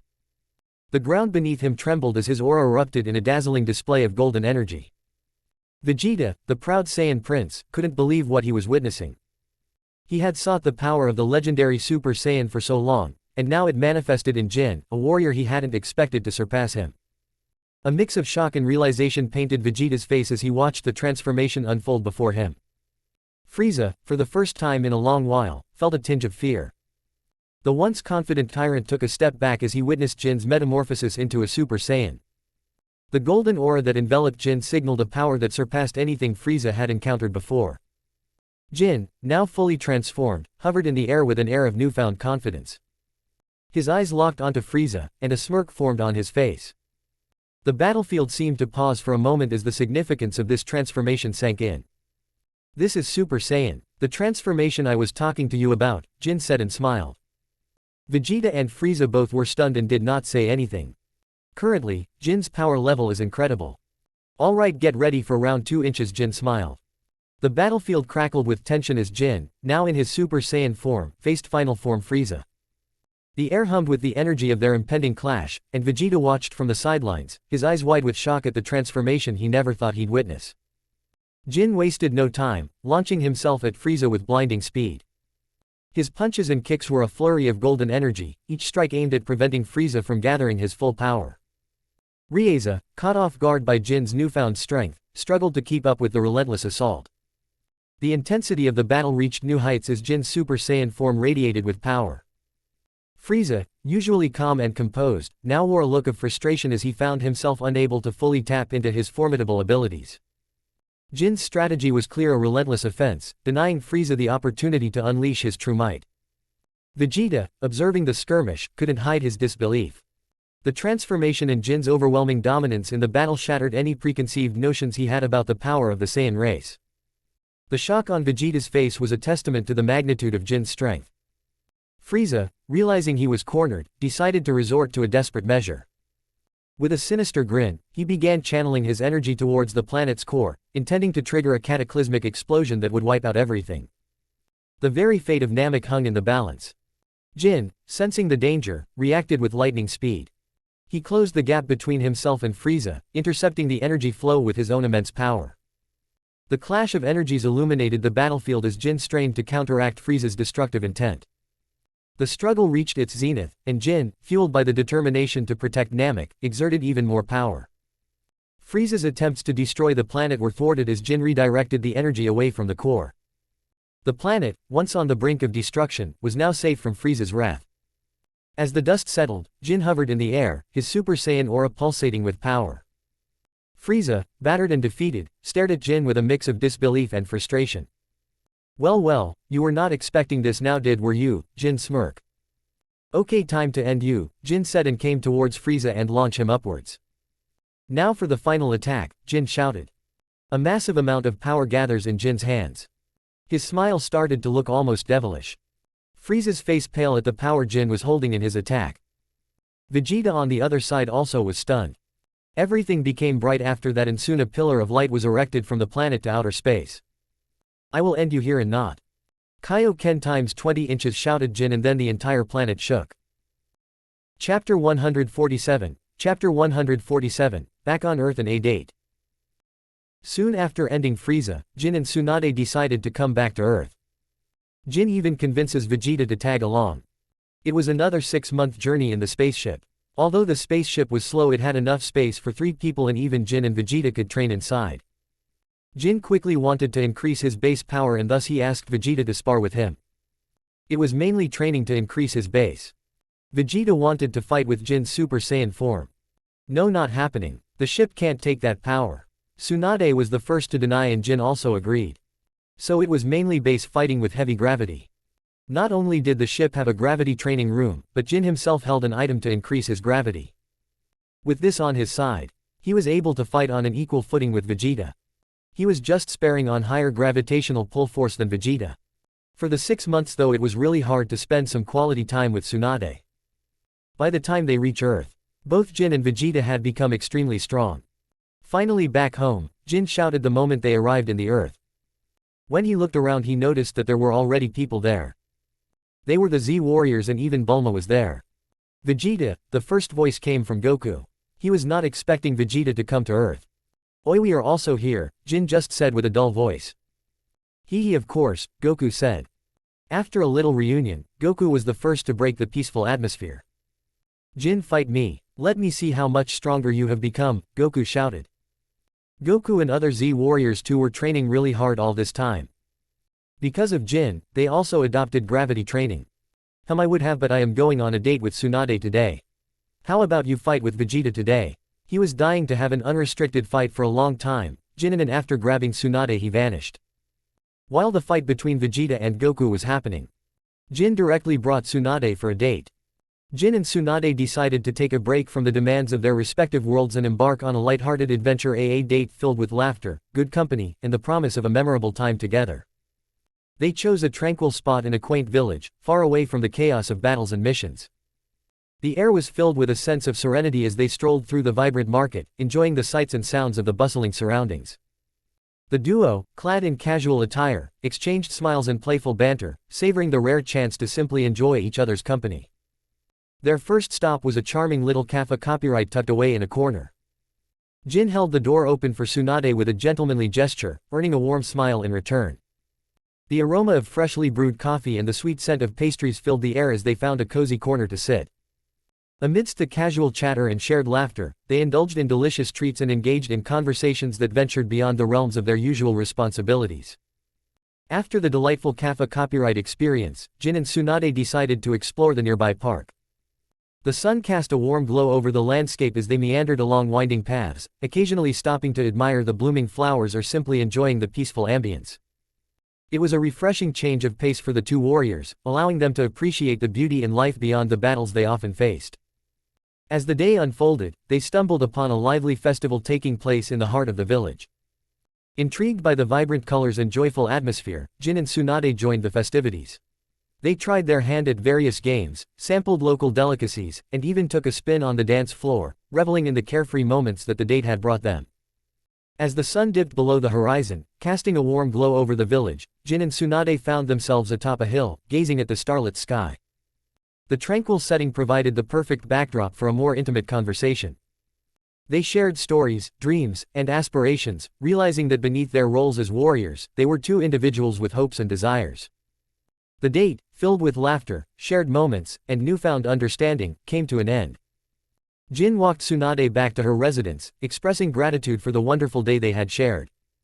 And then they happy went back home to bang all night.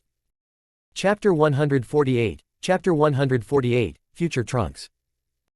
After 1 year, finally the date which Jin was waiting for came. He made sure that Frieza died, so no Frieza is coming back, but someone did come back. This person was none other than Future Trunks. All the Z warriors went there where they could sense the powerful ki. Jin also went there with Tsunade and others. But this power was not from Trunks but rather from King Cold. Frieza's father came to avenge his son. Jin stood there and also noticed Vegeta coming there with Bulma and others. Bulma had a baby on her hands. And beside her stood another equally beautiful woman holding another baby in her hand. Yup, that's my son all right, Jin could not help but smirk. His name is Nawaki. He is also half Saiyan and Senju. Besides that, almost everything went just like the canon except the fact that Future Trunks was looking confused as he could clearly see Goku back on Earth. He could not help but blink. Soon King Cold came and was killed by Trunks. Then Trunks talked with Goku in private. And that's pretty much it. There was nothing more about it. It was worth saying that at this time both Vegeta and Goku achieved Super Saiyan. And this time around not only Goku fought WTH Trunks but also Vegeta fight him. Both were better than Trunks. Trunks at this was surprised and was thinking about what went wrong, or to be exact, what went right in this time. Then he looked towards Jin and Suan, the only two people who he can't recognize. Jin was sure that he had many questions but he refrained from asking it. So after Trunks goes away, the Z warriors got another reason to start working hard. Nowadays, Jin only works alone and does not train with other Saiyan. And that too for a very good reason.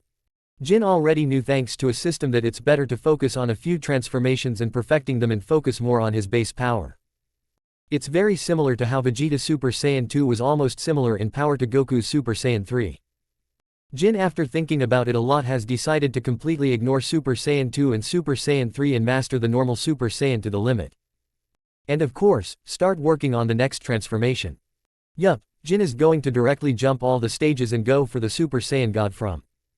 And the reason is also very simple. According to the system and even his understanding, Super Saiyan God will almost cost the same amount of power as Super Saiyan 2 when completely mastered.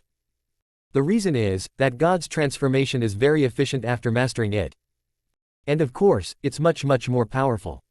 But of course, there is a problem. There is always a cost of the power. And that cost is more mental fatigue, which happened because of controlling the God Ki. That is the cost of God Ki in the first place. It requires a lot more control than normal control. So with that said, Jin immediately then went back to training. Chapter 149. Chapter 149, Preparing for the Cell Games. Just like that, time passed and soon the day when all the androids were about to come, finally came. Goku, Vegeta and other Z warriors went there. Jin did not care at all. He was doing his own hard training. All the time he was working hard to cultivate his God Ki. The reason it was taking this long time was because he did not have much God Ki to cultivate from. He in fact was able to sense God Ki just because of his Ultra instincts. All the rest of the time he was just working hard to develop his base and normal Super Saiyan form. In fact, he could have gone further but he did not. He spent that time working on his base and developing the God form. Everything happened just like in the anime. Goku got sick and Vegeta was the one who killed off the androids. The Z warriors also tried to contact Jin at this time but Jin was not in contact. Soon the story went on just like in the anime and both androids 16, 17 and 18 appear. One different thing about this time was that this time around those androids were not overwhelming the Z warriors anymore. In fact, Vegeta's power right now is almost similar to Android 8 in this normal Super Saiyan form. But still they could not beat the androids. The reason being that there were only 2 Super Saiyan right now fighting 3 androids.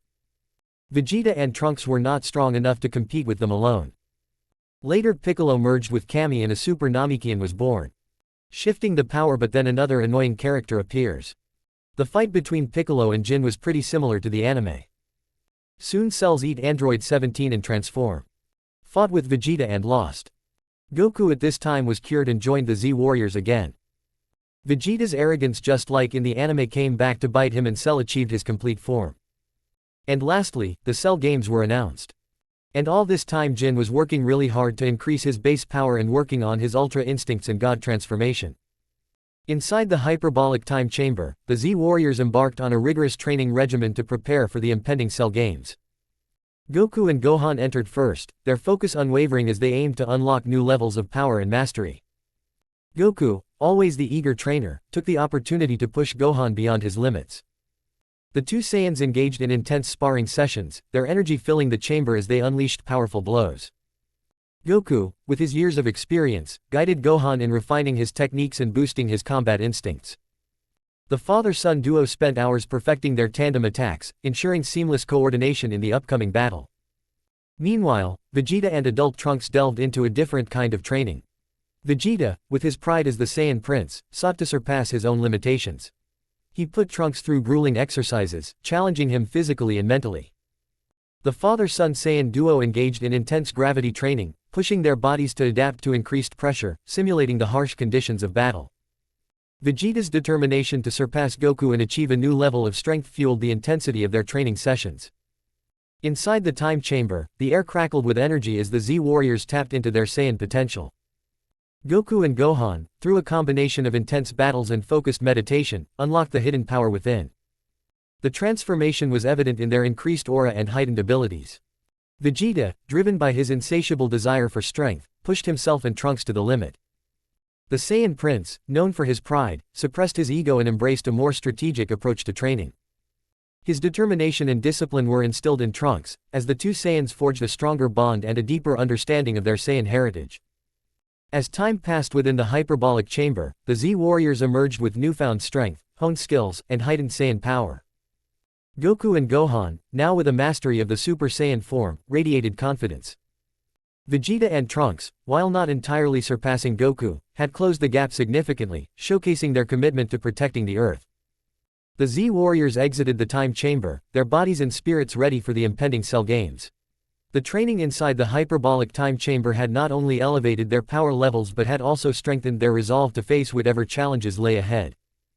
The stage was set for an epic showdown with Cell, and the Z Warriors were prepared to defend the future of the Earth. Chapter 150, Chapter 150, Cell Games starts. The Cell Games arena buzzed with anticipation as spectators from all corners of the Earth gathered to witness the ultimate battle. The air crackled with tension as the Z Warriors prepared to face the formidable Cell. In the midst of the crowd, the self-proclaimed martial arts champion, Mr. Satan, strutted into the arena, boasting about his unmatched skills. As Cell made his grand entrance, the crowd fell silent in awe of the menacing bioengineered android. Mr. Satan, however, remained oblivious to the impending danger, continuing his animated monologue about his unmatched prowess. Cell, amused by the overconfident champion, decided to entertain himself and the audience in a comical way. With a swift motion, Cell extended his arm, and before Mr. Satan could comprehend the situation, he found himself airborne. The audience erupted in laughter as the supposedly invincible champion soared through the air in a rather undignified manner. Cell's control over his power allowed him to manipulate the situation with finesse, turning Mr. Satan's bravado into a slapstick spectacle. As Mr. Satan flailed through the air, desperately attempting to regain his composure, the Z Warriors watched from the sidelines, their faces a mix of amusement and anticipation. Goku, Vegeta, Gohan, and the others exchanged glances, knowing that the real challenge lay ahead. Just as the laughter echoed through the arena, the Z Warriors decided it was time to make their entrance. Goku stepped forward, his calm demeanor contrasting with the chaos that had unfolded moments ago. The crowd fell silent once more as the Z Warriors took their positions, ready to face Cell and protect the world from impending doom. The energy in the arena shifted as the Z Warriors focused their attention on Cell, their determination evident in their stance. The comical spectacle of Mr. Satan's flight had served as an unexpected prelude to the serious battle that awaited them. The Cell Games had officially begun, and the fate of the Earth hung in the balance. After the comical relief, the real Cell Games were about to start, but suddenly everyone sensed a power level coming towards them. This someone was none other than Jin, who was flying on the top of the Nimbus cloud. "Jin!" shouted Goku and Krillin. Other members of the Z Warriors also shouted, like Yamcha and Tien, etc. Vegeta at this narrowed his eyes. Although all this time he was practicing against Goku, whose power level was very similar to himself, the man he wanted to beat was Jin. Jin too was a Saiyan, and he actually beat him in becoming a Super Saiyan. "Yo, I hope that I am not late," Jin asked. "Late," says the man who did not even show his face when the androids were killing everyone, Vegeta said. As he cares about others' life, Jin could not help but roll his eyes. The arena trembled with anticipation as Goku and Cell faced each other, their energy radiating like a storm waiting to be unleashed. The Z warriors watched from the sidelines, their eyes locked on the battlefield, each with their unique reasons for being there. Goku, with an unwavering determination to test his limits, squared off against a formidable Cell. The air crackled with tension as the two warriors clashed, their movements a blur of speed and power. Goku, in his Super Saiyan form, unleashed a barrage of punches and kicks, each strike aiming to find a weakness in Cell's defenses. The Z warriors observed with a mix of concern and hope. Gohan, his father's power coursing through his veins, clenched his fists, urging Goku to triumph. Vegeta, driven by his Saiyan pride, silently analyzed every move, ready to step in if needed. The others, Piccolo, Krillin, and Trunks, stood vigilant, their determination reflecting the gravity of the situation. As the battle reached its climax, Goku and Cell exchanged powerful blows, the shockwaves echoing through the arena. Goku pushed himself to the limit, tapping into every ounce of energy within him. Cell, equally determined, adapted to Goku's attacks, showcasing his resilience as an android. The Z warriors, realizing the magnitude of the threat, held their breath. Each had their reasons for being there: the protection of loved ones, the desire to surpass their own limits, or the responsibility to defend Earth. The stakes were higher than ever, and the outcome of this battle would shape the future. In a surprising turn of events, Goku, mid-attack, halted. The arena fell silent as he powered down from his Super Saiyan form. Cell, momentarily perplexed, observed Goku's change in demeanor. With a calm expression, Goku spoke, "I've reached my limit, Cell. This fight has shown me the extent of my power, and I believe in the strength of the next generation." The Z warriors, taken aback by Goku's decision, watched as he stepped back, signaling the end of the match. Cell, a mix of confusion and arrogance, couldn't comprehend Goku's choice. The crowd, on the edge of their seats, murmured in disbelief. Goku, turning to Gohan, said, "It's your turn, son. I know you have the power within you to finish this." "Well," Goku said that, but this time Vegeta just sneered. "That enough, Kakarot. If you are done playing around, then come back. It's my turn now," Vegeta shouted. Right now, Vegeta is also equal to Goku, and he wants to prove that he is better. Goku at this could not do anything but sign and swap positions with Vegeta. Chapter 151, Jin vs Cell. Vegeta, fueled by his Saiyan pride, stepped up to face Cell after Goku's unexpected withdrawal. The arena crackled with energy as the Saiyan Prince unleashed a barrage of energy blasts, creating a dazzling display of lights. Cell, ever the adaptive opponent, swiftly dodged and countered, showcasing his agility. The Z warriors observed with a mix of anticipation and concern. Vegeta, driven by his desire to surpass Goku, engaged Cell in a high-speed aerial battle. The two warriors danced through the sky, exchanging rapid blows and energy attacks. Vegeta's determination to prove himself as the superior warrior pushed him to push his limits further. As the battle intensified, Vegeta unveiled a new technique, a rapid series of energy punches that left streaks of light in their wake. Cell, caught off guard, struggled to keep up with Vegeta's relentless assault. The crowd erupted in cheers as Vegeta's display of power seemed to turn the tide. However, Cell, with his regenerative abilities, adapted quickly. He countered Vegeta's energy punches with a burst of speed, landing a devastating blow that sent Vegeta crashing to the ground. The Z warriors watched in silence as Vegeta, battered but not defeated, struggled to rise. Vegeta, his pride wounded, gathered his remaining energy for a final attack. He charged towards Cell with a blinding speed, delivering a series of precision strikes. The arena shook as their clash reached its peak. Vegeta, with a defiant roar, unleashed a colossal energy blast that engulfed the entire battlefield. The smoke cleared, revealing Cell standing unscathed amidst the destruction.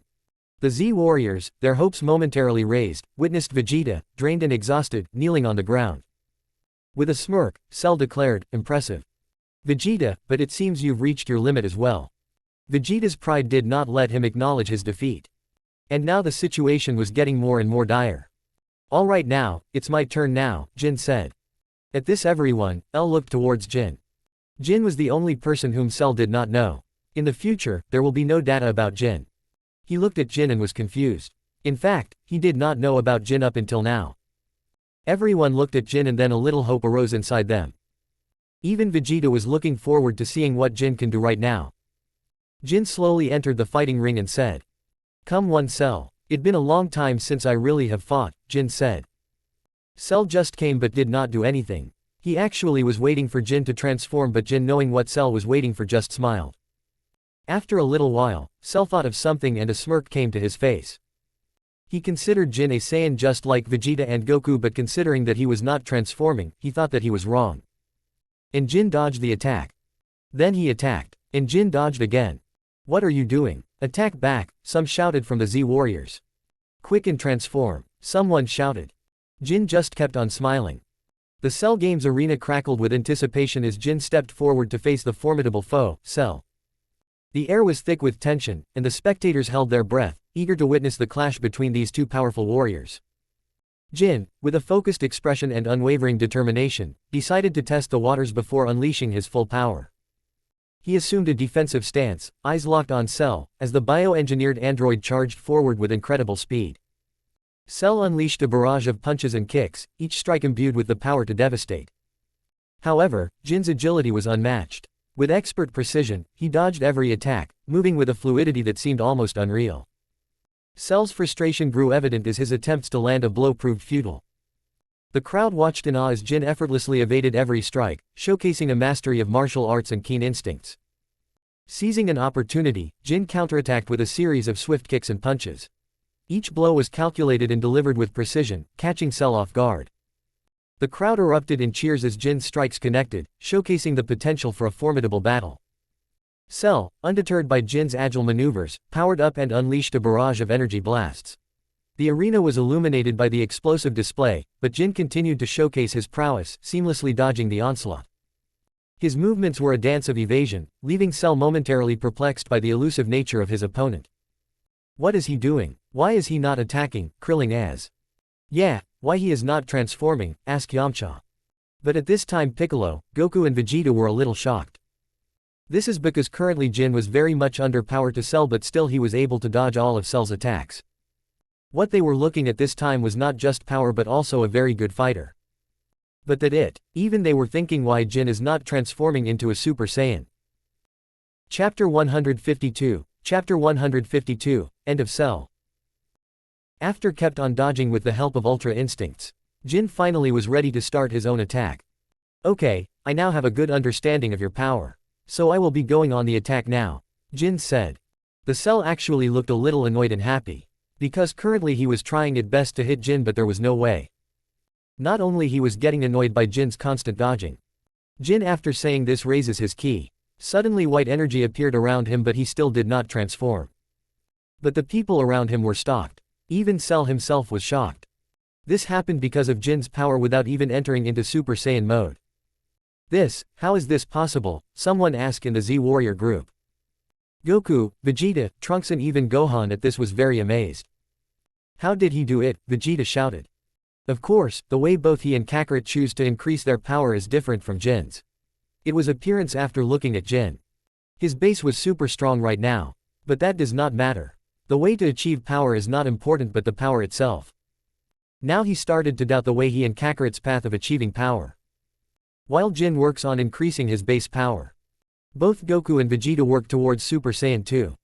Jin, with a focused expression and unwavering determination, entered into a stance that exuded confidence. Cell, sensing the power within his opponent, smirked with a hint of excitement. Not Cell was sure that Jin is not a Saiyan as his power-up 2 was not Super Saiyan. The battle commenced, and the arena became a battleground for a clash between two mighty warriors. Jin, without transforming into a Super Saiyan, showcased his prowess as he engaged Cell in a high-speed exchange of blows. The intensity of their confrontation sent shockwaves through the arena, each strike reverberating with power. The spectators watched in awe as Jin held his own against the bioengineered android, proving to be a force to be reckoned with. Cell, impressed by Jin's skill and power, intensified his attacks. The two warriors exchanged rapid punches and kicks, creating a dazzling display of martial prowess. The crowd witnessed a fierce contest, with both combatants pushing their limits in an attempt to gain the upper hand.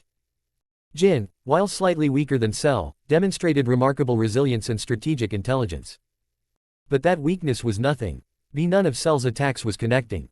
His movements were fluid and precise, countering Cell's onslaught with calculated strikes. The battle was a dance of power and finesse, with each warrior testing the other's limits. The spectators were on the edge of their seats as the battle reached a crescendo. Jin, drawing on his inner strength, launched a series of energy attacks that momentarily pushed Cell on the defensive. The arena lit up with the radiant display of energy clashes, leaving the audience in awe of the spectacle before them. However, Cell, true to his nature, adapted to the challenge. The intensity of the fight escalated as both warriors pushed themselves to the brink. Jin, though slightly weaker, fought with indomitable spirit and determination. As the battle raged on, the outcome remained uncertain. The Z warriors at this time were in shock and all of them were stunned. Jin, after testing more and more of his power, finally realized that he does not even have to transform into the Super Saiyan God form anymore. With his current base thanks to his system's fast improvement. His base with proper ki control is similar to the normal Super Saiyan while his Super Saiyan transformation is similar to Super Saiyan 2. Alright then, it's time to kick the finale, Jin smirked. Ha! He roared. An intense ki fluctuation happened. Jin immediately transforms into his Super Saiyan form. This power, Vegeta almost stuttered. Is this Super Saiyan? Gohan and Goku could not believe it. Even Cell at this time was afraid. Have you ever been kicked by the speed of light? Jin smirked and almost vanished from his place. Cell's eyes widen when a foot appears in front of his face. But there was no dodging it. Renewable kick, Jin shouted. This power literally bends the fabric of space and sends Cell flying back, hitting multiple hills and mountains, changing the entire geography of the land. Jin knew that destroying every cell of Cell's is the only way to really kill him. Jin, after sensing where Cell landed, started to prepare the last move. The power which Jin gathered was enough to destroy the planet. Cell, who also sensed this, immediately started to run. Jin hardly cares about Cell running. He has teleportation. He took time to gather his time and wait for the right time. And then suddenly he senses Cell flying high enough that Jin could directly teleport under him and aim upwards. Exactly below Cell, who was running away. The Kamehameha left Jin's hand and within seconds he left the atmosphere of Earth that directly sent Cell to outer space. And atom by atom, Cell started to destroy. Chapter 153, Chapter 153, Kid Tournament. The World Martial Arts Tournament was a spectacle like no other, drawing fighters from across the universe to showcase their skills and compete for the title of the world's strongest. This year's tournament promised to be particularly exciting, as some of Earth's mightiest warriors had thrown their hats into the ring. Goku and Vegeta, always hungry for a challenge, decided to enter the tournament to test their strength against formidable opponents. But honestly, both of them just wanted to fight with Jin, as Jin usually doesn't train with them or neither fight. It's been years since he defeated Cell and since then they have not seen Jin's fighting.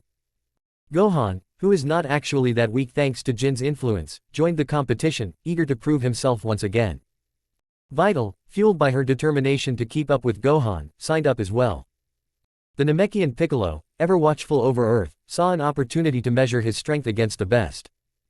Krillin, the skilled martial artist and longtime friend of Goku, couldn't resist the temptation to join the tournament. His wife, Android 18, chose to sit this one out, opting to watch from the sidelines with their daughter Marin. The tournament also attracted participants from other realms. Jin also arrived with his wife Tsunade. Tsunade, who now is the best doctor in this world, was a force to be reckoned with. Their son, Naoki, a budding martial artist himself, had formed a fast friendship with Goten and Trunks, the sons of Goku and Vegeta. He in fact has learned both ki attacks and ninjutsu. The atmosphere at the tournament grounds was electrifying as the competitors gathered. The familiar faces from the Dragon Ball universe mixed with the newcomers, creating an air of anticipation. Spectators filled the stands, eager to witness the clash of titans. The preliminary rounds saw intense battles, with each fighter showcasing their unique techniques and powers.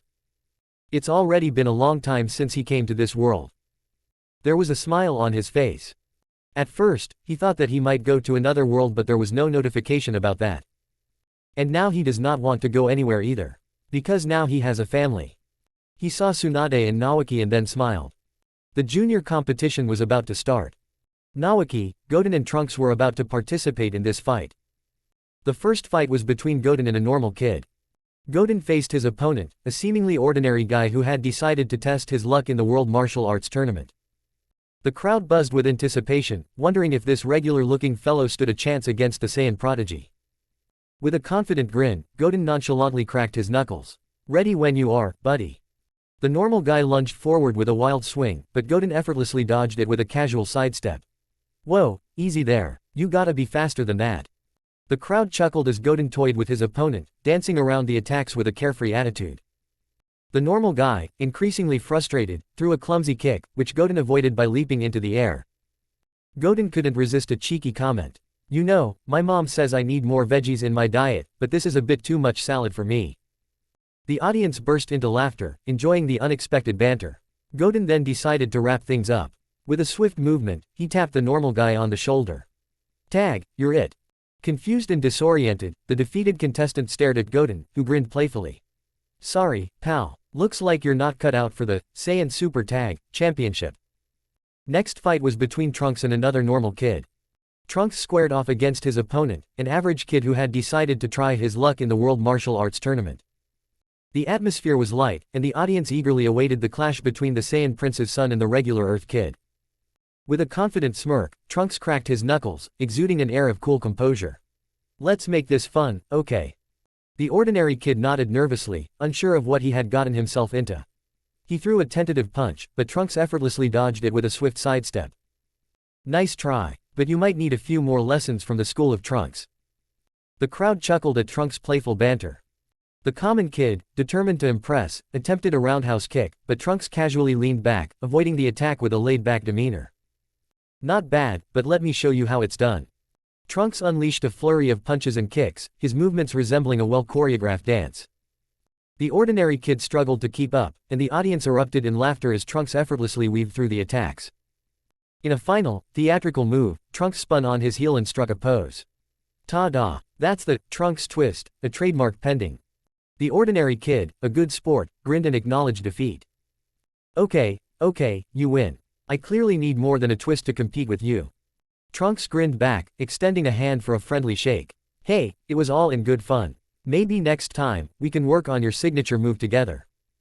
The crowd applauded the entertaining display, celebrating the humor and camaraderie that made the World Martial Arts Tournament a unique and enjoyable event for fighters and spectators alike. Lastly, the fight was between Naoki and another normal kid. Naoki won with just a simple genjutsu. Chapter 154, Kid Tournaments ends. Trunks and Goten, lifelong sparring partners and best friends, faced off in the center of the World Martial Arts Tournament arena. The audience was buzzing with excitement, eager to witness the clash between the Saiyan duo. With a mischievous grin, Goten taunted, "Come on, Trunks. Show me that Trunks twist thing you were bragging about." Trunks chuckled, "You're asking for it, Goten." The two Saiyan boys lunged at each other, exchanging a series of rapid punches and kicks that left the crowd in awe of their synchronized movements. Goku, watching from the stands, shouted enthusiastically, "That's my boy, Goten." Vegeta, crossing his arms, couldn't resist a smirk. Trunks better not embarrass the brief's bloodline. Gohan, sitting between his parents, laughed, "They're going all out, just like old times." The fight took an unexpected turn as Trunks attempted a gravity-defying spin, mimicking his so-called Trunks twist. Goten, eyes wide with surprise, barely dodged the unconventional attack. Goku burst into laughter, slapping Vegeta on the back. "Did you see that, Vegeta? They're turning this into a dance-off." Vegeta, struggling to hide a smirk, replied, "It's a disgrace to the Saiyan race, Kakarot." Meanwhile, Piccolo observed the match with a raised eyebrow. Are they fighting or rehearsing for a school play? Back in the ring, Goten retaliated with a playful energy blast, creating a smoke screen. Trunks emerged, dressed in a comically oversized suit, prompting the audience to burst into laughter.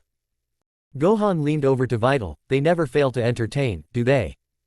Vital nodded, a smile playing on her lips. It's like watching a live comedy show with a side of martial arts. As the smoke cleared, Trunks and Goten stood in the ring, panting and laughing. The referee, bewildered but entertained, raised both their hands in victory. But then the fight became a little more serious and in the end, just like in the anime, Trunks with the help of a little trickery won the fight. The next match was between Naoki and Trunks. This fight too was jaw-dropping. The arena crackled with energy as Trunks, the Saiyan warrior, faced off against Naoki, a young martial artist skilled in both ki and ninjutsu. The crowd sensed an intriguing clash of techniques, eager to witness the fusion of Saiyan strength and ninja finesse. The battle began with Trunks launching a barrage of energy blasts towards Naoki. The young ninja swiftly dodged and weaved through the attacks, demonstrating his nimble agility. Trunks, impressed by Naoki's moves, grinned. Nice footwork. Naoki smirked, forming a series of hand seals as he prepared his ninjutsu. Suddenly, a shadow clone materialized beside him, confusing Trunks for a moment. Before Trunks could react, Naoki and his clone lunged simultaneously, catching Trunks off guard. Vegeta, watching from the stands, raised an eyebrow. Shadow clones. What kind of Saiyan nonsense is that? Goku, always enthusiastic about new techniques, chuckled. I like it. These kids sure know how to keep things interesting. Trunks, regaining his composure, powered up to Super Saiyan. The arena crackled with intensified energy as he rushed toward Naoki. The young ninja countered with swift movements, blending in and out of the shadows. Piccolo, keenly observing the battle, muttered, "This Naoki kid is no ordinary fighter. He is more and more like Jin as I see." As the battle reached its peak, Naoki unleashed a stunning combination of ki-infused strikes and shadow manipulation. Trunks struggled to keep up with the unpredictable movements. Naoki, seizing the opportunity, created a massive rasengan in his palm and launched it towards Trunks. Gohan, sitting with Vital, exclaimed, "That rasengan is impressive. Dad, have you ever tried something like that?" Goku scratched his head. "Well, I did try a Kamehameha with a spin once." The rasengan collided with Trunks, creating a dazzling explosion of energy. As the smoke cleared, both fighters stood in the arena, panting but smiling. The audience erupted in applause, appreciating the dynamic fusion of Saiyan strength and ninja techniques. In fact, Naoki, those tricks of Trunks were pointless. Later on, Naoki ended up fighting with Mr. Satan, and that may be more interesting to watch than Goten's and Trunks' dance. Chapter 155. Chapter 155, Majin Buu. From that point onwards, the story went just like how it went in the anime. The adult tournament started and soon two ugly blad men attacked Vital. King Kai was also there and he talked to Piccolo first. Later in Gohan's fight, King Kai interfered and the amount of energy needed to revive Buu was gathered. And from that point onwards the Z warriors also follow King Kai to take care of Babidi and Majin Buu. Everyone at this time was flying. Everyone except one person. This one person was Jin. He was sitting on Nimbus and following behind others. Jin at this time saw Vegeta looking at him and a sneer appeared in his face. He was acting like this because Jin hardly showed his power. Jin did not care and was just following King Kai with a pair of earphones in his ears. Listening music. Soon they arrive at the place. Jin already knew that fighting pointlessly will just make Buu revive faster. He did not want to do that, but considering that if they don't revive him then there is no way to kill him. Jin just thought about it a little and then decided to let the story progress as it was supposed to until Buu is revived. Soon all the Z fighting faced Dabura and many of them ended up turning into stone. Then Dabura the king of demons enter inside the underground bunker. Just like in the anime, King Kai with Z warriors also enters. After going inside, the first fight was between Goku and a monster who can eat light. Goku killed him by making his feet more. Vegeta's turn came after that. That fight too was very simple. Vegeta easily won. He only needed to use Super Saiyan. Not even Super Saiyan 2. Lastly, Gohan was the person who faced Dabura. This Gohan was not that weak. He was stronger and did not have much problem facing Dabura. One very interesting thing about this fight was that Vegeta was never controlled by Babidi. But another side effect of Jin's coming to this world was Gohan being stronger than usual. So the power which Spopovich and Yamu took from Gohan was much more than in the anime. And the small amount of power which was left, Babidi was able to take that when Goku, Vegeta and Gohan were fighting. And for the reason why Vegeta this time around did not accept Babidi's power. Then that has to do with the person he is chasing. It's not Goku but rather Jin. And because Jin never shows his power after the Cell games, Vegeta always had confidence in himself and all the hard training he did. In fact, right, Vegeta, Goku and Gohan, all three of them have reached the SSJ2 mark. Soon Majin Buu was born.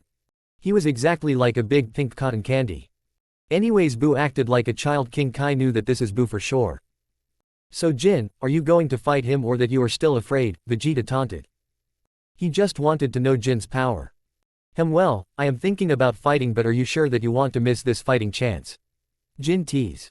Vegeta just snorted, but Goku, a fighting maniac, immediately rushed forward to fight Buu. The battlefield crackled with energy as Goku faced Majin Buu, their powers colliding in an explosive display of strength. The two warriors were evenly matched, their blows creating shockwaves that shook the very ground beneath them. Goku, with a determined expression, launched himself at Majin Buu, landing powerful punches and kicks. Buu retaliated with his elastic limbs, dodging and absorbing Goku's attacks effortlessly.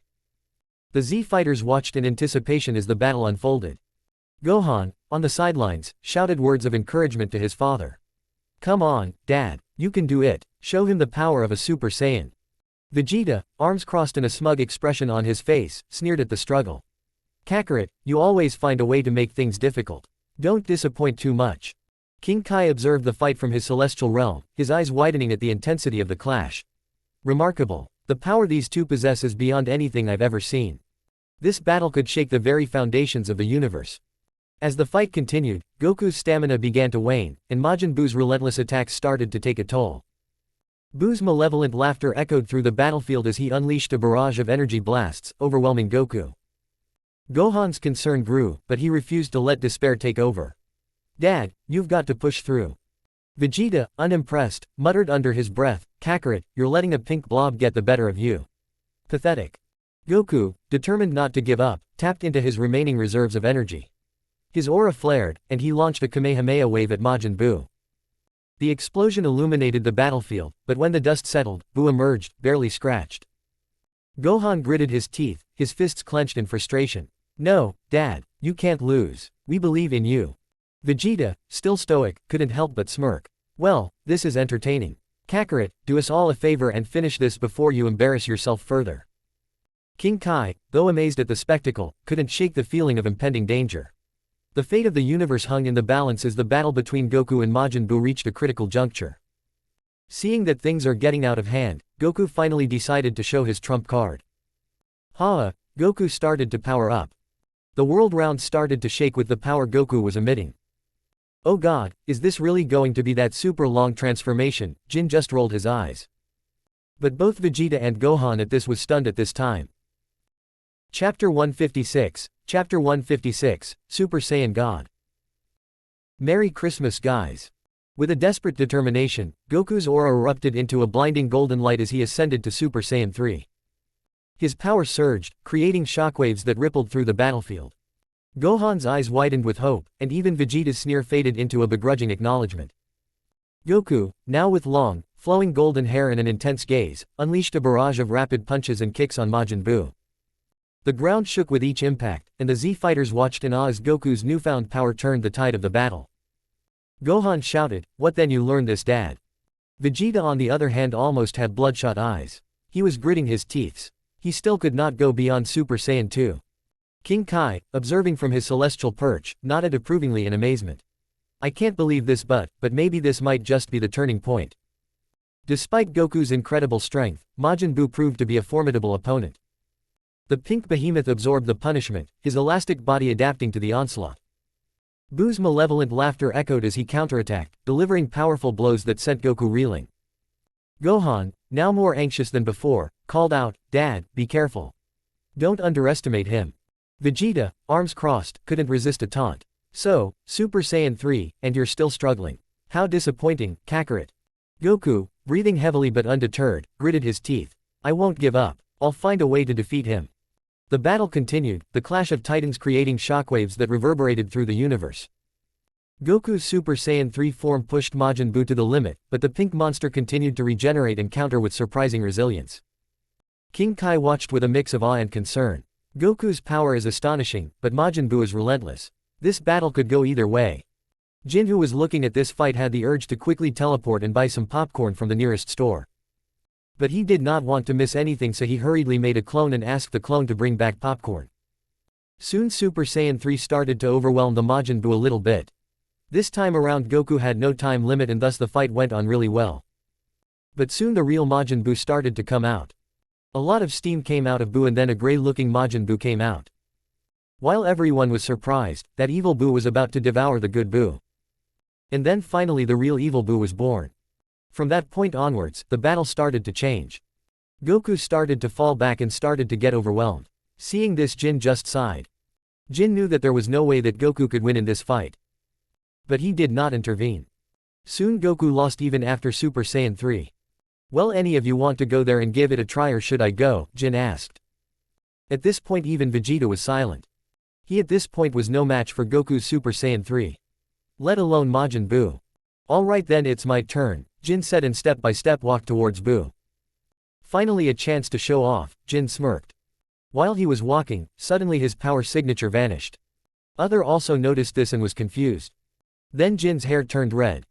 But there was no outburst of energy. This is because Jin's control was really good after all these years when it came to Super Saiyan God. Jin right now was almost looking like a teenager for some reason. Totally young and slender. No power was coming out of him and his hair and eyes turned red. Come on, Jin said to Majin Buu. Buu also smirks and then immediately attacks Jin. Jin at this just smirked. He easily dodges all of those attacks and then brings his finger closer to Buu. Bomb! Majin Buu was sent flying backwards. Jin's eyes glowed with an otherworldly intensity as he transformed into the Super Saiyan God. The Z fighters, Goku, Gohan, Vegeta, and even King Kai, watched in astonishment as the air itself seemed to tremble in the presence of Jin's newfound strength. It's red. What's going on? What kind of transformation is this? Gohan asked. Jin's movements were fluid and precise as he effortlessly dodged Majin Buu's attacks. Buu swung his mighty fists, but Jin danced around him with almost casual ease. The onlookers could hardly believe their eyes. Goku, his jaw dropped, exclaimed, "What is this power? He's handling Buu like he's nothing." Gohan, equally amazed, added, "Dad, look. Stop that attack with a finger." Vegeta, at this time was not even sure what to say. Do Saiyans can achieve a power like this? Even King Kai, who had witnessed countless battles, couldn't hide his awe. This is God Ki. This is a level of power I've never seen before. Jin is on a completely different plane. Jin, with a confident smirk, decided to play with Majin Buu like a cat toying with its prey. He weaved through Buu's attacks effortlessly, occasionally landing precise strikes that sent shockwaves through the battlefield. Buu, frustrated and bewildered, struggled to keep up with Jin's speed and finesse. His elastic body contorted and stretched, trying to land a single hit on the elusive Super Saiyan God. Alright then, it's time to kick the finale with classic Kamehameha, Jin smirked. Chapter 157, Chapter 157, God of Destruction Beerus. Bulma's birthday party was a spectacle to behold. The Capsule Corporation compound was transformed into a festive wonderland, with colorful decorations, lively music, and the delicious aroma of various dishes filling the air. All the Z warriors had gathered to celebrate, creating an atmosphere of joy and camaraderie. The party was in full swing as children darted around playing games, and Goku was seen engaging in an epic arm wrestling match with Piccolo, both of them grinning from ear to ear. Krillin and Yamcha were busy challenging each other to a friendly game of rock-paper-scissors, while Gohan and Goten showcased their martial arts skills in an impromptu demonstration. Inside, the main hall was buzzing with laughter and chatter. Vegeta, trying to maintain his tough exterior, couldn't help but smile as he watched Trunks and Goten attempt to outdo each other in a dance-off. Meanwhile, Master Roshi was charming the crowd with his questionable dance moves, and Bulma was the life of the party, mingling with guests and ensuring everyone felt at home. As the festivities reached their peak, a mysterious energy suddenly filled the air, causing a hush to fall over the crowd. The Z warriors turned their attention to the entrance, where a figure of great power appeared. It was none other than Beerus, the god of destruction, accompanied by his stoic attendant Whis. The rest of the Z fighters, however, were oblivious to the divine visitors among them. Beerus surveyed the scene with a mix of curiosity and amusement, his eyes narrowing as he observed the festivities.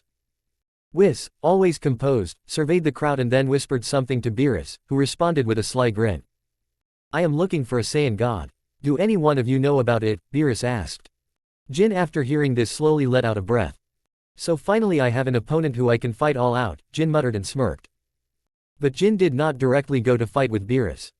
He first let Goku, Gohan and Vegeta fight with Beerus, checking out their power and also Beerus's power. Once that was done, only then did Jin move forward and decide to take action. "I come next. Hope that you don't mind," Jin said. "What, another Saiyan? Do you know anything about Super Saiyan God?" Beerus asked. I am not sure, but I do have power which might give you a good fight," Jin said. Beerus looked very much suspicious about this but still nodded. Jin then smiled and first without any power delivered a punch. Just to understand how powerful Beerus is. "Well, I was not expecting anything either," Jin mutters. Then he enters into Super Saiyan. This at least made Beerus move, but Jin knew that they didn't have to. As I thought, I need to activate God," Jin thought. "Is this all you have? That other Saiyan was more stronger than you," Beerus said in a mocking tone. He was talking about Goku with Super Saiyan 3. Jin just smiled at this and then turned off Super Saiyan. Closing his eyes, he started to activate the God Ki inside him. And then, just like when Jin was fighting Majin Buu, his ki vanishes, and then just like before, his hair and eyes turn red. This is that form which he used against Buu, Goku said. This is it. Beerus's eyes suddenly widened and then looked at Jin in front of him. There was a light in Beerus's eyes. Now he wanted to fight. The battle between Jin, now in his Super Saiyan God form, and Beerus, the god of destruction, unfolded with an intensity that sent shockwaves through the very fabric of space. The air crackled with energy as the two powerful beings clashed, their blows creating shockwaves that reverberated across the battlefield. At first, the fight appeared evenly matched. Jin's crimson aura clashed against Beerus' purple energy, creating a dazzling display of power. The Z warriors, watching from a distance, strained their eyes to keep up with the speed and ferocity of the exchange. Goku, Vegeta, and the others couldn't help but be in awe of the spectacle before them. Jin unleashed a barrage of punches and kicks, showcasing the incredible speed and strength of the Super Saiyan God. Beerus, seemingly amused, effortlessly dodged and countered each attack. The shockwaves of their collisions sent debris flying, and the very ground beneath them quaked with the force of their blows. As the battle continued, Beerus began to reveal the true extent of his god of destruction powers. With a mere flick of his finger, he sent shockwaves through the air, disrupting Jin's attacks and leaving him momentarily disoriented. The Z warriors strained their senses, trying to comprehend the sheer gap in power between the two fighters. Beerus, with an air of nonchalance, raised his hand and unleashed a devastating energy blast that tore through the battlefield. Jin narrowly dodged the attack, realizing that the fight had escalated to a level beyond his previous encounters. The god of destruction was not to be underestimated. Jin gritted his teeth, determination burning in his eyes. He powered up, pushing his Super Saiyan God form to its limits. The battlefield became a dazzling display of energy as the two beings clashed with unparalleled force. Goku, Vegeta, and the others squinted, struggling to keep track of the battle unfolding at speeds beyond mortal comprehension. As the fight reached new heights, Beerus unleashed a series of rapid punches, each strike carrying the destructive force inherent to a deity of his caliber. Jin struggled to keep up, his defenses pushed to the limit. The Z warriors could only watch in awe and trepidation, unable to discern who held the upper hand in this cosmic clash. But soon enough Jin stopped attacking. "Oh, what happened? Are you done now?" Beerus asked. "Well, I can't beat you with just this much." Jin, after saying this, started to concentrate his power more. No longer focusing on efficiency but more power, and adding the power of Super Saiyan in the God transformation. And soon a powerful aura came out of Jin. This power even surprised Beerus and Whis. "Alright then, I am ready for round 2 inches," Jin said and rushed forwards. Chapter 158. Chapter 158, Jin vs. Beerus. The battlefield crackled with anticipation as Jin, fueled by an indomitable resolve, ascended to the divine heights of Super Saiyan Blue. His once crimson aura shifted to a dazzling blue, signaling the manifestation of godly power. Across from him, Beerus, the god of destruction, regarded the transformation with a faint smile, acknowledging the newfound strength before him. The clash resumed, and the air vibrated with the intensity of their blows. Jin, now in his Super Saiyan Blue form, moved with a speed and precision that rivaled Beerus. The Z warriors watched in awe as the two powerhouses exchanged rapid punches and energy blasts, the very fabric of reality quivering with each impact. At first, it seemed like Jin had reached a level where he could contend with Beerus. The blue-haired Saiyan pressed the god of destruction, landing blows that resonated with the force of a cosmic storm. Beerus, however, maintained his composure, countering with a grace that defied the chaos of their battle. As the fight reached a fever pitch, Beerus decided to reveal more of his true power. With a subtle shift in his stance, he unleashed a surge of energy that sent shockwaves through the battlefield. The Z warriors, their eyes fixed on the duel, sensed a shift in the balance of power. Jin, undeterred, continued to fight with everything he had. The clash between Super Saiyan Blue and the might of a god of destruction reached a crescendo. Yet, Beerus, now tapping into 80% of his power, began to display the unfathomable strength that made him a force to be reckoned with. The god of destruction's movements became a blur as he effortlessly dodged Jin's attacks. With a mere swipe of his hand, Beerus countered, sending the Saiyan hurtling through the air. The Z warriors squinted, struggling to follow the intense exchange as Beerus unleashed devastating energy blasts that Jin struggled to evade. The once even match began to tilt in Beerus' favor. The god of destruction's power was overwhelming, and even the formidable Super Saiyan Blue form couldn't entirely bridge the gap. Jin, now battered and fatigued, gritted his teeth, determination burning in his eyes as he fought against the tide of Beerus' might. The Z warriors, witnessing the clash of titans, could only marvel at the spectacle before them. The battlefield crackled with energy as the fight between Jin in Super Saiyan Blue and Beerus, at 70% of his power, unfolded with a cosmic intensity that left them on the edge of their seats, the outcome of this celestial struggle hanging in the balance. And from that point onwards Jin started to trouble handling Beerus. Jin was not expecting that fighting Beerus would be so hard. Suddenly a punch came and Jin was sent flying back. Okay, need a little more power here, Jin muttered. Jin raises more power. He started to evolve his blue form. Suddenly a royal blue aura envelops Jin. Beerus was surprised more about this. He was not expecting that Jin is hiding more and more power. In a burst of blinding light, Jin's power surged even further as he entered into his blue evolve mode. His Super Saiyan Blue form intensified, the energy around him crackling with an otherworldly glow. The very air seemed to vibrate with the magnitude of his newfound strength. Beerus, for the first time, raised an eyebrow in genuine interest. The god of destruction could feel the energy emanating from Jin reaching unprecedented levels. The Z warriors, watching from the sidelines, were caught in the whirlwind of this clash between godly forces. The renewed battle unfolded with an intensity that defied logic. The two combatants moved at speeds imperceptible to mortal eyes, exchanging blows with a precision that bordered on the surreal. Energy waves collided, creating shockwaves that reverberated through the cosmos. Jin, now in his blue evolved form, matched Beerus blow for blow. The Z warriors struggled to keep up with the spectacle before them, as the battlefield transformed into a canvas of celestial energy. Goku, Vegeta, and the others could hardly believe the power Jin had unlocked, pushing the boundaries of what they thought possible. The fight reached a zenith as the two titans clashed in a cataclysmic display of power. Beerus, though initially caught off guard, adapted to Jin's newfound strength with a sly grin. The god of destruction began to unleash techniques that transcended the limits of mortal understanding, each move calculated to test the mettle of his adversary. Jin, fueled by the blue evolved power coursing through him, responded in kind. His attacks became a dance of light and energy, leaving afterimages in his wake. The Z warriors, strained to the limit, could hardly follow the exchange as the battle unfolded in a whirlwind of cosmic energy. Despite Jin's incredible power, Beerus remained unfazed. With a sudden surge, the god of destruction pushed his power to 90%, overwhelming Jin with a barrage of strikes. The Saiyan fought valiantly, his every movement a testament to the strength he had attained. Yet, the power gap widened, and the tide of the battle shifted once again. Shit, this guy is kept on getting stronger, Jin could not help but complain. Ha, you are the only person who has pushed me this much in all this time. Jin, Beerus said. I have to say that I am getting a little overwhelmed here.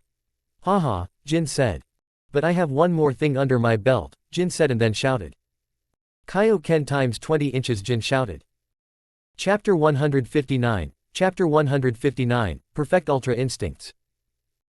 Jin wanted to save his power at first, but then he decided to show what he really could do. He turns back to his normal state and then closes his eyes. Both Beerus and Whis were looking at him with suspicions. Are you giving up? Beerus asked. He already has used more than 80% of his power. Even if Jin withdraws right now, then he does not care. Then a powerful moment released from his body. His eyes turned silver and his entire hair turned silver. Jin's expression also changed, and both Whis and Beerus at this was wide eyes. They could not believe themselves. That ultra instincts, Beerus almost shouted while Whis too was dumbfounded. How did you learn this technique? Beerus could not help but ask. I just found a cheat, Jin smiled and then rushed towards Beerus.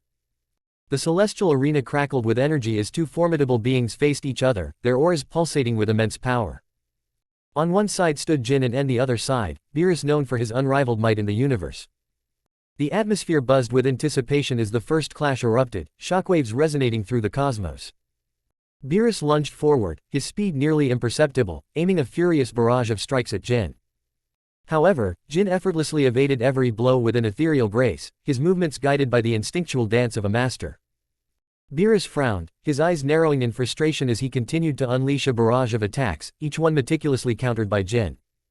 It was as if time itself had become Jin's ally, bending to his will as he effortlessly slipped through the god of destruction's onslaught. The intensity of the battle escalated as Jin retaliated with a series of devastating blows. Each strike resonated with the power of the cosmos, creating shockwaves that reverberated through the very fabric of reality. Beerus, despite his godly stature, found himself struggling to keep up with Jin's overwhelming speed and precision. The celestial beings clashed with unparalleled ferocity, their energies colliding in a dazzling display of cosmic force. Streams of energy illuminated the dark expanse of space as the two warriors pushed the boundaries of their power. Jin's movements became a symphony of destruction, each strike resonating with the harmonious balance of Ultra Instinct. Beerus, determined not to be outmatched, unleashed his divine energy in a colossal explosion that engulfed the arena. However, Jin emerged unscathed, his aura radiating an otherworldly glow. The god of destruction, now realizing the gravity of the situation, shifted his approach. Beerus focused his energy on a massive sphere of destruction, hurtling it towards Jin with unprecedented force. The impact echoed through the cosmos, creating shockwaves that rippled across galaxies. Yet, Jin stood unfazed in the aftermath, his ultra instinct transcending even the cataclysmic power of Beerus. In a final, climactic exchange, Jin and Beerus collided with titanic force. The clash sent shockwaves across the universe as if the very cosmos itself held its breath. The two warriors, locked in an epic struggle, transcended mortal comprehension, pushing the boundaries of power to their limits.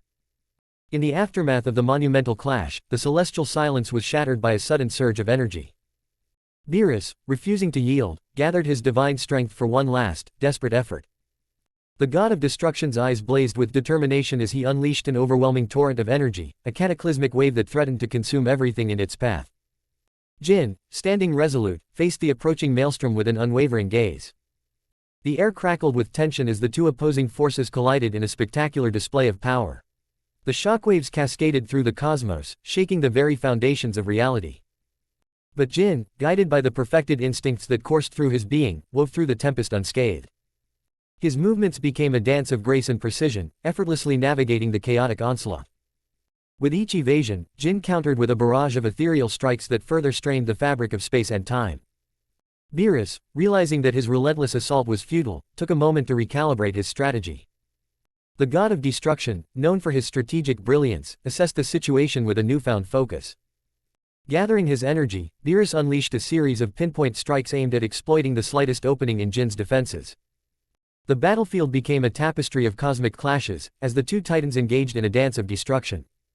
The intensity of the fight reached a fever pitch, the very essence of their power creating a cosmic spectacle that transcended mortal comprehension. In a sudden burst of divine speed, Beerus closed the distance between them, his movements leaving afterimages in the wake of his assault. However, Jin, attuned to the ebb and flow of the universe, anticipated every strike with preternatural precision. The clash reached its zenith as the two warriors, locked in a cosmic embrace, unleashed a surge of energy that threatened to tear reality asunder. As the blinding light subsided, the celestial arena stood witness to the conclusion of an epic struggle. Jin, bathed in the glow of his perfected ultra instinct, stood triumphant amidst the cosmic remnants of their battle. Beerus, acknowledging the depth of Jin's power, lowered his gaze in a silent acknowledgement of defeat. The universe, having borne witness to a clash of gods, now settled into a tranquil stillness. The remnants of their conflict dispersed into the cosmos, leaving only the echoes of a battle that had transcended the boundaries of space and time. Jin, the master of ultra instinct, stood as a testament to the boundless potential that lay hidden within the vast expanse of the universe. After the fight ended, Jin just sighed. "Seems like I have come a long way," Jin mutters to himself. "But I guess it's time to go back to my family and spend time with them." Jin smiled happily.